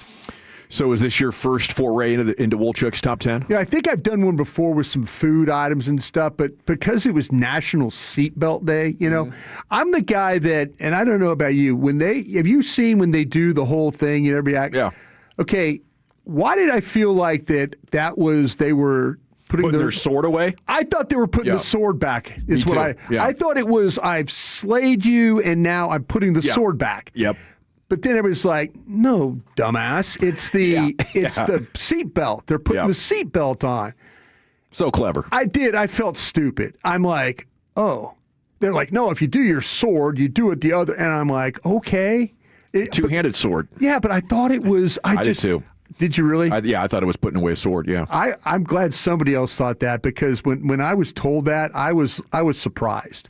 Yeah. I'm like, oh, seatbelt. Yeah, they're buckling them down. And I mean, it just seems so G-rated to do a buckle, right? And we're out here humping the air, and we're doing handguns, and Aaron Rodgers has his 6-shooters. Yeah, I was just kind of like, what really? It's a seatbelt, but everybody's doing it. Brilliant. It's very brilliant. So here we are. But so I'm going to do the top 10 cornerbacks since we got National Seatbelt Day. Top 10 cornerbacks of all time, and some of these guys, I think you and I have seen. There's maybe one that you haven't seen, other than NFL films, maybe. Yeah, maybe you were kind of like watching one day and you're like, oh, that was that guy. One of these guys has a great nickname for who he is. So we'll get to that. At number 10, we have one of the fastest corners that I've ever seen personally, and that's Darryl Green. Okay. Yeah, from the Washington Redskins. I heard he ran 4.3 at 40. Darryl Green was one of the best that I mean, when you talk about just like it was like a blur, a burgundy blur running on the screen, with that jersey. He was one of those guys. You talk about cover ground, nobody could run by him. He was a smaller guy, shorter guy, but played the ball great in the air. Could run all day. Hard guy to run away from. Yeah, couldn't separate. Yeah, he played 20 seasons in the NFL. Good gravy. All for the Washington team. His exceptional speed, we talked about that. Longevity earned him 7 Pro Bowl selections. He's a spot in the Hall of Fame. So he is a Hall of Fame player for you. At number 9 is Willie Brown. I don't know, this would be an Oakland Raider one from back in the day. You've probably seen the highlights from the Super Bowl when they're playing the Minnesota Vikings, and there's this guy running with an interception right at you. The camera is that's Willie Brown. Willie Brown was and when you look at the Raider defense, he was a lockdown guy. 9-time Pro Bowler, 6-time first-team All-Pro, another member of the Pro Football Hall of Fame. But they had some tremendous defensive backs, with Jack Tatum and Willie Brown and guys. The Raiders back in the day defensively, they had that type of secondary. They had hitters, they had cover guys that played with a lot of speed, a lot of power back there. The Raider defenses were really really Al good. Davis was a respected coach and scout and GM. I mean, he did a lot of good things there in the early decade or so. Yeah, first 20 years. Yeah, he built his team about speed. He built his team about speed and toughness, and Willie Brown was a big part of that, though. If you go back and YouTube Willie Brown, you'll see a guy that makes a lot of plays. At number 8 is Champ Bailey. We all kind of know Champ Bailey. Oh, yeah. Yeah, Champ Bailey out of Georgia. 12-time Pro Bowl selection, 3-time first-team All-Pro. He finished his career with 52 interceptions and was a premier shutdown corner for both the Redskins and the Broncos. Champ Bailey. His brother's name, by the way, you know his brother's name? By any chance? Chump? Boss Bailey. Yeah. Oh, that's right, Boss Bailey. Yeah, Mom and Dad were being really creative with the Bailey brothers when they were real naming. names, huh? Real names. Was he traded for the running back? Did he go Washington to Denver for what's his name? Portis. Yeah, Clinton Portis. Clinton Portis. Won me a fantasy league or two. Wow, absolutely. Number 7 is the guy I got fired for. Be Charles Woodson. Charles Woodson, a versatile player, excelled at both cornerback, safety. Tried to convince Parcells of that. He wanted no part of it. He won a Heisman Trophy, of course. He won a Super Bowl, and he was a Defensive Player of the Year for the Green Bay Packers. So you were trying to convince him to go get Woodson, and he was like, "No, we're not going to do it." No, he signed with the Packers, and you wouldn't let it go. I wouldn't let it go. He wouldn't let it go either. He's like, you want that malcontent? No. The problem was he was talking to Al Davis, and Mr. Davis was like influencing him in a negative way. So, yeah, anyway. Mike Haynes is at number 6. He's a 9-time. He's a New England Patriot. 9-time Pro Bowl selection, 2-time first-team All-Pro. He was a dominant cover corner, kick returner, Patriots, and also with the Raiders. Later in his career, he went to the Raiders. Because he was one of these guys that was super smooth in the way he played. But he was number 6. Darrelle Revis, nicknamed Revis Island. He was known for his elite coverage skill, often shutting down the opponent's best receiver. He was a 7-time All-Pro, 4-time first-team All-Pro. He's at number 5. You watched some Darrelle Revis? Yeah, I watched quite a bit of Revis. You know, he was. They were all over the place there 15 years ago when the Jets were irrelevant there with Rex Ryan coaching them, and I guess Shoddy on the offensive side. Yeah, he was a guy. By all means, the nickname Revis Island, because you really did not want to throw the ball his direction. I mean, he had the man cover skills. He was really good at reading, reacting, playing the ball in the air. You know, most of these guys could play the ball in the air, but he was really good at seeing like the route develop and then anticipating that and putting himself in position to make plays. Number 4 is 4-time Super Bowl champ Mel Blount. This is from the Steel Curtain. This guy was like a big corner. This guy was like, you watched him play, he had some size to him. He was a 5-time Pro Bowler, 2-time first-team All-Pro, 1975 Defensive Player of the Year. Physical. The Mel Blunt rule is it created in 1978 to limit contact receivers. He was a guy that, like the bump and run coverage back in the 70s, he'd play up on the guy and he would never let you off the line of scrimmage. He was that big, that long, that physical, that tough. Mel Blunt. 6'3", 227. Yeah. Very, like in an era where, there were like guys were starting to get big. For a corner, that was rare. Here's number 3 is Dick Night Train Lane. This is from the Detroit Lions.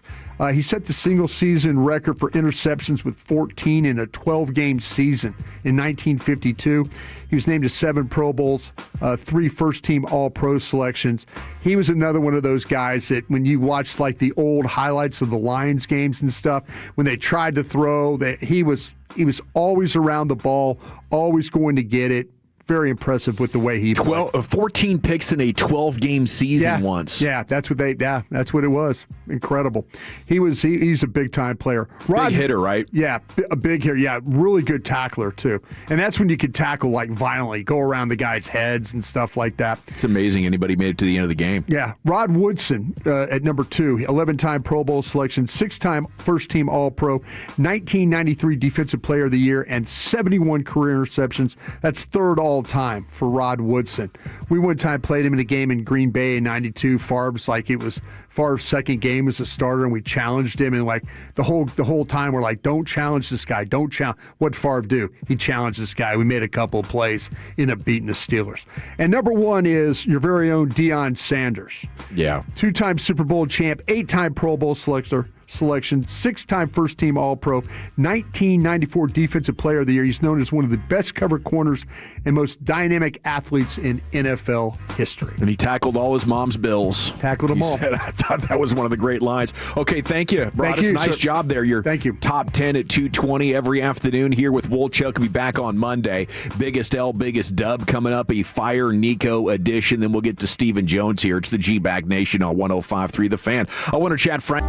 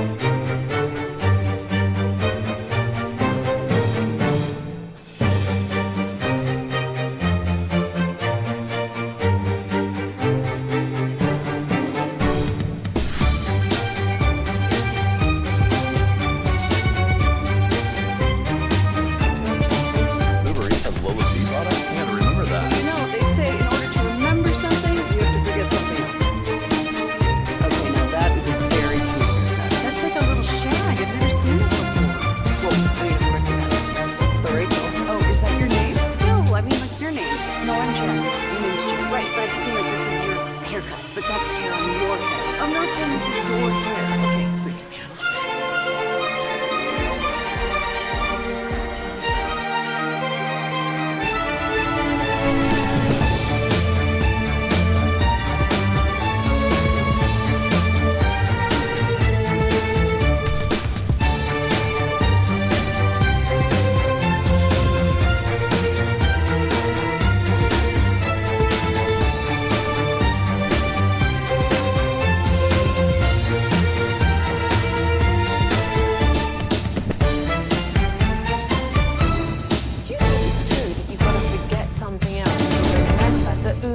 Has groceries. No, that's absurd. Hey, remember when you used to be a, what was it, Pepper Lady? Pepper Lady? Wasn't it Cinnamon Sisters? Basil Babes. Sapphire Squad? Nutmeg Maidens? Pre-curb? No. Nothing, mate. I just said that. Was it Spice Girls? Doesn't sound right. Was it Saffron Squad?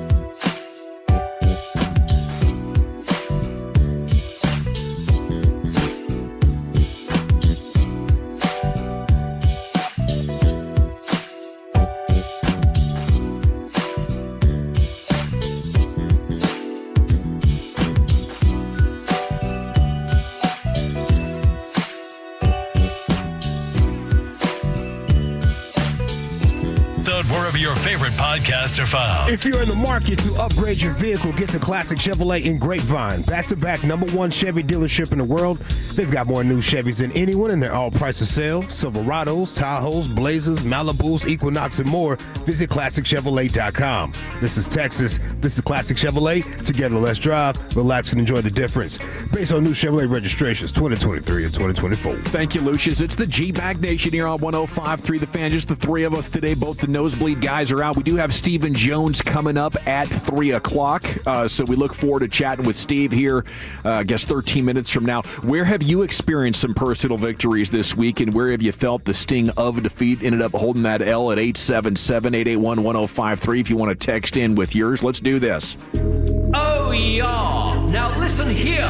It's time to toss things over to that silly twit, Eric Chiafalo, to give us this week's L takers and dub makers. On and off the field. No one is safe from this imbecile's tongue. It's biggest L, biggest dub. Yes, sir. I'm Gavin Dawson, in for Eric Chiafalo here in Biggest L, Biggest Dub. Anything for you, Brian, this week? You pick up any big dubs?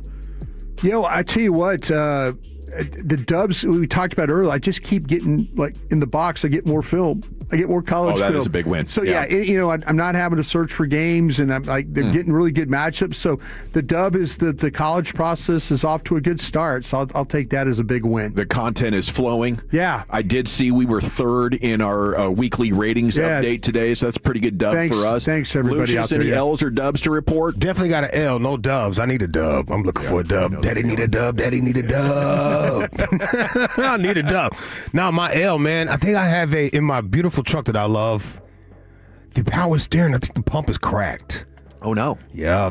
So now I got to replace that. Power steering pump? Every time you stack some paper, there's something there for it. Yes.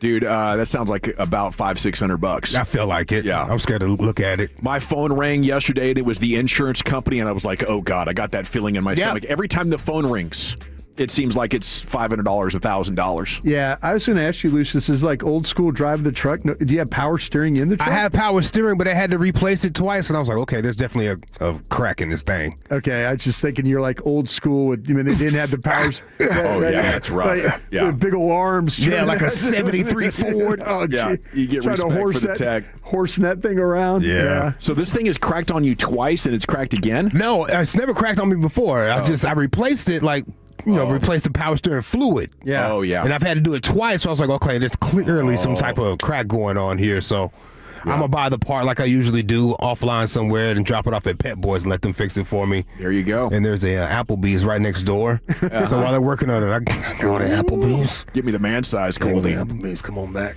Okay, I think the biggest L sports-wise was Patrick Dumont only releasing the statement on it and not taking more accountability for everything that had happened. I really think it's time for Dumont to give Mavs fans more assurance that he has seen the light or that he is for sure going to run all major decisions through many more chains of authority. Because the quote that he had from shortly after the Luka trade it's resonating across Mavs Twitter. He says, if you look at the greats in the league, the people you and I grew up with, and he said Jordan, Bird, Kobe, and then Shaq, they worked really hard every day with a singular focus to win. If you don't have that, it doesn't work. And if you don't have that, you shouldn't be part of the Mavericks. He says that's who we want. So he said, I'm unwavering on this. The entire organization knows this. This is how I operate outside of basketball. This is the only way to be competitive and win.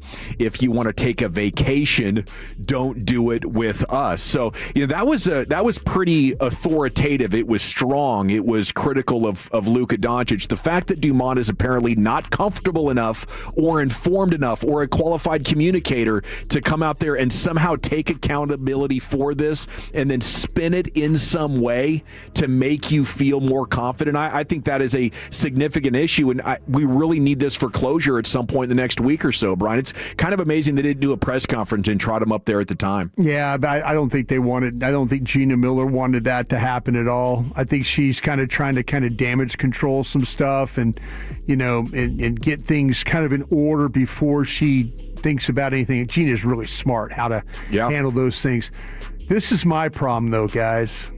I wish he would ask for help outside the organization. I would like somebody. I'd like to believe that an owner of an NFL of an NBA team could get an evaluation of his team, the coaching staff, nuts and bolts, everything about it. Hey, this is do a deep dive of why. What are the eternal problems? There are things that happened during the Cuban administration that they had to, and that was like the off the court stuff. They need to kind of figure out, like, are these the right decision makers? Are these the right guys that I need to be leaning on here? I have the utmost respect for Finley and guys like that. As a player, as a survivor, a man survived all these administrations. There haven't been a lot of them, but the Donnie Nelson and that crew. but he seems to have always, remember with like Vegas Bob, he survived Brutal. that whole thing. Yeah. So give him credit for being a survivor, but I wonder if in fact that Patrick needs somebody from the outside to do a deep dive on his organization. And then as they start to work through things, he could at least have a point of reference. Because right now, they're going to tell him what he wants. They saw how Nico manipulated him. Mm-hmm. He doesn't need to be manipulated anymore here. No, and you're right. Privately, he needs to find somebody he can trust inside the league that successfully run a team. There you go. But I don't think you can broadcast that to the world, and I think Mavs fans want sort of contrition or reason to believe that he's learned. Like if he would come out and say, wow, I was a new owner. It was my first couple of years. Sure. I wanted to trust my GM because I'm an engineer, and I wouldn't want a basketball guy coming into my engineering department and tell me how to do it. So I wanted to lean on Nico, and it cost us big time. And I will maybe never be able to make that up to you, so I'll try to give you the second best thing, which is figuring out how to win a championship by trusting more qualified people. That's all we need to hear. You wanted to hear an apology. Absolutely. Listen, because he's not going away.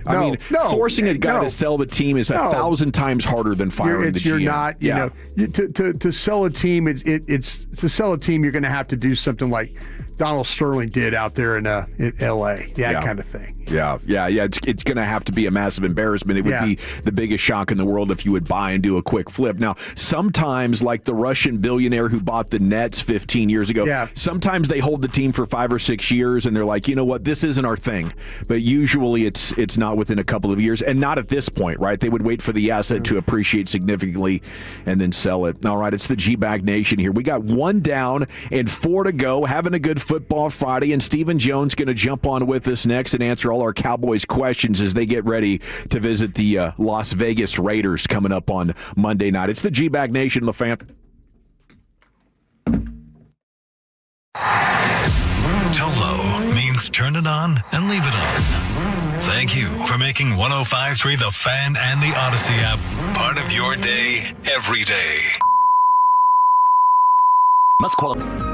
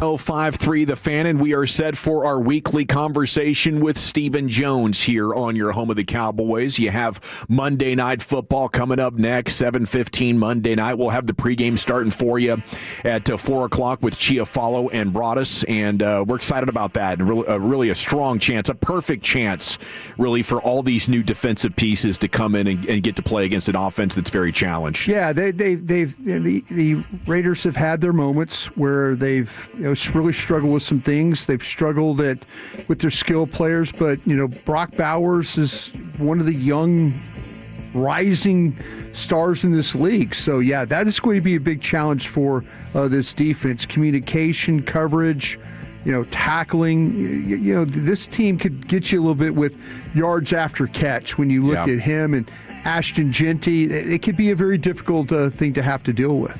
You better be strapped in against those two gentlemen. Yeah, but if you can slow them down, you could easily keep them under 15, 20 points. Oh, no, and they've struggled. We've seen where teams have been able to kind of take Ashton Genty out of games. Bowers has been injured, been nicked up a little bit. So, that's been a little bit of a problem for them. The Raiders have not had the skill that they've had, in the past. So, but still a challenge. Dallas defensively with the bye week and all that. Hopefully, guys got a little rested up, healed up. Coaches had a little bit of an idea what they wanted to do plan-wise as well.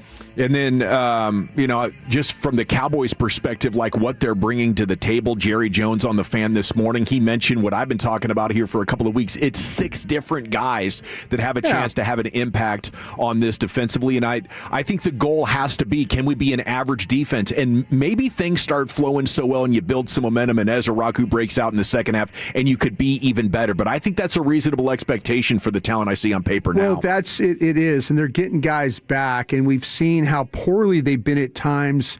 We mentioned the run defense, the tackling has been poor at times.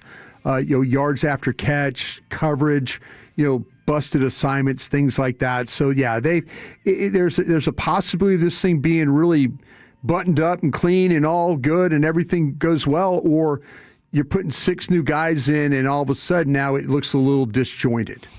Okay, speaking of looking disjointed, buddy, we got a sad update here on this Last Chance U coach. Legendary Laney college football coach John Beam has passed away from a gunshot wound he sustained in a campus shooting early today. The 66-year-old featured with his team on the 5th and final season of Last Chance U in 2020, retired as a coach in 2024, was appointed as the school's athletic director, gave his whole life to the city of Oakland, poured all of his love into his players, and you're getting tributes to him coming across to social media. Mayor Barbara Lee in Oakland described Beam as a giant and a mentor, educator, and a lifeline for young people. For over 40 years, he shaped leaders on and off the field. You have a former Cowboy, Nashawn Wright, that was one of his players, by the way. So there's a Cowboys tie-in as well. As joining us now here on your home of the Cowboys, 105.3 The Fan, is Stephen Jones. And a good afternoon, sir. How you doing? I can't wait to be 83. Oh, yeah, can't wait to be 83. Yeah, we got you on now, Stephen. I guess he was talking about his dad with somebody there. You got us, buddy? We all want to be your dad, Stephen. No, I wasn't supposed to be. I wasn't supposed to be heard. Yeah, that's our bad. We'll go ahead and dump that. But how you doing, man? How'd the bye week treat you? Yeah, it was, as you know, we had some, some real challenges and things that put everything into perspective, and certainly, but I'm sure our team will be resilient, and I think our head coach said it best. We're not ever going to move on from that, but we'll move forward. Yeah, that was a terrific line, and you got to love how Shotty has, the ability to put his arms around a situation and provide some comfort or wisdom, or how would you describe it? I think it's right. I just think it comes back to his authenticity. He's got a big heart. Everything about him's real. I know the team feels that way about him. I know his staff does. I know certainly ownership and management feel the same way. And I think he's just done an outstanding job of working with our team and working through his staff. As we said, going through a really difficult situation that certainly puts everything in perspective. Stephen, speaking of difficult, you're going to bring back several players this week on your defensive side of the ball, and I just wondered about how that will work with some of the roster moves that you have to make. And I know we saw Solomon Thomas appear on the injury report yesterday, and calves could be a tricky thing. Are we looking at some IR stints here with some guys? How are you guys going to try and get some of these guys onto the roster this week? Well, the guys are, obviously Revel and Overshone are on now. Sure. So we really got one move to make with Hooker. And we'll work through what that'll be, and, we'll make that move Monday. Are we finally ready to see this damn good defense come together? I'm ready. I'd love to see how these guys are going to play together, and certainly when you're talking about the caliber of some of these guys, they certainly you would hope to think that that we're going to be better. And obviously we hadn't played this year. It is what it is, and we know what it's been, but obviously the goal is to continue to work hard every week, and certainly, adding, the 4 or 5 players we're adding back into the mix. We hope that's going to make a big difference, and obviously there's some really good football players in that mix. Yeah, I think it actually gets to 6 or maybe even 7 if you count Carson coming back there right before the bye. What was the after-action report on Kalen? It just looks so much more solid than his first year for us. Yeah, he just, I think he's got a lot more confidence. I think he's, really for the first time since the beginning of last year, I think he really feels good physically. And, his body language is great out there. He's practicing hard. He not only, his defensive snaps were good, but, he played really good on special teams as well. So, it's, you're a lot different player when you're healthy and you can play fast. Stephen, the coaching staff has talked about competition at the right tackle spot, and you've come on and talked to us about continuity. Is this difficult for you personally, too, or you like, listen, coaches want to have a competition out there and we'll do it? Yeah, I think, each coach has his own way about how he brings out the best in his players, and I'm certainly supportive. I do think at the end of the day, competition is good for everybody, and certainly, some competitions are more visual to media, to the public than others, but, in my mind, our guys are competing every day. All 53, and as I used to say as well, you're not only competing against the guys that are on the roster, but maybe guys that may be on another roster, and so and let go. But the at the end of the day, you just want everybody to go out there, practice their ass off, and get better. Stephen, with your offensive line is in the Arizona game, you had some pressures. You've kind of had some pressures throughout, though. Just kind of talk about though. Is it been a little bit because the offensive line it was together, and then their injuries? Is it been a little bit of that in how some of the play has been the last couple of weeks? I just think it's at the end of the day, it's a little bit of everything, and that's why you got to go back to work each week. I mean, I think Coach Schottenheimer and Clayton and Connor would tell you, that they've got to do a better job. I think the offensive line guys will tell you the players have to do. Our players will tell you they have to be better. Dak will tell you he has to be better. Certainly, we hadn't played our best ball the last couple of games, and we look forward to Monday and getting a chance to get things back on track and being the type of offense we know we can be. We were kind of looking at maybe having to go 6-2 to bring this thing into realistic shot of making the playoffs, and it's obviously week to week, and you got to control what you can control. But do you think that'd be a realistic goal for the final 8 games? Yeah, like I said, we look at it week to week, and we know everybody's pretty aware of what what usually takes to get in the playoffs. But the only way you're going to go on a run, which we need to do because we are in a hole, and we do need to get on a run. But the only way to do that is take each game week to week. Stephen, the addition, though, of Quinnen Williams, I mean, you talked about earlier about how you need to help your run defense. How do you see the Quinnen Williams trade working out for you guys, and how and what he brings for you guys defensively? Well, when you add one of the dominant tackles, which is, we've been really, making a conscientious effort by bringing Kenny Clark in here and now Quinnen and, getting Osa taken care of in the offseason. I think it starts with the big guys in the middle, and now we got to go out and execute and have those guys work together. And but whenever you add a guy of Quinnen's stature, which is an all-pro type football defensive player that's can be dominant against the run and getting pressure in the passing game, you got to believe you're going to get better, and certainly that's why we made the trade.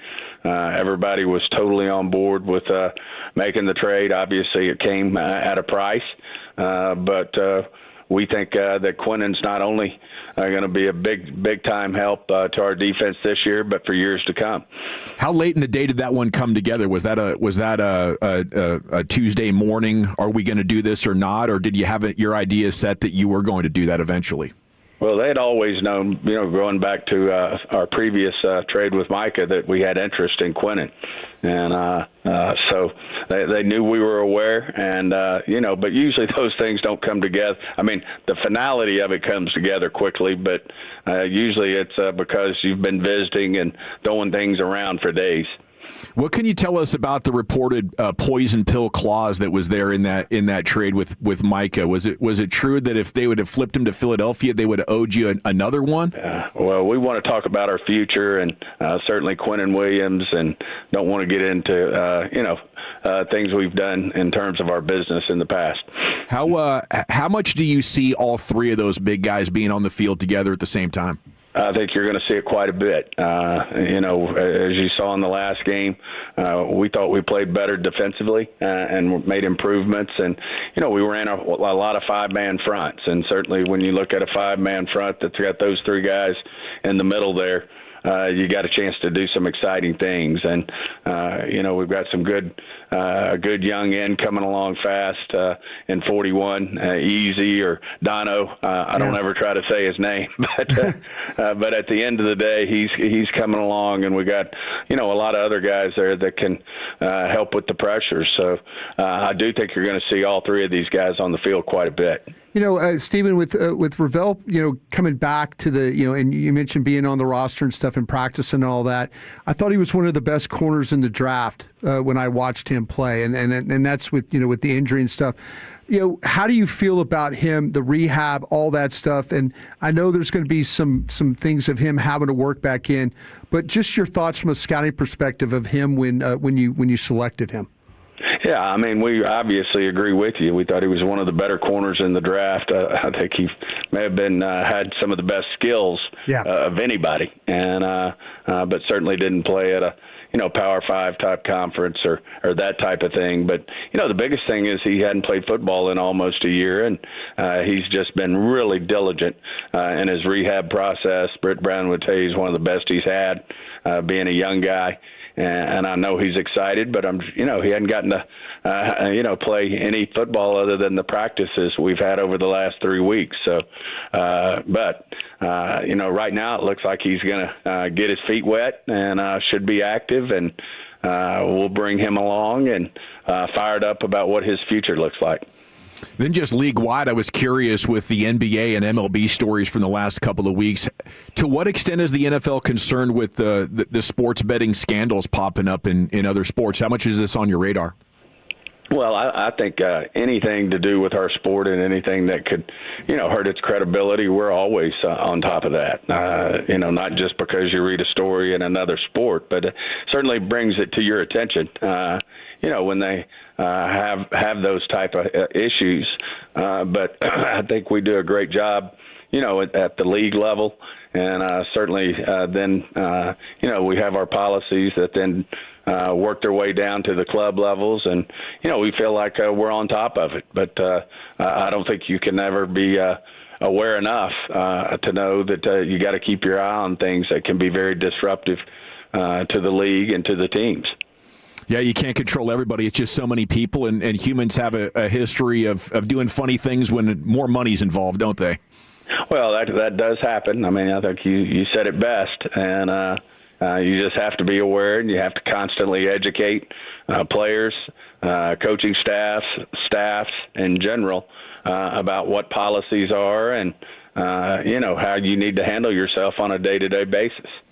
Well, congrats to everybody in the organization for how y'all handled yourselves over the last couple of weeks. I know it's been tough, so best of luck moving forward. Give them hell. We'll be pulling for you.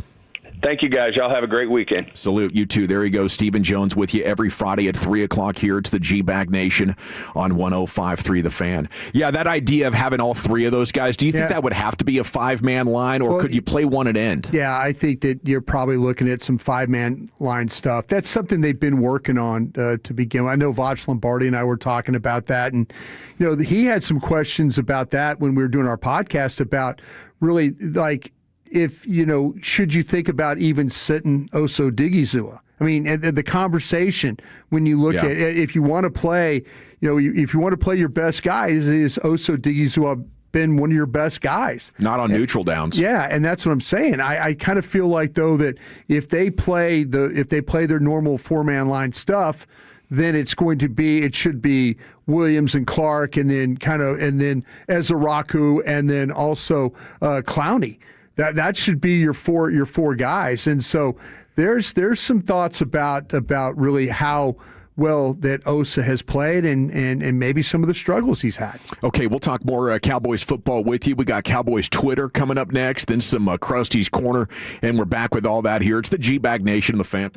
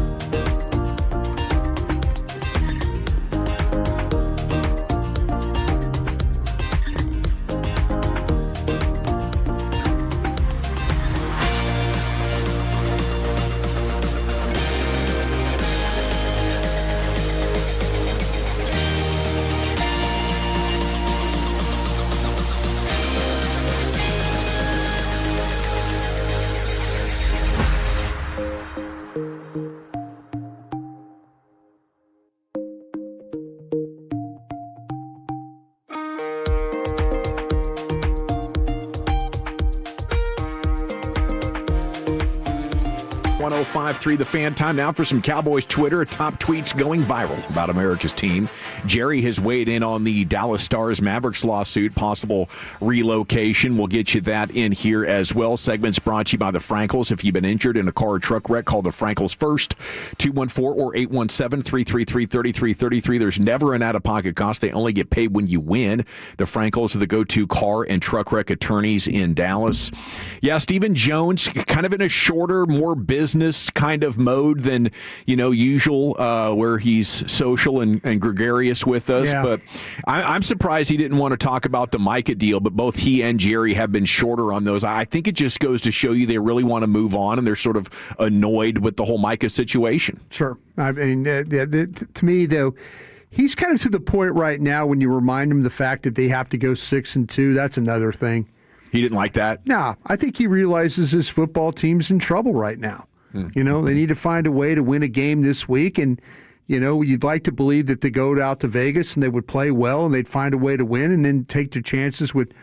But they've allowed some games to get away from them.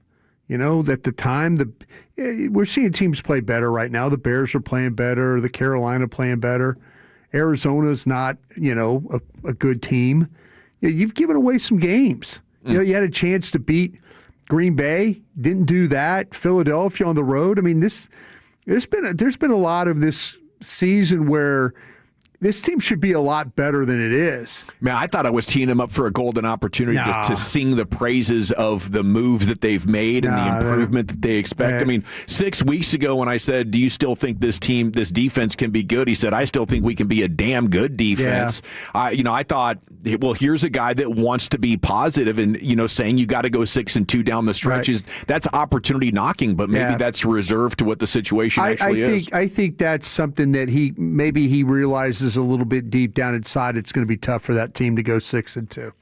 If he's being truthful with himself, I mean, you'd like to believe they had opportunities and they didn't get it done when they needed to get games. They needed to beat Arizona at home, and they needed to beat Chicago Bears after the Bears started poorly, and to lose to Carolina. Yeah. Those are some bad losses. Yeah. And his team should be in a lot better shape than they are, and they're not. And so you ask him the question like, well, 6-2, and yeah, it's realistic, but I mean, he's also looking at it as, well, I don't know what defense is going to show up. I've got 6 new guys going out there and playing this week. I mean, get through this week, then you're saying beat Philadelphia, and now it would seem like, okay, got to go 4-2 down the stretch, and you're still going to have to beat either Minnesota or the Chargers, and that might seem like a tougher task, although the Vikings have really struggled since a hotter start. They are now 4-5, but you would have to beat one of the Detroit, Kansas City, LA Chargers in there, and those are very legitimate contenders, so that might be too much, but as it might be that whatever optimism you're drawing from the trade deadline and all the defensive players coming back from injury, maybe that's offset by recent offensive struggles. And Clayton Adams has been talking about that, I think, since the Carolina game, or maybe even before that while the stats are the stats, we're seeing signs of inconsistencies and not everybody getting the job done like they need to. Jerry was on with KNC earlier today. He was asked, has he had any conversations regarding the Stars joining the Cowboys in Frisco full-time with a new arena? That'd be an interesting addition to the Star Complex, wouldn't it, if you put a big old hockey arena up there? Says, no, we have not. We have not at all. He says it doesn't surprise me that you could have some issues, especially under the dynamics of where you might be thinking about a new stadium. That's bound to create some angst that has to be worked through.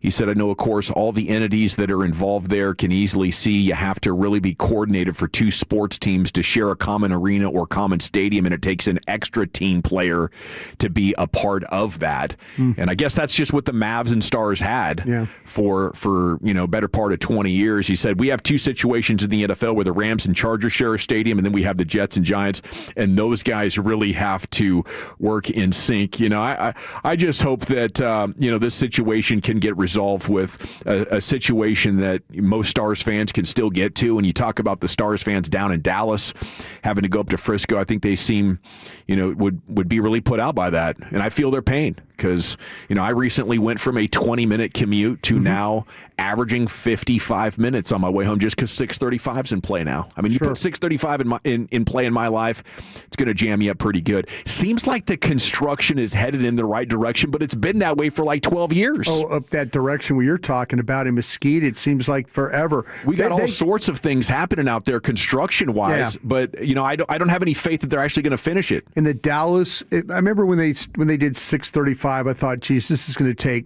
20 years.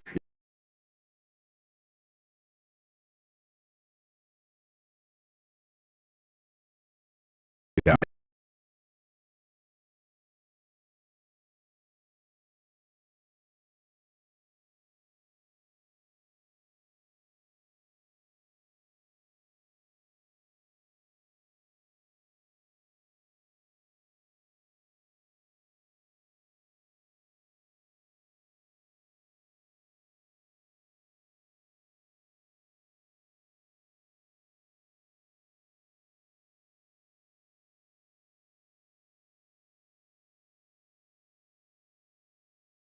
Wreck does happen, there's no way to drag the vehicles. No. Like, it is such a massive inconvenience. I don't know how, as taxpayers, we've been so screwed over by the Texas, it's not the Texas toll roads, but it's the Texas Transportation Department. I don't know. But whoever is in charge of green lighting that should be out of office. Yeah, the thing about it is you drive through that area, especially at night, you can't see where all that stuff is. No. I mean, it's a and you challenge. go through those S curves, and the 18-wheeler's trailer swings into your lane. There's nothing they can do about it. Nothing they can do. They're trying to get through, and you're in trouble too. Okay, the Cowboys are going to have some fascinating conversations about George Pickens' worth in the offseason. Tweets Nick Harris.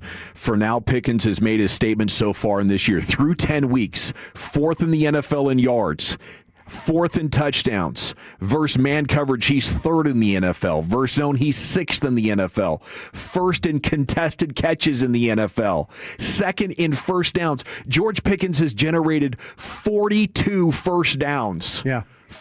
Damn near 4.5 a game. 12 20-plus yard receiving plays. That's 3rd in the NFL. 11 missed tackles forced. That's 3rd in the NFL. 2nd in that's George Pickens for you. And 6th in the NFL in yards after contact over expectation. I mean, I said yesterday, George Pickens, the top 5 wide receiver in the game. And that's with CeeDee Lamb in for the majority of these contests. I don't know how he and Mulligetta would settle for anything south of $35 million looking at this. And what you need to think about right now is, and as good as CeeDee Lamb is, George Pickens needs to get the ball. If you want to go 6-2 or you want to win more, George Pickens needs to be more involved. And I mean that in no slam to Ferguson or no slam to Williams or Lamb or any of those guys. But George Pickens gets it done. Yeah. He is a nightmare for defensive coordinators to have to deal with the way he's playing the run after catch and all that. I mean, George Pickens needs even more targets in these games. Yeah. We'll talk a little bit more about that later on. But the tease is the 3 most productive scoring games happened to be the 3 games CeeDee Lamb was out. That is your best 3-game stretch scoring points. I think it's 105 points or something like that over those 3 games, and maybe some of that is matchup dependent. I mean, 2 of them were Carolina and the Jets, but one of them was the Green Bay Packers that you scored 40 on. So I don't think paying 2 wide receivers works for every team. I don't know how it works for Cincinnati, even with Joe Flacco. I don't know how it, works for Philadelphia, considering they're so run dominant. But obviously that took them to the Super Bowl. What is the issue? And if you can't troubleshoot it and get it figured out in the back half of the season, the final 8 games of the season, then I really think you need to take a hard look at, is this the best use of our salary cap space, considering how much money's out there. It would almost be too good to be true. If you could trade a 3 for him and then tag and trade him for like a 1 and a 3 and free up that salary cap space. Sure. It would be, to me, the best way to build a balanced roster. How do you think people who pound on you every day about the salary cap and how it needs to be managed and all that are now going to you could pay them both? You can. Yeah. No, that's what I'm saying though. There's people that it's salary cap. It's irresponsibility and stuff. You're messing with your cap. You can't pay those guys. You get that crowd. Yeah. And now you get the same people that are saying that. They're going to go, wait a minute now. You need to go. Find a way to get Pickens done. You can't pay a running back. You can't do this, can't do that. Yeah. What do you say to that crowd when you start to talk about, you just talked about tagging the guy and trading the guy is what you just talked about. Well, number one, I feel your pain because for a lot of NFL teams out there, they pick years where they're saying, to hell with the cap, we need this position and that position, we'll backload it. Now, the Eagles did that in 23 and 24. This year, they didn't. This year, their additions have been much more budget conscious because you can't do that every year. If you do that every year, you are going to be the worst team in the NFL for a sustained period. I mean, that's probably why Sean Payton left New Orleans, was he had done that for 3 or 4 years in a row, trying to get that next Super Bowl, trying to get a final run for Drew Brees. And they had the best team in the NFC. Yeah. But I would say back to this also, until further notice, the Cowboys build it trying to manage their salary cap and have it be steady year in and year out. They're not trying to ride the roller coaster up and down, which is the best way to get a Super Bowl. But that's a conversation for another story. But anyway, if they're going to continue to do it that way, then you have to look at it like we can't have it all. We're never going to have it all in one season. What's the best way to team build with how the Joneses are? Continuing to do things. Hopefully the Jerry Jones, 83 years old, having more urgency. Maybe the gambler is back. Maybe that will flip it on its head, but that's just a hope at this point. Congrats to Jacob deGrom, named the 2025 AL Comeback Player of the Year, 12-8 with a 2.97 ERA and a .92 WHIP. Set a new franchise record for any qualified pitcher, surpassing the mark set by Nolan Ryan back in 1991. He was the team's lone representative at the 2025 All-Star Game. ERA of 2.57 ranks third lowest in the expansion era since 1961 among pitchers with at least 200 starts, trailing only Koufax and Kershaw. So it's happened. Yep. And I say all that to say, if you do trade him now, the value should be significant. You're getting an ace, coming off a historically good season, even if he is now on the back half of 30. And then ML Football retweeted this. Dolphins wide receiver Tyreek Hill has changed his Instagram bio to unemployed. So I wonder if that's a sign he's going to be moving on from Miami. All right, Krusty's Corner's coming up next, buddy. Where are you taking him? Yeah, it's Friday. We're going to talk about the officials for this Monday night's game. We'll do that next. Right here, though, I'm going to chat Window Nation with you, though. And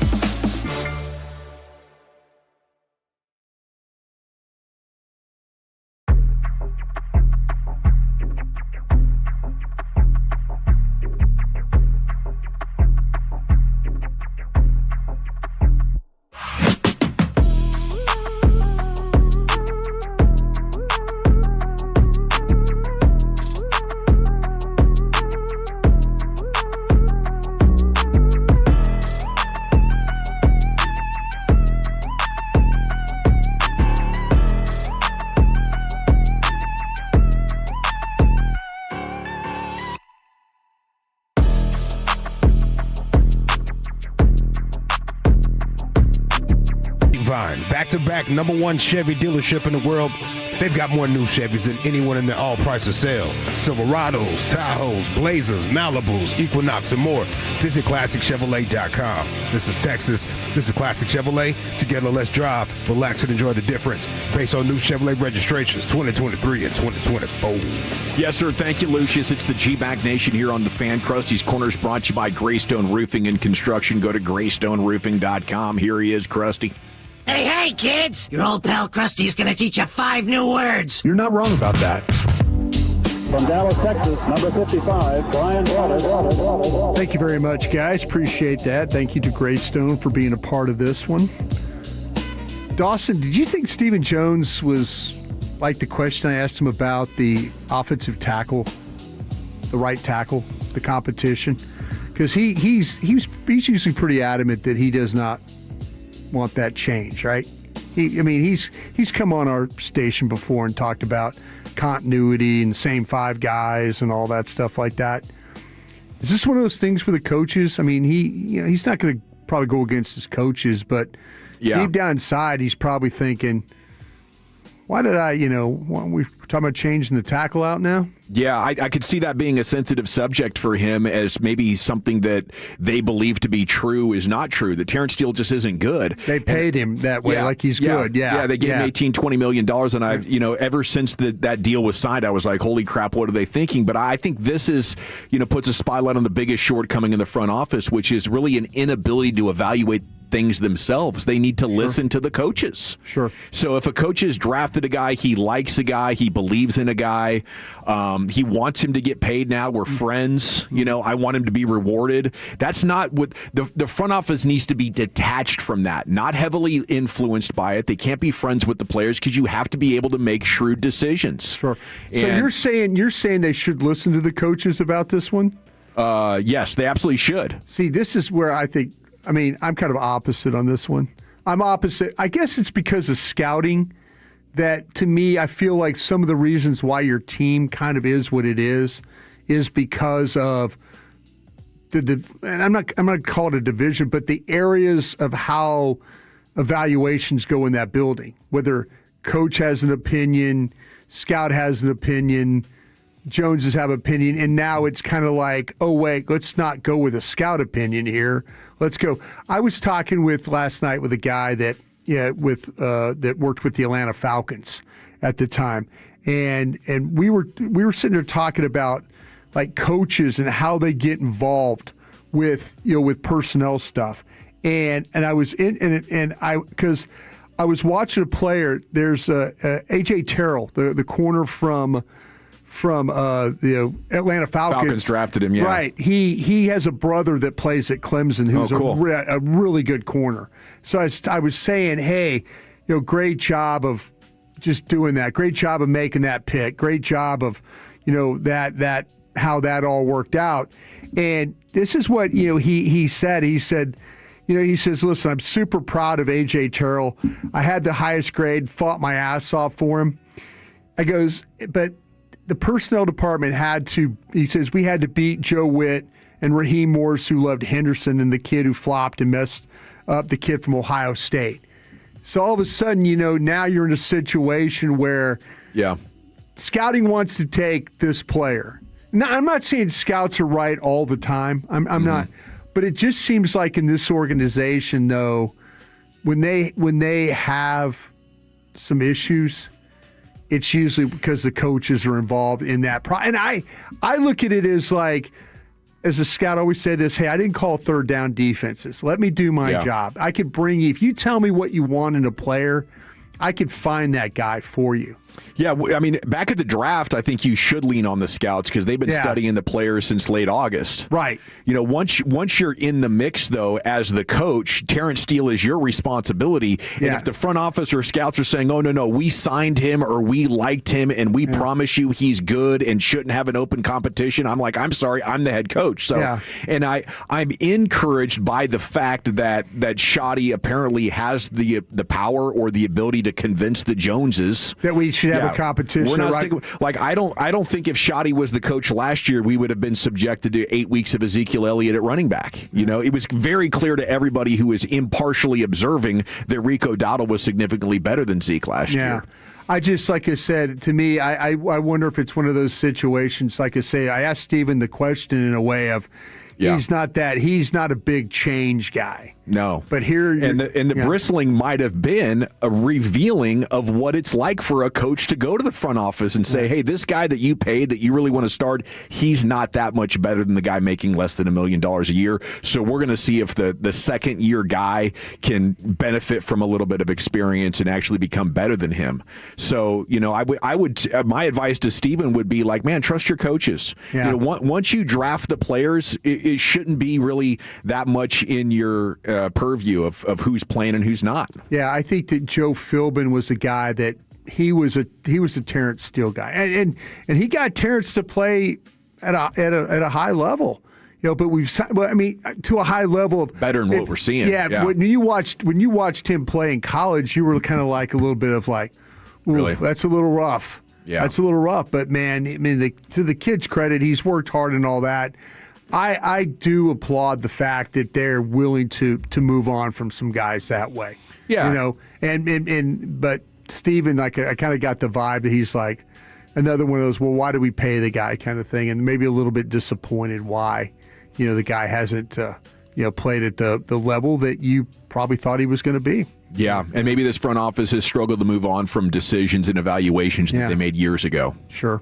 I totally agree with you on that. All right, your official this week is going to be Brad Allen. And Brad Allen, Gavin, is, when it comes to the officials, he's officiated 8 games so far this year. So he's been out a couple of games. Most officials have done between 9 and 10 games. And so now you're in a situation where Brad Allen, where he falls, he's missed a couple of games just because they rotate these guys. But he is the official. Him and his crew are the ones that call the least amount of penalties in the league through this 11 games now as we get going for that.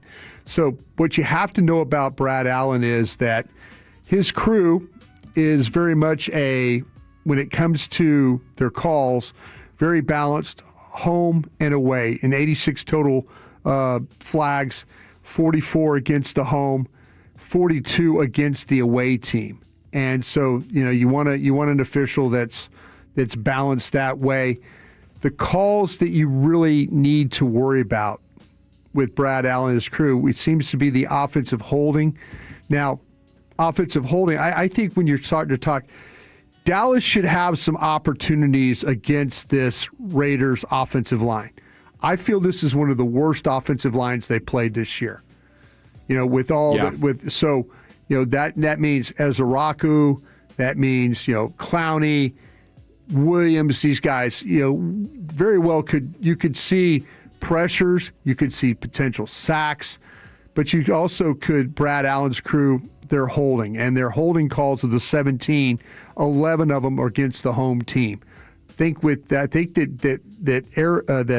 Raiders offensive line is going to have some issues with this Dallas defensive line, and maybe you also get some holding calls out of this as well.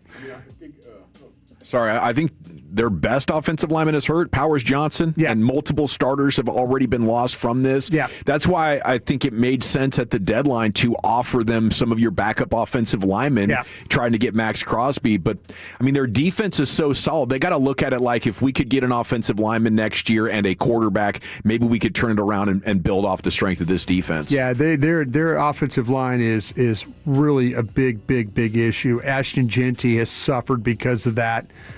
Some of the, you know, when you look at the quarterback play and all, I think it's suffered because of the offensive line. So how much better do you feel about this pass rush? Like last time we faced something like this, it was probably the Giants, and you couldn't get in Russell Wilson's face to save your life. I think Donovan Ezaraku, I think, is coming around. Clowney's showing some stuff up. You look at Clark; he's led the team in pressures.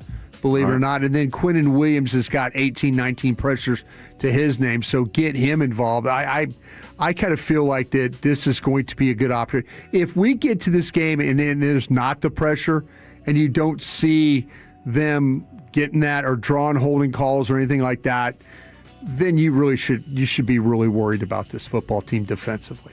Next thing is the false starts. That's something that the teams kind of that's just a discipline thing. Defensive offsides is guys, again, jumping into the neutral zones. Here's another one for you, Dawson. It's the delay of game stuff. This guy's officiated 8 games, 7 delay of game penalties. Wow, he's not playing around. Not playing around. So Dak Prescott, be very mindful. Get into that stadium, find the clocks. Shotty's got to help him along. This is a crew that's not going to give you the opportunity to be able to let that thing hit 00 and then you get a snap off. So you don't want it to happen in the key point of the game either. We always worry about that. So used to drive me crazy with Romo how much he bring that thing down. How he just carry that thing all the way down. I always felt like the defenders would be timing it out at that point. Yeah. Like once it's under a half second, we're going. Yep, absolutely. So also need to be worried about the unnecessary roughness penalties too with this crew. 8 games, 6 calls. So a little less than 1 a game right there. Those are the kinds of penalties that are a killer, especially after say you take an unnecessary shot or something after the whistle. Take a guy out of bounds. You got to be very mindful. If this crew is called, like I say, a little less than 1 of those a game. So just be conscious of, hey, if you're thinking about something, don't do it, because Brad Allen's crew will probably call it for you.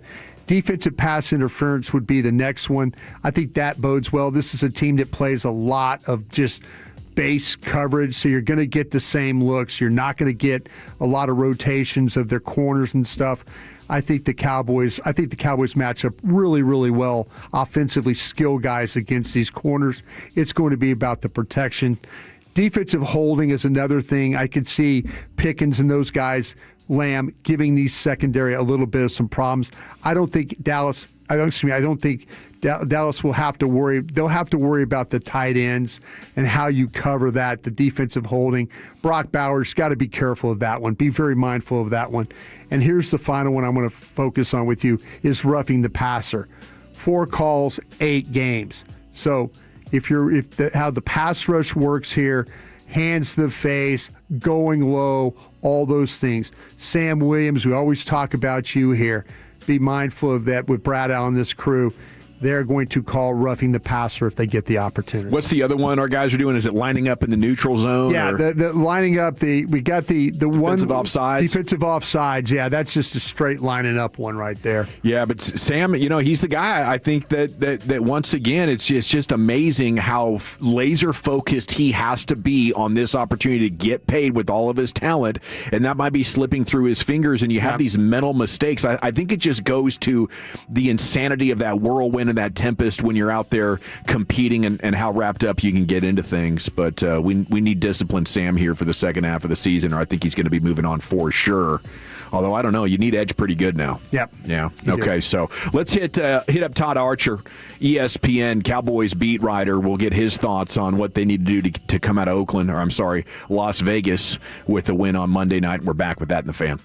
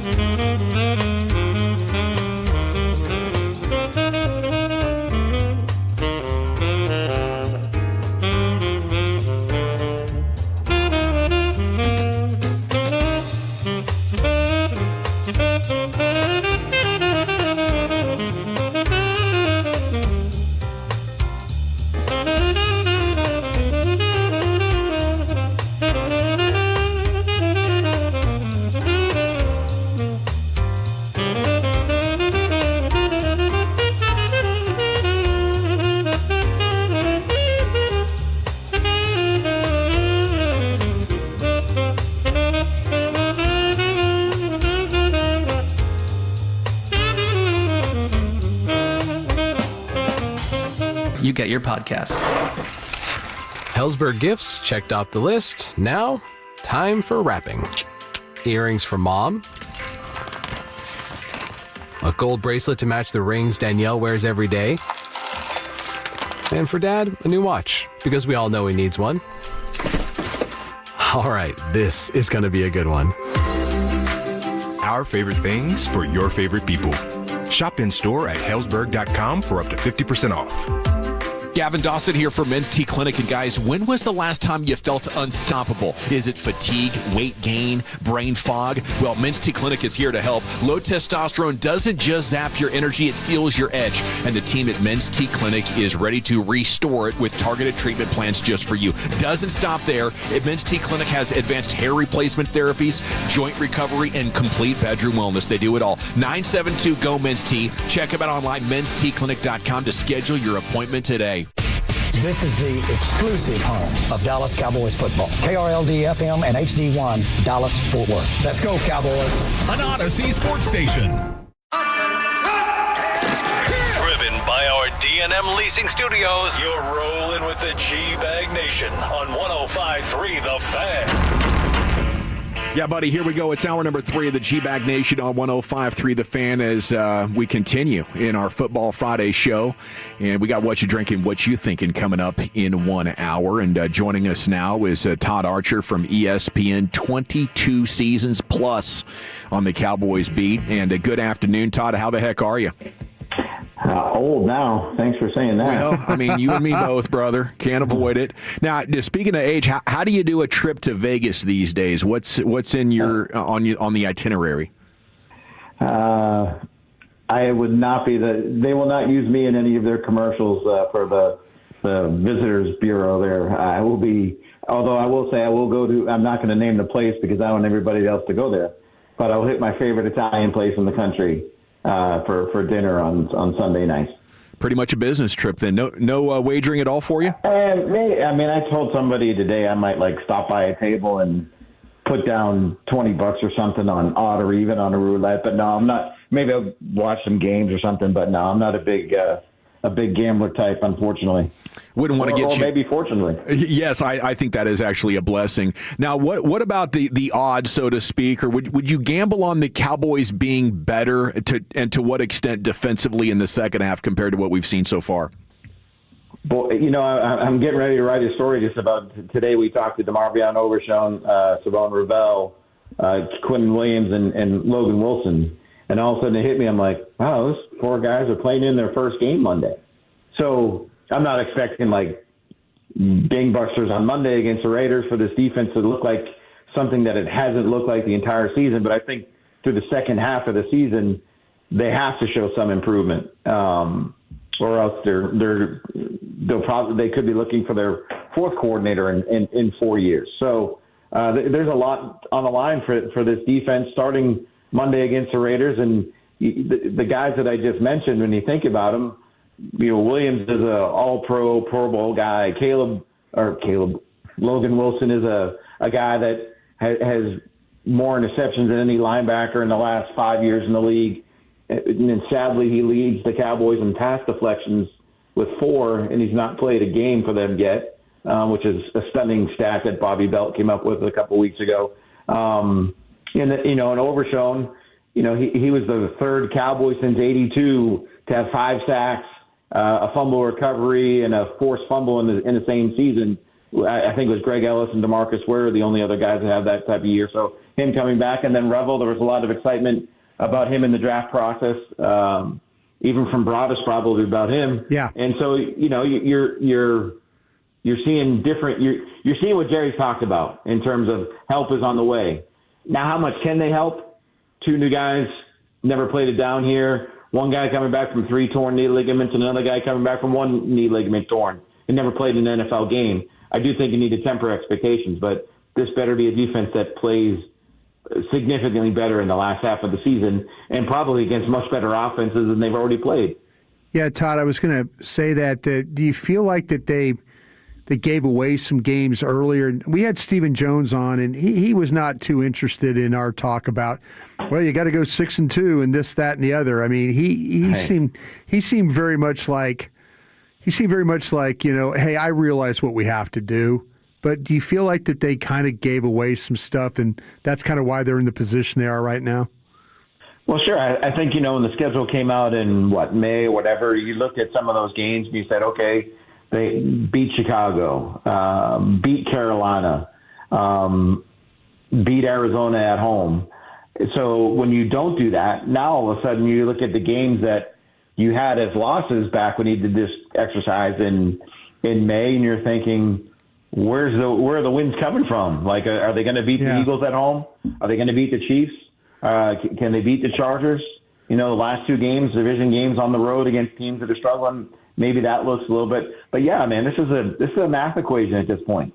And the math is not mathing for the Cowboys as they get back to the field, in addition to everything else that they've had to deal with over the last week, 8-9 days. So there's a lot of things that aren't favoring Dallas right now. However, playing a Raiders team that is equally struggling could be something that helps them as well.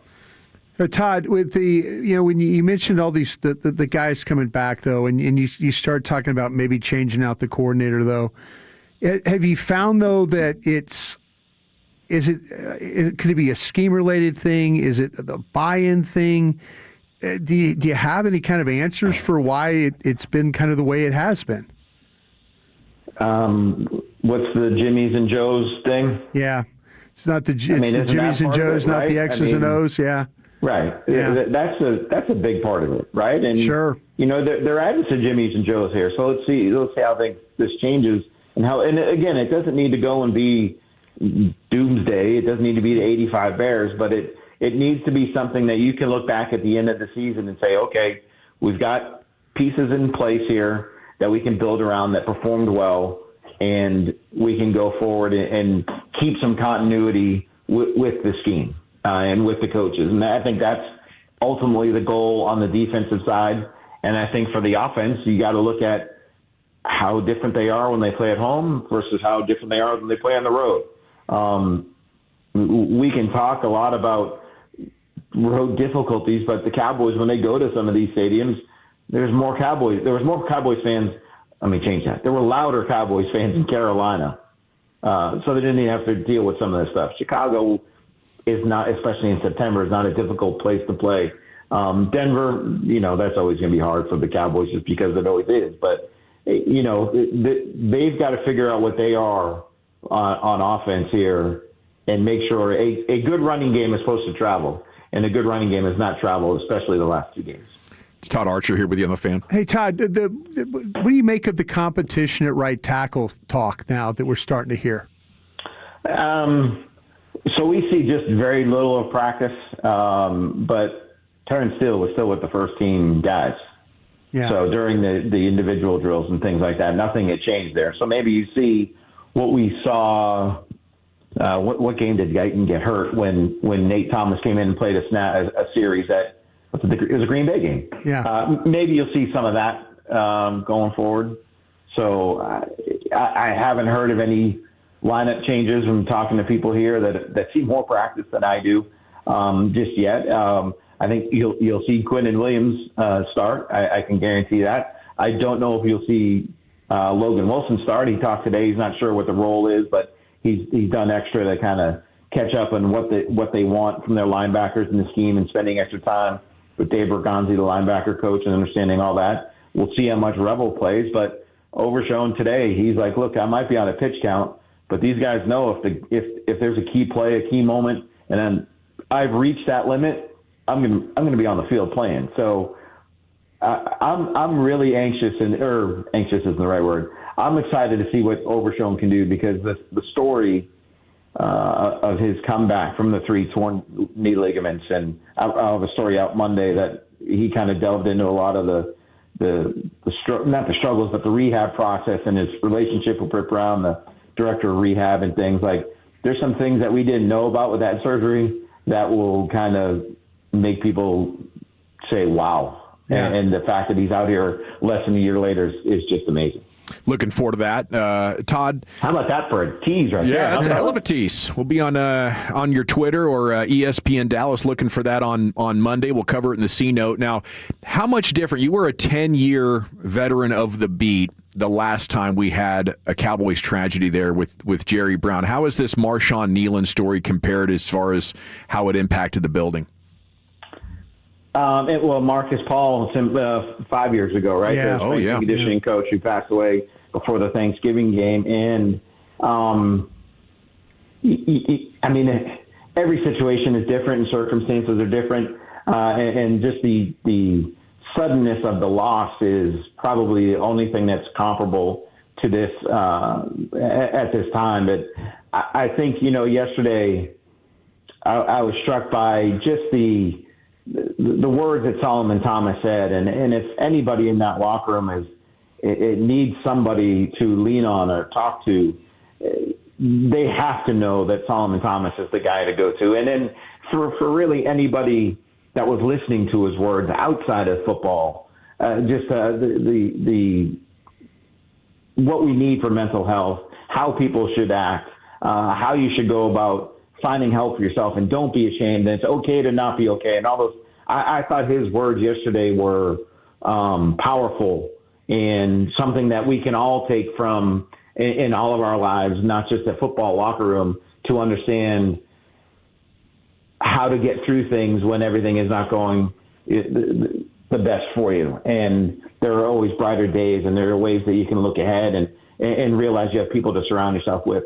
I go back to Jerry Brown, and I think I was struck by how his mom, Stacey Jackson, helped those players, and specifically Josh Brent, during a difficult time. I go back to Marcus Paul and what the players went through that week, and the guys and how they've kind of rallied and not rallied, but leaned on each other and got through it. And the emotions that these guys are going to carry Monday, I don't know how to describe them, even if my world is with words.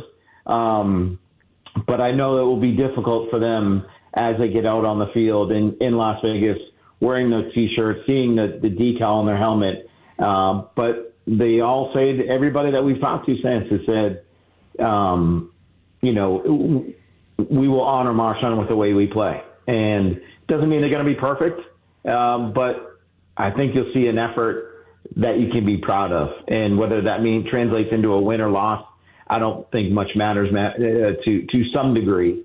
I know if you're a fan, you want to win. I know if you're a player, you want to win. But I think if you want to honor the guy, you play with the effort that they all say he played with. Solomon's words are so impactful. I think that, along with his play, has really had him emerge as a leader. I mean, is he the leader of the defense now through this tragedy? And doesn't he seem like a guy that should maybe be around here longer term than just one season? Right. I would say yes. I don't think it took this tragedy for him to be a leader for this group. I think he was a guy that his play was showing it, and I think his veteran standing was showing it. He did not practice again today with this calf deal, so this might be a game that he does not play. Yeah. But I think he is a voice in that room that is needed. Kenny Clark is a voice in that room that is needed. Again, we've been around Quinnen Williams twice, but he seems to be a guy that has the proper perspective and voice that would be needed. And we'll see how these things go out later with like a guy like DeMarvion. We know his energy and his attitude and how upbeat he is. That's something that this team needs as well, in addition to the production that he had. A guy like Ezerako, I think, has come on here lately and really played well the last 3 or 4 games or so. So maybe you're seeing something out of him. Clowney, the same way, has played well here lately. They just everybody needs to play better consistently. And I made it sound like Brian Shottenheimer, and I apologize for that, but it's honest to God, the truth. Like, you can point to moments for all of these guys and then see them in this, where they are in this predicament, because one series could be good, one play could be good, then the next play or the next series is just terrible. Do you think Dak will get back to playing at that MVP level here? It's kind of weird that as they've gotten healthy, the offense had its 2 worst games of the year. Yeah. Some of that, I think, is at least the Denver game might have been attributed to the game get out of whack and you got to throw some passes maybe they wouldn't have thrown, and maybe Arizona, that was just an off game for a lot of people. I don't have any qualms about Dak rebounding. We've seen it too often of him being a guy who plays well when they need him. Doesn't mean you're always going to win the game. And I know everybody's like, yeah, Todd, what about the playoffs? I got you. I'm with you. Mm-hmm. But I think with what we've seen from Dak this year, what we've seen from Dak 2 years ago, he's a runner-up in the MVP. I wouldn't worry about Dak Prescott playing well. It's Monday or for the remainder of the season. I think you'll see a guy find the form that he had back when they were chanting MVP as he was coming off the field in New York. Well, hey, Todd, I hope this is a week that we don't drag you into the draft, after the game and stuff like that, Draft. You won't for sure. I want to see you. I want to drag you into draft coverage, that kind of thing. I want you to sit down and look at a bunch of players with me, that kind of thing. No, I'm good. Maybe I'll turn my attention to the World Cup draw instead of there we go. Instead of the right guard from Eastern Michigan or Miami of Ohio, to see what. What do you have against the MAC? What do you have against? Why you? I love the MAC. My wife is a MAC grad, so honestly those are the two. You made it sound like that. I'm looking at stiffs or something like that. Well, I will say you use a lot of your time and resources on guys that might not ever end up playing football for the Dallas Football Cowboys. Yeah. So. No, you're right about that. I did 230 players one year. Didn't look at Puka Nacua. That tells you all you need to know. See? Yeah. I had Puka Nacua down. You should have just asked me. He was the one guy I did look at. Thanks, Todd. Terrific work as always. Have fun up there. Thanks, fellas. We'll see there he goes. Todd Archer, ESPN, with you here in the G-Bag Nation. It's 3 wide today here. Dawson, Broadus, and Lucius Alexander. And coming up next, what are we calling this? The 420 with Lucius? I got a 420 hot box. Let's go. How about that? I love it. LA's next here on The Fan. Let's chat.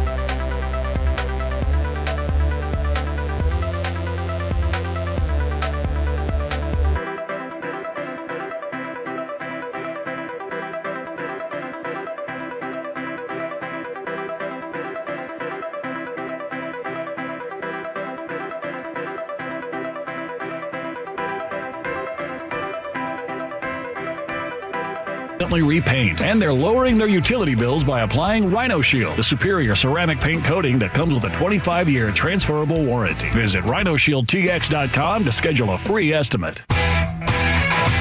Yeah, welcome back. It's the G-Bag Nation on 105.3 The Fan. Time now for some fun with Lucius Alexander. I believe he calls it the 420 Hot Box. Segment's brought to you by the Frankels. If you've been injured in a car or truck wreck, call the Frankels first, 214 or 817-333-3333. Never an out-of-pocket cost. They only get paid when you win. The Frankels are the go-to car and truck wreck attorneys in Dallas.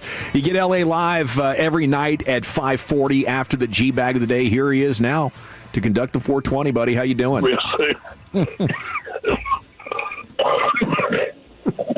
Excuse me. You all right? Get me some oxygen. Better still, how about a big shot of Jack? Yeah, how about a big shot of Jack, boys, on a Friday? Feeling it, dog. It's the 420 Hot Box right here. Looks like it's a done deal, fellas. What happened? Okay. Allegedly, it's a done deal. It's being reported it's a done deal. December 19th, Jake Paul, Anthony Joshua is going to fill in. Okay. Anthony Joshua, real-life fighter, heavyweight. Yeah, bigger guy. Champion. Yeah, a great-looking guy. Pause. December 19th. Isn't that when in 3i Atlas is supposed to be close to America? Or the planet? Yes. That doesn't have the tail growing off it, right? It doesn't have the tail, the comet with no tail. We don't know if that's a colony on the way. We don't know what that is. But yeah, it's a done deal apparently. December 19th, Jake Paul, Anthony Joshua in Miami will be streamed on Netflix. Promoter Eddie Hearns, he said that the deal is not finalized, but reports are saying it's a done deal. It's a real professional fight, too. Not an exhibition. Whoa. Real life fight. So I'm going to listen. 36 years old is Joshua. $88 million he's looking at for this fight. Oh, my goodness. Yeah. Yeah, we're coming back for this one, guys. Do you think it's any kind of weird, like you think he would knock out Anthony Joshua or put him down on the ground like he's been doing these other athletes? No, I don't think so. If this is a real fight against a heavyweight, he is going to destroy Jake Paul in 2 or 3 rounds, That's and what this I'm will thinking. be the end of the Jake Paul boxing experience. That's 100%. That's This what I'm guy's a thinking. giant. Dude. He's a huge dude, man. This guy looks like an edge. I mean, like a 6'4", 245-pound edge rusher. Yeah, he's huge. Athletic, too, man. Man, I mean, he looks like a giant in the ring. And he hasn't fallen all the way down the boxing scale where he's going to take like a rigged fight for money. I don't think he's going to do that. So I'm expecting Anthony Joshua to wash this dude. Here's the unfortunate question I have to ask you, Lucius, though. The 4 losses. Is it something, I mean, do we know, is it like decisions? Yeah, it was you good get fights. knocked out? Yeah. Good fights? Yeah. So the 4 losses are like legit. It's Legit. 28 wins, 4 losses. This is what they're talking about here with this guy. So that dropped today or sometime this week. I seen it today. Holy smokes. Maybe last night. Did it drop last night? Yeah, the dude is huge. I didn't. He's a real life boxer, man. Yeah. So yeah, I just thought I'd drop that on you on a 420 Hot Box. You get it there, fam? Daniel DeBose is who he lost to last time. A guy named Daniel DeBose in September 21st of 2024. Or that's his last fight, which he had a loss in. Mm-hmm. I would not underestimate Jake's extremely deep pockets. Oh, wow. And his narcissistic social media influencer ego. Both those things could combine maybe to offer Joshua so much money to throw a legitimate fight. I mean, if you're getting 88 so crazy, bro. Plus something under the table, I just wouldn't put it past Paul. But yes, I expect him to be just out cold on the canvas. I got to give it to Paul. They can make things happen, man. Getting in a fight with Anthony Joshua, making that happen. You had Gervonta Davis lined up, or whoever. I mean, great promotion squad. Damn. Great promotion squad. This guy's a gold medalist. He's a real deal. In 2012 Summer Games, yeah. Has anyone ever did a favor for you that went bad? Not that I can think of. Good for you. Oh, geez, Lucius, you're going to make me think about this. I'm sure somebody did something that, like, they tried to help me out, but it was like... It just went awful. I ended up having to pay for it. More work for you at the end of the day. Yeah, like, you tried to help me, but you really didn't help me kind of a thing. Well, last week, former NBA player Tony Allen. You guys remember Tony Allen? Tony Allen, great defender. Yes. Boston. Yes. Memphis. Do you remember his nickname? No. Okay, and I'll bring it up later. He was arrested in Arkansas. Apparently, Tony Allen was booked to do a podcast, and instead of sending a car service, the podcast dudes sent his friend. Hey, do me a favor, go pick up Tony Allen for me for this podcast. Okay. Should have did a car service. His friend was some type of wrestling promoter. He pulled up in a Hyundai Sonata. Oh, no. To pick up an ex-NBA player. You pulled up in a Hyundai Sonata. My man Tony Allen should have known something was up then. Car was hella dirty, too, bro. Yeah, go rent an Escalade. Yeah, do something, man. The driver was pulled over for not using his blinker. Okay? And he got to talking to the cops. I think he talked a little too much. I got an example right here for you. Just talking a little too much. What was that podcast name again? The Prime Global Group podcast. Prime Global Group? Yes, sir. Report side on for TikTok Superstar that records for the Memphis Grizzlies podcast. Or the report side of Memphis Grizzlies. He's got a podcast now. Okay. He teaches financial literacy to athletes while he has a vertical integrated system. He does real estate, so he also owns a cabinet company that builds into it. He owns the window. Bro, I just asked the name of the podcast. Now you tell me who owns what and who does financial literacy. And look, I'm going to pull it back up and he's still talking. That was one question. Got his whole Wikipedia here. My man is talking a little too much, bro. You're coming off nervous now. Yeah.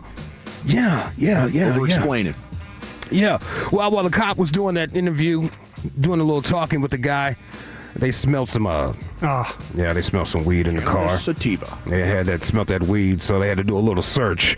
Upon the search, the police found some party powder, some Colombian Bam Bam. Oh, jeez. Yeah, it was in a cigarette box. It's not a good hiding spot. It's not a great. It's practical. It's very easy. It's the first place to go look, bro. Glove box, ashtray, center console. So they made everybody get out the car. Tony Allen said that coke is not mine. In fact, I don't even know this dude. And he was probably like 2 feet away from the guy pointing at the dude in his face saying, I don't even know this guy. By the way, Tony Allen's nickname is the Grind Father. Yeah, I got that. The Grind Father. The Grind Father. And they found a grinder in the car full of weed, by the way. Okay. All right. On brand. None of those guys really claimed. Well, I think the driver claimed it. Said it was from last night. I didn't finish it. Okay. But it's not Tony's apparently. But Tony says, I do smoke a lot of weed, but that cocaine is not mine. I feel bad for Tony because all he was doing is just taking a ride to a podcast. Yeah, clearly not his. Not his. He's probably in the back seat. Getting a ride, maybe. Listen to Tony pleading his case. Yeah, Wallet. Yeah, bro, I was going to do a podcast. Literally, he was telling y'all what he told you everything what was going on. All this extra shit, I don't even know. I'm mad. I should have just got an Uber, bro. Man, y'all bogus, bro. Y'all should have got me, bro.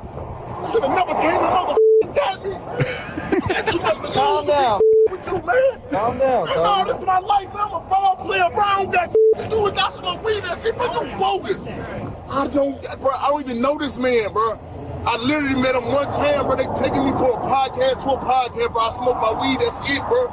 I don't got, man. I work for somebody, bro. I can't be on that, bro. That's bogus of how they transport me from this part to the podcast, bro. I got podcast footage. I shoot with them, bro. But this the transportation, they being cheap, bro. They probably got me a black car, bro. Favor turned all the way up. You're supposed to go pick up Tony Allen for me, bring me back so we can do this podcast. Now you boys are getting arrested.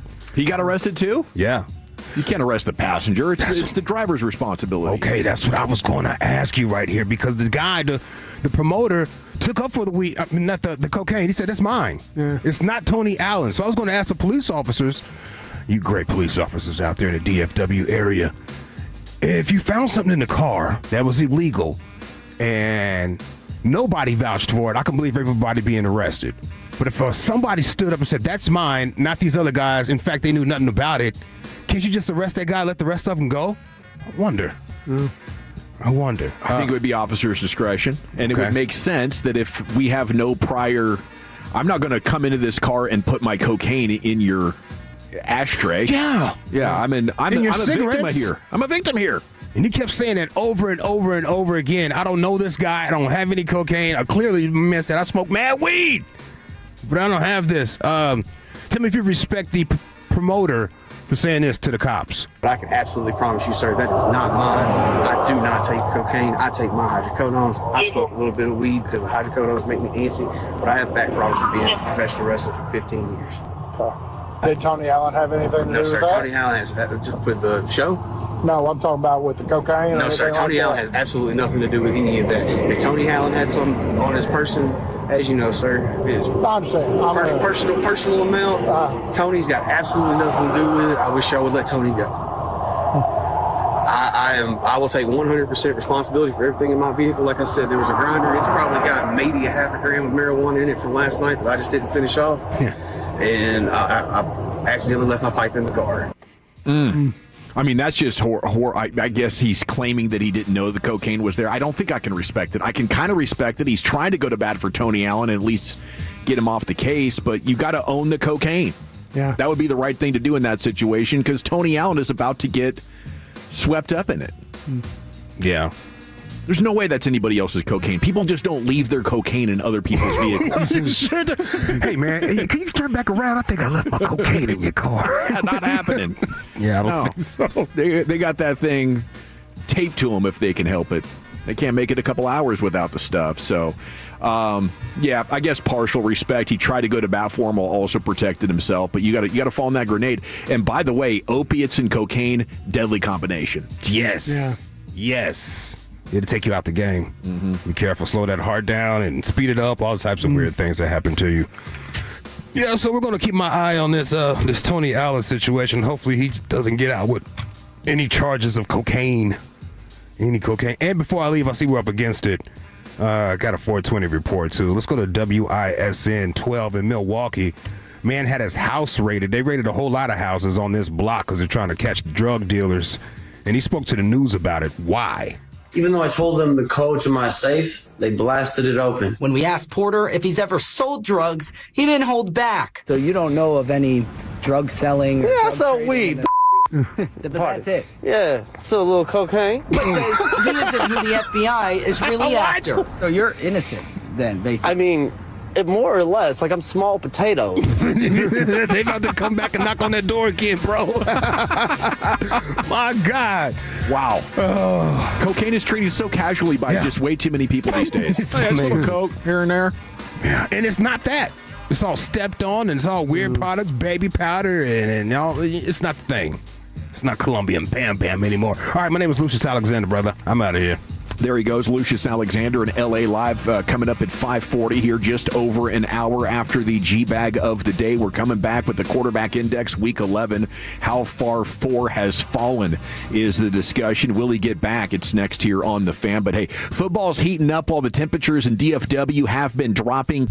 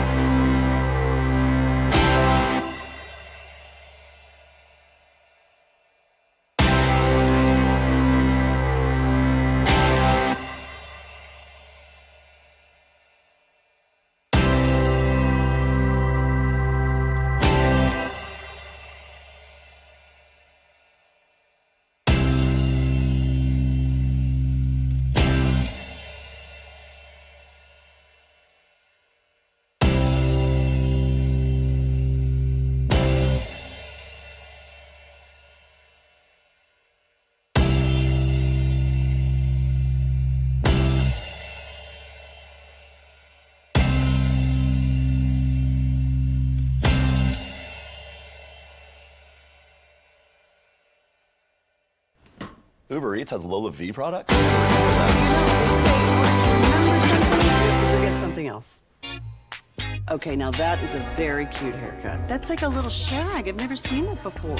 Well, I mean, of course you had it. So Rachel. Oh, is that your name? No, I mean like your name. No, I'm Jen. My name's Jen. Right, but I just mean like this is your haircut. But that's hair on your head. I'm not saying this is your hair. Okay, freak me out.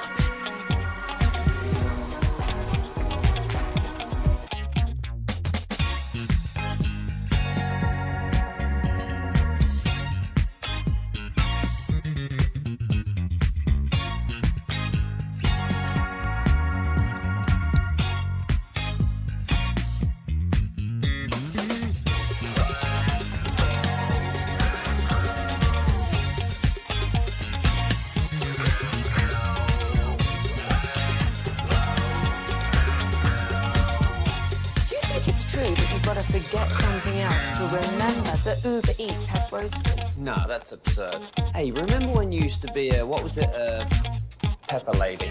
Pepper Lady? Wasn't it Cinnamon Sisters? Basil Babes. Saffron Squad? Nutmeg Maidens? Paprika? No. Nutmeg Maidens. I just said that. Was it Spice Girls?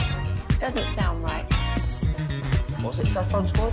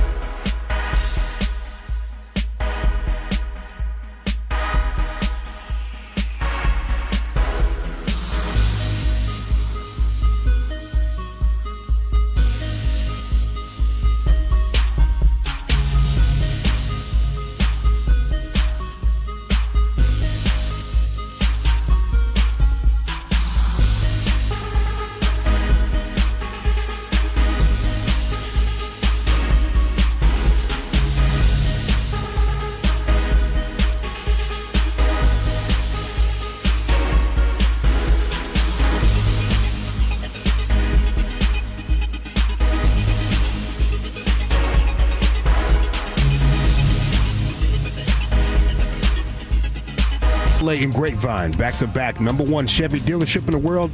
They've got more new Chevys than anyone in their all-price to sell. Silverados, Tahoes, Blazers, Malibus, Equinox, and more. Visit ClassicChevrolet.com. This is Texas. This is Classic Chevrolet. Together, let's drive, relax, and enjoy the difference. Based on new Chevrolet registrations 2023 and 2024. Thank you, Lucius. We go to Brandon Laurie's Twitter account, an eye-opening stat from Ed Werder on Media Mash yesterday. Per ESPN research, Dak Prescott's been hit while running or throwing 29 times over the last 2 games. Yeah. Tied for the most plays he's been contacted in a 2-game span across his entire career. I expected it against Denver, but for that to happen against Arizona as well. Yeah. What do you think's going on here? Is he holding on the ball too long? Doesn't he just need to throw it up for George if he's in trouble? Yeah, I think what's happened is that he has been really good. This is something that probably could have happened every game. This could be Dak Prescott has played at such a high level when it comes to avoiding the rush and the pressures. You look at the metrics, the eye test, watch the tape, 2 pressures, 4 pressures, 3 pressures, 4 pressures. Everybody's having it's been difficult for them. You're not going to have a lot of clean games, but what you have is that Dak is the one that's been able to get out of trouble, move, find time. The game against Arizona, the quick pressure was really a problem. And Dak had been really good at avoiding that quick pressure. And unfortunately, though, it didn't happen in the Arizona game. And I think it's a large part of why they lost that football game. The sacks, the pressure. Dak had done such a great job of avoiding all that, but that game just did not get it done for him. And ultimately, that's why they lost. And hopefully, like Arizona's a team that hasn't. The Raiders are a team that doesn't have a lot of quick pressure, but they do have one of the best pass rushers in the National Football League that they're going to have to deal with. On tape, is this happening with four-man rush? This is an extra guy, so it's our old friend clog and cover plus four-man pressure that's going to shut down almost any offense. It's been the thing that when teams have brought pressure, Williams has done a really good job of picking it up as a back. The extra rusher, the identification, the ability to pick it up, to give them a chance, to give Dak a little bit of a cleaner pocket to maybe make a throw. But it's, when you have it sometimes with Steele, of course, that's why what's going on at right tackle. Tyler Smith has had a couple of games. I know the numbers say, that him and Booker, but, the pressures that have gotten home have been pretty effective. It's the stuff in the middle that has really affected Dak, but it's not so much been the blitz, because if you go back and look at the metrics and the way that it all kind of lays out, he's been really, really good against the blitz. Yeah, it's when they don't have to blitz and they can keep their guys back that I think Dak doesn't know what to do back there. Right. And if they do get pressure, now he's on the run and he's just not fast enough to escape. Quarterback index, week 11, we go to Nick Shook. Stafford, number 1, 25 touchdowns, 2 picks. I think he's got 20 touchdowns in a row without an interception. Like, he was very, very early. He does have 5 fumbles, and Matt Stafford's athleticism is gone. He's minus 9 rushing yards. So you can poke a few holes there, but Matt Stafford clearly playing as the top quarterback in the NFL right now, MVP frontrunner with how the Rams are playing, and that will be accelerated significantly if they do beat Seattle. Number 2, Mahomes. Can't fight him on that. Baker coming in at 3, having the best season of his career, and he only has 2 interceptions himself, but he's down at 7 yards an attempt, and most of these other guys in the top 5 are significantly higher. Drake May coming in at 4. I think everybody's buying that. Yeah. He is. We've seen quarterbacks come in and have really good rookie years and then not be able to follow it up in his second year. He was pretty good as a rookie. Second year has been great for the man out of UNC. Yeah.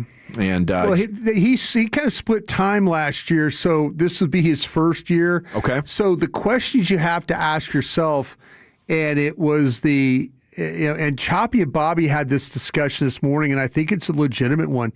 We've seen some quarterbacks have that first year have a bump, and then a little bit of the pop there, where it's like, for example, down in Houston. Stroud. Daniels. Yeah, you've seen these guys have like really good first years, and then the second year, what happens? That's the challenge that Drake May is going to have. I tell you what, though, he has played far better than I even believed he was going to play. Yeah. So give him a lot of credit for that. And he's even trying to not run. I think once he gets to the playoffs, they're even more dangerous.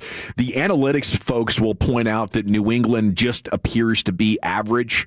But, man, at 8-2, 9-2 now, it's 8-2. Pretty outstanding stuff there for year 2. I don't know if they're back to being elite yet, but they're definitely on the right path. Number 6, Sam Darnold. 17 and 6 picks with the 5 fumbles. That's definitely rubber stamping him as a legitimate franchise quarterback to be able to do that in 2 different markets and back-to-back seasons. There's no more credibility you can get than that. Then you get to tier 2. And maybe Lamar Jackson should still be in tier 1, but he's been hurt for 4 of their games. Does have 15 touchdowns and just 1 interception. Should be tier 1, but he's not. Then you go Herbert, Goff, Hurts. Daniel Jones at number 11 overall, and then you find Dak, who is down to 7 yards in attempts, 17 touchdowns, 6 interceptions, 3 fumbles.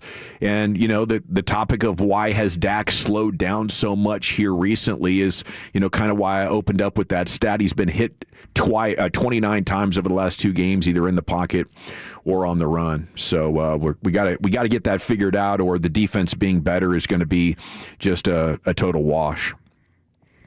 All righty. Other big games you need here. I have a couple of minutes before we get to what you're drinking and what you're thinking here. Coming up at the top of the hour, Giants are hosting the Packers. Green Bay is a 6.5-point favorite. Are you with me on this at all, that the Packers can miss the playoffs? They're vulnerable in this game against New York's front. Oh, absolutely. Yeah. I mean, the thing about it, like I say, but I would have felt a lot better. Let's see with Jameis, though, playing. That could be like a lot of fun. That could be that could be like a lot of crazy throws, a lot of good throws. Boom or bust. Boom or bust. And, that's when you're playing Jameis, you just never know. So he's going to throw you 3 picks. It's just a matter of if you catch him or not. Exactly. The topic in Green Bay is they need to stop trying to run so much and pass more. And Jordan Love said he's up for it.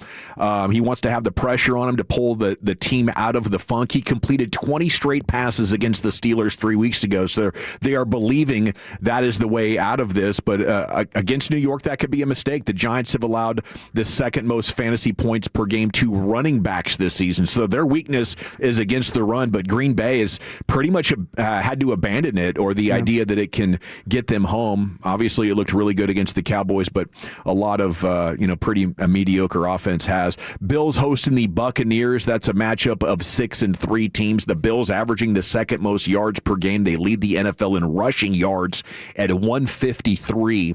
And after yielding several explosive plays against the Patriots last week, the Bucs are trying to keep that from happening again. You got the Seahawks visiting the Rams, as I just mentioned. The Rams are just a 3.5-point favorite. So Vegas considers Seattle and L.A. a pretty even matchup. Rams have a 50% chance to win the division, according to ESPN research right now. The Seahawks have a 33% chance, but if the Rams win, their chances will jump to 66, and Seattle's falls to 19%. So will the wheels come off Seattle here in the final 8 games? I think so. Man, I'm not sure about that. I think defensively, though, they've got kind of where it needs to be, and they've got the quarterback playing really, really well. So yeah. I think Seattle is going to be a tough out for somebody. I really do. I just think that coach, the way the roster's built, the defense, watching them play, they go on the road, man. They don't lose. They love going out there. I mean, we always talk about Seattle having the great home field advantage, but man, you get these guys on the road, they are as good as money. I guess maybe I was biased against them to start the season. I need to let that go. Sure. No, I just think. I mean, their offensive line is bottom third. I don't know how that holds up. The quarterback, the skill guys they've done a really good job defensively, but they find ways to go. That quarterback is like I said, he is money when it comes to these big game situations. Rockwall's Jackson Smith and Jigba leading the NFL with 1,041 receiving yards, the first Seahawks receiver in history, and they've had good ones to go over 1,000 yards in his first 9 games. I wanted to bring up real quick Broncos hosting the Chiefs, because here's the key on what might be holding Kansas City back to me. Chris Jones, just 2 sacks. His pressure rate of 9% is 43rd in the league. Been down. It's been really down, and he's and everybody's trying to talk to him about it and address it and stuff like that. But yeah, he clearly looks like a different player out there. We got 3 down and 2 to go. Your phone calls up next here at 877-881-1053. It's time for What You Drinking, What You Thinking here on 105.3 The Fan.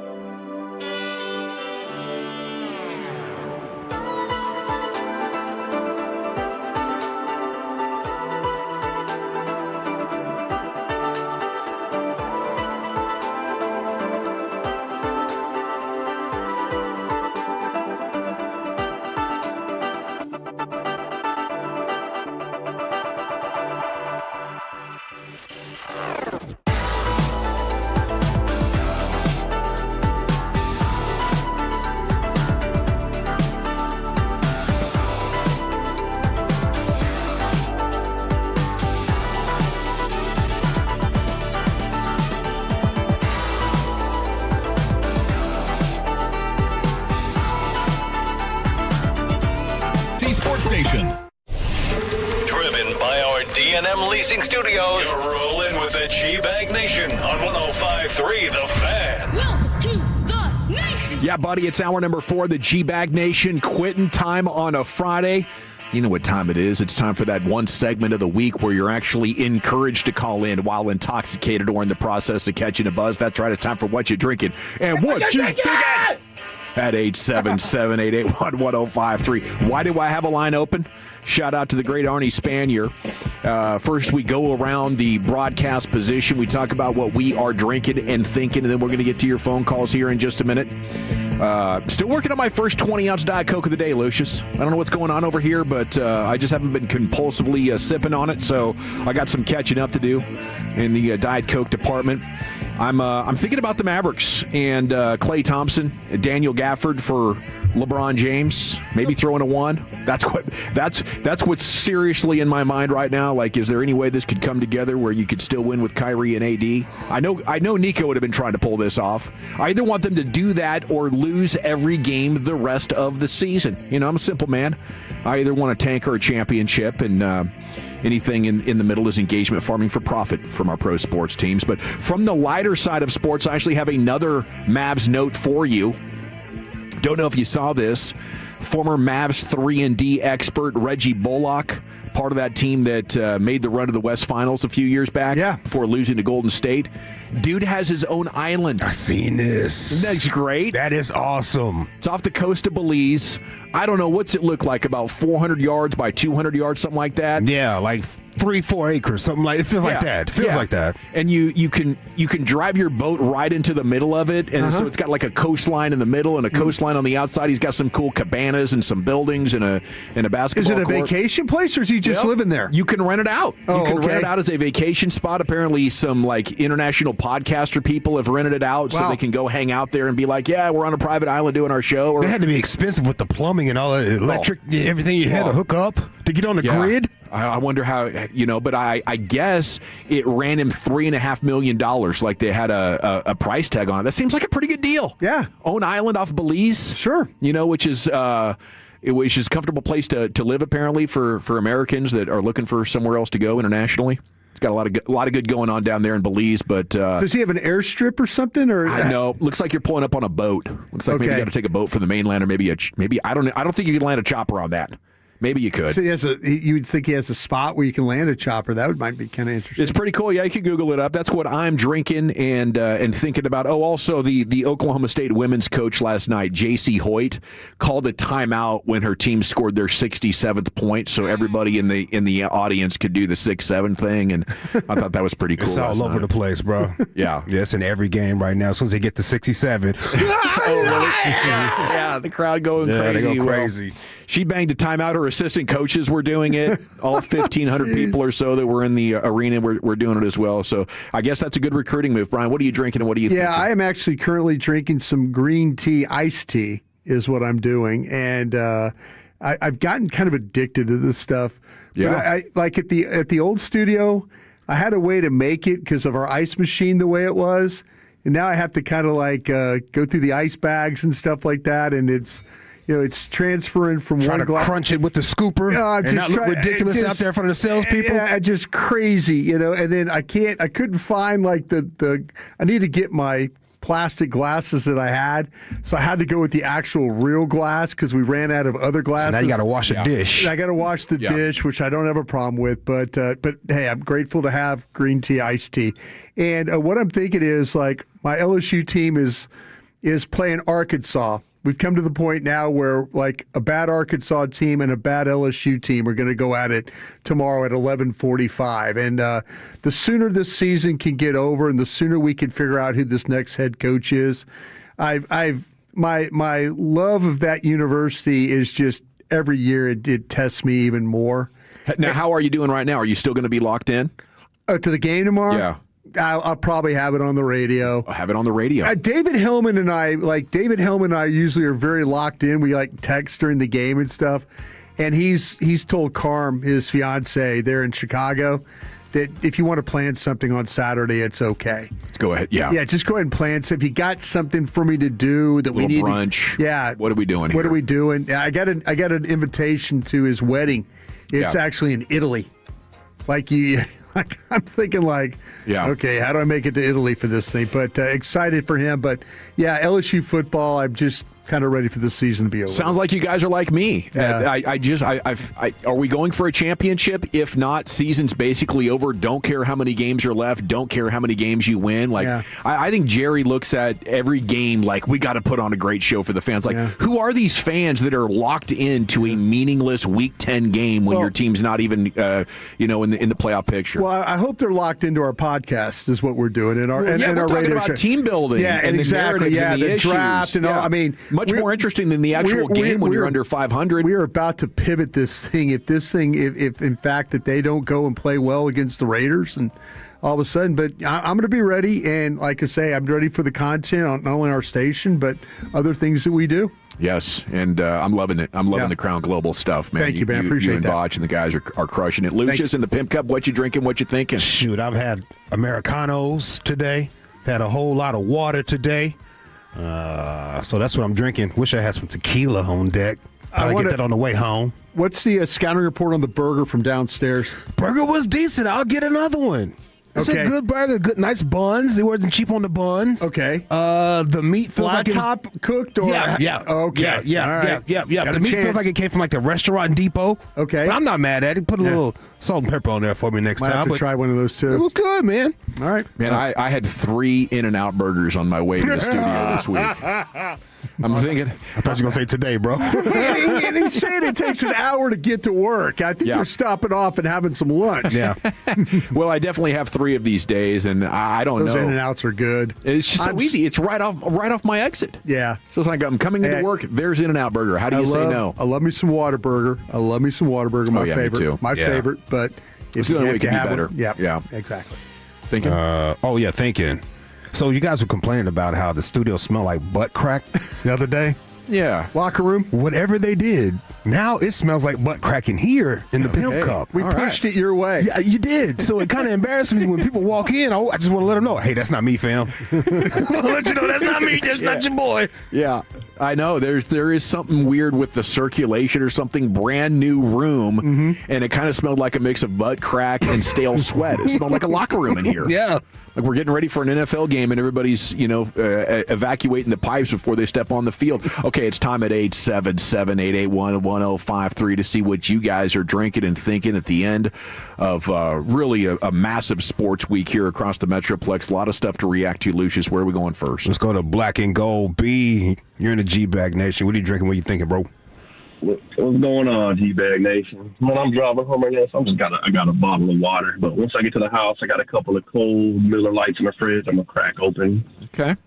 And I'm thinking that, man, I've tortured myself almost every Sunday this week by watching the Saints games. Yeah. And there's only been 2 games that I've missed.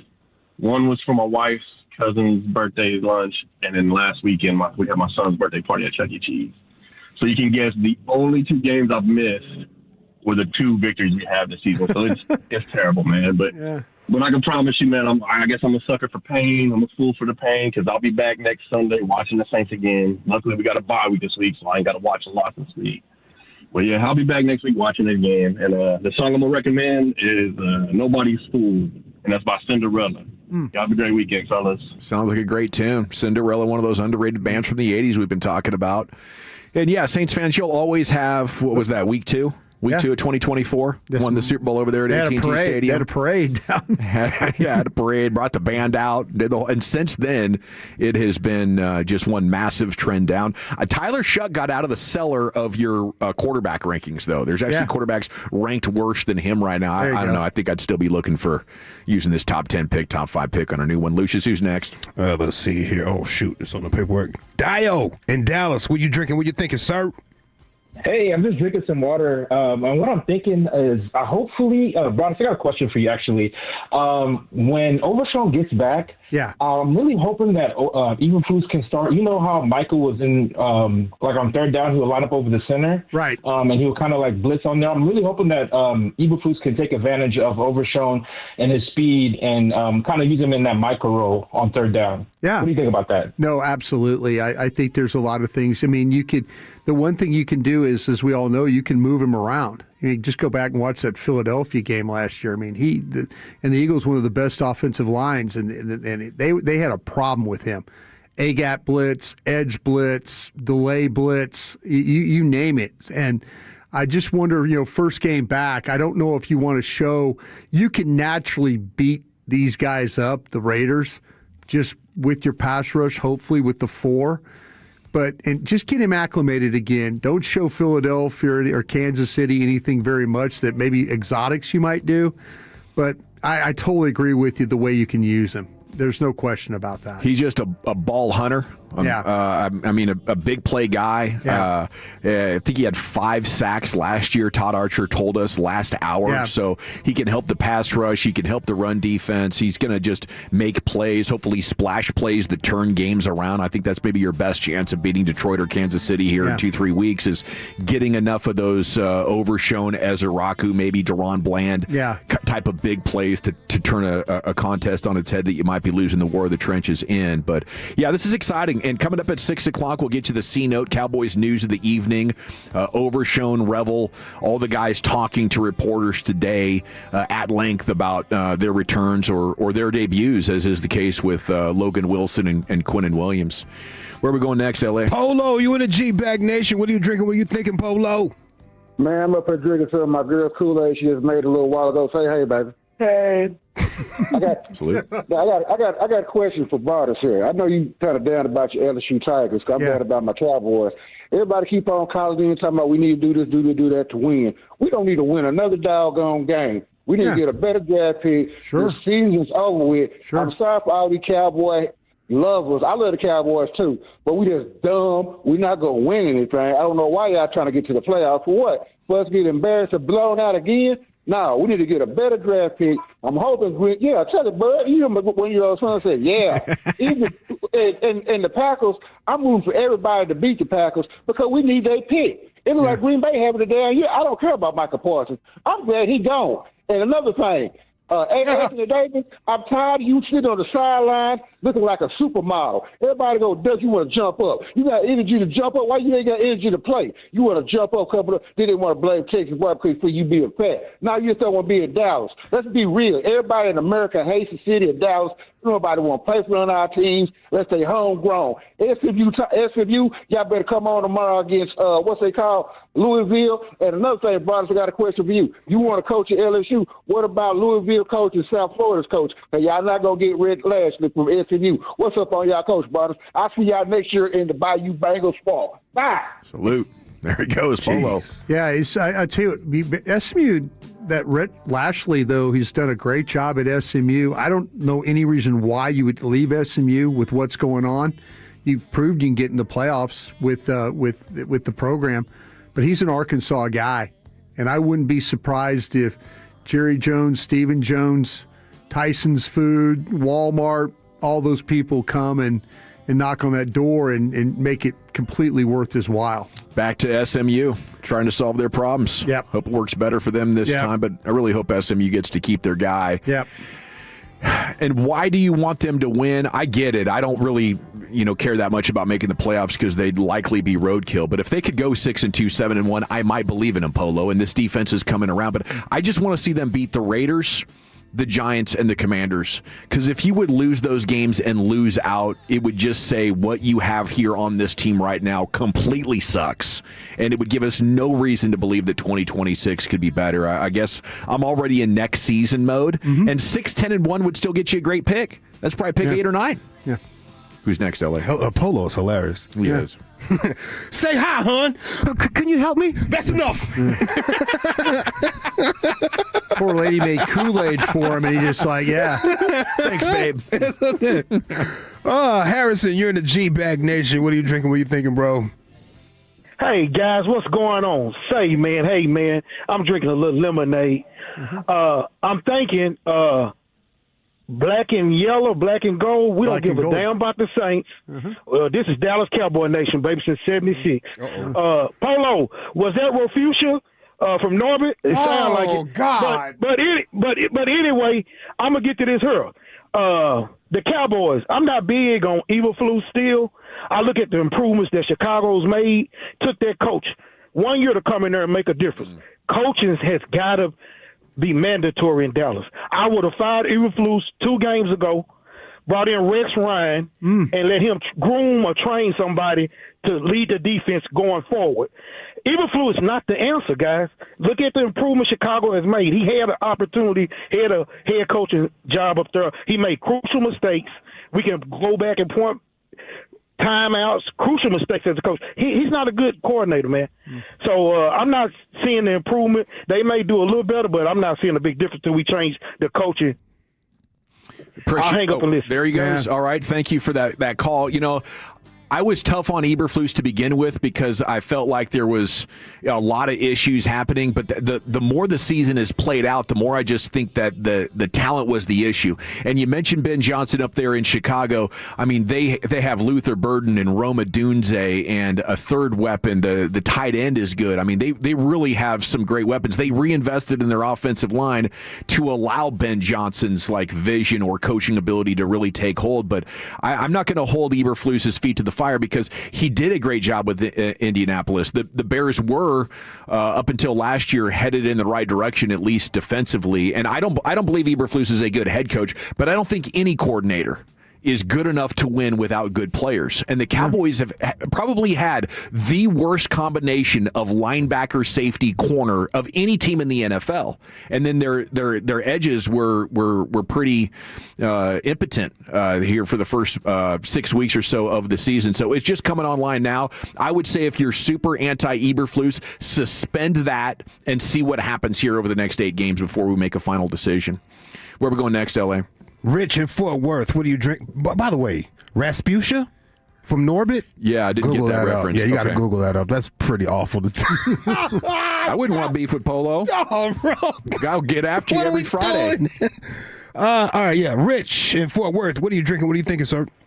What's going on, fellas? Drinking a little Whistle Pig neat, still in the nice warm and fuzzies. I'm thinking, Gavin, I haven't seen you in a while, brother. Last time I seen you, I was out at your house trying to put you in a closet, easy now, everybody. We're just building them a little studio. Oh, Rich. Home style. Okay. What's up, brother? Yeah, it's still working good, man. Thanks for the studio. Awesome. So I'm thinking, man, I'm still kind of on Team Tank, but I'm thinking the defense, I just feel like we're going to make like a little 180 here and start climbing the defensive ranks. You know, I feel like we have a good chance of, call it Whistle Pig optimism.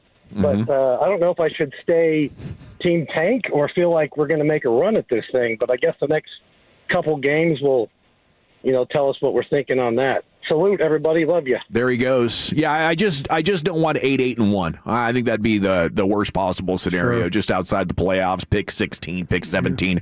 That's the only scenario I don't want. Either win it up or tank it up. One of the two. Okay, do we have time for a couple more, you think? I lost Magic Mike. I had you on there, Magic. I was looking for you, brother, but the last one we got on deck, Mike and Garland. What are you drinking? What are you thinking, brother? I'm drinking some quality H2O.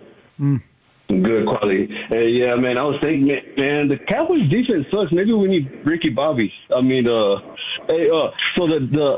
know y'all talk about Texas Tech, but I feel like y'all don't give enough props to him. I mean, they're winning, but it's the way they're winning and how much they're winning by.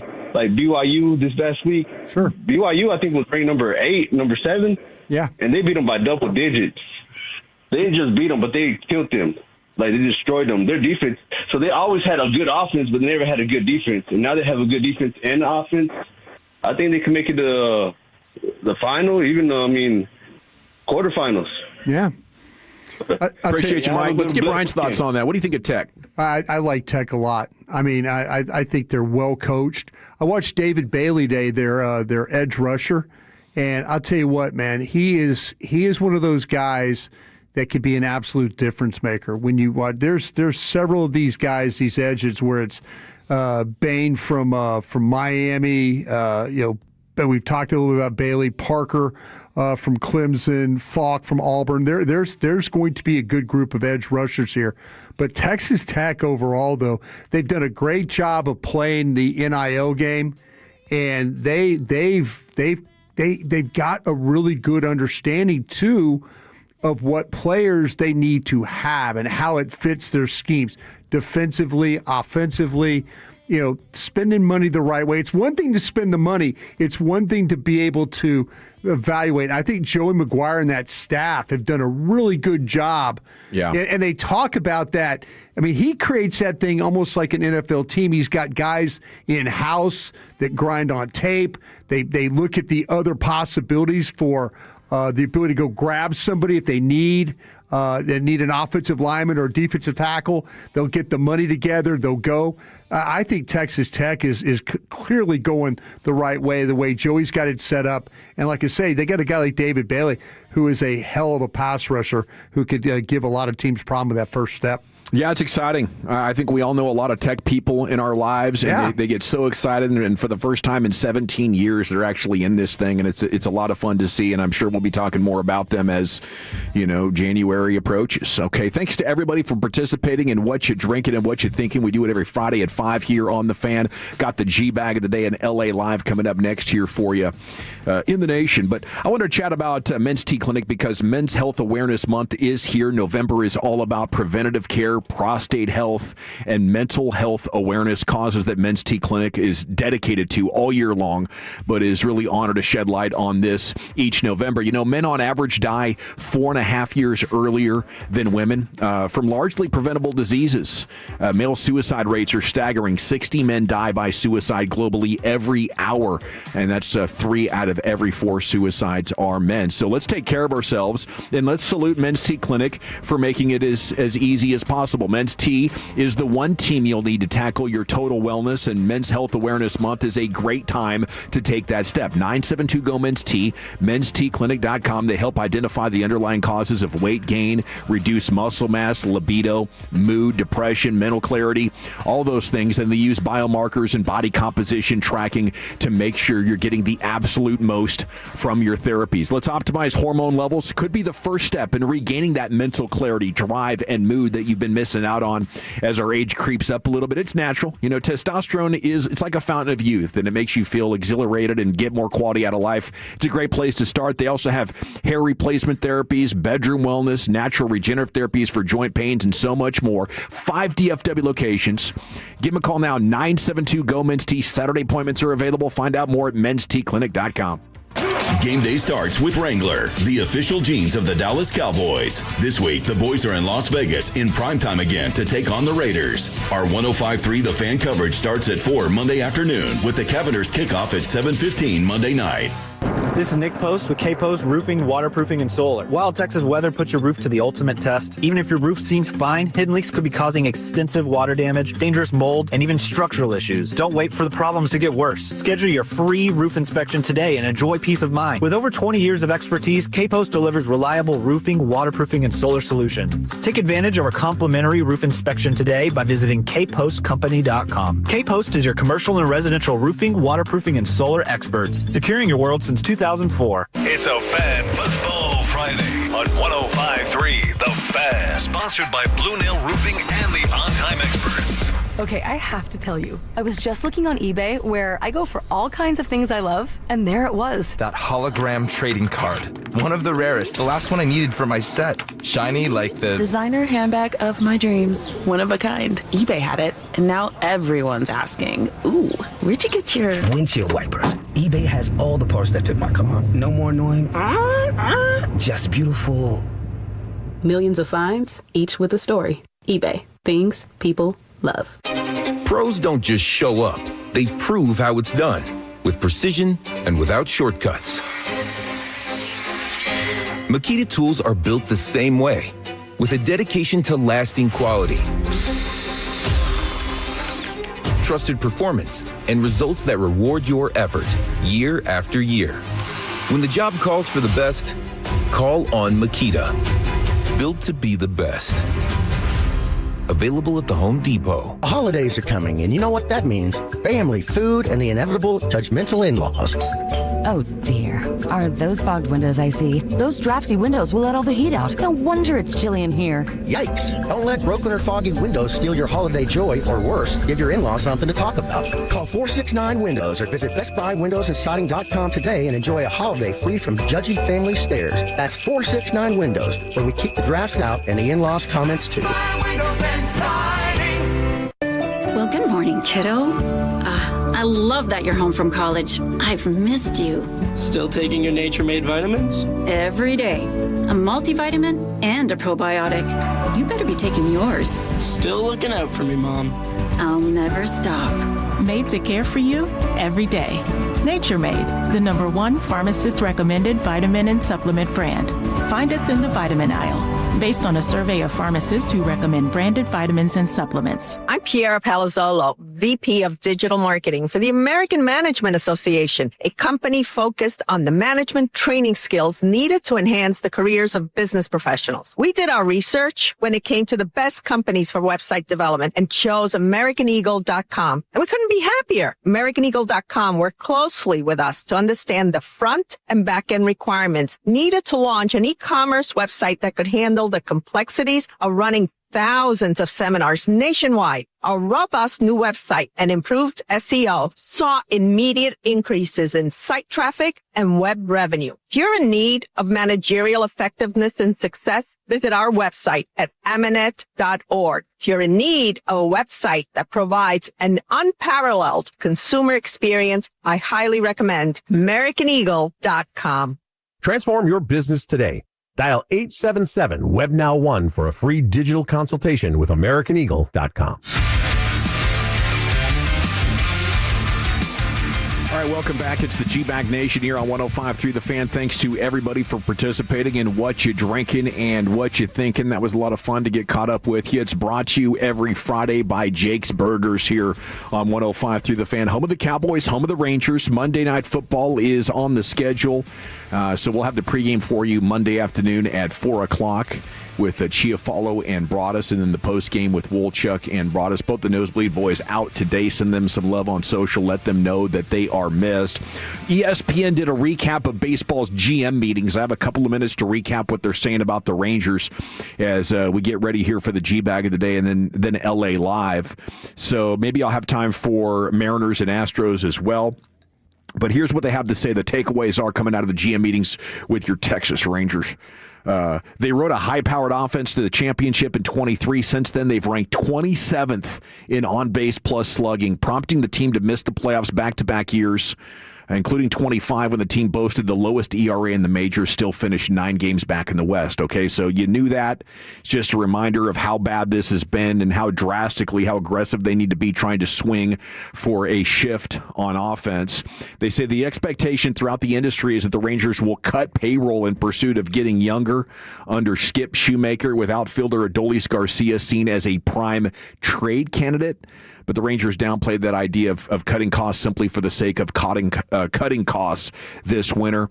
Quote, "We're going to have a payroll that's high enough for us to win," said CY. "We've got a great core group in place, and we are in a great position that we don't have to make any moves to accommodate payroll, to buy payroll flexibility, so to speak. We're expecting to win with whatever number that we have." What's your expectations for these Rangers, Brian? You know how much fun we had a couple of years back. I would hate to believe that it's going to be a while before we get back to that kind of spot, but that's what I feel. I feel like it's a long shot to compete right now. Well, we'll see what happens with the pitching and all that. I saw where it looked like to me there were a couple of arms that were going to other places. You know, Mahle. I was just looking at free agent projections and stuff like that. It didn't seem like that anybody was signing with the Rangers, but you were losing a couple of pitchers, along the way. So, we'll see. We'll see how that all.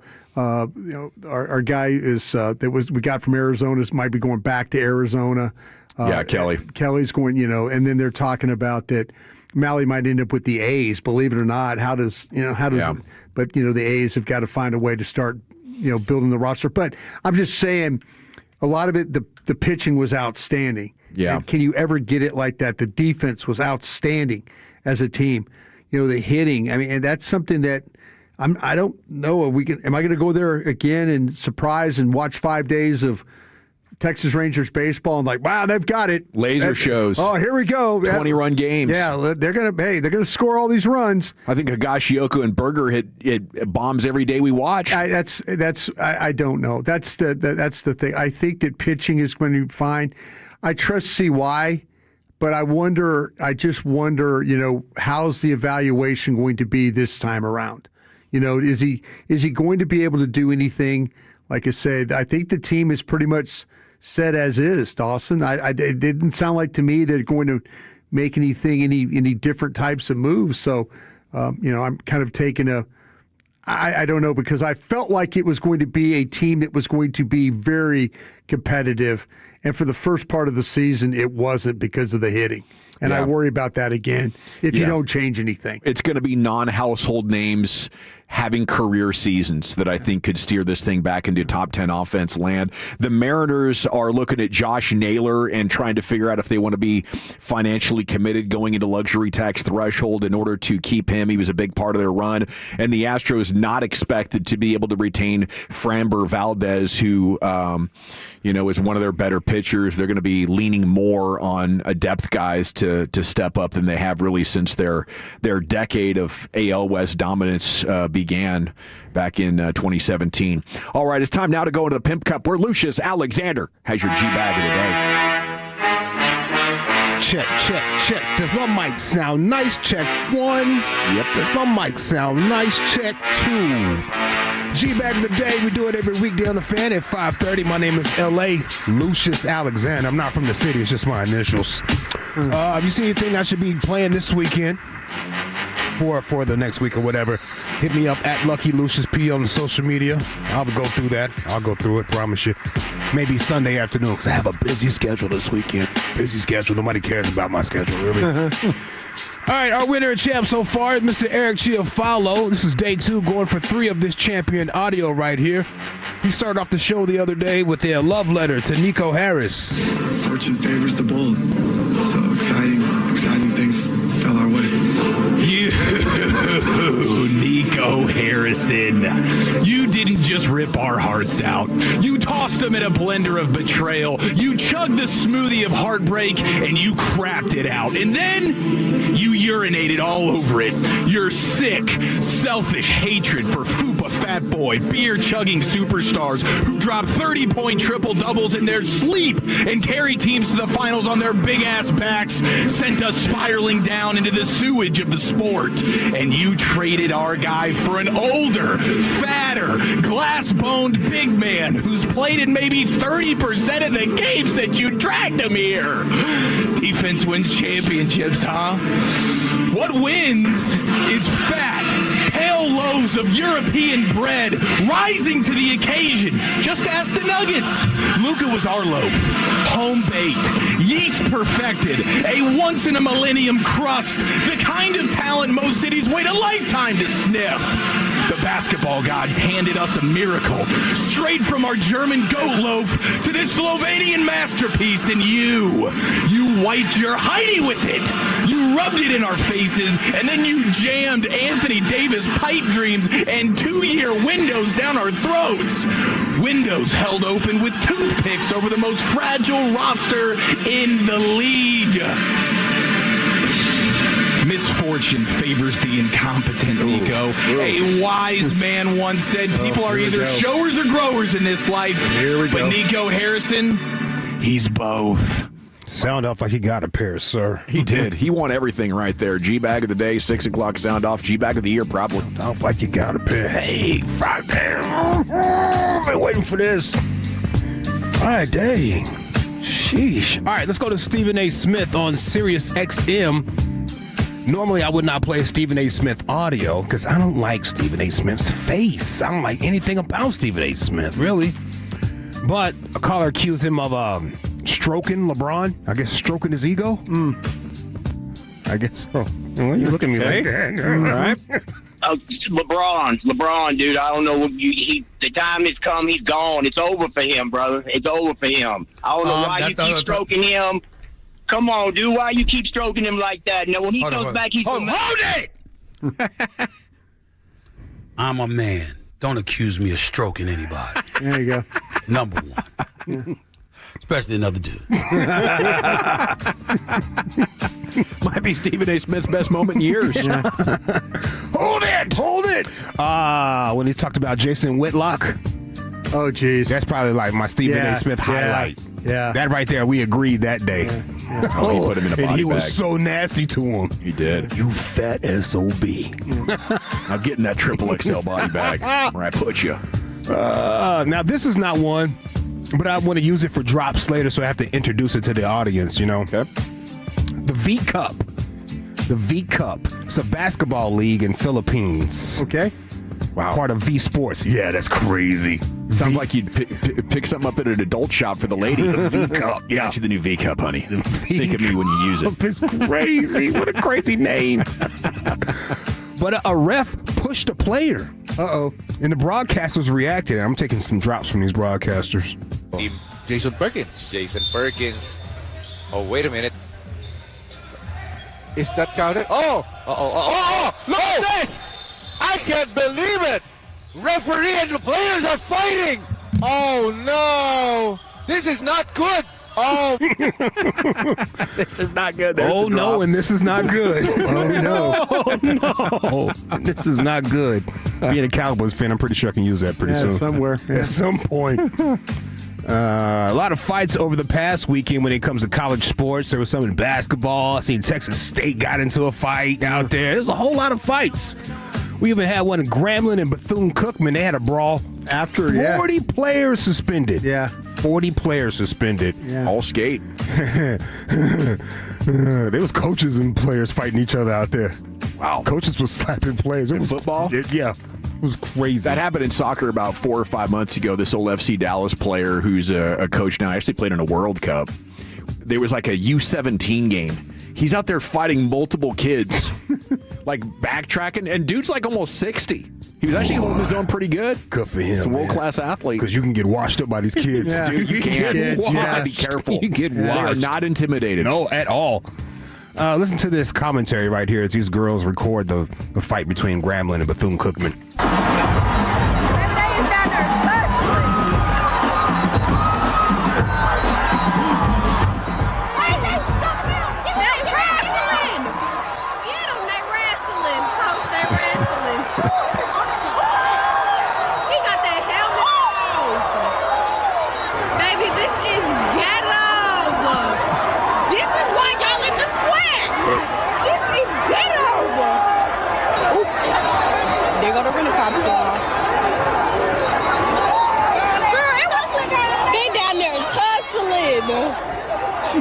Baby, the game just gonna have to end. She said that's why y'all in the swag. That's why you're in the swag. It's crazy. Ghetto. You could not pay me enough as a rent-a-cop to run into a fight of football players. No, they're all padded up. Yeah. No. Helmets. Give me they're some crazy for pads. fighting each other. Yeah. I'm gonna need instant quadruple overtime. And they Even were then. punching. They were punching each other in the face mask and everything. Just bad decisions. Even then, it's got to be like a flat $500 fee to go even walk out there and try to disperse the crowd. Yeah. I'll tell you this, though. I did see the fight, Lucius, though. The kid from Grambling, one of them got his helmet knocked off. And instead of backing up, like, he was going in. Yeah. Like, he had no helmet on, going into, Just like, blind rage. Just trying to, like, and usually when your helmet gets knocked off, you back way up and hope somebody can kind of protect you. Give me a new helmet. But he went straight in. Like, no, I'm gonna keep fighting here, even without his helmet. People say they're tired of jersey swaps. Yeah. Last weekend showed you. You ain't got to worry about it, fam. This a next helmet generation is swap. not swapping jerseys. No, it's but it is fun. I think the fans enjoy it. You know, good fight after the game, especially if you lost. At least we have a chance to win this fight. Yeah. Whoop them. Yeah. All right, now you talked about an old man versus some young kids. We have an old man. I call him freaky old man. It's not his fault I call him freaky old man, but he tried to do some trash talking with some youngins, and he just got lost, you know? The trash talk just got lost. You're the one that said, you do. Yeah. Did you not say that? Oh, I did. Okay. Freedom of speech, that's not a crime. And you hit our You car. can't tell me, Yeah, I dude. can. Okay. Then get out and try to me. Oh, That's crazy. Come on. Get out and try to Come on. Dude, this is old, bro. You want some of this, old man? Come on. No, I don't. Really, I don't.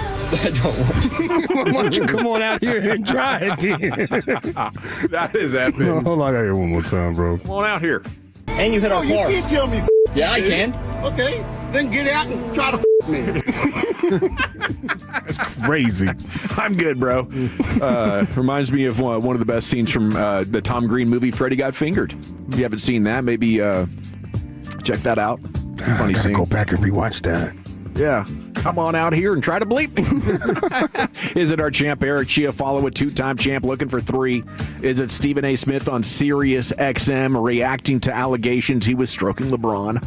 Ref pushes player at the V Cup, not a nominee. Grambling and Bethune-Cookman got to wrestling and tussling. And old man trying to trash talk the youngsters. Man, that's hilarious. I would vote for that, but I fear that one of you would vote for that, and then Eric would lose. So I'm going to vote for the Chief. Brian, how about you? Or Lucius, how about you? I'm going to go with that old man.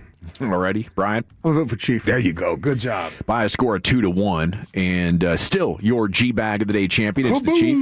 He'll be back on Monday with 2 hours of G-Bag Nation, and then the Cowboys pregame show starting at 4 o'clock as they'll be in Las Vegas trying to open up the post-bye-week schedule with a dub. Here in the Pimp Cup is Lucius in LA Live. You see the solicitors on the fan text want you to say hello to, and happy birthday to somebody? I haven't looked in a little bit. Our old buddy Ben. Yeah. It's his birthday. Yeah, apparently, I guess. Shout out to Ben, though. Yep. All right, let's get into a feel-good Friday edition of LA Live right after the great Rick J. Bam! All right, you squares. It's time you smoked. Fire up this funk and let's have a toke. It'll make you dance to some of everything. Hoo-yah! Everybody get high. Sports. If your kid's good, that's great. Doesn't leave the field, loves it, practices on their own, fantastic. But if your kid's like my kid, you gotta drag him out of bed, doesn't want to be there, shows up, fakes an injury halfway through. Are you gonna go down there? No, he's faking. I'm not going down there. I'm telling you, he's faking.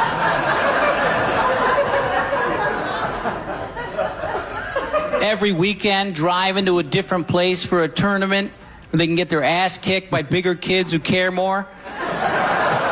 My friends call me up. They don't understand. They're like, where are you this weekend? I'm Modesto. Why the are you in Modesto? Waxahachie. Well, somebody thinks they're a shooting guard, and I'm trying to be a good father. That's why I'm in Modesto. Yeah, it's that weekend. Shout out to the families out there. You know you got to do your thing. You got to do your thing. Take your kids to the games. Oh, jeez. LA Live is... Oh, sorry, excuse me. LA Live for Friday, November 14th, 2025. This is a feel-good Friday here in LA Live. People, we made it. Another week of 2025 in the books. Another historic week of 2025 in the books. Every week of 2025 has been historic if you're paying attention, because we are living in a particular time here, people. We are living in a particular time. But let's enjoy this weekend here safely. Avoid the law dogs. Mind your speeds. Don't drink and drive. Keep your emotions in check. I don't want to see you on Dallas, Texas TV or a DFW scanner. Please don't be on DFW scanner, because that is a scary, scary place to be. In other words, don't crash out like this young lady from D.C. She was lunching. Ain't that how they say it in D.C.? D.C. slang? She was lunching. Got a 12-year-old girl. How old is 12? Is that middle school? Yeah, 6th grade. Yeah. Okay. Got a 12-year-old girl right here arrested by D.C. police in connection with multiple robberies. Oh, jeez. This is a crash out. And the girl acted with other minors, other little delinquent knuckleheads. Just causing chaos out here. Middle schoolers. By the way, how many middle schoolers do you think you can beat up at one time? As long as they're not the stars on the football team, Yeah. probably 12. Wow. That's a lot of middle schoolers. Yeah. I'm probably going to go with like 4. I could probably get 4 at one time, maybe. After a while, man. I think you have to worry about them knocking you down. Yeah, they're gonna beat you up. You're on the ground. Yeah, like they're gonna go behind you and they're gonna push you over them. You know, they'll be on the ground and stuff. Okay, I mean, these are like trained middle schoolers. These are just middle schoolers. Just middle schoolers. They're gonna be terrified when I hit the first one. No? So they're gonna hear that crack in the face. Yeah. And then, oh my God! No, back up! Help! I mean, they're still terrified. At that age, I was watching like what is that? America's Most Wanted and panicking. Oh yeah, me too. You know. Yeah, the fear factor. Compository sketch man scared the hell out of me, bro. But you give me one kid from the wrestling team, he'll probably whoop me. Yeah. You know, he'll probably scoot me. Well, these kids right here, they robbed a dude on his bike. This man went to the grocery store. He had his groceries with him. You know how you put your groceries on the handlebars type of thing? Yeah. They threw another bike out there in his path. He fell. Then they took his bike and some of his groceries and bounced. Oh, that's an interesting technique. Causing chaos. Luncheon! What else did they do right here? They also snatched a man off of his electric scooter. And they took his scooter and his phone. Same technique, or did they go with the wire across? They grabbed his backpack while he was on his scooter, made him fall. Yep, there you go. Yep. Holy smokes, man. Just out here wilding. A 12-year-old girl charged with several armed robberies. Let's go to Fox. Sharkeisha? Sharkeisha, no! Sharkeisha, no! Let's go to Fox 5 DC for this report right here, man. People are stunned that the robbery suspect is just 12 years old.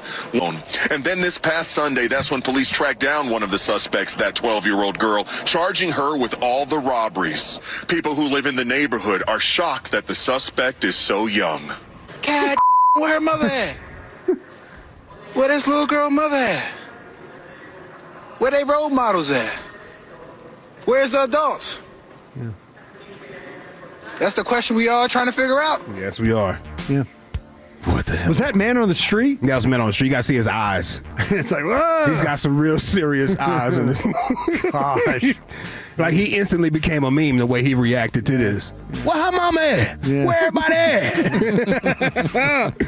at? There was another kid, 17 years old, charged with... Maybe we need to get the National Guard in Washington, D.C. I thought they were there. I thought they're somewhere else. They're not they where were they need to there. be. Yeah. They're at the National Monument. They need to be out there in the streets. The streets. In the streets, yeah. The 17-year-old charged with 6 incidents of armed carjacking and 1 unarmed carjacking.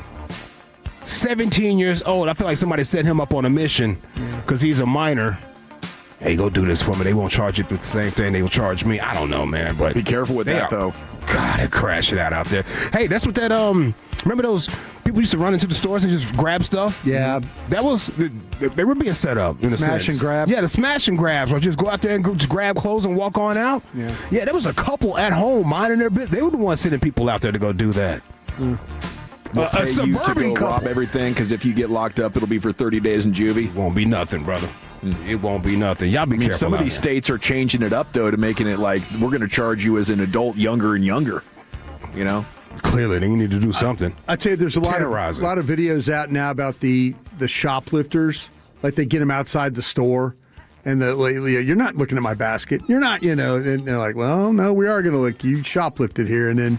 Yeah, it's a lot of that going on. They try to keep the basket. Like, if I get caught out there like that, I'm letting you have the basket. I'm booking. Yeah, they're fighting you back and forth over the basket that they just stole. Yeah, they're trying to some of the people should leave, but the people who are filming them and stuff are not letting them leave. They're waiting for the authorities to come take them and stuff like that. So it's crazy out there, man. I'm not crashing out for Costco unless they pay me. Yeah. I'll tell you what, though, they got some good crab legs every once in a while. I think I might. They sure do. Here's a weekend warning, folks. This weekend safety briefing. Do not add to the population. Do not subtract from the population. I'll be the one. Do not end up in the hospital, newspaper or jail. If you do end up in jail, establish dominance quickly. LA Live is sponsored by Greystone Roofing and Construction. That is greystone-roofing.com. I'm just going to empty out the folder right here in the remaining minutes of LA Live, so I won't have anything to carry over to next week. It bogs down the system. The engineers get mad at me and whatnot. On Monday, Friday, I did talk about Jocelyn Hernandez. I got a lot of Jocelyn Hernandez clips in here. She's a host of one of the worst shows of all time. It's on the Zeus Network. You have to pay to get to this network. She's a mean woman. She's a mean woman. She's mean. I got some clips of here. Should I play some of these Johnson clips? Let's see. Yeah, if you like mean people. Yeah. I mean, I've been watching the hell out of it. Jocelyn's Cabaret. She's just talking to these girls. Crazy. And she's physically violent with them. Someone was sleeping in her bed. Oh, yeah. Remember she sneezed or somebody coughed? Yeah. She got all mad because people were coughing. Don't cough while I'm talking. Yeah. Check this out. Why am I finding out somebody sleeping in my bed? Who slept in my bed? Was that you, Miss Hennessy? I don't know where your bed is. The master bedroom. I don't know which one is the master The biggest bedroom in the house where I told y'all bitches not to go to. Oops. If I find out you're being entitled, I'm gonna get rid of you. Do you understand me? Yes, ma'am. If I find out you're being as slight as entitled, when I told y'all not to go in my master bedroom, and you find your way there, and I find out you did that on purpose just to show your ass or show the girls you got some type of bossiness going around here, you will be going home tonight. Yes, ma'am. Oh, God, I love it. I'm going to watch some more of those.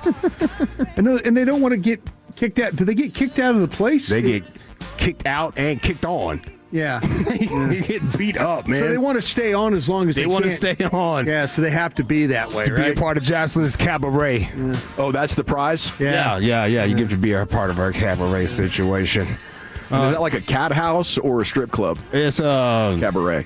Like a burlesque show, kind of? Yeah, show. Okay. Yeah. Strippers, dancers, choreographed.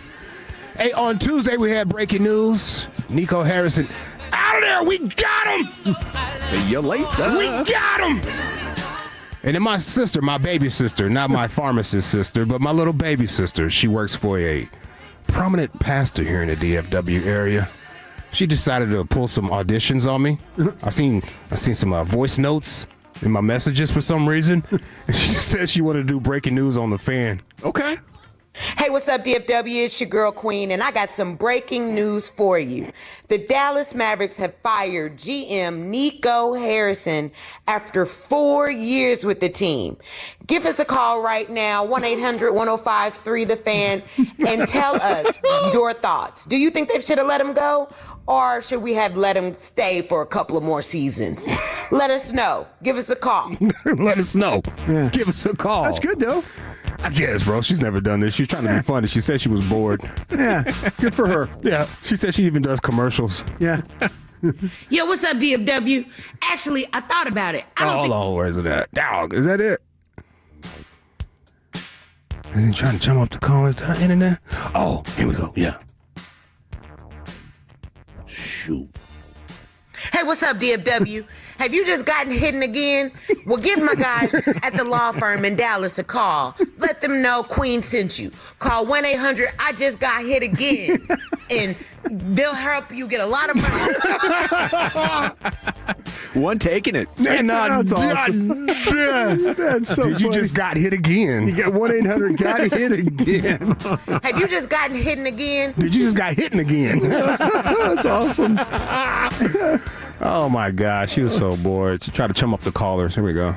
Hey, what's up, DFW? It's your girl, Queen. Are you bored? Do you want to hear a different song? Well, give us a call. 1-800-1053-THE-FAN. Just call us, and we'll play whatever you want us to play. We got a lot of songs waiting to play, so just give us a call. Call us. Yeah.